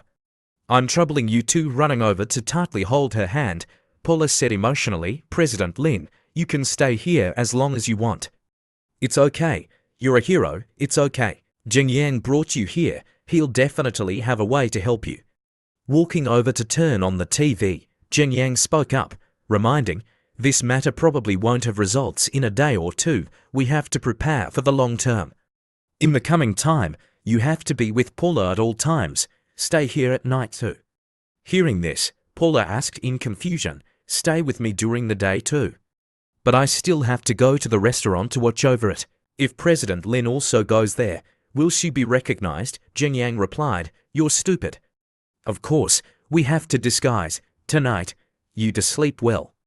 Early tomorrow morning, we'll go to the hiking hotel." At this moment, on the TV screen, Lin Zuxian's image had been announced, along with the announcement of the 11 arrest warrant from the Ministry of Public Security. Turning to Paula, she still asked suspiciously, "Jing Yang, do you really have a way?" Hearing this, Jing Yang showed anger. "What, don't you believe in your man? Rest assured, tomorrow I'll show you my secret weapon." The next day, after the arrest warrant for Lin Zuxian was announced, many people who considered her a hero came to the police station to protest. "Cancel the arrest warrant. Release the magical girl. I beg you, please spare her. She also has CML and still insists on bringing medicine for us. This is accumulating merit. I kneel to you." These people also carried signs with many lines of text like "Female Bodhisattva," "Female Hero." They kept shouting outside, "Why are you arresting her?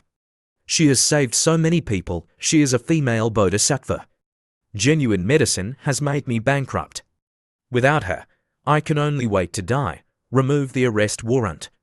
Protest the arrest of the magical girl. Protest." At a hotel, Paula, having just seen the news, seeing so many people standing up to protect Lin Zuxian, happily announced, "Sister Zuxian, yesterday, after the arrest warrant for you was issued, today many patients have stood up to complain for you.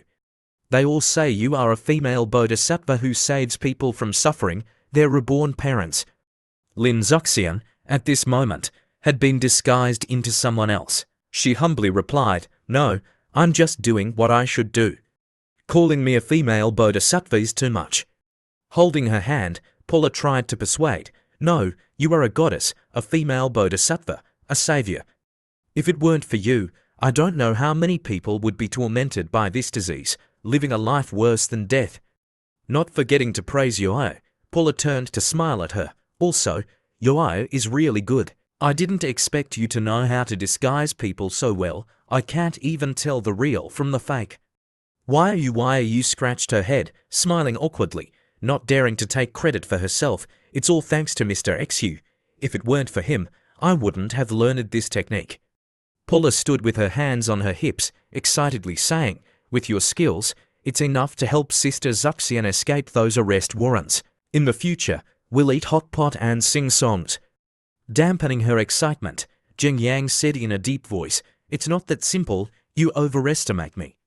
Turning back to glare at him with red eyes, Paula angrily scolded, "Can you say some good words? You have to give us more confidence at this time." Holding up his phone for her to see, Jin Yang seriously replied, "You call this not having confidence? I'm just afraid of trouble. Look, there's a business that hasn't experienced the world begging for abuse." Paula carefully looked at the phone screen. She was silent for a while, then went crazy and shouted, "Those people are too disgusting. Now I'm going to tear them apart. They're already making fake medicine. Where do they get the face to put pressure on the government, wanting the government to severely punish Sister Zuxian?" To prevent the girl from acting rashly, Jin Yang quickly hugged her, stopping her. "All right, calm down." Stroking her head to calm her down, he spoke up, reassuring, "Rest assured, this jumping clown won't cause any trouble."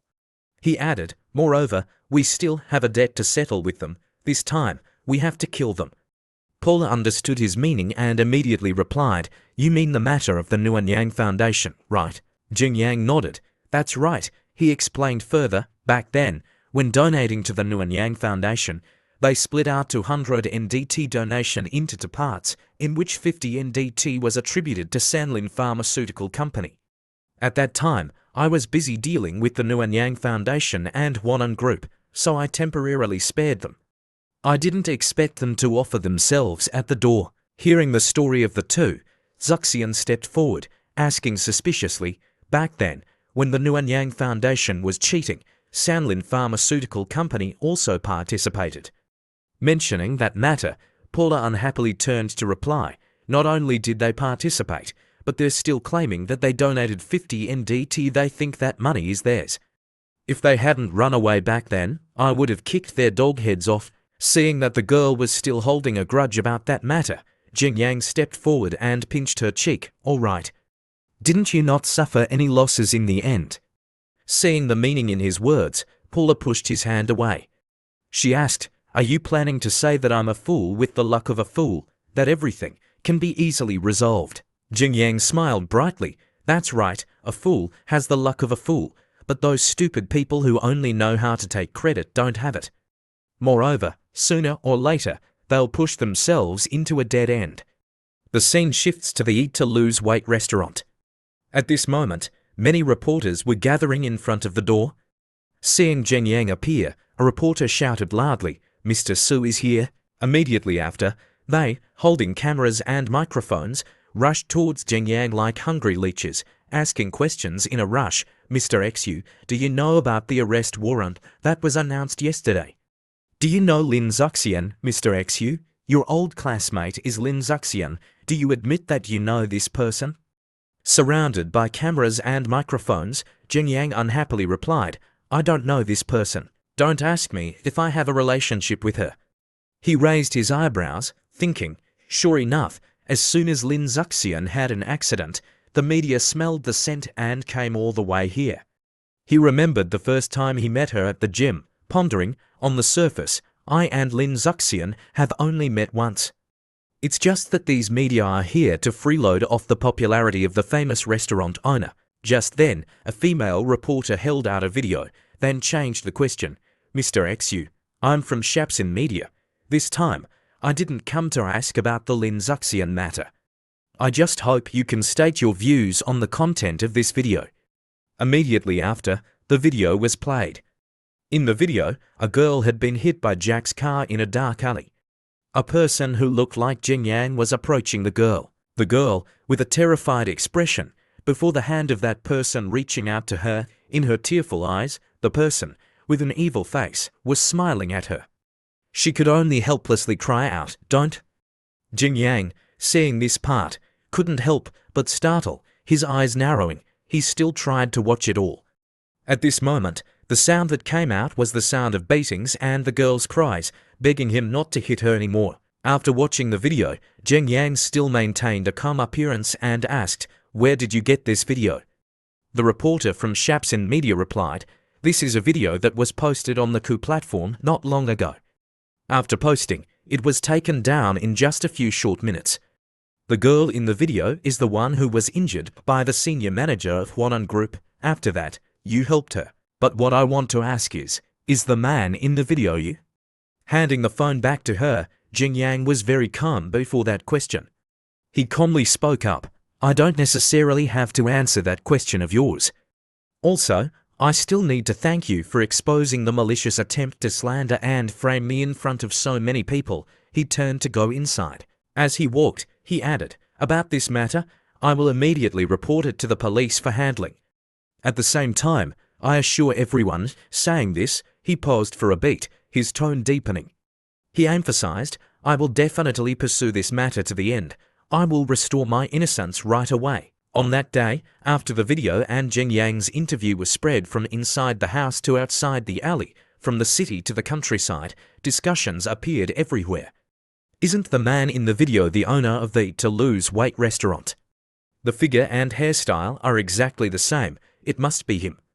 Moreover, if it wasn't him, then why hasn't he come out to clarify for so many days, beast? I didn't expect him to help that girl with this conspiracy. He's really scum. We must make this beast be punished. At Sanlin Pharmaceutical Company, Lin Zhenfeng, after seeing the news about Jin Yang, stood before his cousin and praised him to the skies. Cousin, this trick of yours is really high. The bald guy next to him also chimed in, flattering, that's right, cousin is really the top, the script is flying. Remembering the last time he had to endure humiliation because of Jin Yang, Lin Zhenfeng said with gratitude, cousin, this time you avenged us. We don't know how to thank you, the bald guy next to him continued, cousin, this move of yours is too great. Now Jin Yang must have been made to have a headache by the netizens, right? The cousin that the two had been flattering just now was Lin Jian, the CEO of Sanlin Pharmaceutical. He leisurely said, the people on the internet don't have the ability to distinguish the real from the fake. They only know how to chime in and join in the fun. But once they form a group, they will become a violent crowd that can gnaw the target into bones. At this moment, Lin Jian was also talking to Wu Kifan through the laptop. Lin Jian didn't forget his efforts and immediately mentioned, it's thanks to young master Wu Qifan's help. If it weren't for you finding an actor who looks like Xu Jin Yang, this plan wouldn't have been easy to implement. Wu Kifan laughed loudly, thanks to the brilliant methods of young master Lin, this time, Xu Jin Yang can be considered to have been completely discredited. So far, there's still no movement. Lin Jian sneered. He gave a new plan, this time, I want to use the identity of Sanlin Pharmaceutical to announce, forcing him to come out to explain. Wu Kifan also curled his lips, laughing back, okay, at that time, we'll secretly put pressure on him, making him die without a burial place. At that time, I will definitely personally go to meet him and see him discredited. The scene shifts to the Zhao family. At this moment, Zhao Huashan was praising his daughter to the skies, worthy of being my daughter. One trick of shifting flowers and grafting trees has made the Wu group stand in opposition to Xu Jin Yang. Now that Sanlin Pharmaceutical has joined hands with the Wu group, constantly putting pressure on Xu Jin Yang, he has no way to escape anymore. The person behind everything, at this moment, was leisurely sitting, filing her nails, without any emotion on her face. Jia Shaman calmly spoke up. Before, Wu Kifan was always at a disadvantage because of Xu Jin Yang, losing all face. This time, he probably secretly played tricks, then joined forces with Sanlin Pharmaceutical to suppress Xu Jin Yang. I didn't expect him to use such childish tricks like slander and framing. Although it's really childish, it's useful, let's just watch the show. Just then, Jia Yiming frantically ran in to report, Dad, sister, just now Su Jinyang posted news that he wants to publicly respond to this matter tomorrow. Hearing this, Zhao Xiaoman didn't show any eagerness. She just said indifferently, very good, we'll just see how he responds this time. It's also time for the Guardian Sword to come out. At the press conference, the seats were filled with reporters and gossipers, while discussions were taking place next to them. One person asked, did you hear anything? It seems that the relevant department came to find Xu Jinyang yesterday. What's the use of someone else's words? A female journalist told the person next to her that they only asked a few words and did not agree to let Jinyang go to the police station in another corner. A female YouTuber turned to the person on the right and asked, why did the media come to find the girl's family? The TikToker next to her replied, I came to find her, but their family protected my privacy and refused to interview. Sitting next to him, Lin Ji raised his lips slightly, feeling secretly proud. At the same time, Zhao Xiaoman walked up to him, blushing all over his face, but still talking social. Lin Ji smiled slightly. Zhao Xiaoman said, I didn't expect that Miss Lin from Sanlin Pharmaceutical would personally come forward because of a restaurant owner. Lin Ji sneered. Similarly, Miss Zhao also caused a lot of trouble because of that restaurant owner. He looked at Zhao Xiaoman with confusion and asked, I'm curious why this kind of person caught your attention. Zhao Xiaoman furrowed her brow slightly and curled her lips slightly, answering him that when you kill Xu Jingyang, perhaps I will tell you. At this moment, Su Jingyang appeared in the audience, causing an uproar. Su Jingyang arrived, quickly check the camera, and don't miss any details, even the slightest. Sitting in the front row and seeing Jingyang's style clearly, Zhao Xiaoman was a bit surprised. He seemed calm, while Lin Ji smiled lightly and pretended not to change anything. He wanted to go abroad for a few years in his mind, and what he learned and saw were the kind of lowly people who didn't know where to jump out and stitch together that domestic country bumpkins couldn't imagine. At the press conference, a female journalist stood up and asked, Did you agree to play videos online for today's press conference? Standing on the highest podium, he nodded and said, Yes, but before answering his questions, he reached out to the person standing next to him and introduced, I think everyone knows. What appeared was a man named Zi Changren with scars on his face, nicknamed the Just and Strict Deputy Director of the Sontai Public Security Bureau. Jingyang continued, he followed an ideal greater than heaven, and his power and wealth were difficult to shake. Seeing him, everyone was shocked and said, Deputy Director XIO came to support Xu Jingyang. Is Xu Jingyang wrongly accused after introducing XIO Changren? Jingyang stepped forward to speak. Hello everyone. I am Zi Changren, Deputy Director of the Sontai City Public Security Bureau. Today, I am here to explain something. Through strict investigation, we have confirmed that the video incident of assaulting a female high school student circulating online is an extremely heinous act of framing. I assure you that no matter who is behind this vicious incident, I will catch whoever it is. For the sudden and severe punishment of Zi Changren's appearance and speech, Lin Ji's face changed, the obvious concern on his face. Zhao Xiaoman appeared calm on the surface, but there was also a bit of confusion in her heart. Turning to Jingyang, after Zi Changren spoke, the two exchanged something. Zi Changren left. Looking at his back, Jingyang couldn't help but sigh that it was indeed the deputy director who had used the nickname of integrity to do things with a tough and loud tone. After speaking, he left without being a son-in-law at all. Then, he spoke in person again, regarding the incident of injuring the girl just now. Deputy Director Z has already cleared my name. As for the whereabouts, Director XIA also expressed the hope that everyone will trust the attitude of the police force. All right, now our most exciting part for today. Before that, I would like to introduce Mr. Jin from the Drug Analysis Center of Yanjing University, who was introduced by Jingyang to give you a speech. I am Mr. Jin. I am holding the inspection reports of 3 drugs from 3 different authoritative institutions. Suddenly, things turned in another direction. The reporters present were once again troubled by a commotion, and the female reporter held a phone and asked, What's going on? Why do we need to mention drug inspection? The person next to him also looked puzzled. Isn't today's press conference to clarify the matter of bullying girls? Answering the question from the person below, Jin Non gently pushed his glasses and went straight to the point. Firstly, I would like to express my gratitude to Mr. Xu, who is currently setting up a medical budget fund for Sontai City. In order to select a cooperative manufacturer, we tested a portion of the drugs, but found some very infuriating facts. Speaking of which, he held high the report and loudly passed the test of Inosini drugs produced by a certain pharmaceutical company. This is a chemical drug used to assist in the treatment of chronic hepatitis, which should contain 0.2 milligrams of active substance. However, after actual testing, the active substance was only 0.03 milligrams. The anti-allergy antidote produced by this pharmaceutical company should have 11 types of traditional Chinese medicine, but in reality, there were only 4 types. At the same time, Zhao Xiaoman and Lin Ji turned their attention to the men who were speaking. They were shocked to hear that Su Jingyang and this golden man were going to expose fake drugs. The reporters and gossip team below were also a bit shocked. Upon hearing this news, many people couldn't wait to know the answer. Which pharmaceutical company can name Dr. Jin? With the public's attention to this issue, Lin Ji has begun to feel fear. They want to strip Sanlin's medicine. How did they get back here?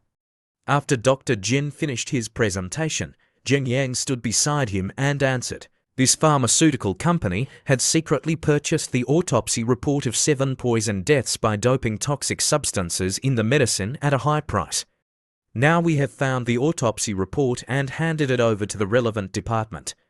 When he pointed at Lin Ji sitting and spoke loudly, the climax was pushed up. I can finally tell everyone about pharmaceutical companies. It is called Sanlin Pharmaceutical Company. Upon hearing these words, Lin Ji couldn't remain calm and shouted, "Are you slandering?"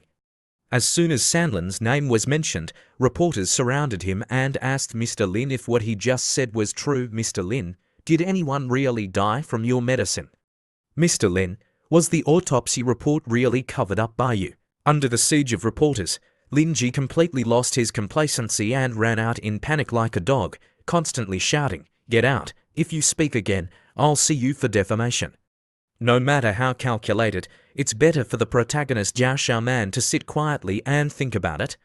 She thought this plan could lure the guards to come forward, and Xu Zhengyang could solve it himself. But this time he declared war on Sanlin Pharmaceutical. He will definitely catch the mastermind behind the scenes and let those people take the stage. I'm afraid even the Guardian sword cannot protect Xu Zhengyang. After a while, after the press conference ended, Zhengyang met Zhong Lin in the parking lot. She stepped forward and said, "You promised that the fact proves that I was wrong about the Warm Sun Foundation last time. I did indeed embezzle a huge amount of donations, and the problem was extremely serious." Zhengyang asked in confusion, "So you stopped me here to apologize to me?" Zhong Lin said softly, "That's right, but I'm here to persuade you because you've caused too much trouble this time, which is directly related to Sanlin's drug management system. No one has tampered with it for so many years, so there's a reason to listen to her." Zhengyang understood the problem. He just didn't expect her to come to me this time with good intentions. He approached and asked, "It seems you know some insider information. Would it be convenient for you to reveal it?" Zhong Lin frowned slightly and said in a serious tone, "I can only advise you to handle this matter carefully, not to move or move." Zhengyang turned around and said, "Thank you for your reminder, but they can attack me from anywhere, whether it's in the mall, in honor, or in law. I'm waiting for either." He turned around and looked at her coldly, saying, "Not only do I want to touch them, but I also want to drive them to death." The next morning, Zhengyang was looking at the street view in front of his house when suddenly a black car stopped in front of him. The person in the car said, "Is Su Zhengyang?" The next moment, another person walked up to him with a threatening look on their face. "Someone wanted to see you and come with us." Zhengyang didn't back down. He smiled slightly and thought to himself, sure enough, the people behind couldn't help it. Right after that person spoke, two more people circled behind Zhengyang with a formation as if threatening him. The person raised his voice, ordering, "Get in the car."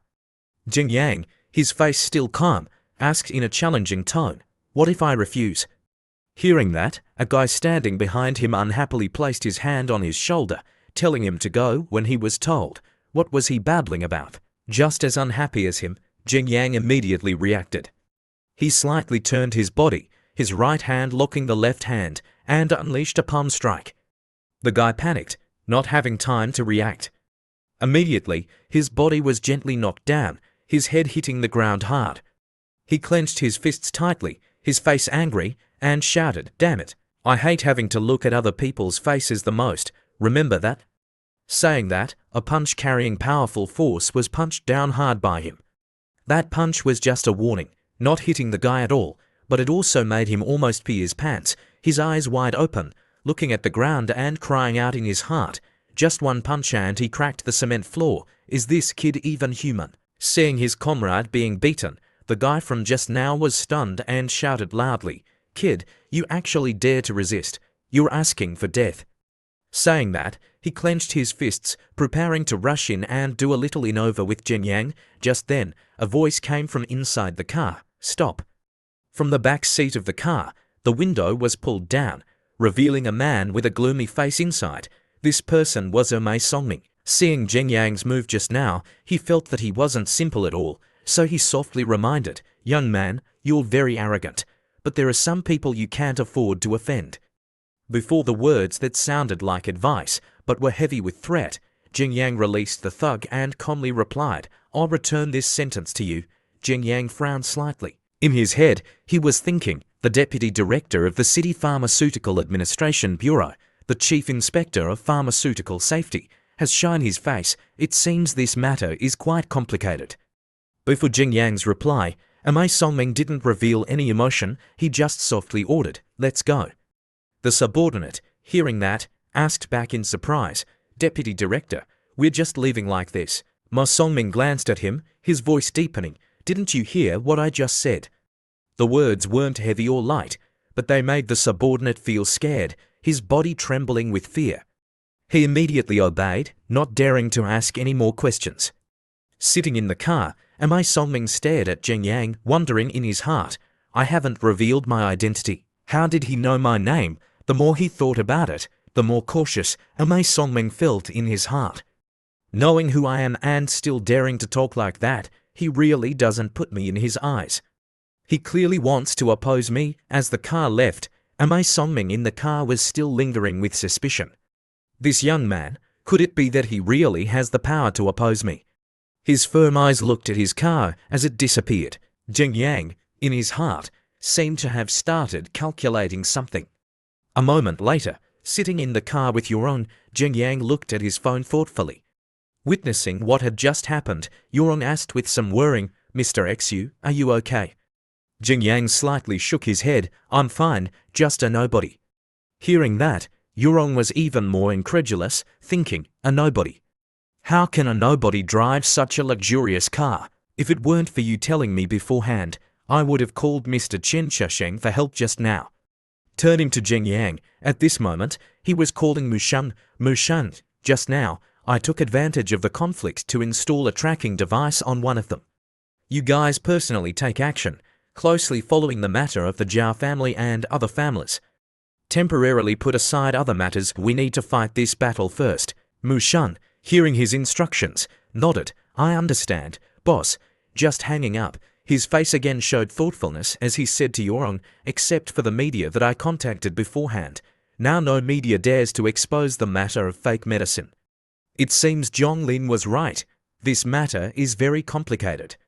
To overthrow them, we have to spend some effort." After the car had gone a distance, Yurong spoke up, asking, "Mr. Xu, where are we going today?" He replied, "I'll send you the location. You just follow it." The scene shifts to a park in the city. A man seemed to be waiting for someone. A moment later, a footstep came. Zheng Yang approached the man, asking, "Hello, uncle, I'm Su Zheng Yang. May I ask, why are you looking for me?" The man suddenly knelt down before him. "Mr. Su, we are sorry to you, but we have something we want to clarify with you." Faced with this situation, Zheng Yang completely didn't understand what was happening. He asked suspiciously, "What are you doing?" The man's face showed remorse. He spoke up to explain, "I'm Xiao's father. You saved Xiaoi. You're the benefactor of my family. We haven't repaid you yet, but the matter of the fake video happened. We're afraid they'll take revenge if I don't tell the truth to the police comrades. I'm not human." Hearing this, Zheng Yang was slightly surprised. He didn't blame him, but helped Xiao's father sit on the chair. He slowly recounted the situation. "Before, someone came to us, telling Xiaoi to act for them. I didn't agree. They cut me a few times with a knife. Because of me, Xiaoi agreed to them." Zheng Yang thought to himself, "Sure enough, this matter is almost like I thought." Not only did he not blame him, but he also asked with concern, "Xiaoi, is she not being bullied?" Before his kindness, Xiao's father sincerely replied, "No, Xiaoi was only beaten a few times, but my daughter secretly recorded everything. Before, we didn't know. After that, the girl told me. They threatened to kill my whole family. I just wanted to protect my family. But now we don't dare to hand this over to the police. We don't know who to trust, so we can only hand it over to you." Looking at the recording that the uncle handed over, Jing Yang was momentarily stunned.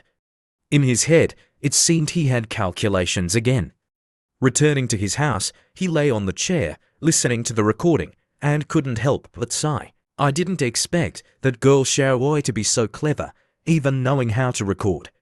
Now, Deputy Director XIO has also received the recording. Those who played the game of framing will probably not have many days of peace. However, maybe now Mei Sonming already knows about the recording. If they don't want to sit still and wait for death, then maybe they've already prepared to take action against us. Just then, Paula and Lin Zuxian walked over, asking suspiciously, "Jing Yang, didn't you go out just now?" "You're back already." He sat up and replied, "I finished handling work, so I came home." Turning to Lin Zuxian, he asked with concern, "Sister Zuxian, how's your health these past 2 days?" Lin Zuxian happily replied, "Thanks to your blessing, I've also been taking medicine on time. Temporarily, there's no problem." At the same time, the door opened. Yuron walked in to announce, "Mr. Xu, I've arranged for XIA's family to stay at the hiking hotel. In a short period of time, they should be safe." Jing Yang happily praised, "Well done. You've worked hard." Suddenly, Paul's eyes lit up. "Sister Zuxian, help me catch Yuron." Lin Zuxian excitedly immediately circled behind, holding Yuron. She was stunned, not knowing what was happening. Paula smiled slyly, her hands grabbing, saying, "I've always been curious if Yuron's breasts are really big. Today, I must check." Being groped by Paula, Yuron couldn't resist. She could only blush and moan, "Don't." Lin Zuxian also chimed in. She gave up struggling, letting Paula do as she pleased. In this state, no one could pull her away. Faced with the breast-groping scene of the girls, Jing Yang could only helplessly sigh. A moment later, Yuron, her cheeks flushed red, lay on the floor, panting. Paula, after groping Yuron, turned to grope her own breasts with a satisfied expression. "So good? I've wanted to try it for a long time, but I didn't expect Yuron to be so big. The feeling of touching is great." Seeing her expression, Jing Yang didn't dare to say it out loud, but only thought in his heart, showing off to who? "It's not like I haven't touched it." Putting those thoughts aside, after receiving a message, he seriously spoke up, "Everyone, pack your things and hide first." Hurrying closer to him, Paula asked in confusion, "What's wrong? Why do we have to hide?" He slightly frowned. "I just received news that someone wants to come here to look for their own death, so I'm planning to personally entertain them." A moment later, outside the house, it was still quiet, but immediately after, a car suddenly appeared. 3 people got out with urgent expressions. The one in the lead spoke up, ordering, "Move quickly, don't give that kid time to react." Just entering inside, one person kicked the door open, waving an iron rod in his hand. 3 people appeared with a superhero-like appearance, holding iron rods, pointed directly at Jing Yang. The one in the lead introduced on behalf of the group, "We are Department X. Someone accused you of hiding prohibited items here. Now we have to conduct a search of your house. We hope you cooperate with our actions." Jing Yang frowned, confused. "Department X? Now when performing official duties, you don't present documents. Do you really think I'm an idiot?" Without any hesitation, he stood up, reasoning, "Not presenting documents, a search warrant," directly breaking down the door and barging in. "Do you know how many years you'll be fined for illegally entering a private home?" The superhero, hearing that, shouted loudly, "Stop wasting words. We're acting urgently. We don't have a search warrant. Now you've committed the crime of obstructing people from performing official duties. If it weren't for seeing you sitting here quietly, we would have arrested you already." He thought to himself, "This Xu Jing Yang is a thorn. He probably won't be easy to coax. We have to act quickly and win quickly." Thinking that, he ordered the 2 people behind him, "You two, go inside and see if there are any suspicious items." Stretching out his hand to stop them, Jing Yang angrily shouted, "Without a search warrant, an arrest warrant, you dare to enter my house to find things." As he spoke, he grabbed the head of the commander and pressed it to the ground. "If you dare to move around, I'll break your arms and legs. If it gets out, this is also self-defense." His actions made the remaining 2 people flustered. The one standing behind him said in a strained voice, "You dare to hit a police officer. Now I'll arrest you." The one in the lead quickly called the organization for support, requesting support. The target is attacking the police.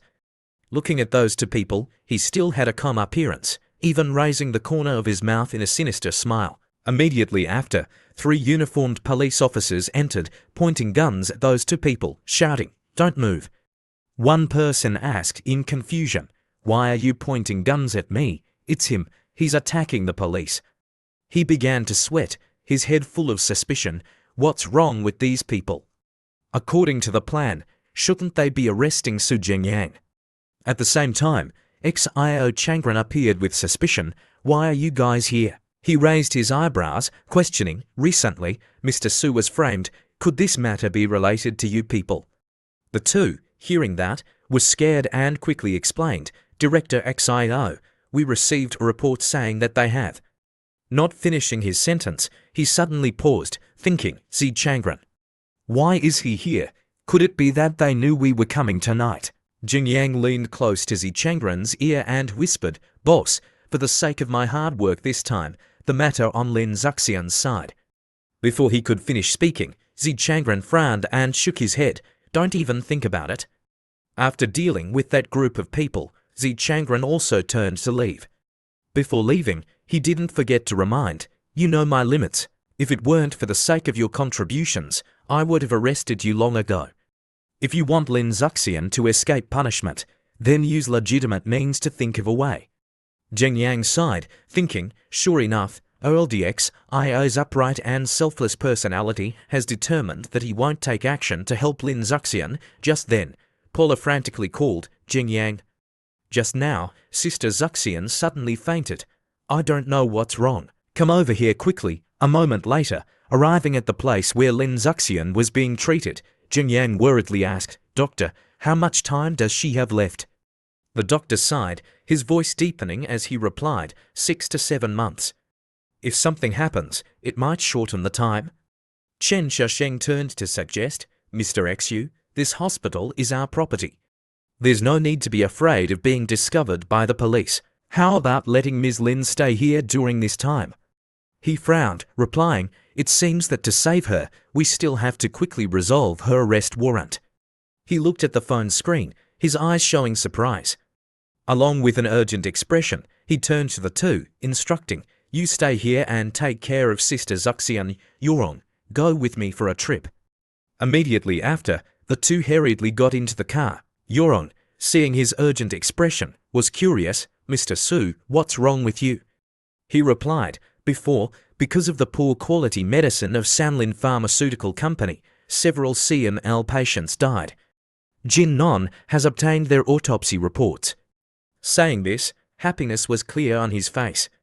"If we can quickly overthrow Sanlin Pharmaceutical Company, maybe we can borrow this matter to promote the removal of Sister Zuxian's arrest warrant." Just then, Yuong's phone suddenly rang. "Hello, Jiao, what's wrong?" "I'm working now. I can't leave. We'll talk about this later." Hearing that there was something urgent, Jingyang turned to say, "If there's something urgent, then you go handle it." "I'll take you there first," Yuong softly replied. "It's nothing. It's just that a childhood friend of mine came to Sandai City, also because of Sister Zuxian's matter. Now they've established an association to protect the magical girl, which is to speak up for Sister Zuxian. Before, Sister Zuxian's identity was revealed. The people of this association ran to Sandai City. I don't know what they want to do." Jingyang, hearing that, didn't forget to remind, "If she's a childhood friend, then I'll take you there first. But if they need your help, then you have to pay attention to the limits. Some things need to be shown, but there are also some things that need to be avoided." Yorong softly nodded. "Okay, I understand." A moment later, in front of a building, Jia Jiao's voice rang out, "Yorong, you could really come. Thank you so much." Feng Jia Jiao, Lin Yorong's childhood friend, seeing her friend, happily spoke up, "We just arrived in Sandai City. There are many things we don't know clearly. We were planning to ask you. If you can come to help us, we'll definitely be able to save the magical girl." To let the two talk privately, Jingyang sat in the car, pondering. Although these spontaneous organizations aren't big, normally speaking, they can still create some public opinion. He smiled slightly. If they can form a scale, maybe they can really help Sister Zuxian. Observing Feng Jiajiao in his heart, he had some suspicion, but the premise is, are they really here to help? A moment later, the two came out of the hotel. Jiajiao happily introduced Yurong. They are experienced members of our organization, Shaoli and Lin Lei. We all came here from different regions. This is also the first time we've met. Jiajiao also turned to introduce Yurong to the other two. This is my childhood friend and best friend, Lin Yurong. Before, she was a customer manager at Guangming Bank. After that, we all know, right? As soon as Jiajiao finished speaking, Lin Lei rushed up to get acquainted. Miss Lin is indeed beautiful and kind. Before, I heard about you and the two owners of the Eat to Lose Weight restaurant. Actually, I extremely admire the three of you and hope that this action will be supported by the three of you. Yurong, hearing that, was confused. Support, in what aspect? Jiajiao leaned close to her ear and whispered, Yurong, we all know you're the secretary of the owner of the To Lose Weight restaurant. Now that the magical girl is wanted, we need influential people like this to help clear her name. Yurong said seriously, Jiajiao, no matter what the magical girl has done, she has violated the law. It's not like anyone who stands up can resolve it. Moreover, I can't make my boss stand in opposition to the law. Before her somewhat frank words, Jiajiao exclaimed in surprise, Yurong, why are you like this? Do you know how much the magical girl has done for the people? Do you know how many people have been saved by her? Now we just want to ask your boss to stand up and support her, but you can't even do that. With that reaction from her friend, Yurong held her head, pondering, this kid wasn't this naive before. How did she become like this after only being out for a few years? She turned around, waving her hand, saying, this matter is not up for discussion. If you're looking for me for this matter, then it's better for you to leave. I can't help. Seeing Yurong refuse, Shaoli worriedly ran over Jiajiao. What do we do now? Without that boss's support, seeing Yurong walking towards the car, Jiajiao suddenly realized that the man sitting in the car was. She hurriedly rushed over. Shaoli asked in confusion, calling after her, Jiajiao, where are you going? Seeing Yurong's expression, Jin Yang asked with concern, it seems your meeting with your childhood friend wasn't very pleasant, right? Yurong sighed, replying, it's been several years since she contacted me. Suddenly she wants me to help. Of course, I can't be enthusiastic with her. She thought to herself, the matter that Jiajiao asked Mr. Su to help with, I'll temporarily hide it. Just then, Jiajiao ran over, opening the car door, directing her eyes to Jin Yang. She spoke up, persuading, wait. Are you the owner of the To Lose Weight restaurant? Can you stand up to help the magical girl clear her name? We want to ask you to help. I hope your hero image on the internet isn't just for show. He turned to Yurong asking, is this the matter she's talking about? Wanting you to persuade me to help, she shyly replied, I'm sorry. Jiajiao thought that Jin Yang would easily agree, but to Yurong's surprise, he poured cold water on Jiajiao. To satisfy your sense of justice, you want to drag me into the water. Are you doing this because you think you're the center of the universe? Have you ever thought about what the outcome will be for me? Hearing that, Jiajiao angrily retorted, who are you calling the center of the universe? Do you know how much the magical girl has done for the people? Although she always hides behind the scenes, she's 1,000 times better than heroes who just make a show like you people. Not letting her say any more insulting words, Yurong angrily shouted, Feng Jiajiao, can you stop? Jiajiao was momentarily stunned. Lin Yurong, you. Just then, Lin Lei walked over to stop her. Mr. Xu, I'm sorry. Jiajiao is a bit impulsive, but she doesn't have bad intentions. If you don't agree to show your face, then we can also understand. We won't morally bind you. At this moment, he revealed his cunning eyes and spoke out his purpose. We plan to organize an event to speak up in Sandai City, but now we are facing the problem of capital, so we hope to receive support from the aspect of capital. Saying that, he turned to say, Jiajiao, you were a bit rude, apologize to them first. Jiajiao, hearing that, also softly said, sorry, I was too emotional just now. I also didn't expect that you two wouldn't want to show your faces. Sorry, I thought too much. That apology made Yurong annoyed, thinking, what does this idiot mean? Does she think I don't recognize her sarcastic meaning? Lin Lei smiled falsely and also added words, really sorry, Jiajia's mood isn't very good right now. Moreover, we also have more than 10 other members on the way. The expenses for eating and living in the city are a large cost. We really need help from rich people like you. Hearing that, Zheng Yang was speechless. Yurong was burning with anger. Zheng Yang didn't bother with him and turned to her, saying, Yurong, show a little sincerity. Taking out a 1 yuan bill, she gave it to them, saying, this is 1 yuan, my salary for a year, I'm giving it to you. Zhao Jiao, seeing that, said it was too little, but after the charity dinner, he clearly gave 200. Interrupting her, Yurong said, you don't need to think. My boss, my meaning is his meaning. If he didn't open his mouth, then I wouldn't give you money. Zhao Jiao angrily said loudly, Yurong, what do you mean? Could it be that even you don't support us? Lin Lei still maintained a calm appearance, holding her hand. All right, Zhao Jiao, people have their own difficulties. Not bothering to pay attention to his words, Yurong pulled up the car window and said coldly, whatever you say, just think of it that way.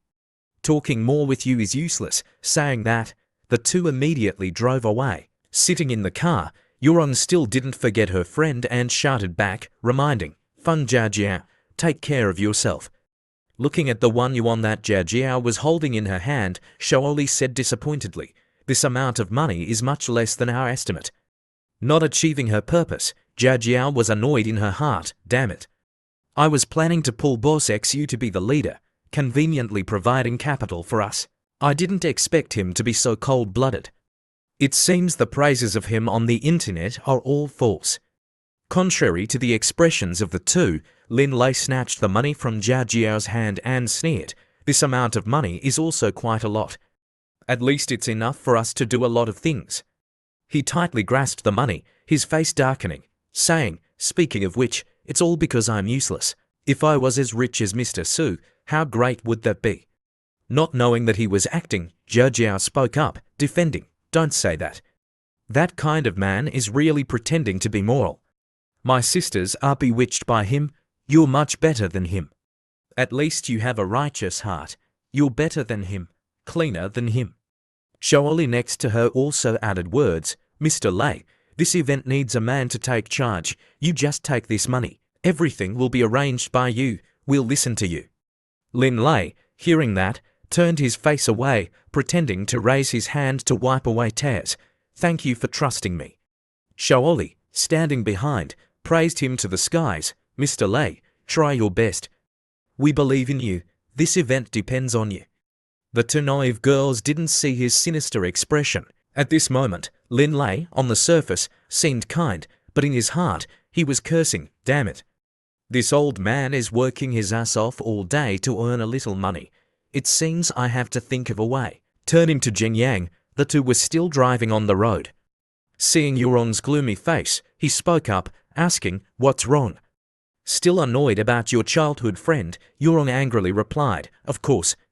I really didn't expect that after not seeing her for a few years, her brain has developed in reverse. Her anger rising, she said loudly, if I knew she was coming to find me to ask for money, I wouldn't have bothered with them. Now, remembering the words she said just now, I'm annoyed and want to tear them apart with my own hands. Seeing this scene, it was familiar. Jing Yang seriously said, stop your magic powers. You're about to be assimilated bipolar. Saying that, he took out a jade bottle from his body, giving it to her, take this.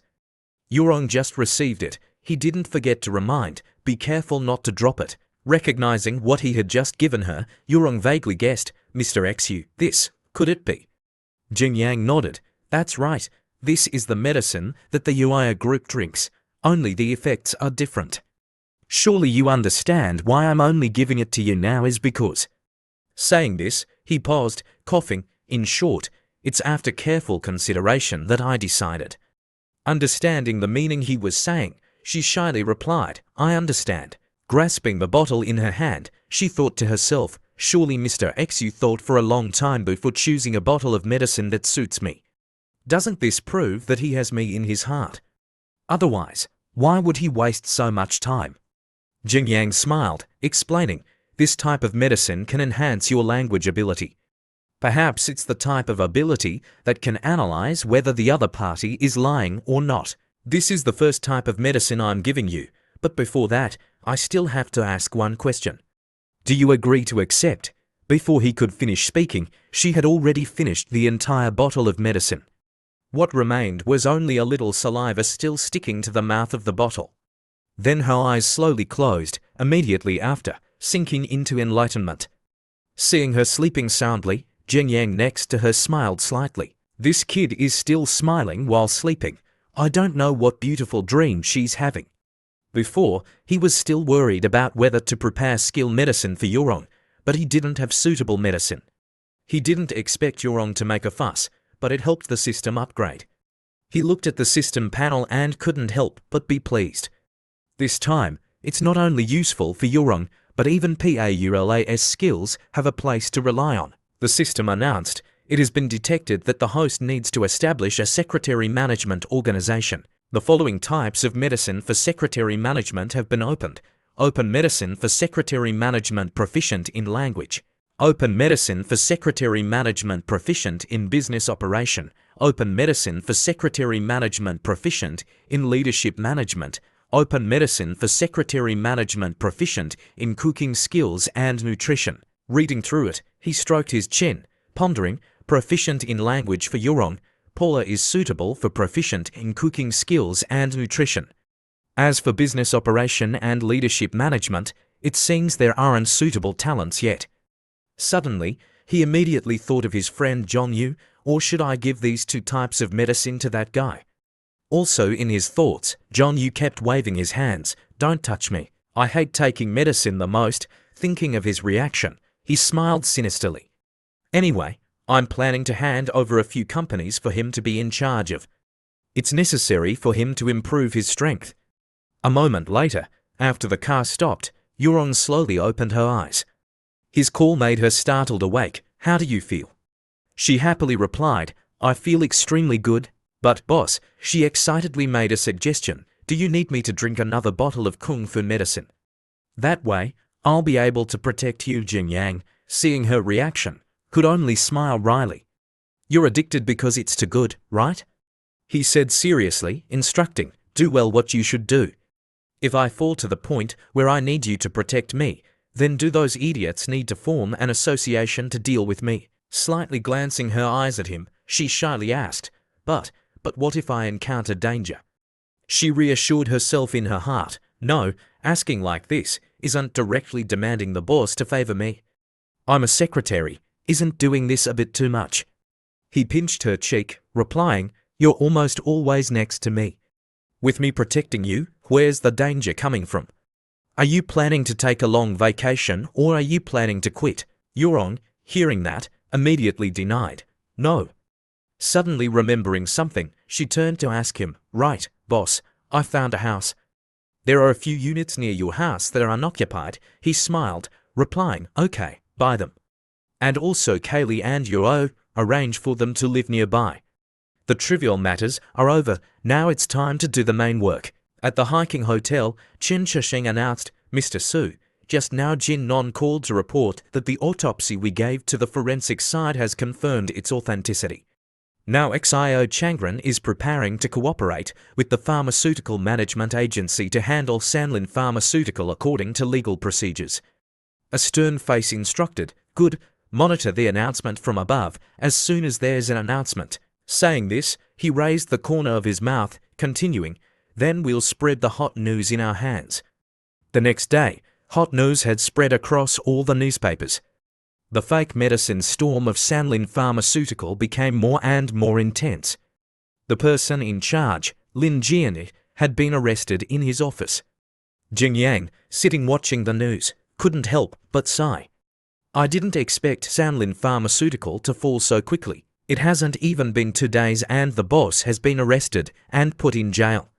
Contrary to his relaxed mood, Chen Shisheng next to him was a bit worried. Mr. Xu, although Lin Jian has been arrested, this matter is still in a state of secrecy. Now, except for us, No media has announced this matter, I'm afraid. Jin Yang calmly smiled, replying, this matter is too sensitive. Other media surely don't dare to recklessly speak up. We haven't asked for instructions and have already announced this news with fanfare. Surely we've been noticed by the government, right? Chen Shasheng sighed, his face darkening, continuing, it's not that simple. Because of this matter, we've been severely reprimanded by the government. Mo Songming thought that blocking the mouths of other media was no problem anymore. Maintaining his firmness, Jin Yang stood up, saying, too bad, I want to expose this matter. Now, even if they can quell this matter, they can't turn back. I want to see what the deputy leader of the pharmaceutical management agency will use to deal with me. Walking outside, he thought to himself, before, I investigated Ma Songming's background. I didn't expect his relationship to not even reach the provincial level. Now that the matter has reached this point, surely the person backing him won't be reckless because of him. According to the current situation, perhaps Ma Songming is about to make a final gamble. Interrupting his train of thought, a police officer suddenly walked over, calling, Xu Jingyang. He held up an arrest warrant, then said seriously, we suspect you are involved in a case of violating the law on security and order. Now we are arresting you. Please remain silent and come with us for a trip. Immediately after, the iron handcuffs were put on his hands. Before this, Jin Yang didn't show any worrying. He even had some disappointment, thinking, is that all? I'm pushing myself to the end and you only have an arrest warrant for me. He smiled slightly, continuing with his thoughts, Ma Songming, it seems I've overestimated you. At the police station, the police officer took him to the prison cell, then reminded, you're not allowed to fight without permission. Otherwise, you'll be severely punished, wait for hours, we'll interrogate you. In the dark prison cell, he suspiciously thought, after bringing me back to the station, you still haven't said how I violated social security and order, but you're throwing me straight into the cell. Glancing at the person nearby, in his head, he naturally had an affirmation, it seems there's also a show here. Also in the prison cell with him, Lin Jian, as if knowing Jin Yang's appearance beforehand, spoke up sarcastically, isn't this Mr. Xu? It's been a few days, why are you also being arrested here? His eyes lit up, a sinister smile blooming on his lips, continuing, however, if you've already come here, then we'll entertain you. It won't be too much, right? Finishing his words, several other people stepped forward, surrounding Jin Yang, but he still stood there calmly, even replying with a slight smile. In the narrow prison cell, three guys divided themselves into three corners, surrounding Jin Yang. Lin Jian sat leisurely on the bed with a smug expression. I thought you had some capability, but in the end, you still got thrown in here. He sneered and continued, but since you're here, we might as well make some memories, right? As soon as he finished speaking, a bald guy from behind pushed hard on Jin Yang's shoulder and shouted, get over there and sit down quickly. He didn't react at all, but while thinking, he slowly walked towards Lin Jian. I thought Ma Songming would pull some new trick, but it's just this. It seems with his ability, he still can't use high-tech methods. But this prison cell was probably intentionally arranged by Ma Songming, right? As Jin Yang sat down, Lin Jian smirked and said, Xu Jin Yang, do you think you're so capable, you even want to mess with our Lin family? He shook his head, his voice indifferent, replying to him, no, it's not messing with, I want to destroy your Lin family. Moreover, this trivial matter can't show whether I'm capable or not. Lin Jian heard that and burst out laughing. I didn't expect you to still be so boastful. He stood up, walked in front of him, and shouted loudly, is there something wrong with your head? Do you think this place is outside? Don't you realize this is a trap? We want to kill you in here. Saying that, he waved his hand, ordering the three guys, you guys just play around slowly. Don't let him die too comfortably. Faced with the three fierce-looking guys, Jin Yang still calmly spoke up, I thought you were the boss of Sanlin Pharmaceutical, so you should act more like it than your two cousins. He clenched his fist tightly, the iron handcuffs on his hand immediately made a creaking sound. I didn't expect you to just be trash. As soon as the words finished, the iron handcuffs were broken by him like a toy. The three paper tigers, seeing that, all changed color, not knowing what was happening. From behind, Lin Jian is still leisurely turned his back to him and said, "Xu Jingyang, you're an idiot. I guarantee you won't regret provoking me in less than 10 minutes. As soon as he finished speaking, a fat prisoner was suddenly thrown towards him, hitting the prison bars hard. Lin Jian looked back, his eyes filled with fear, looking at him. What's going on? Could it be that Su Jingyang is a master? On this side, Jingyang had easily dealt with the 3 guys. He grabbed one guy by the head, threw him towards Lin Jian, and said coldly, "Is that all? You found these guys to kill me, a bunch of useless trash." Jingyang looked at him, his eyes flashing with a cold light. He continued, "Now it's your turn." The scene shifts to Hiking Hotel. In a special room, 5 people, Chen Haohai, Tong Ying, Dong Chongming, Xia Qizhihao, and Chen Shisheng, were sitting and discussing with each other. Tong Ying spoke up nervously, "I'm still worried about the other side causing trouble." Chen Haohai reassured, "Don't worry, you've also seen Mr. Xu's strength. They won't easily achieve their goal." Sharing Tong Ying's worried expression, Xia Qizhihao spoke up, "But what if they play dirty tricks?" Dong Chongming stroked his chin thoughtfully, "Do we need to inform Zi Changren about this?" Chen Haohai calmly said, "He definitely knows already, but he will also use this matter to attack another faction." Chen Shisheng turned to remind, "Calm down, Mr. Xu has anticipated this situation and has already made proper arrangements. Now, if we interfere, we might mess up his plan." Tong Ying still didn't stop worrying and asked again, "Are we just going to sit here and do nothing?" Replying to her, Chen Shisheng said confidently, "I trust Mr. Su in another development, at the Eat to Lose Weight restaurant."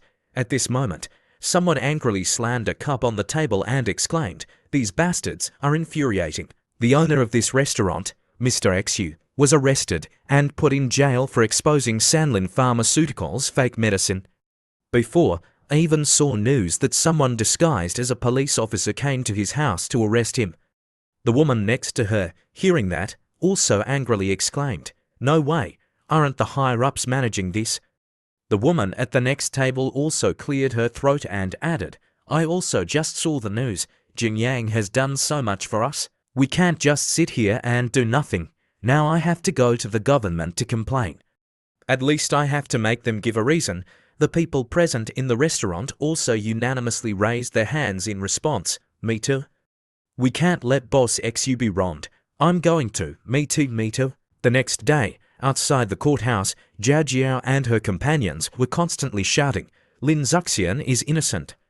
Cancel the arrest warrant." Zheng Yang, at this moment, had been released from prison. He sat in the car, looking at the 3 people with the banner "Magical Girl is innocent" in their hands. He muttered, "Being young is really nice. They always think they can get whatever they want. I hope they won't be hit by reality at the last minute." Che Yunfei, sitting in the driver's seat, spoke up, "Mr. Su, will their actions affect Ms. Lin Zuxian?" "Do you need me to find someone to make them?" Interrupting him, Zheng Yang shook his head and replied, "No need to be so extreme. As long as they don't cause trouble, this little bit of public opinion can even help us." Che Yunfei understood and nodded. "Understood. Then I'll find someone to keep an eye on them. That's fine. Take me back first. Zi Changren has helped me connect with the supervisor. Before the Sanlin pharmaceutical matter settles down, I need to rest for a while." A few days later, Jing Yang went to the prosecutor's office to meet Zi Changren. The person next to him spoke up, introducing, "Hello, Mr. Su, I am the representative supervisor, Sun Zhengfe. I'm very happy to be invited by you to come here for a discussion, but before that, I have a small side matter to handle." Saying that, he immediately turned to Xio Changren and reprimanded, "Old Xio, according to regulations, you shouldn't interfere in Lin Zuxian's case. This time, you've crossed the line." Xio Changren's sweat streamed down his face, but he still snorted coldly and said, "Anyway, it's not against the rules." Sitting and observing, Zheng Yang secretly assessed, looking at his appearance, perhaps Sun Zhengfe and Zi Changren are the same type of person. Sun Zhengfe cleared his throat, bringing the conversation back to the original purpose. "All right, let's get back to the main topic.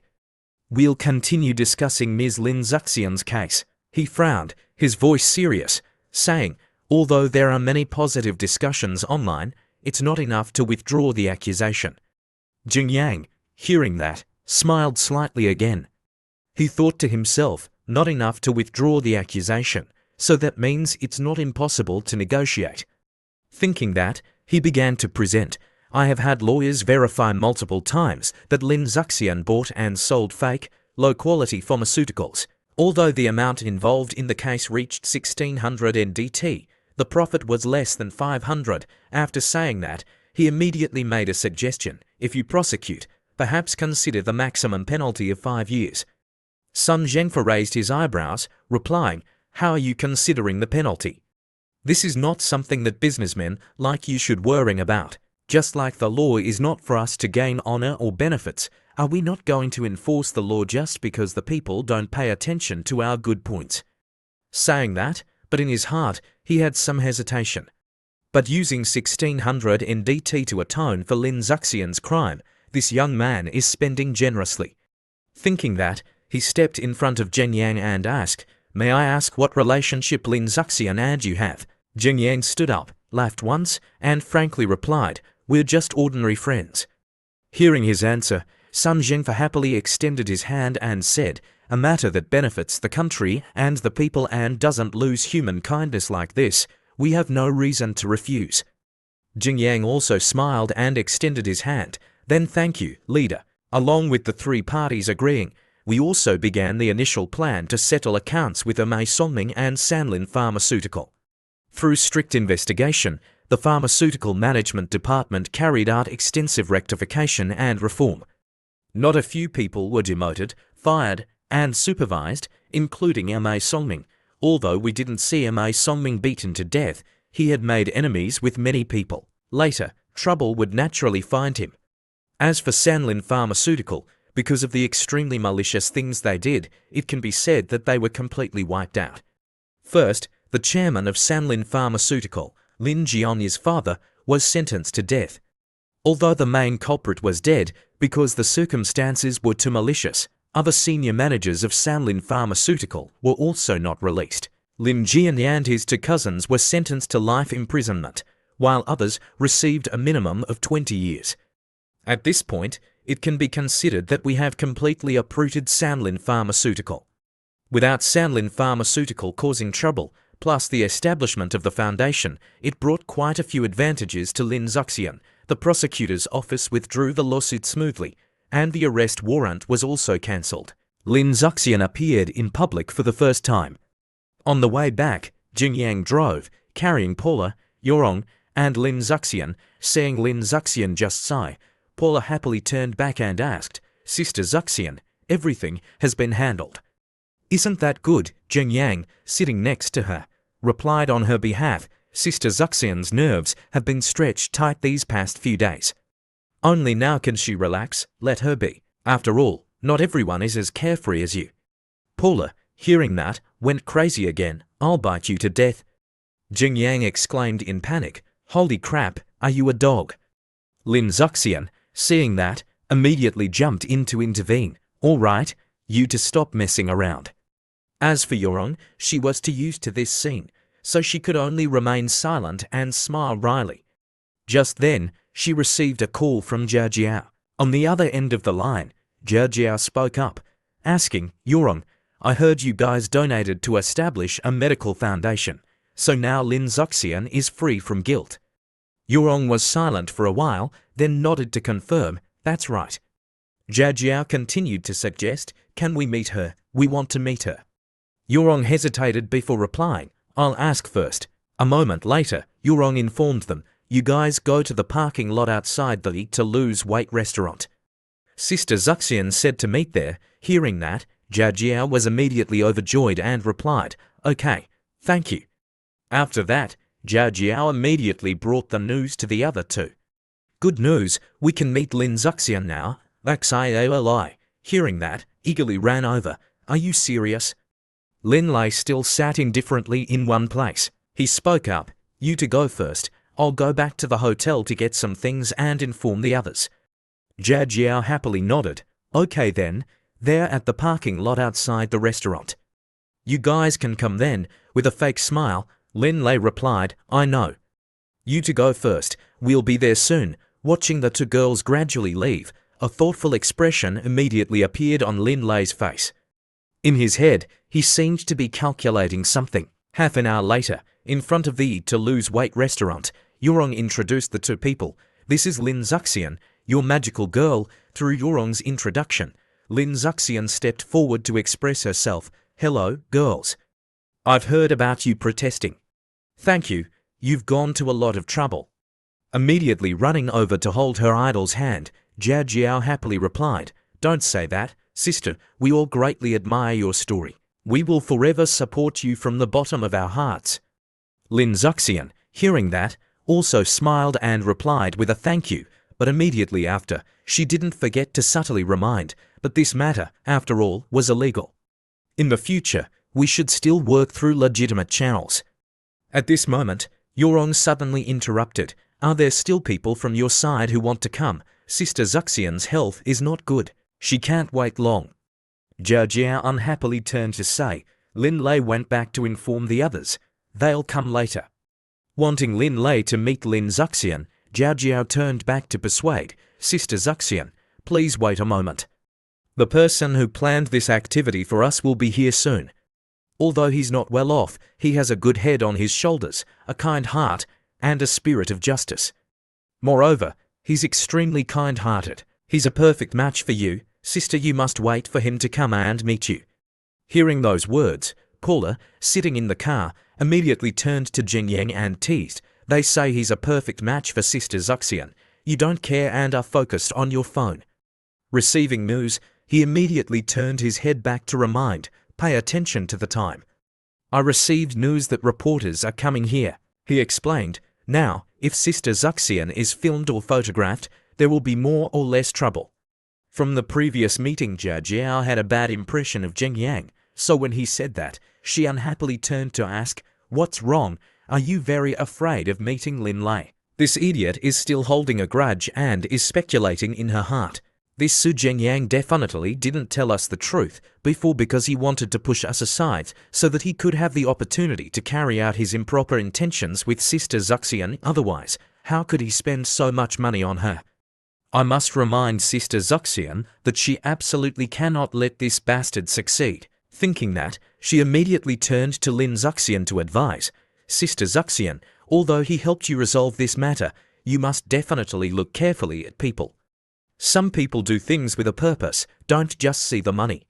Her words made the girls next Jing Yang feel annoyed.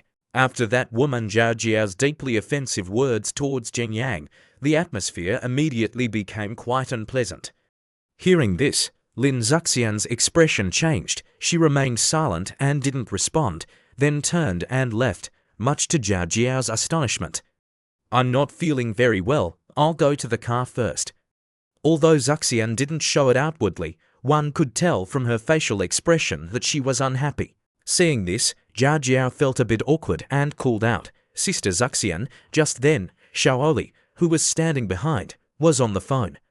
Her expression suddenly changed, and she announced in a panic, Zhao Jiao, bad news. One of our team members called. He said Lin Lei took all our money and valuables and ran off. Just moments ago, in front of Zuxian, she had been lavishly praising Lin Lei while disparaging Jing Yang. Now, hearing this news, she couldn't believe it was true. What? Impossible. I'll call him right now. I don't believe he's that kind of person. But she was immediately met with the operator's voice. Sorry, the number you have dialed is currently unavailable. Please try again later. After trying so many times without success, she froze. Then, trembling, she said, I can't reach him. Her expression was one of pure shock.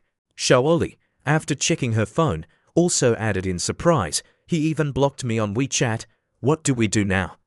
Yurong, who had been standing behind and heard everything, now stepped forward to retort about Jia Jiao's earlier bad-mouthing of Jing Yang. The money I gave you, you gave it all to him, didn't you? I don't know what activities he organized or how much money was spent, but I can tell you this, my boss, for Sister Zuxian, spent a full 1,600 to establish a medical aid fund. You think Sister Zuxian is noble, right? So, Have you ever considered that she does these things not to be flattered by you all? Everything she has done, from start to finish, is for saving lives. Your adulation will only create more chaos. Earlier, you even demanded my boss contribute to Sister Zuxian's cause. But do you know, when Sister Zuxian was in dire straits, it was my boss who took care of her. Isn't that enough? Sister Zuxian doesn't have many months left to live. What ulterior motives could my boss possibly have towards her? Even if my boss genuinely has feelings for Zuxian, isn't doing all this still not enough to show his sincerity? My boss doesn't deserve Zuxian. So, is that Lin Lei, the one who took the money and ran, more worthy? Think carefully. I hope after this lesson, you'll learn something about judging people. I have to go now. Hearing Yurong reveal the truth, Jia Jiao stood stunned, only able to blame herself. Zuxian is dying, yet Xu Zhengyang is still willing to help her. This alone sets him apart from most people. And I always thought he had malicious intentions. I'm such a fool. Realizing she was wrong, she immediately ran over, waving her hand. Wait. Standing in front of Zheng Yang's car, Jia Jiao bowed and apologized. I wrongly accused you. Zheng Yang didn't react, just glanced at her, then backed up the car. He replied coldly, all right, I know. Sitting in the car, Yurong turned and said, Zuxian, I'm sorry. Just now, I spoke too hastily and revealed your health condition. Lin Zuxian smiled and replied, it's okay. Anyway, it's the truth. There's nothing to hide. Paula, from the front seat, also reassured her. Yurong, don't blame yourself. Zuxian isn't the type to nag or hold grudges. After speaking to Yurong, she then turned to ask Zuxian, but now that you've regained your freedom, Zuxian, is there anything you want to do? She replied with a happy smile, I want to drink. Hearing that, both Paula and Yurong expressed concern in unison. But your health? Zuxian leaned back and replied nonchalantly, anyway, I only have a little time left. Living how I want isn't too much to ask, is it? If I live an ordinary life like this, it would be doing myself an injustice. Zheng Yang smiled in agreement. That's right. Then he started giving instructions. Paula, I'll take you and Sister Zuxian home first. You go cook, and wait for us to buy alcohol and come back. Later on, only a few bottles of wine and some cans of beer remained on the table. Yurong was dead drunk, lying on the sofa. The second person who was very drunk was Lin Zuxian. She had just been carried to bed by Zheng Yang. Paula, one of the two sober ones, spoke up, is Sister Zuxian asleep? Closing her room door, Zheng Yang came out and replied. Her health wasn't good to begin with. She fell sound asleep after just a little alcohol. Paula suddenly looked shy and hesitated. Tonight, I didn't drink much. There are some things I can still do. As for what? Well, you should understand. Having waited a long time for these words, the young man realized his chance had come and erupted passionately. Afterwards, under the light, the silhouettes of two people pressed close together were reflected on the door. After a fierce battle, Paula fell asleep from exhaustion, while Zheng Yang got dressed and left the bed. Returning to the bedside, he gently placed his finger on her cheek and smiled, thinking to himself, this little girl is quite compliant. But if there's a first time, there'll be a second. I can slowly train her later. Then he went out, still thinking, unfortunately, there are two other people in the house. If I weren't afraid Sister Zuxian and Yurong would feel awkward, I would have slept in Paula's room tonight. Back in his room, he told himself, well, I've already had one meal. Wanting a second one seems a bit unrealistic. Besides, that girl Paula wouldn't sneak into my bed in the middle of the night, would she? Just then, Lin Zuxian, still a bit tipsy, suddenly entered his room. He sat bolt upright, bewildered. Zuxian, what are you doing in my room? Approaching his bed, she blushed, her left hand gently tugging her shirt over her round, full breasts, and said, do you remember when I wanted you to make me a woman? Now, let's continue. Repeatedly pushed into a situation where he couldn't resist, the young man once again exploded like an atomic bomb. After that fierce battle, the young man went into the bathroom, his mind in turmoil. What have I just done? How could I have been with Zuxian? He looked in the mirror, trying to calm himself. Calm down. I must calm down. This is a dream. It must be a dream. That's right. If it's a dream, Yurong will also come in later. Suddenly, someone from outside was opening the door. He startled and looked back, bewildered. Some dream this is. Just as he had thought, the person who entered was none other than Yurong. She struck a seductive pose and said to him, "You promised, and I've finally seized the opportunity." That expression again, the young man wondered to himself, is this really a dream? After the fierce battle with the three-headed monsters, Jing Yang's inner self had now split into two extremes. On one side was Yang Bao, proclaiming himself the world's greatest. On the other was Yang Xian, arguing that he was the ultimate truth. The two sides argued back and forth, each trying to present arguments to persuade the other. Jing Yang, the sun is scorching. Paula, I can only indulge her. Daddy Yong, Mommy Bao, handsome man, cute woman. Heaven and earth are vast. Yang Bao is the greatest. That night, she fell seriously ill, and danger loomed. That day, he stayed close by her side, never leaving, never abandoning. Their love was like an ancient legend, both beautiful and inspiring.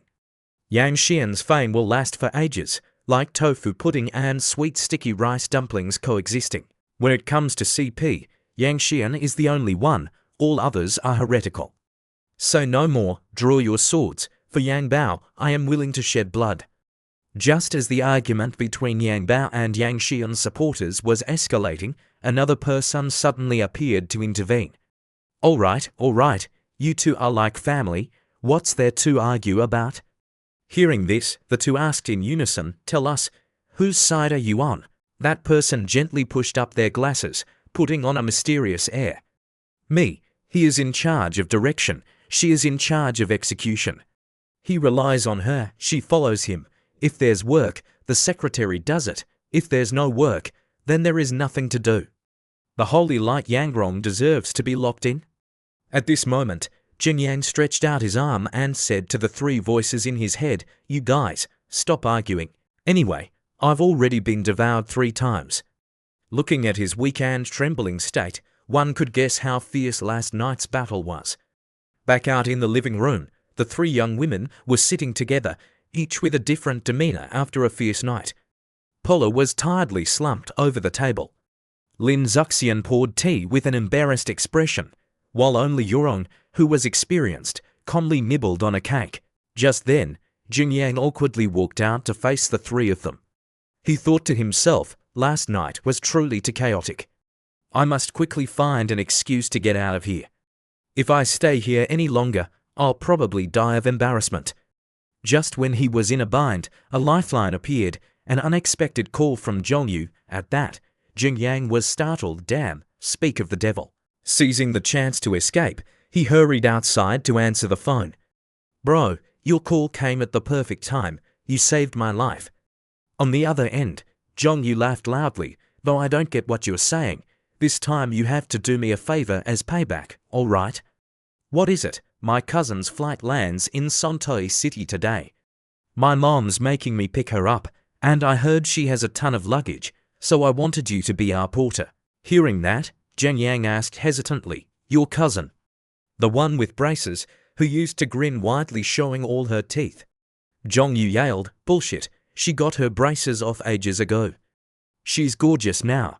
Cut the crap and get over here. A little later, Aunt Lin, sitting in the car, said, Jing Yang, sorry to trouble you this time. Have you met my niece before? She's very pretty now. She just quit her job and is determined to come to Sontoi City to find work. You should look out for her, okay? Right, it seems you don't have a girlfriend yet, do you? Realizing Aunt Lin intended to set him up, he quickly replied, Aunt Lin, I already have a girlfriend. Aunt Lin pressed on, that's fine, you're not married yet, are you? You should try getting to know her first, see how it goes. Zhongyu, sitting beside her, advised, Mom, she missed you, so she came to visit. And you, Mom, you just go and try to sell her off. Hearing this, Aunt Lin angrily shouted, don't you know how to talk? I'm introducing a boyfriend to your sister, what's it to you? Sensing the tense atmosphere, Jing Yang quickly stepped in to mediate. Aunt Lin was just joking with me. Zhongyu, don't be so stressed. Joking about what? I'm being completely serious. Mom, look, We've arrived at the airport. As soon as they stepped inside, what caught their eyes were signs with names on them. Seeing the packed crowd, Jin Yang exclaimed, "Holy crap, are these fans here to greet an idol?" Zhong Yu explained, "It looks like it's the celebrity Wu Hanyu. They're really hot these days." Jin Yang asked again, "You know that celebrity?" Zhong Yu replied immediately, "Of course I do. They're incredibly famous these days. Anyway, famous celebrities nowadays are all like that. They spend a few years as trainees abroad, and if it doesn't work out, they return to their home country to make money. Moreover, this guy cultivates some kind of gloomy style, follows some path of somber heavy metal music, and in short, has led many young people astray." Jin Yang heard this and sneered, "I hope he's not some heavy metal poser." Interrupting their conversation, a group of people passed by, shouting, move aside, don't block the way." Over here, that youth idol had appeared, accompanied by the screams of frenzied fans, "Yu Bao is out.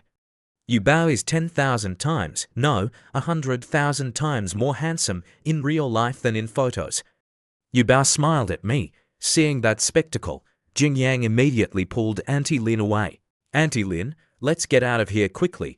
We shouldn't mess with these crazy fans." Just then, a voice called out from afar, "Auntie, I'm here." Seeing the beautiful girl waving towards them, Auntie Lin joyfully called back, "Little one, Auntie is here." Zhong Yu also called out cheerfully. The girl approached and took Auntie Lin's hand. "Auntie, I missed you so much." Auntie smiled gently and replied, "This child, still not serious at all." Jin Yang cheerfully waved and greeted, "Long time no see." Zhong Yu also enthusiastically chimed in, "Sis, we finally got to meet you." She approached the two, greeted Zhong Yu, then turned to Jin Yang, "You're Jin Yang, right? It's been 6 years since we last met. You've become much more handsome. You've had a tough day today." Jin Yang laughed awkwardly and replied, "Sister Min, please stop teasing me. Let's get out of here first." He kept urging everyone to leave, and for good reason. The fans' screams were enough to overwhelm any ordinary person. "So handsome, Yu Bao, I love you. This is too much. I'm going to die," he explained. "If we linger any longer, we'll probably get blocked right here." He turned towards the crowd of crazed fans who were still screaming relentlessly, "Yu Bao, marry me. Why is Yu Bao so handsome, no matter how you look at him?" Just then, the idol's manager also stepped forward to remind them, "Hey fans, we're at the airport gate now. Please be mindful of safety and absolutely do not push or shove Yu Bao." Walking past the crowd, Jin Yang remarked, "These fans are truly intense. I hope that celebrity can rein in their fans a bit." Just as he finished speaking, another group of fans suddenly ran past. Sister Min exclaimed in surprise, "What are you girls chaotically jumping around for?" They were acting like a mob, not caring about others. There was even an ill-mannered one who intentionally pushed Auntie Lin, but unfortunately for that crazy fan girl, today she ran into Zhengyang. He immediately grabbed her hair. He angrily shouted, "You girls have been too shameless, haven't you? Can't you see you bumped into someone?" The girl, not admitting her mistake, even yelled back, "Are you crazy? Let go of me." Auntie Lin saw this and hurriedly tried to intervene. "Jin Yang, let it go. Let's just go quickly." "It's okay, Auntie Lin, she bumped into someone, so she should apologize properly." Auntie Lin thought with some worrying, "I heard that these so-called fans are extremely rabid. They're like a horde of zombies. If Jin Yang gets targeted by them, his life might become difficult later on." Meanwhile, Jin Yang uncompromisingly shouted, "I told you to apologize. Don't you understand plain language?" That girl also stubbornly retorted, "I'm not apologizing." "And who do you think you are? So, you won't apologize?" "I don't care whose fan you are. I will still punish you without hesitation." The girl, her hair pulled painfully, shrieked loudly, "Let go." Just then, a hero saves the damsel scene unfolded. "Stop." That idol guy struck an incredibly cool pose, then pointed at Jin Yang, "Release her immediately." Hearing this, Jin Yang not only didn't let go but also glared at him. "What the hell did you just say? Look at his pretentious pose. You don't think this guy's got a screw loose, do you? Aren't you embarrassed posing like that?"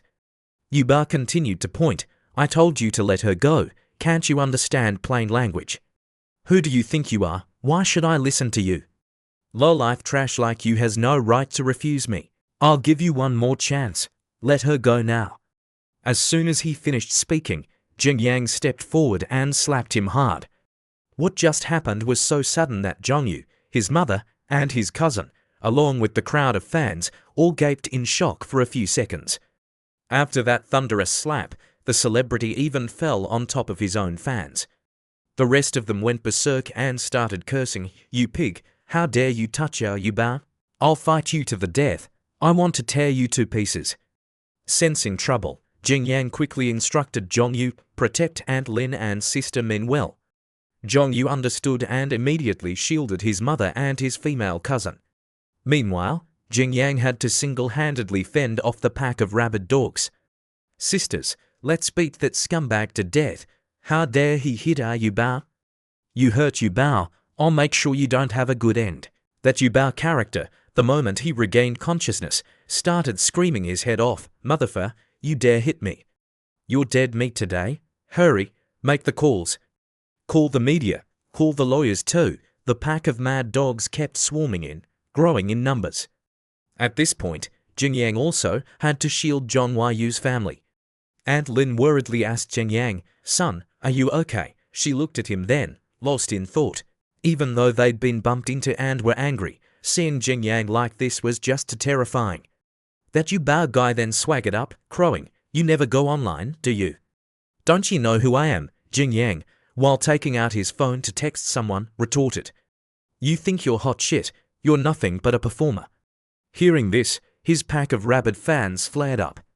This country bumpkin, who's he calling a performer? Do you even know what a star is? That's right. You're not even fit to lick Yubao's shoes. What are you yapping about here? The money he earns from a single concert is more than you'll make in your entire lifetime. What right do you have to talk about our Yubao? Cheered on by the crowd of fans, the fool struck to Finger's pose and said, your ignorance is terrifying, but I won't let you off the hook for it. And yet you dare to intentionally hurt the fans and me. I'll definitely see you to death. The group of fans behind him, seeing this, took the chance to cheer him on. Yubao is the most handsome. Yubao, I love you. As for Jing Yang, he was speechless at this bunch of pig brains. No, I really can't stand this guy. It's so embarrassing. Then he glared and said, are you trying to sue me? No problem. I'll see it through to the end. The bigger the mess, the better. Don't regret it then. The other guy wasn't to be outdone. I should be the one saying that to you. Even if you kneel and beg me, I won't let you off. Just then, someone came over and called out, Mr. Wu, are you hurt? He turned smugly and said, you're finished, you dog, my people are here. I am the lawyer representing Mr. Wu Hanyu. I wonder who injured my client. Today I will gather evidence of his injuries and will sue several people. As for the compensation amount, it will be calculated based on the severity of the injuries. He didn't know that at this moment, angry eyes were staring at him from behind.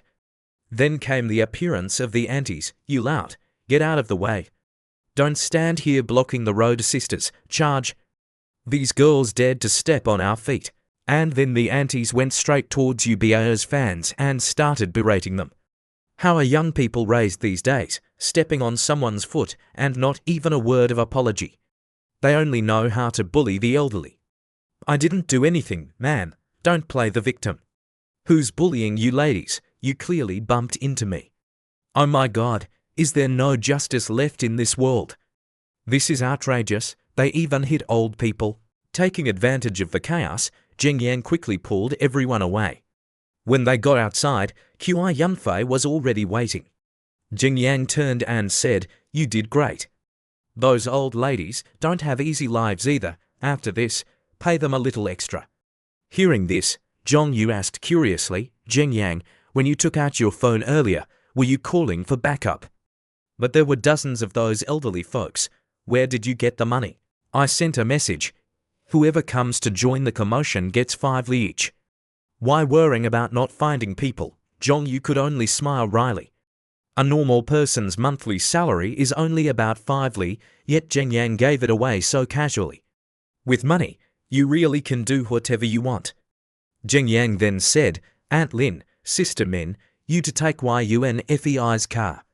Zhongyu, you can ride with me, we have a few things to discuss. Jing Yang, even though we left, the person on the other side is also a star. Will this cause you any trouble, sister? You doesn't go online much, right? In terms of reputation, that celebrity is not even a match for Jing Yang. If something really happens, he's the one who will be dragged through the mud. Well, that's good, but remember not to push yourself too hard. Just as Che Yunfei drove Aunt Lin and Sister Min away, Zhongyu excitedly turned to Jing Yang and asked, what are we going to do next? Now, while the ladies are still here, let's go back and beat that dog up. Hearing this, Jing Yang immediately kicked him. You still want to go back and fight, aren't I just following your plan? A guy like that isn't worth my time. I could crush him with a wave of my hand.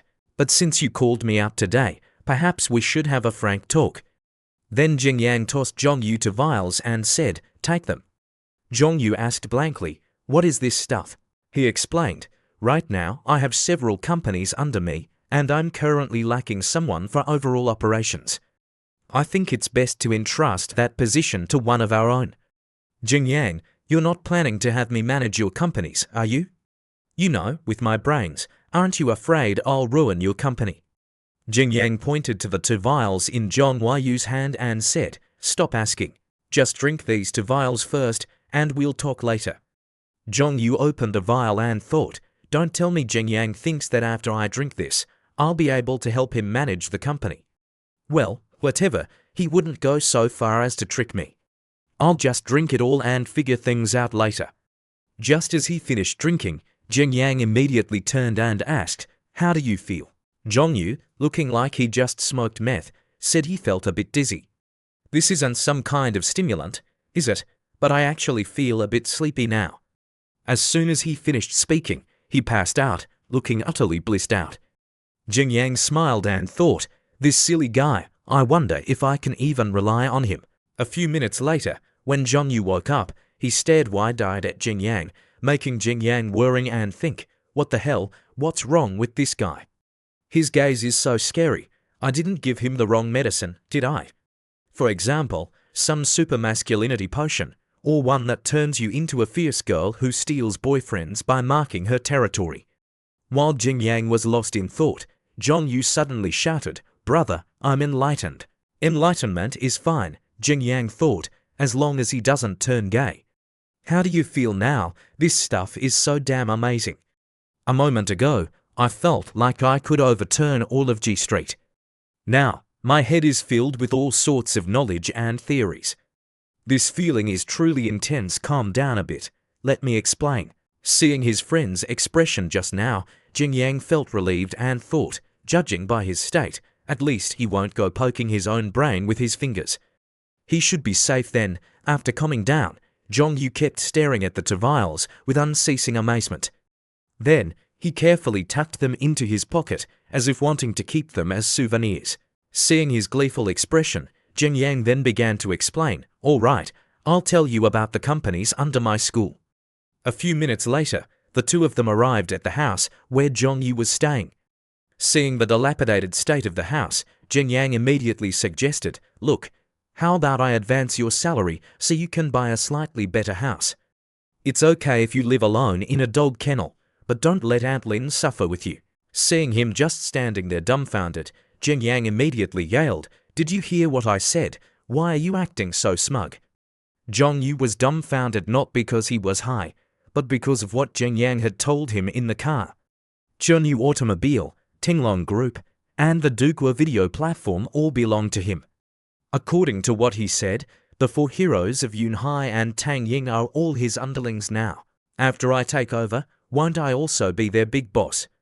Just thinking about it made him break out in a sweat. Then he turned and asked Jing Yang to slap him to see if he was dreaming. Since he had asked, Jing Yang couldn't refuse. He slapped him hard and said, snap out of it. We still have to move Sister Min's luggage upstairs. After that, the 2 of them carried the luggage upstairs. Jing Yang then wondered, has Sister Min decided to develop her career in Santoi City? I don't know. but looking at this amount of luggage, she's probably serious. Just as the two of them reached the room and Zhongyu opened the door, they saw sister Min rushing over. Zhongyu, Jingyang, bad news. The star we met at the airport has sent us a legal document. Jingyang calmly said, "Let me see it." Then he picked up the paper and said, "It roughly says that we maliciously attacked and insulted that star, causing a serious negative impact on his public image. Not only are they demanding compensation from us, but they also require us to go to a designated place and kneel down to apologize to him." After hearing it, Zhongyu immediately flew into a rage and shouted, "Damn it again. Isn't this guy shameless? Why didn't he mention that he also incited fans to personally attack us?" Min worriedly asked Jingyang, "He's mainly targeting you. How do you plan to respond?" "How to respond?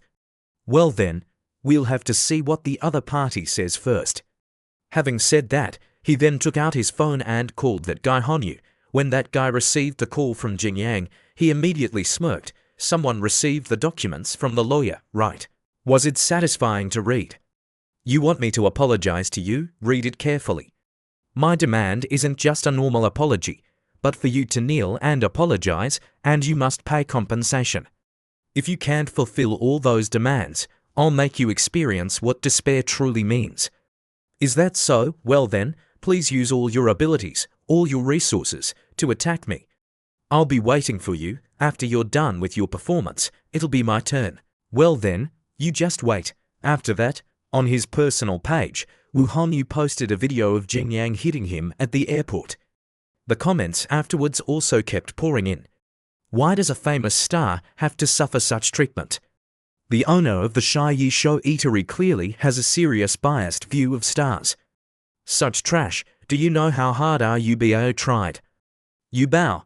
Hang in there. You don't need recognition from those scumbags. We love you. You bow. Sue him to death. This is clearly intentional assault. And he dared to slap the face of the most handsome man in the world. He's jealous. Reading comments like these under the post made Wu Honyu very smug. Trying to compete with me? Just wait and see how I'll destroy you. At this moment, the girl with him spoke up to remind him. You only kept the video clip of yourself protecting the fan who got hit, and deleted the part where the fan bumped into them first. Doing that is quite meaningless, and moreover, it will also have a certain impact on your image. What the hell do you know? My happiness is what matters most. I want to make that idiot understand the consequences of messing with me. Hearing this, the girl looked annoyed. Recognize your own status. Her words made him freeze for a moment.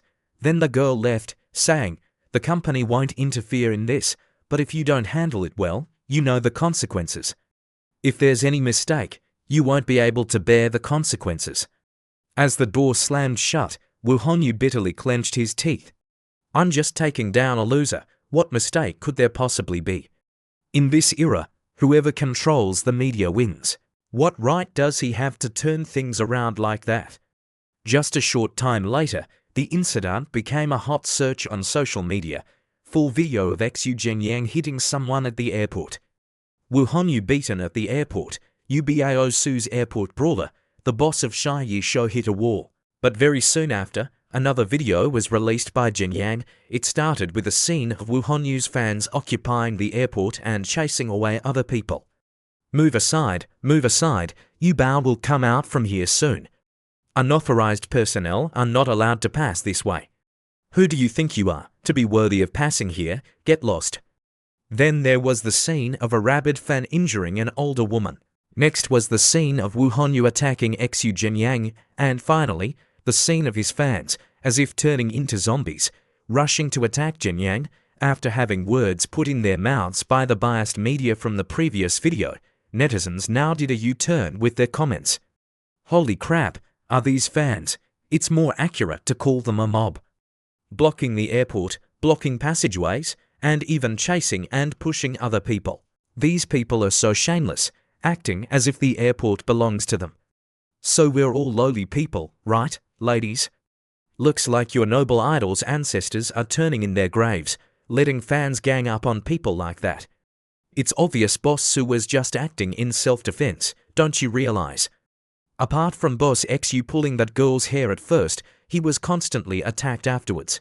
It didn't stop there. The wave of outrage spread everywhere, from restaurants to sidewalk cafes. Great. Is this supposed to be the caliber of a famous star? If I met him, I'd beat him to death. This is the reality of famous stars. Their acting and singing are terrible. They're only good at violence and revenge. What kind of person is Boss XU anyway? He does so many good deeds, yet he gets schemed against by a star like this. I think he's truly been wronged. Meanwhile, Woo Honyu, after watching the video, flew into a rage and smashed his phone. Damn it, wasn't that video already deleted? How can it still be replayed? I warned you a long time ago. Now you've provoked someone you shouldn't have. Are you happy now? What are you still standing here for? Hurry up and tell them to delete the video. I told you yesterday, the company won't get involved in this. Besides, you should be grateful for the company's leniency. Otherwise, when you arbitrarily exposed this, the company would have already dealt with you. What do you mean by that? Is the company planning to abandon me? For better or worse, I'm still the company's cash cow. Why can't the company help me a little, help you? Do you think everyone is like you, brainless and eager to court death? You don't even know who your opponent is, yet you dare to act. It's a miracle you've survived this long. Hearing the girl's words, Woo Honyu, instead of using his brain, just cleared his throat. What's so great about him? He's just a restaurant owner. What I earn in a single gig, he couldn't make in a lifetime of hard work. How can he compare to me? The moment he said that, a stack of papers was thrown in his face along with a shout. Foolish. Comparing yourself to Boss XU's income, did you know he attended a charity gala before, and how much money he donated alone? Are you trying to compare yourself to those with real power? Compared to South China Group and Sanlin Pharmaceutical, you're just trash. Those two companies were wiped out precisely because they provoked Boss XU. As for you, a little limelight and you forget who you are. Useless trash. Just wait to be completely blacklisted. How could it be like this? I didn't expect that guy to have such great influence. This time I'm really done for, truly done for. The scene changes to Jing Yang's house.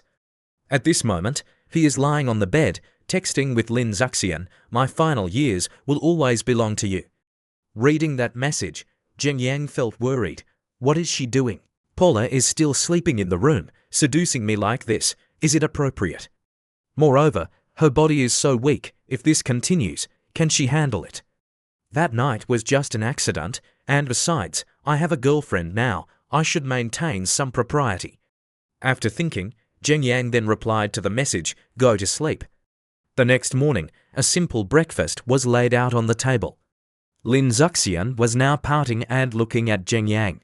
Seeing this, he could only offer an awkward smile. Sister Zuxian, good morning, he thought. Didn't I just turn her down?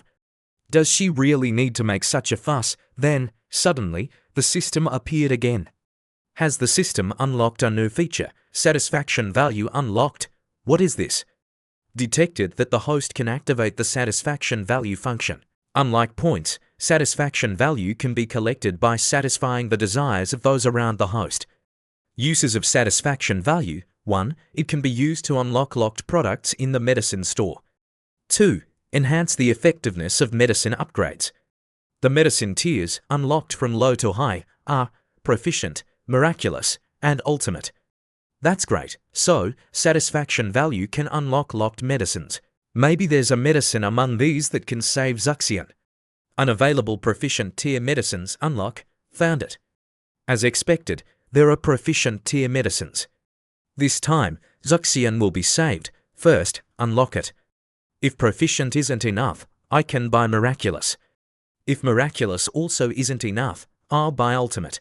The proficiency pool requires 100 satisfaction points to unlock, but currently, the host only has 0 satisfaction points, so it cannot be unlocked.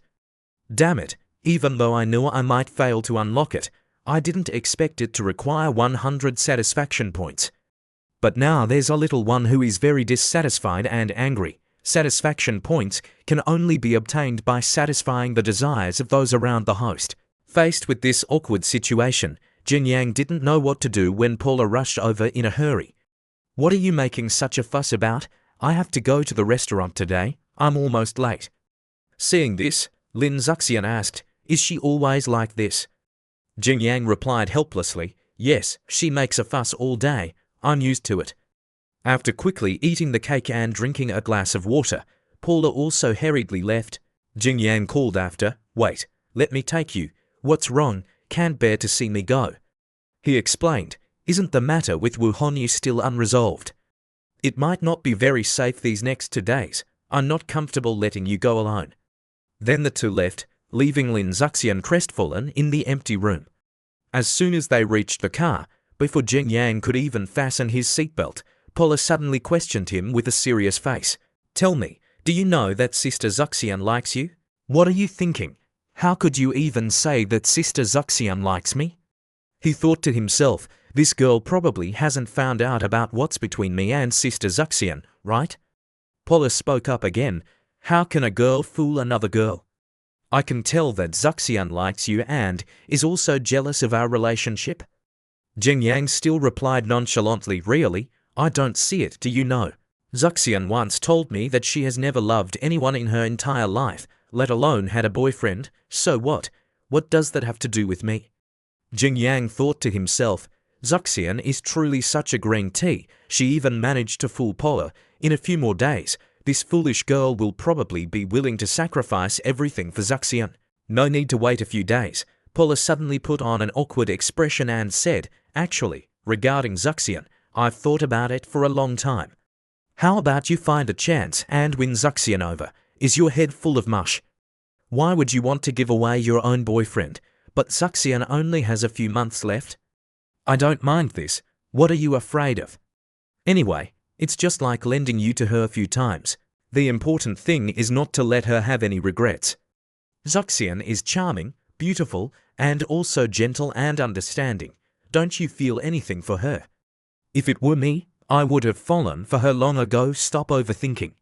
Take me to the restaurant first. I have to go to Musheng's place afterwards. All right, but you should really consider it. Damn it, are you asking for a spanking? You think I wouldn't do you right here in the car? So, you're into that kind of play. Scene change. At the base of the Flying Eagle investigation team, Jing Yang sat in his office, listening to Musheng's report while reviewing a file. He asked doubtfully, is this an employee by the South China Group? I already thrashed their legs, and they still dare to come out and fool around. That's right, and their target this time is Miss Cheng Paula. Miss Paula is from the Cheng family in Qianzheng, whose influence is slightly greater than the South China Group's. Miss Paula's father was Cheng Jianyi. He was third in the clan but was expelled. And 6 years ago, he and his wife died in a fire. Hearing this, Jing Yang began to ponder. Cheng Jianyi and his wife were expelled by the clan. Whether their deaths were accidental or not still needs investigation. Mu Sheng added, besides, we discovered something else. After that fire, Miss Paula signed an agreement to sever ties with the Cheng family and renounce her inheritance. However, we've received information that someone from the Cheng family recently came to Sandai. It seems they're looking for Miss Paula. After hearing this, Jing Yang immediately instructed, just step up Paula's protection. If the Cheng family wants to come, let them. If they're looking to die, I'll send them on their way. Yorong, Yunfei, come with me. I'm going to arrange a meeting with someone. On the way, Jing Yang received a call from Qi Yunfei, who was following behind, reporting, Brother XU, there are 2 cars tailing you from behind. Hearing that, they both looked at the rearview mirror. Brother XU, the car behind has indeed been following us the whole way. Brother XU, I'm following not far behind. Do we need to deal with them? No rush. We're not confident enough to catch them yet. We need to set a trap first. There's a self-service gas station not far ahead. Everyone go there and wait. All right, got it? As soon as they parked at the gas station, Jing Yang turned to Yorong and said, don't get out of the car. Let me handle this. Then, Jing Yang got out to pump gas as usual, but his eyes kept watch on the car behind. At this moment, their car door also opened. Jing Yang saw a man and a woman get out and immediately wondered, excluding the woman, are there only 2 men?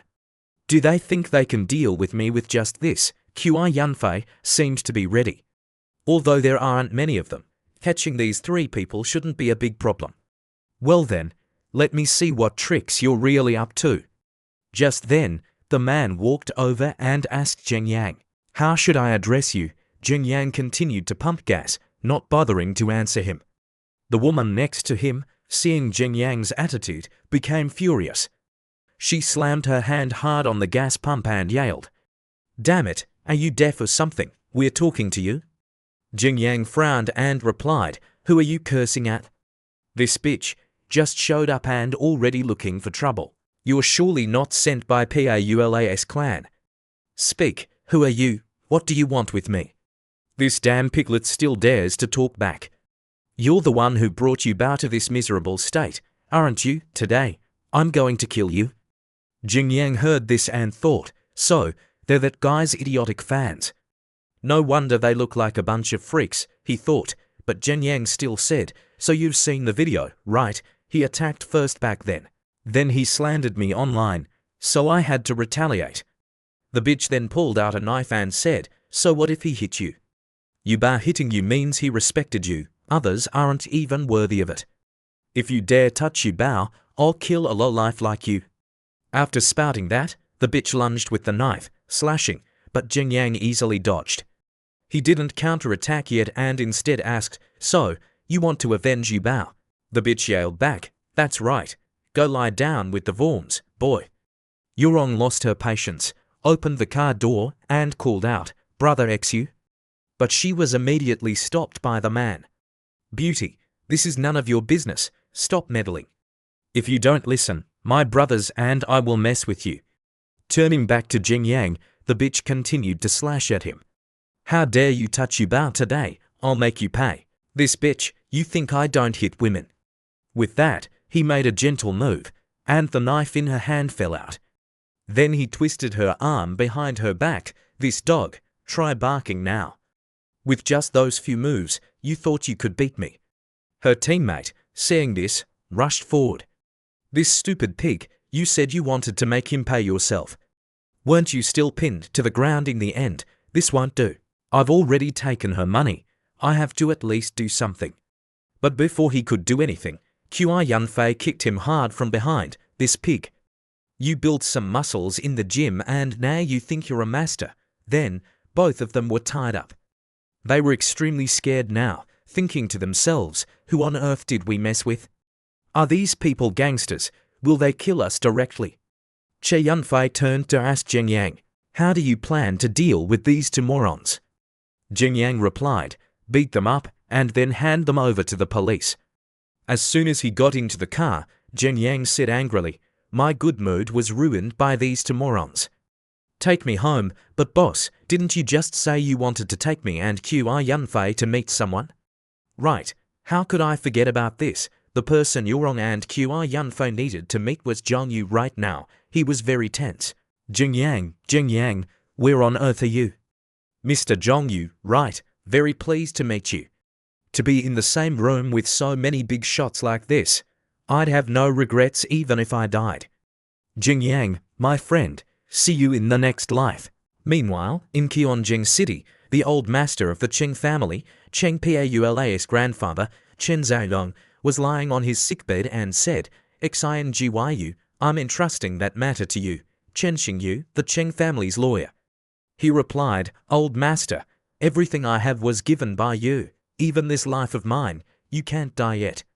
Zhaolong gave some documents to Xingyu. "We owe Sanzi too much. This will must be given to his daughter. But finding her is just the beginning, and it might bring her trouble. I hope you can, in my stead, give her a bright life and also make up for my regrets." A few days later, at the Yisho restaurant. At this moment, an old woman suddenly appeared at the door, shouting loudly, "Get lost. As of today, this restaurant is mine. You lowly people, get lost for me." The customers in the restaurant heard this and froze for a few seconds, then they all burst out laughing. "Another idiot has come looking for trouble. Let's just keep eating and drinking and watch the show." Since its opening, this restaurant has had quite a few incidents. I didn't expect to witness the drama firsthand today. By the way, What are these three people here for? To cause a scene, nothing new. When the restaurant first opened, didn't those two food tasting influencers also come to cause trouble? Right. I almost forgot. At this moment, Paula came out and asked, "Who are you people?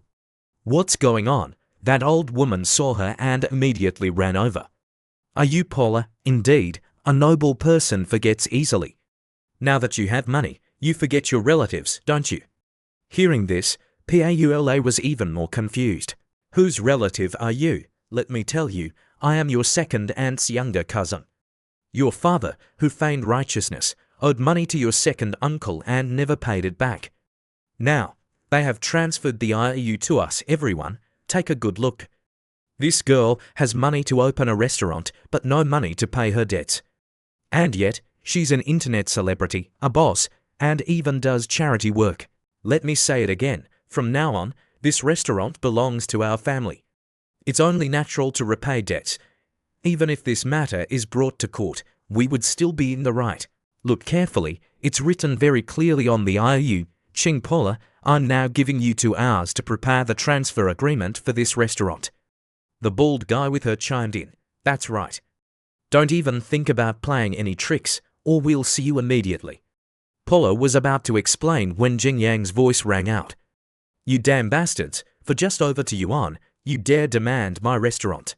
Have you smoked so much meth that you've gone crazy? So the Cheng family sent pigs like you? Aren't they underestimating me too much?" The woman immediately retorted. "What the hell are you talking about? Sent what? I am the younger sister of the second master of the Cheng family's wife. And who the hell are you? What business is this of yours? Besides, isn't this restaurant Cheng Paula's? This restaurant, from the building to all the renovations and installations, I paid for it all. Of course, it's mine, it's just that we're about to get married, so my things are also her things." Hearing that, the old woman and Baldy looked at each other and sneered. "We thought he was some big shot, but it turns out he's just a spendthrift. Getting married soon, perfect, no matter who you are, transfer the restaurant to us right now. See this IOU, if you dare to deny it, I'll call the police immediately." Paula couldn't hold back anymore and yelled, "Go on and fucking report it then." "My father already paid the money." Before she could finish, Jing Yang stopped her. Then he whispered to her, "Don't rush. Let me have some fun with them first. So what if there's an IOU? If there's a debt, it just needs to be repaid. This restaurant's Douyin account already has 50 million fans. Do you have any idea what that means? If we just agree to promote, we can make dozens of yuan a month." Hearing that, the eyes of the other three lit up like car headlights. Jing Yang continued, "Using this restaurant as collateral for your debt of less than 5 yuan. Is your brain full of shit? Just because you say you can earn a lot, does that mean you definitely will? I don't care, I don't want the money, I want the restaurant." As soon as she finished speaking, Che Yunfei's hand grabbed her head tightly. "Bitch, who the hell gave you the nerve to interrupt young Master Xu? Do you want to die? Who the hell are you? Let go." Baldy hadn't finished his sentence when he was cut short by Qoyunfei's terrifying, murderous gaze. Jing Yang continued, "Looks like you people only want the restaurant, not the money, right? In that case, I'll have to call a lawyer to handle this." Hearing this, the hag's family flared up. "Stop, who told you to call a lawyer?" "That's right, this is our family's private matter, what does it have to do with you?"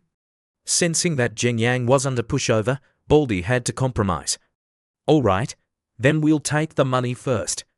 "You want money, right? Then let's not talk here.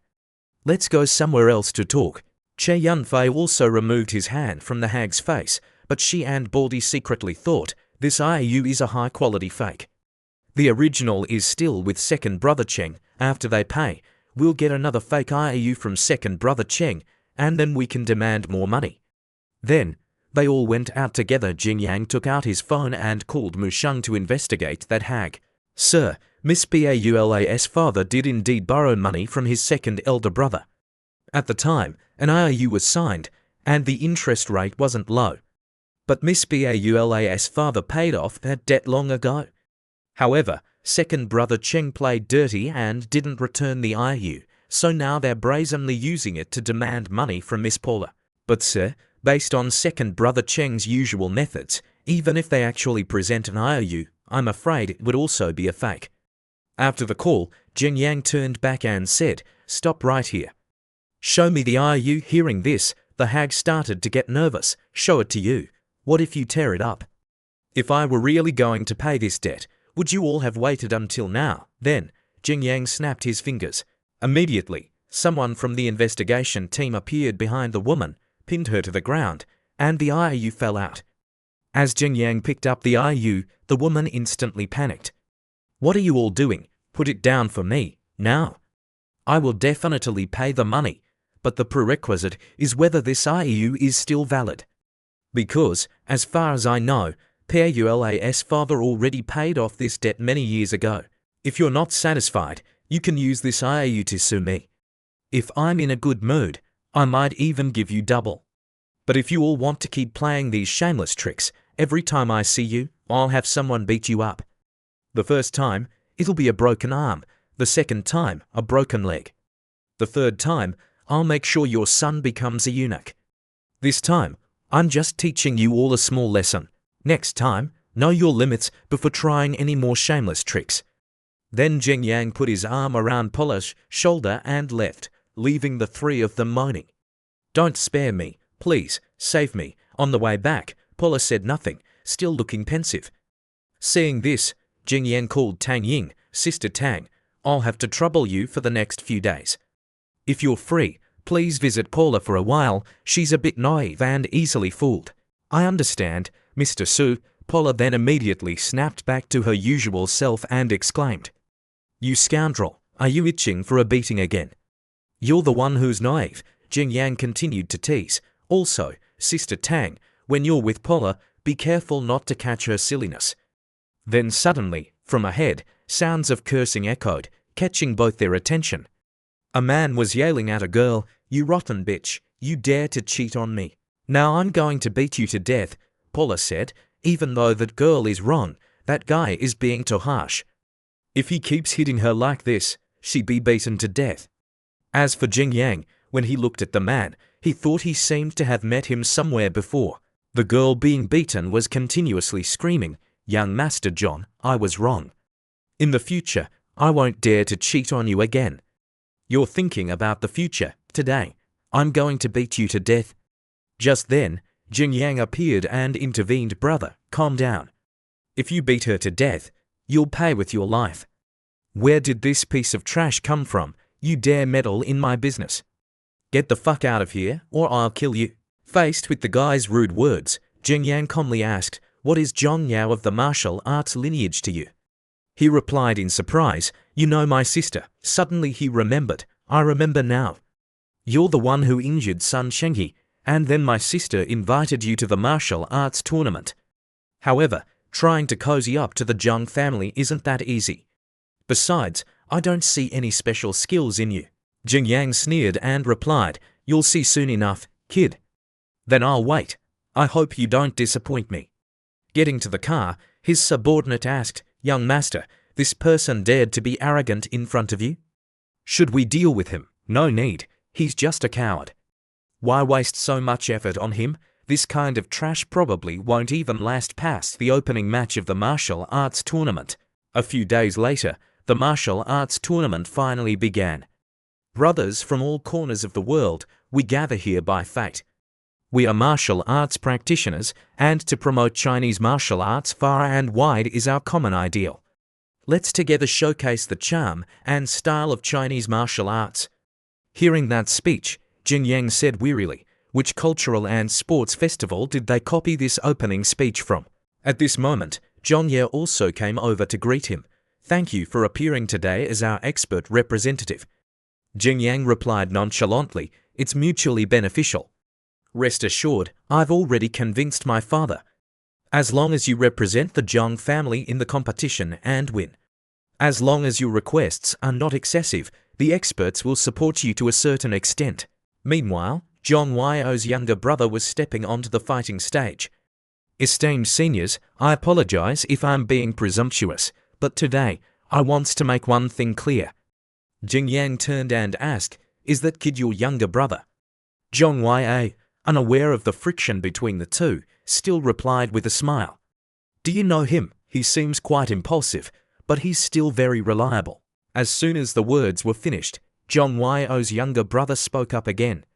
"I believe you've all heard that young master Sun Chengyi was injured by an outsider, haven't you? A few days ago, there were even rumors that this culprit would represent our Zhong family at today's assembly. I want to make it clear right here, that person is named Su Jingyang. He has no martial arts background, is not from the martial arts world, and has absolutely no connection to the Zhong family." He pointed directly at Jingyang's face and said, "I refuse to believe Sun Chengyi lost to someone like this. The martial arts world will not allow such a moneyed, spoiled brat to trample over us. Therefore, as a member of the martial arts world, I want to challenge him and seek justice for our community." Zhong Yao was inwardly vexed. This fool not only ruined her plan, but was also challenging Xu Jingyang, truly courting death. Just as she was about to speak up and reprimand him, Jingyang stopped her. He stood up and scoffed, "What year are we in for you to still be spouting lines from martial arts novels? Such an immature punk." Zhong Yao's younger brother continued, "Take a look around. Firstly, you're not from a martial arts lineage family. Secondly, you don't belong to any sect. Even if you had some skills and a bit of a reputation, you'd at least need an introduction." "So, what are you then?" Jingyang asked. "Understood. So, all I need is a sect, right? If I establish a sect right now, that would suffice, wouldn't it? I hereby declare, I am now officially establishing the Zunzong sect. Its martial arts style will be called Zunzong Fist. The two people beside me are the left and right protectors of the Zunzong sect. Left protector Chen Shasheng and right protector Qi Yanfei. Right, I also have a female secretary and a female attendant.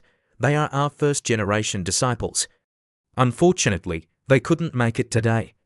So, can I participate in the assembly now?"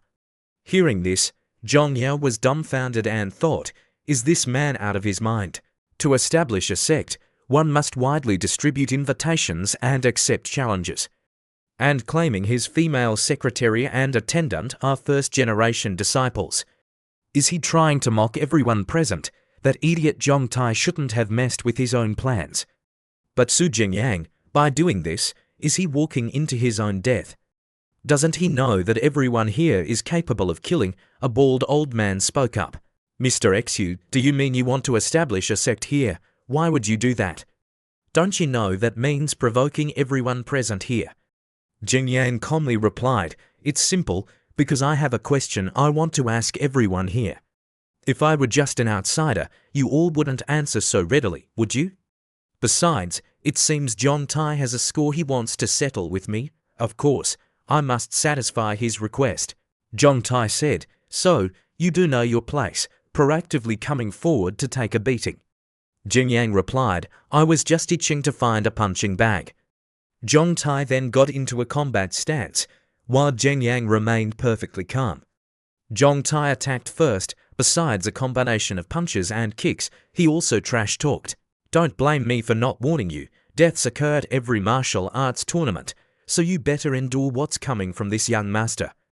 Jingyang just chuckled softly, clenching his fist. "A death might occur, right?" And with just one punch, before Zhong Tai could even make a move, Jingyang sent him sprawling to the floor. This made everyone, including Zhong Yao and the three old men, gasp in astonishment. As for Jingyang's followers, they looked clearly smug. After flooring Zhong Tai with a punch, Jingyang began to provoke. "Is this all a prestigious martial arts family amounts to?" Zhong Tai trembled all over. "What kind of monstrous fist technique is this? How can it be so fast and also so powerful? Just now, I couldn't even see his moves clearly. He must be relying solely on his speed. In terms of martial arts skills, he's definitely not my match. I was just careless earlier. If I get serious, he'll only be fit for me to school."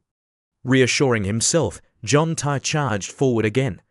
This time, it was a little better. The young lad managed to execute a strike, but that was as far as it went. His punches only hit Jingyang's after image, followed by Jingyang's relentless assault. Young Master John of the martial arts family, right? Your John family and I have no grievances between us, do we? You intentionally wanted to mess up your sister's arrangements, didn't you?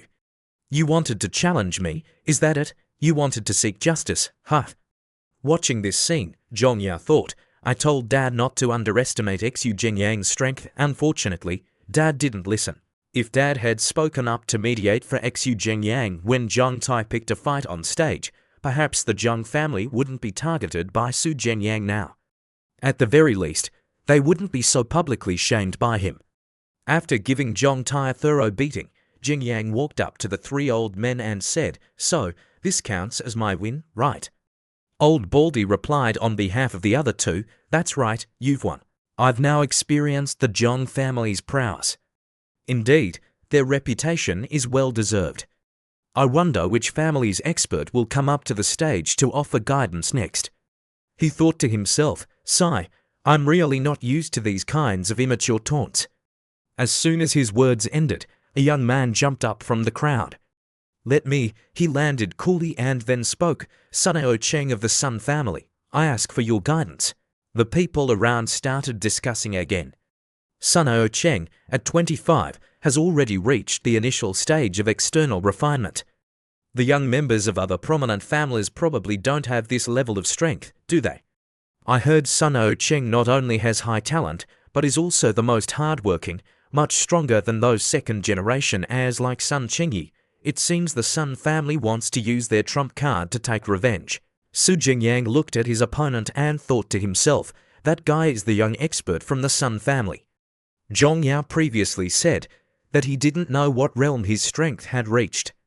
Sunao Cheng suddenly raised his hand and proposed, "Before we begin the match, I want to sign a life and death agreement." Hearing this, Zhong Yao immediately jumped to his feet. A life and death agreement? Does Sunao Cheng want to kill Xu Jingyang? Chen Shisheng and Qi Yunfei were wondering what a life and death agreement was. Seeing those two not looking worried at all, Zhong Yao snapped, "What are you two still spacing out for? Quickly call Xu Jingyang back. If this agreement is signed, even if he's killed, no one will be held accountable. If he signs it, he's only walking to his death." The two of them heard this, glanced at each other, then both started opening their snacks and said nonchalantly, "Okay, got it. That Sunao Cheng guy has sealed his fate." Zhong Yao sighed helplessly, "Can't you two show a little concern for your leader?" Then the host's voice spoke up, "Sunao Cheng, master of the Zunzong sect, proposes signing a life and death agreement. Do you still wish to fight? You can refuse, but I'm afraid your sect won't be able to be established, and furthermore, it's hard to guarantee you won't be challenged in the future." Hearing this, Jingyang wasn't worried at all. Instead, he smirked. "The life and death agreement is mutually binding, isn't it? If he kills me, I won't hold it against him. If I kill him, the Sun family can't blame me either, right? In that case, I'll sign." He thought to himself, "You want to take my life to save face? You'll have to be able to take it first." Then, two beautiful girls brought out paper and pen, and the host said, "Good, in that case, prepare to sign now." The content of the life and death agreement read, "I agree to abide by the rules of the match and to seriously conduct today's competition according to the martial arts rules on the arena. Regardless of victory or defeat, neither party shall seek revenge or harass the other outside the match. Fists and feet have no eyes. Life and death are left to fate. By signing this life and death agreement, each party assumes full responsibility for any casualties." The crowd below began to murmur again that Su Jingyang is too arrogant, isn't he? Does he think he can defeat Sunao Cheng? Even though they've signed the life and death agreement, surely they won't be too ruthless, right? Not necessarily. Sunao Cheng is known for his ruthlessness. He'll probably kill Xu Jingyang suddenly. A voice rang out, causing everyone to turn their heads, just a bunch of amateurs pecking at each other. No matter who kills whom, there's nothing to be proud of. Let's just watch the show. Damn, Tang Yaxi, the eldest young lady of the Duong family, is she really that arrogant? No wonder, by 22, she had already entered the School of Advanced External Arts. Sunao Cheng is just trash compared to her. Enough talk, let's quietly watch the match. Just then, Sun Cheng roared, as if to display his power, then rushed towards Zheng Yang, aiming to strike first. Zheng Yang, however, remained composed. He merely took a small step back to gain momentum, seemingly preparing to launch a kick. Tang Yuxi observed Zheng Yang's stance, silently assessing him. Just by looking at Zheng Yang's kick, it was clear he knew no martial arts at all. Someone like him wouldn't last more than 2 moves against Sun Cheng, but just a second later, she and the others were dumbfounded. No way, did that Zheng Yang guy just send Sun Cheng flying with a kick? Then he was kicked backward, spurting blood. His legs struggled to grip the ground to steady himself. His legs were shaking, and he could barely stand. Is that Zheng Yang a monster? Can he kick me away? He advanced again, lifting his leg, preparing for a downward strike. A genius of the Sun family, kneel down for me. He stomped down with his foot. He raised his hands to defend himself, but a large crater had formed around the scene. Seeing this, the others sitting outside couldn't believe it. Sun Cheng lost, isn't he a genius? He couldn't last even a few moves. He's lying there motionless. Wasn't he stomped to death? He sat down to get a closer look. Today I just wanted to ask the martial arts families a question. What would I do if I caused a homicide? As he reached out, someone shouted, "Stop!" 2 more people walked up to the fighting stage from afar. I knew they wouldn't play fair. He grabbed Cheng by the head and lifted him high into the air. Come here. If you come any closer, I'll kill him. I am Sun Cheng's father, please don't kill him. But the judges ordered, Sun Qidong, Sun Qiming, both of you withdraw immediately. If you signed a life or death agreement, then there are no regrets. Are you trying to ruin our rules? He thought to himself, it seems even the Sun family doesn't dare to confront the martial arts world. He threw Sun Cheng back. His father caught him. I didn't come here to cause trouble, nor am I interested in fighting to the death. But if you chase me relentlessly like mad dogs, I won't hold back either. His father apologized at this point. Thank you. You win, although I can't gauge his realm. His strength definitely surpasses ours. At this moment, the best solution is to show goodwill, not to continue bothering him. After some time, he said to the people, Ladies and gentlemen, I was fortunate enough to win 2 matches. Are there any others who wish to take the stage for guidance? They started yielding to each other. Brother, why don't you try it? No, Sun Cheng was already defeated by him. If I go up, won't I just be completely thrashed? In any case, I'm not going up. That guy is too brutal. Finally, a girl stood up. Tang family, Tang Yuxi, I seek your guidance. No way. This guy is this strong. Even Tang Yuxi can't resist him. Not only among the same generation, but even people from the previous generation wouldn't dare to be careless facing Tang Yuxi. This time, Zheng Yang will surely lose. It's hard to say. It seems Zheng Yang hasn't used his full strength. The outcome of this fight is hard to predict. He smiled wryly. Well, I don't fight women. I don't need you to treat me as a woman. Then she thought to herself, he has fast speed and great strength. He must have some special internal energy. As long as I calmly deal with him, defeating him shouldn't be too difficult, right? As soon as she thought this, he lunged forward with his fist. Prince's punch was like Saotoma throwing a punch behind her, streaking like a beam of light. When he struck, the shockwave of light caused everyone present to tremble with fear, their eyes widened in disbelief. Fortunately, he punched the air, but it still made her stand frozen like a statue. His hand reached towards her as if to shake hands. Seeing this, she gritted her teeth, turned around uncomfortably, and left. I lost, the announcer's voice echoed. Zheng Yang has accepted 3 challenges. Does anyone else wish to challenge? If not, I hereby declare Zheng Yang the undisputed victor of this entire hall. From today onwards, the Zunzong sect is officially established. He is the leader of the Zunzong sect. This time, the crowd erupted in applause to congratulate him. Others felt displeased but dared not utter a word. He smiled kindly. I have offended you all today. I sincerely apologize. I offer my apologies here and now. The old men started sweating profusely, thinking to themselves, he just rampaged through everyone, and now he's apologizing. Isn't this kid trying to secretly pull off something big? Sect Master XU, you are too polite. We are all in the martial arts world. We will help each other in the future. This guy doesn't mind offending everyone. His insistence on participating in the assembly must be for a reason. If we fulfill his request, perhaps he will owe us a favor in the future.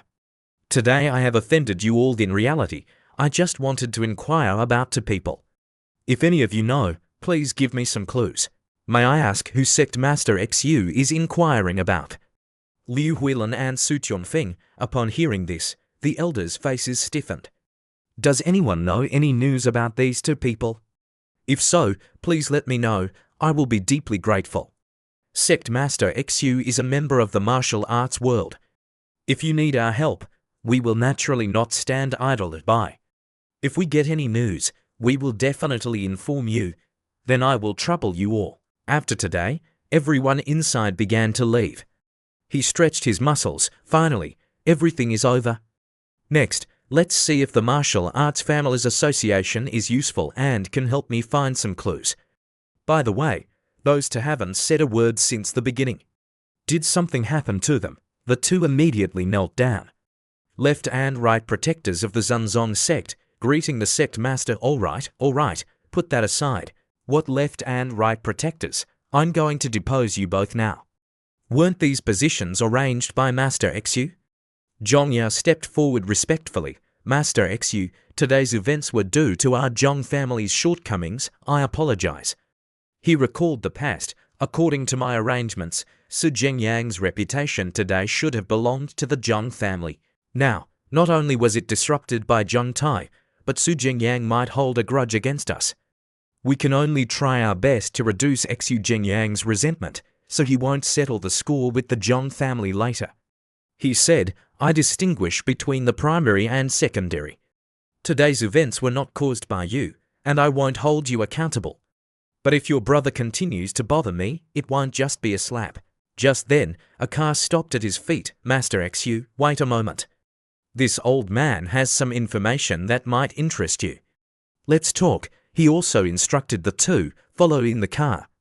I'll have a chat with this old gentleman. Understood. My surname is Qiu, and I am somewhat renowned among the martial arts families. I would like to ask, what is the relationship between Liu Huilan and Su Chonfeng and you? They are my parents. I never expected that after so many years, this old man would still meet their son. Is this fate? Elder Qiu, do you know my parents? Not only do I know them, but we have deep roots. More than 10 years ago, the Qiu family rose to prominence, and this old man was quite skilled in fighting. But just as the Qiu family was establishing itself, a group of mysterious people caused a series of disturbances in Sontoi City. These people numbered over 40, not only possessing advanced weapons but also having terrifying combat skills. Even government agencies and martial arts families at that time suffered losses against them. However, the mysterious organization, the Protector Sword, soon intervened in the conflict. The leader was your parents. Finally, they eliminated over 40 assassins at a very low cost. In that final great battle, your father was seriously injured and happened to be saved by this old man. Because they were recuperating at the Qiu family, we gradually became familiar with each other. That year, even though your parents hadn't fully revealed their cultivation level, they had already displayed the power of a great accomplishment in internal strength. They also guided me, leading to continuous breakthroughs, rarely encountering opponents of the same level. After that incident, the Qiu family became a secret base for the Huijin sword. It's a pity that I haven't seen them again since that year. Old Qiu, was it in 2020 when you met my parents? How did you know? My parents had an accident and passed away that year. Upon hearing this, he was startled and then thought to himself, the people of the Huijin sword are too heartless. For their dedication to the nation, they can even abandon their own children. But to have made their child an orphan, and for the couple to wholeheartedly rush to the battlefield to protect the people completely, what a great righteousness this is. Old Qiu, I guess the Huijin sword might impose some restrictions on the Qiu family. I won't ask too much, I just have one request. If they assign you a mission, I hope you'll give it to me. so I can participate. Due to my relationship with them, it's highly likely my parents will supervise the mission in Sontoi City. If I participate in the mission, they might find out, and perhaps they'll show up to meet me. Okay, I understand. After he left, only two people remained in the car, chatting. Dad, in 2 days, the Hyujin Sword will assign a mission. Are we really letting this kid get involved? What if people from the Hyujin Sword find out? Then that kid resembles Sucheon Feng by 7 parts. He's definitely his son. They probably didn't abandon their child willingly. A little push from behind shouldn't be a problem. Su Jingyang isn't someone who acts recklessly. Helping him is like doing a good deed. Besides, if the 4 titans of Yanhai are indeed his subordinates, then his financial resources are unimaginable. We were a bit helpless with the previous missions of the Hyujin Sword. If Xu Jingyang joins, the difficulty of the missions will be greatly reduced. Moreover, Dad has a hunch that his participation will make the situation more interesting. Back in their car, hearing his hearty laughter, brother, I've found news of my parents. I don't think I've ever seen Mr. Su like this, me neither. I didn't expect to gain so much from participating in the martial arts competition, not only finding news of my parents, but also getting acquainted with the Hyujin Sword. To deal with the Hyujin Sword's mission, we also need to start preparing. I hope they won't disappoint me. The scene shifts to a shooting range. Mu-sheng led Liu Kaylee here. This is the training area. Someone will come to meet you shortly. Sisters, go say hello to some acquaintances. Okay. Liu Kaylee walked over. A gun was placed on a table. She picked it up to examine it. There are no bullets inside. A voice came from a distance. Is this your first time here? If you're new, I'd recommend using a gun with a smaller caliber. After all, even in a professional venue, using a training gun carries certain risks. Of course, if you trust me, I can guide you for free. Then he looked towards her chest. That's amazing. If this is your first time shooting, you need to pay attention to your stance. I can demonstrate a bit. Then he thought of the scene of the two of them embracing. She clearly looks like a novice. If I show off a bit, maybe, but the next second, he couldn't believe it. She started disassembling the gun. In an instant, she quickly placed it on the table with all the parts. Excuse me, this is the shooting range's property. I shouldn't have touched it. I need to reassemble it quickly now. And in a moment, she reassembled the gun to its original intact state. Others looked on in disbelief. Damn, that's amazing. Speed, accuracy. Has this lady practiced shooting before? At the final stage, she had already loaded the magazine. Her posture was extremely professional. She turned to ask the person from before, I want to try shooting. You have to pay for the bullets here, but I can provide you with some practice ammunition. It seems she has practiced shooting before, so let's give her some preferential treatment first and then gradually build a relationship. But unexpectedly, she produced a black card. She had been instructed by Lin Yurong beforehand. Brother X, you won't mind this little bit of money. There's 500 yuan here, spend it freely. So she told the person, get me all kinds of ammunition, a little of each. Also, are there sniper rifles here? I mainly want to try those. After she shot, she accurately hit the center of the bullseye on the head and heart, aiming for the 9 and 10 point zones. What level of god is this? Then she turned to ask, excuse me, sir. I heard that the weapons here can be sold. Could you please tell me the prices of the guns I just used? The scene shifts to his house. Mushan is contacting.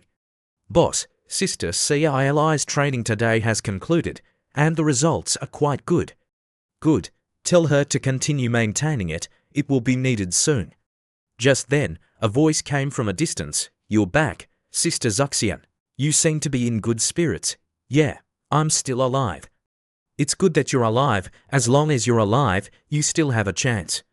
At that time, we must do it openly and honorably. Then he patted her butt, causing her to choke suddenly, blush, and hurriedly open the door to run away. Shameless. Paula is coming back soon. Be careful she doesn't find out. Then we'll wait until Paula is not home. She slammed the door shut, leaned against it, my heart pounding. Since when did this guy get so bold? No, he's given me an idea to keep living well. Just then, the system appeared again, causing him to widen his eyes. Target character detected and satisfied. Host receives 3 satisfaction points. I've only teased her a little, and I already got 3 satisfaction points. How easily can Sister Zuxian be teased, but this is good. I'll be able to unlock new attributes soon. At this moment, old Qru called him. Hello, old Qru, do you have any news? This kid, can't this old man call you if there's nothing going on? But yes, the Hujin sword has assigned a mission. The scene shifts to the Qru family villa at night. This time, he brought Zuxian along. Old Qru, what's the situation? I knew you'd rush over.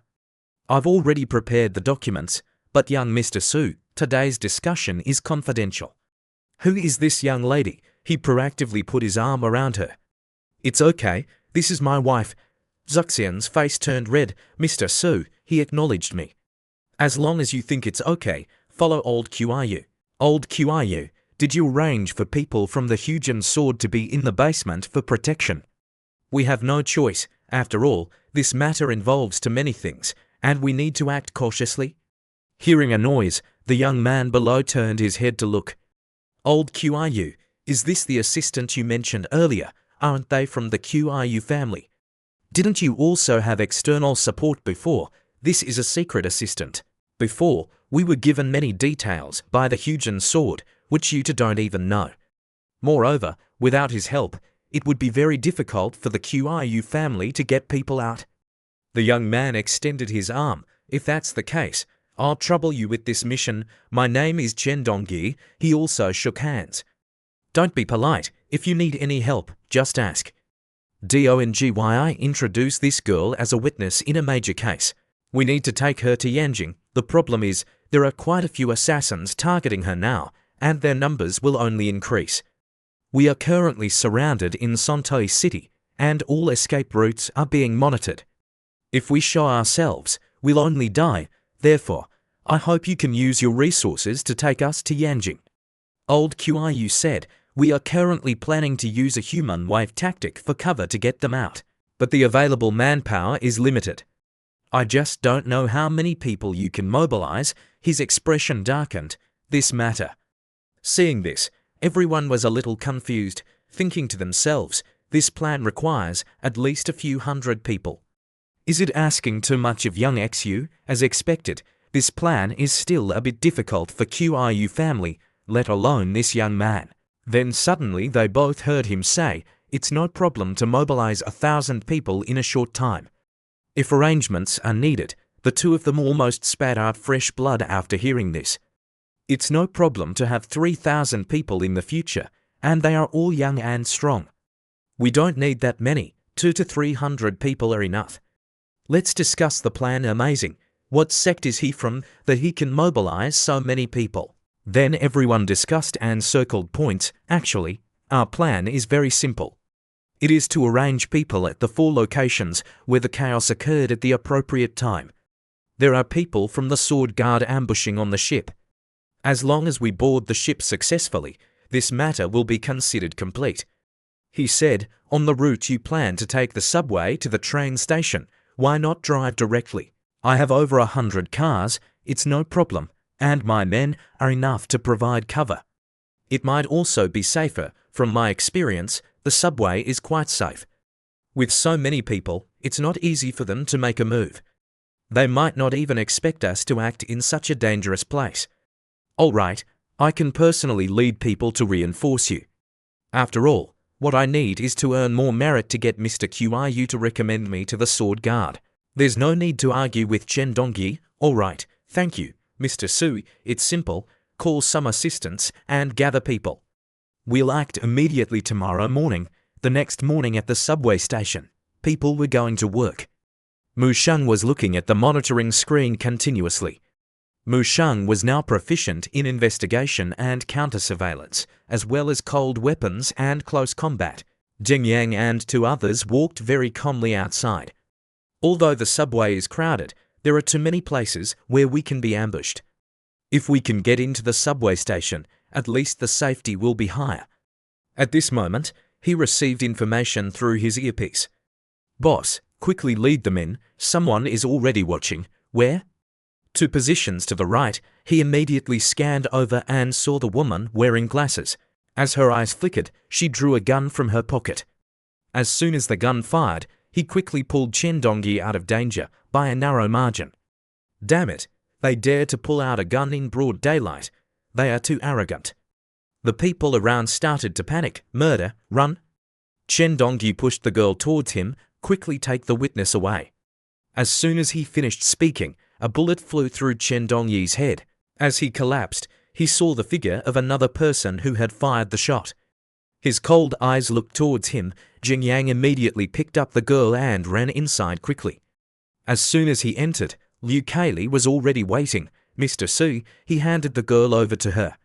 Take the witness to meet with Mushan, and make sure to protect her well. I understand. He stood there watching the girl's figure run away with peace of mind, and picked up his phone. Hello, Mr. Qiu. Chen Dongyi has been killed by an assassin. What? How did this happen? There are assassins, and the number of people cannot be determined. Now my men are taking the witness to escape. Do you have the next step of the plan? This matter, the plan was all made by Chen Dongyi. Now that he is dead, he gritted his teeth. All right, I will protect the witness. If anything is needed, hide her. You handle Chen Dongyi's identity. Don't let the government agencies find out. I know. You also need to pay attention to your safety. Otherwise, I don't know how to explain to your parents. After hanging up, he cursed the group of people to himself. They dare to cause trouble in front of me and not take me seriously. If so, I'll make them pay the price. He started to use his fists, employing the sunken sun thrusting fist and punching straight at the girl.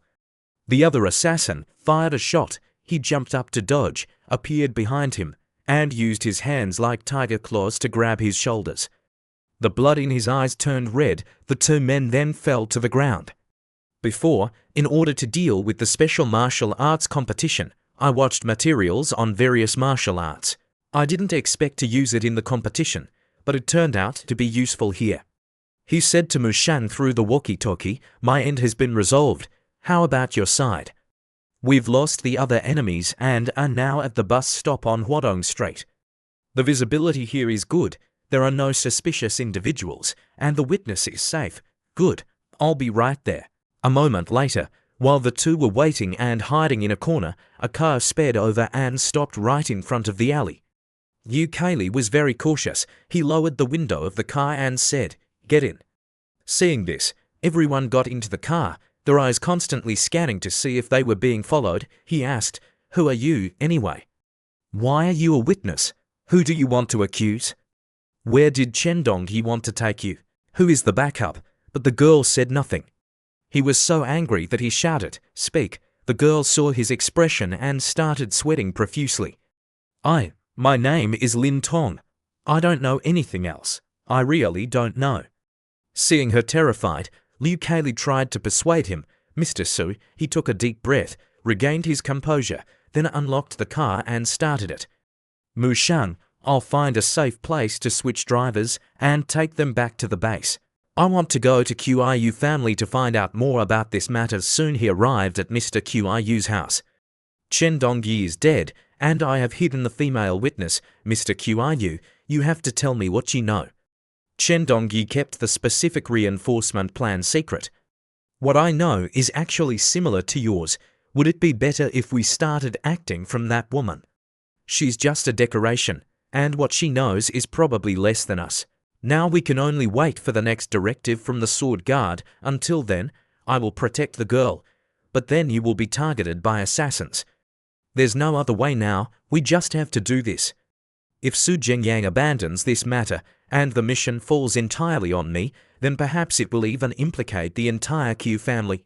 Moreover, compared to Qiu family, the power that Xu Jingyang holds is probably more suitable for protecting the hostage, right? He said to him, let's do this. To avoid being exposed, Qiu family should not get involved in this matter for the time being. If you receive any news from the Sword Guard, please inform me. Leave the rest to me. Okay, we are now tied together, so feel free to ask if you need anything from Qiu family. He thought to himself, Chen Dongyi is dead, so the transfer of the witness will fall to me.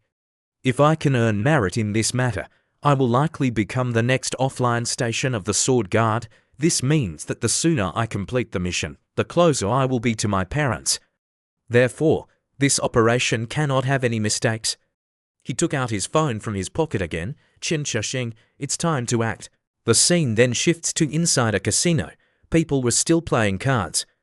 A door was kicked open from the outside. The people playing cards were suddenly startled and turned to look.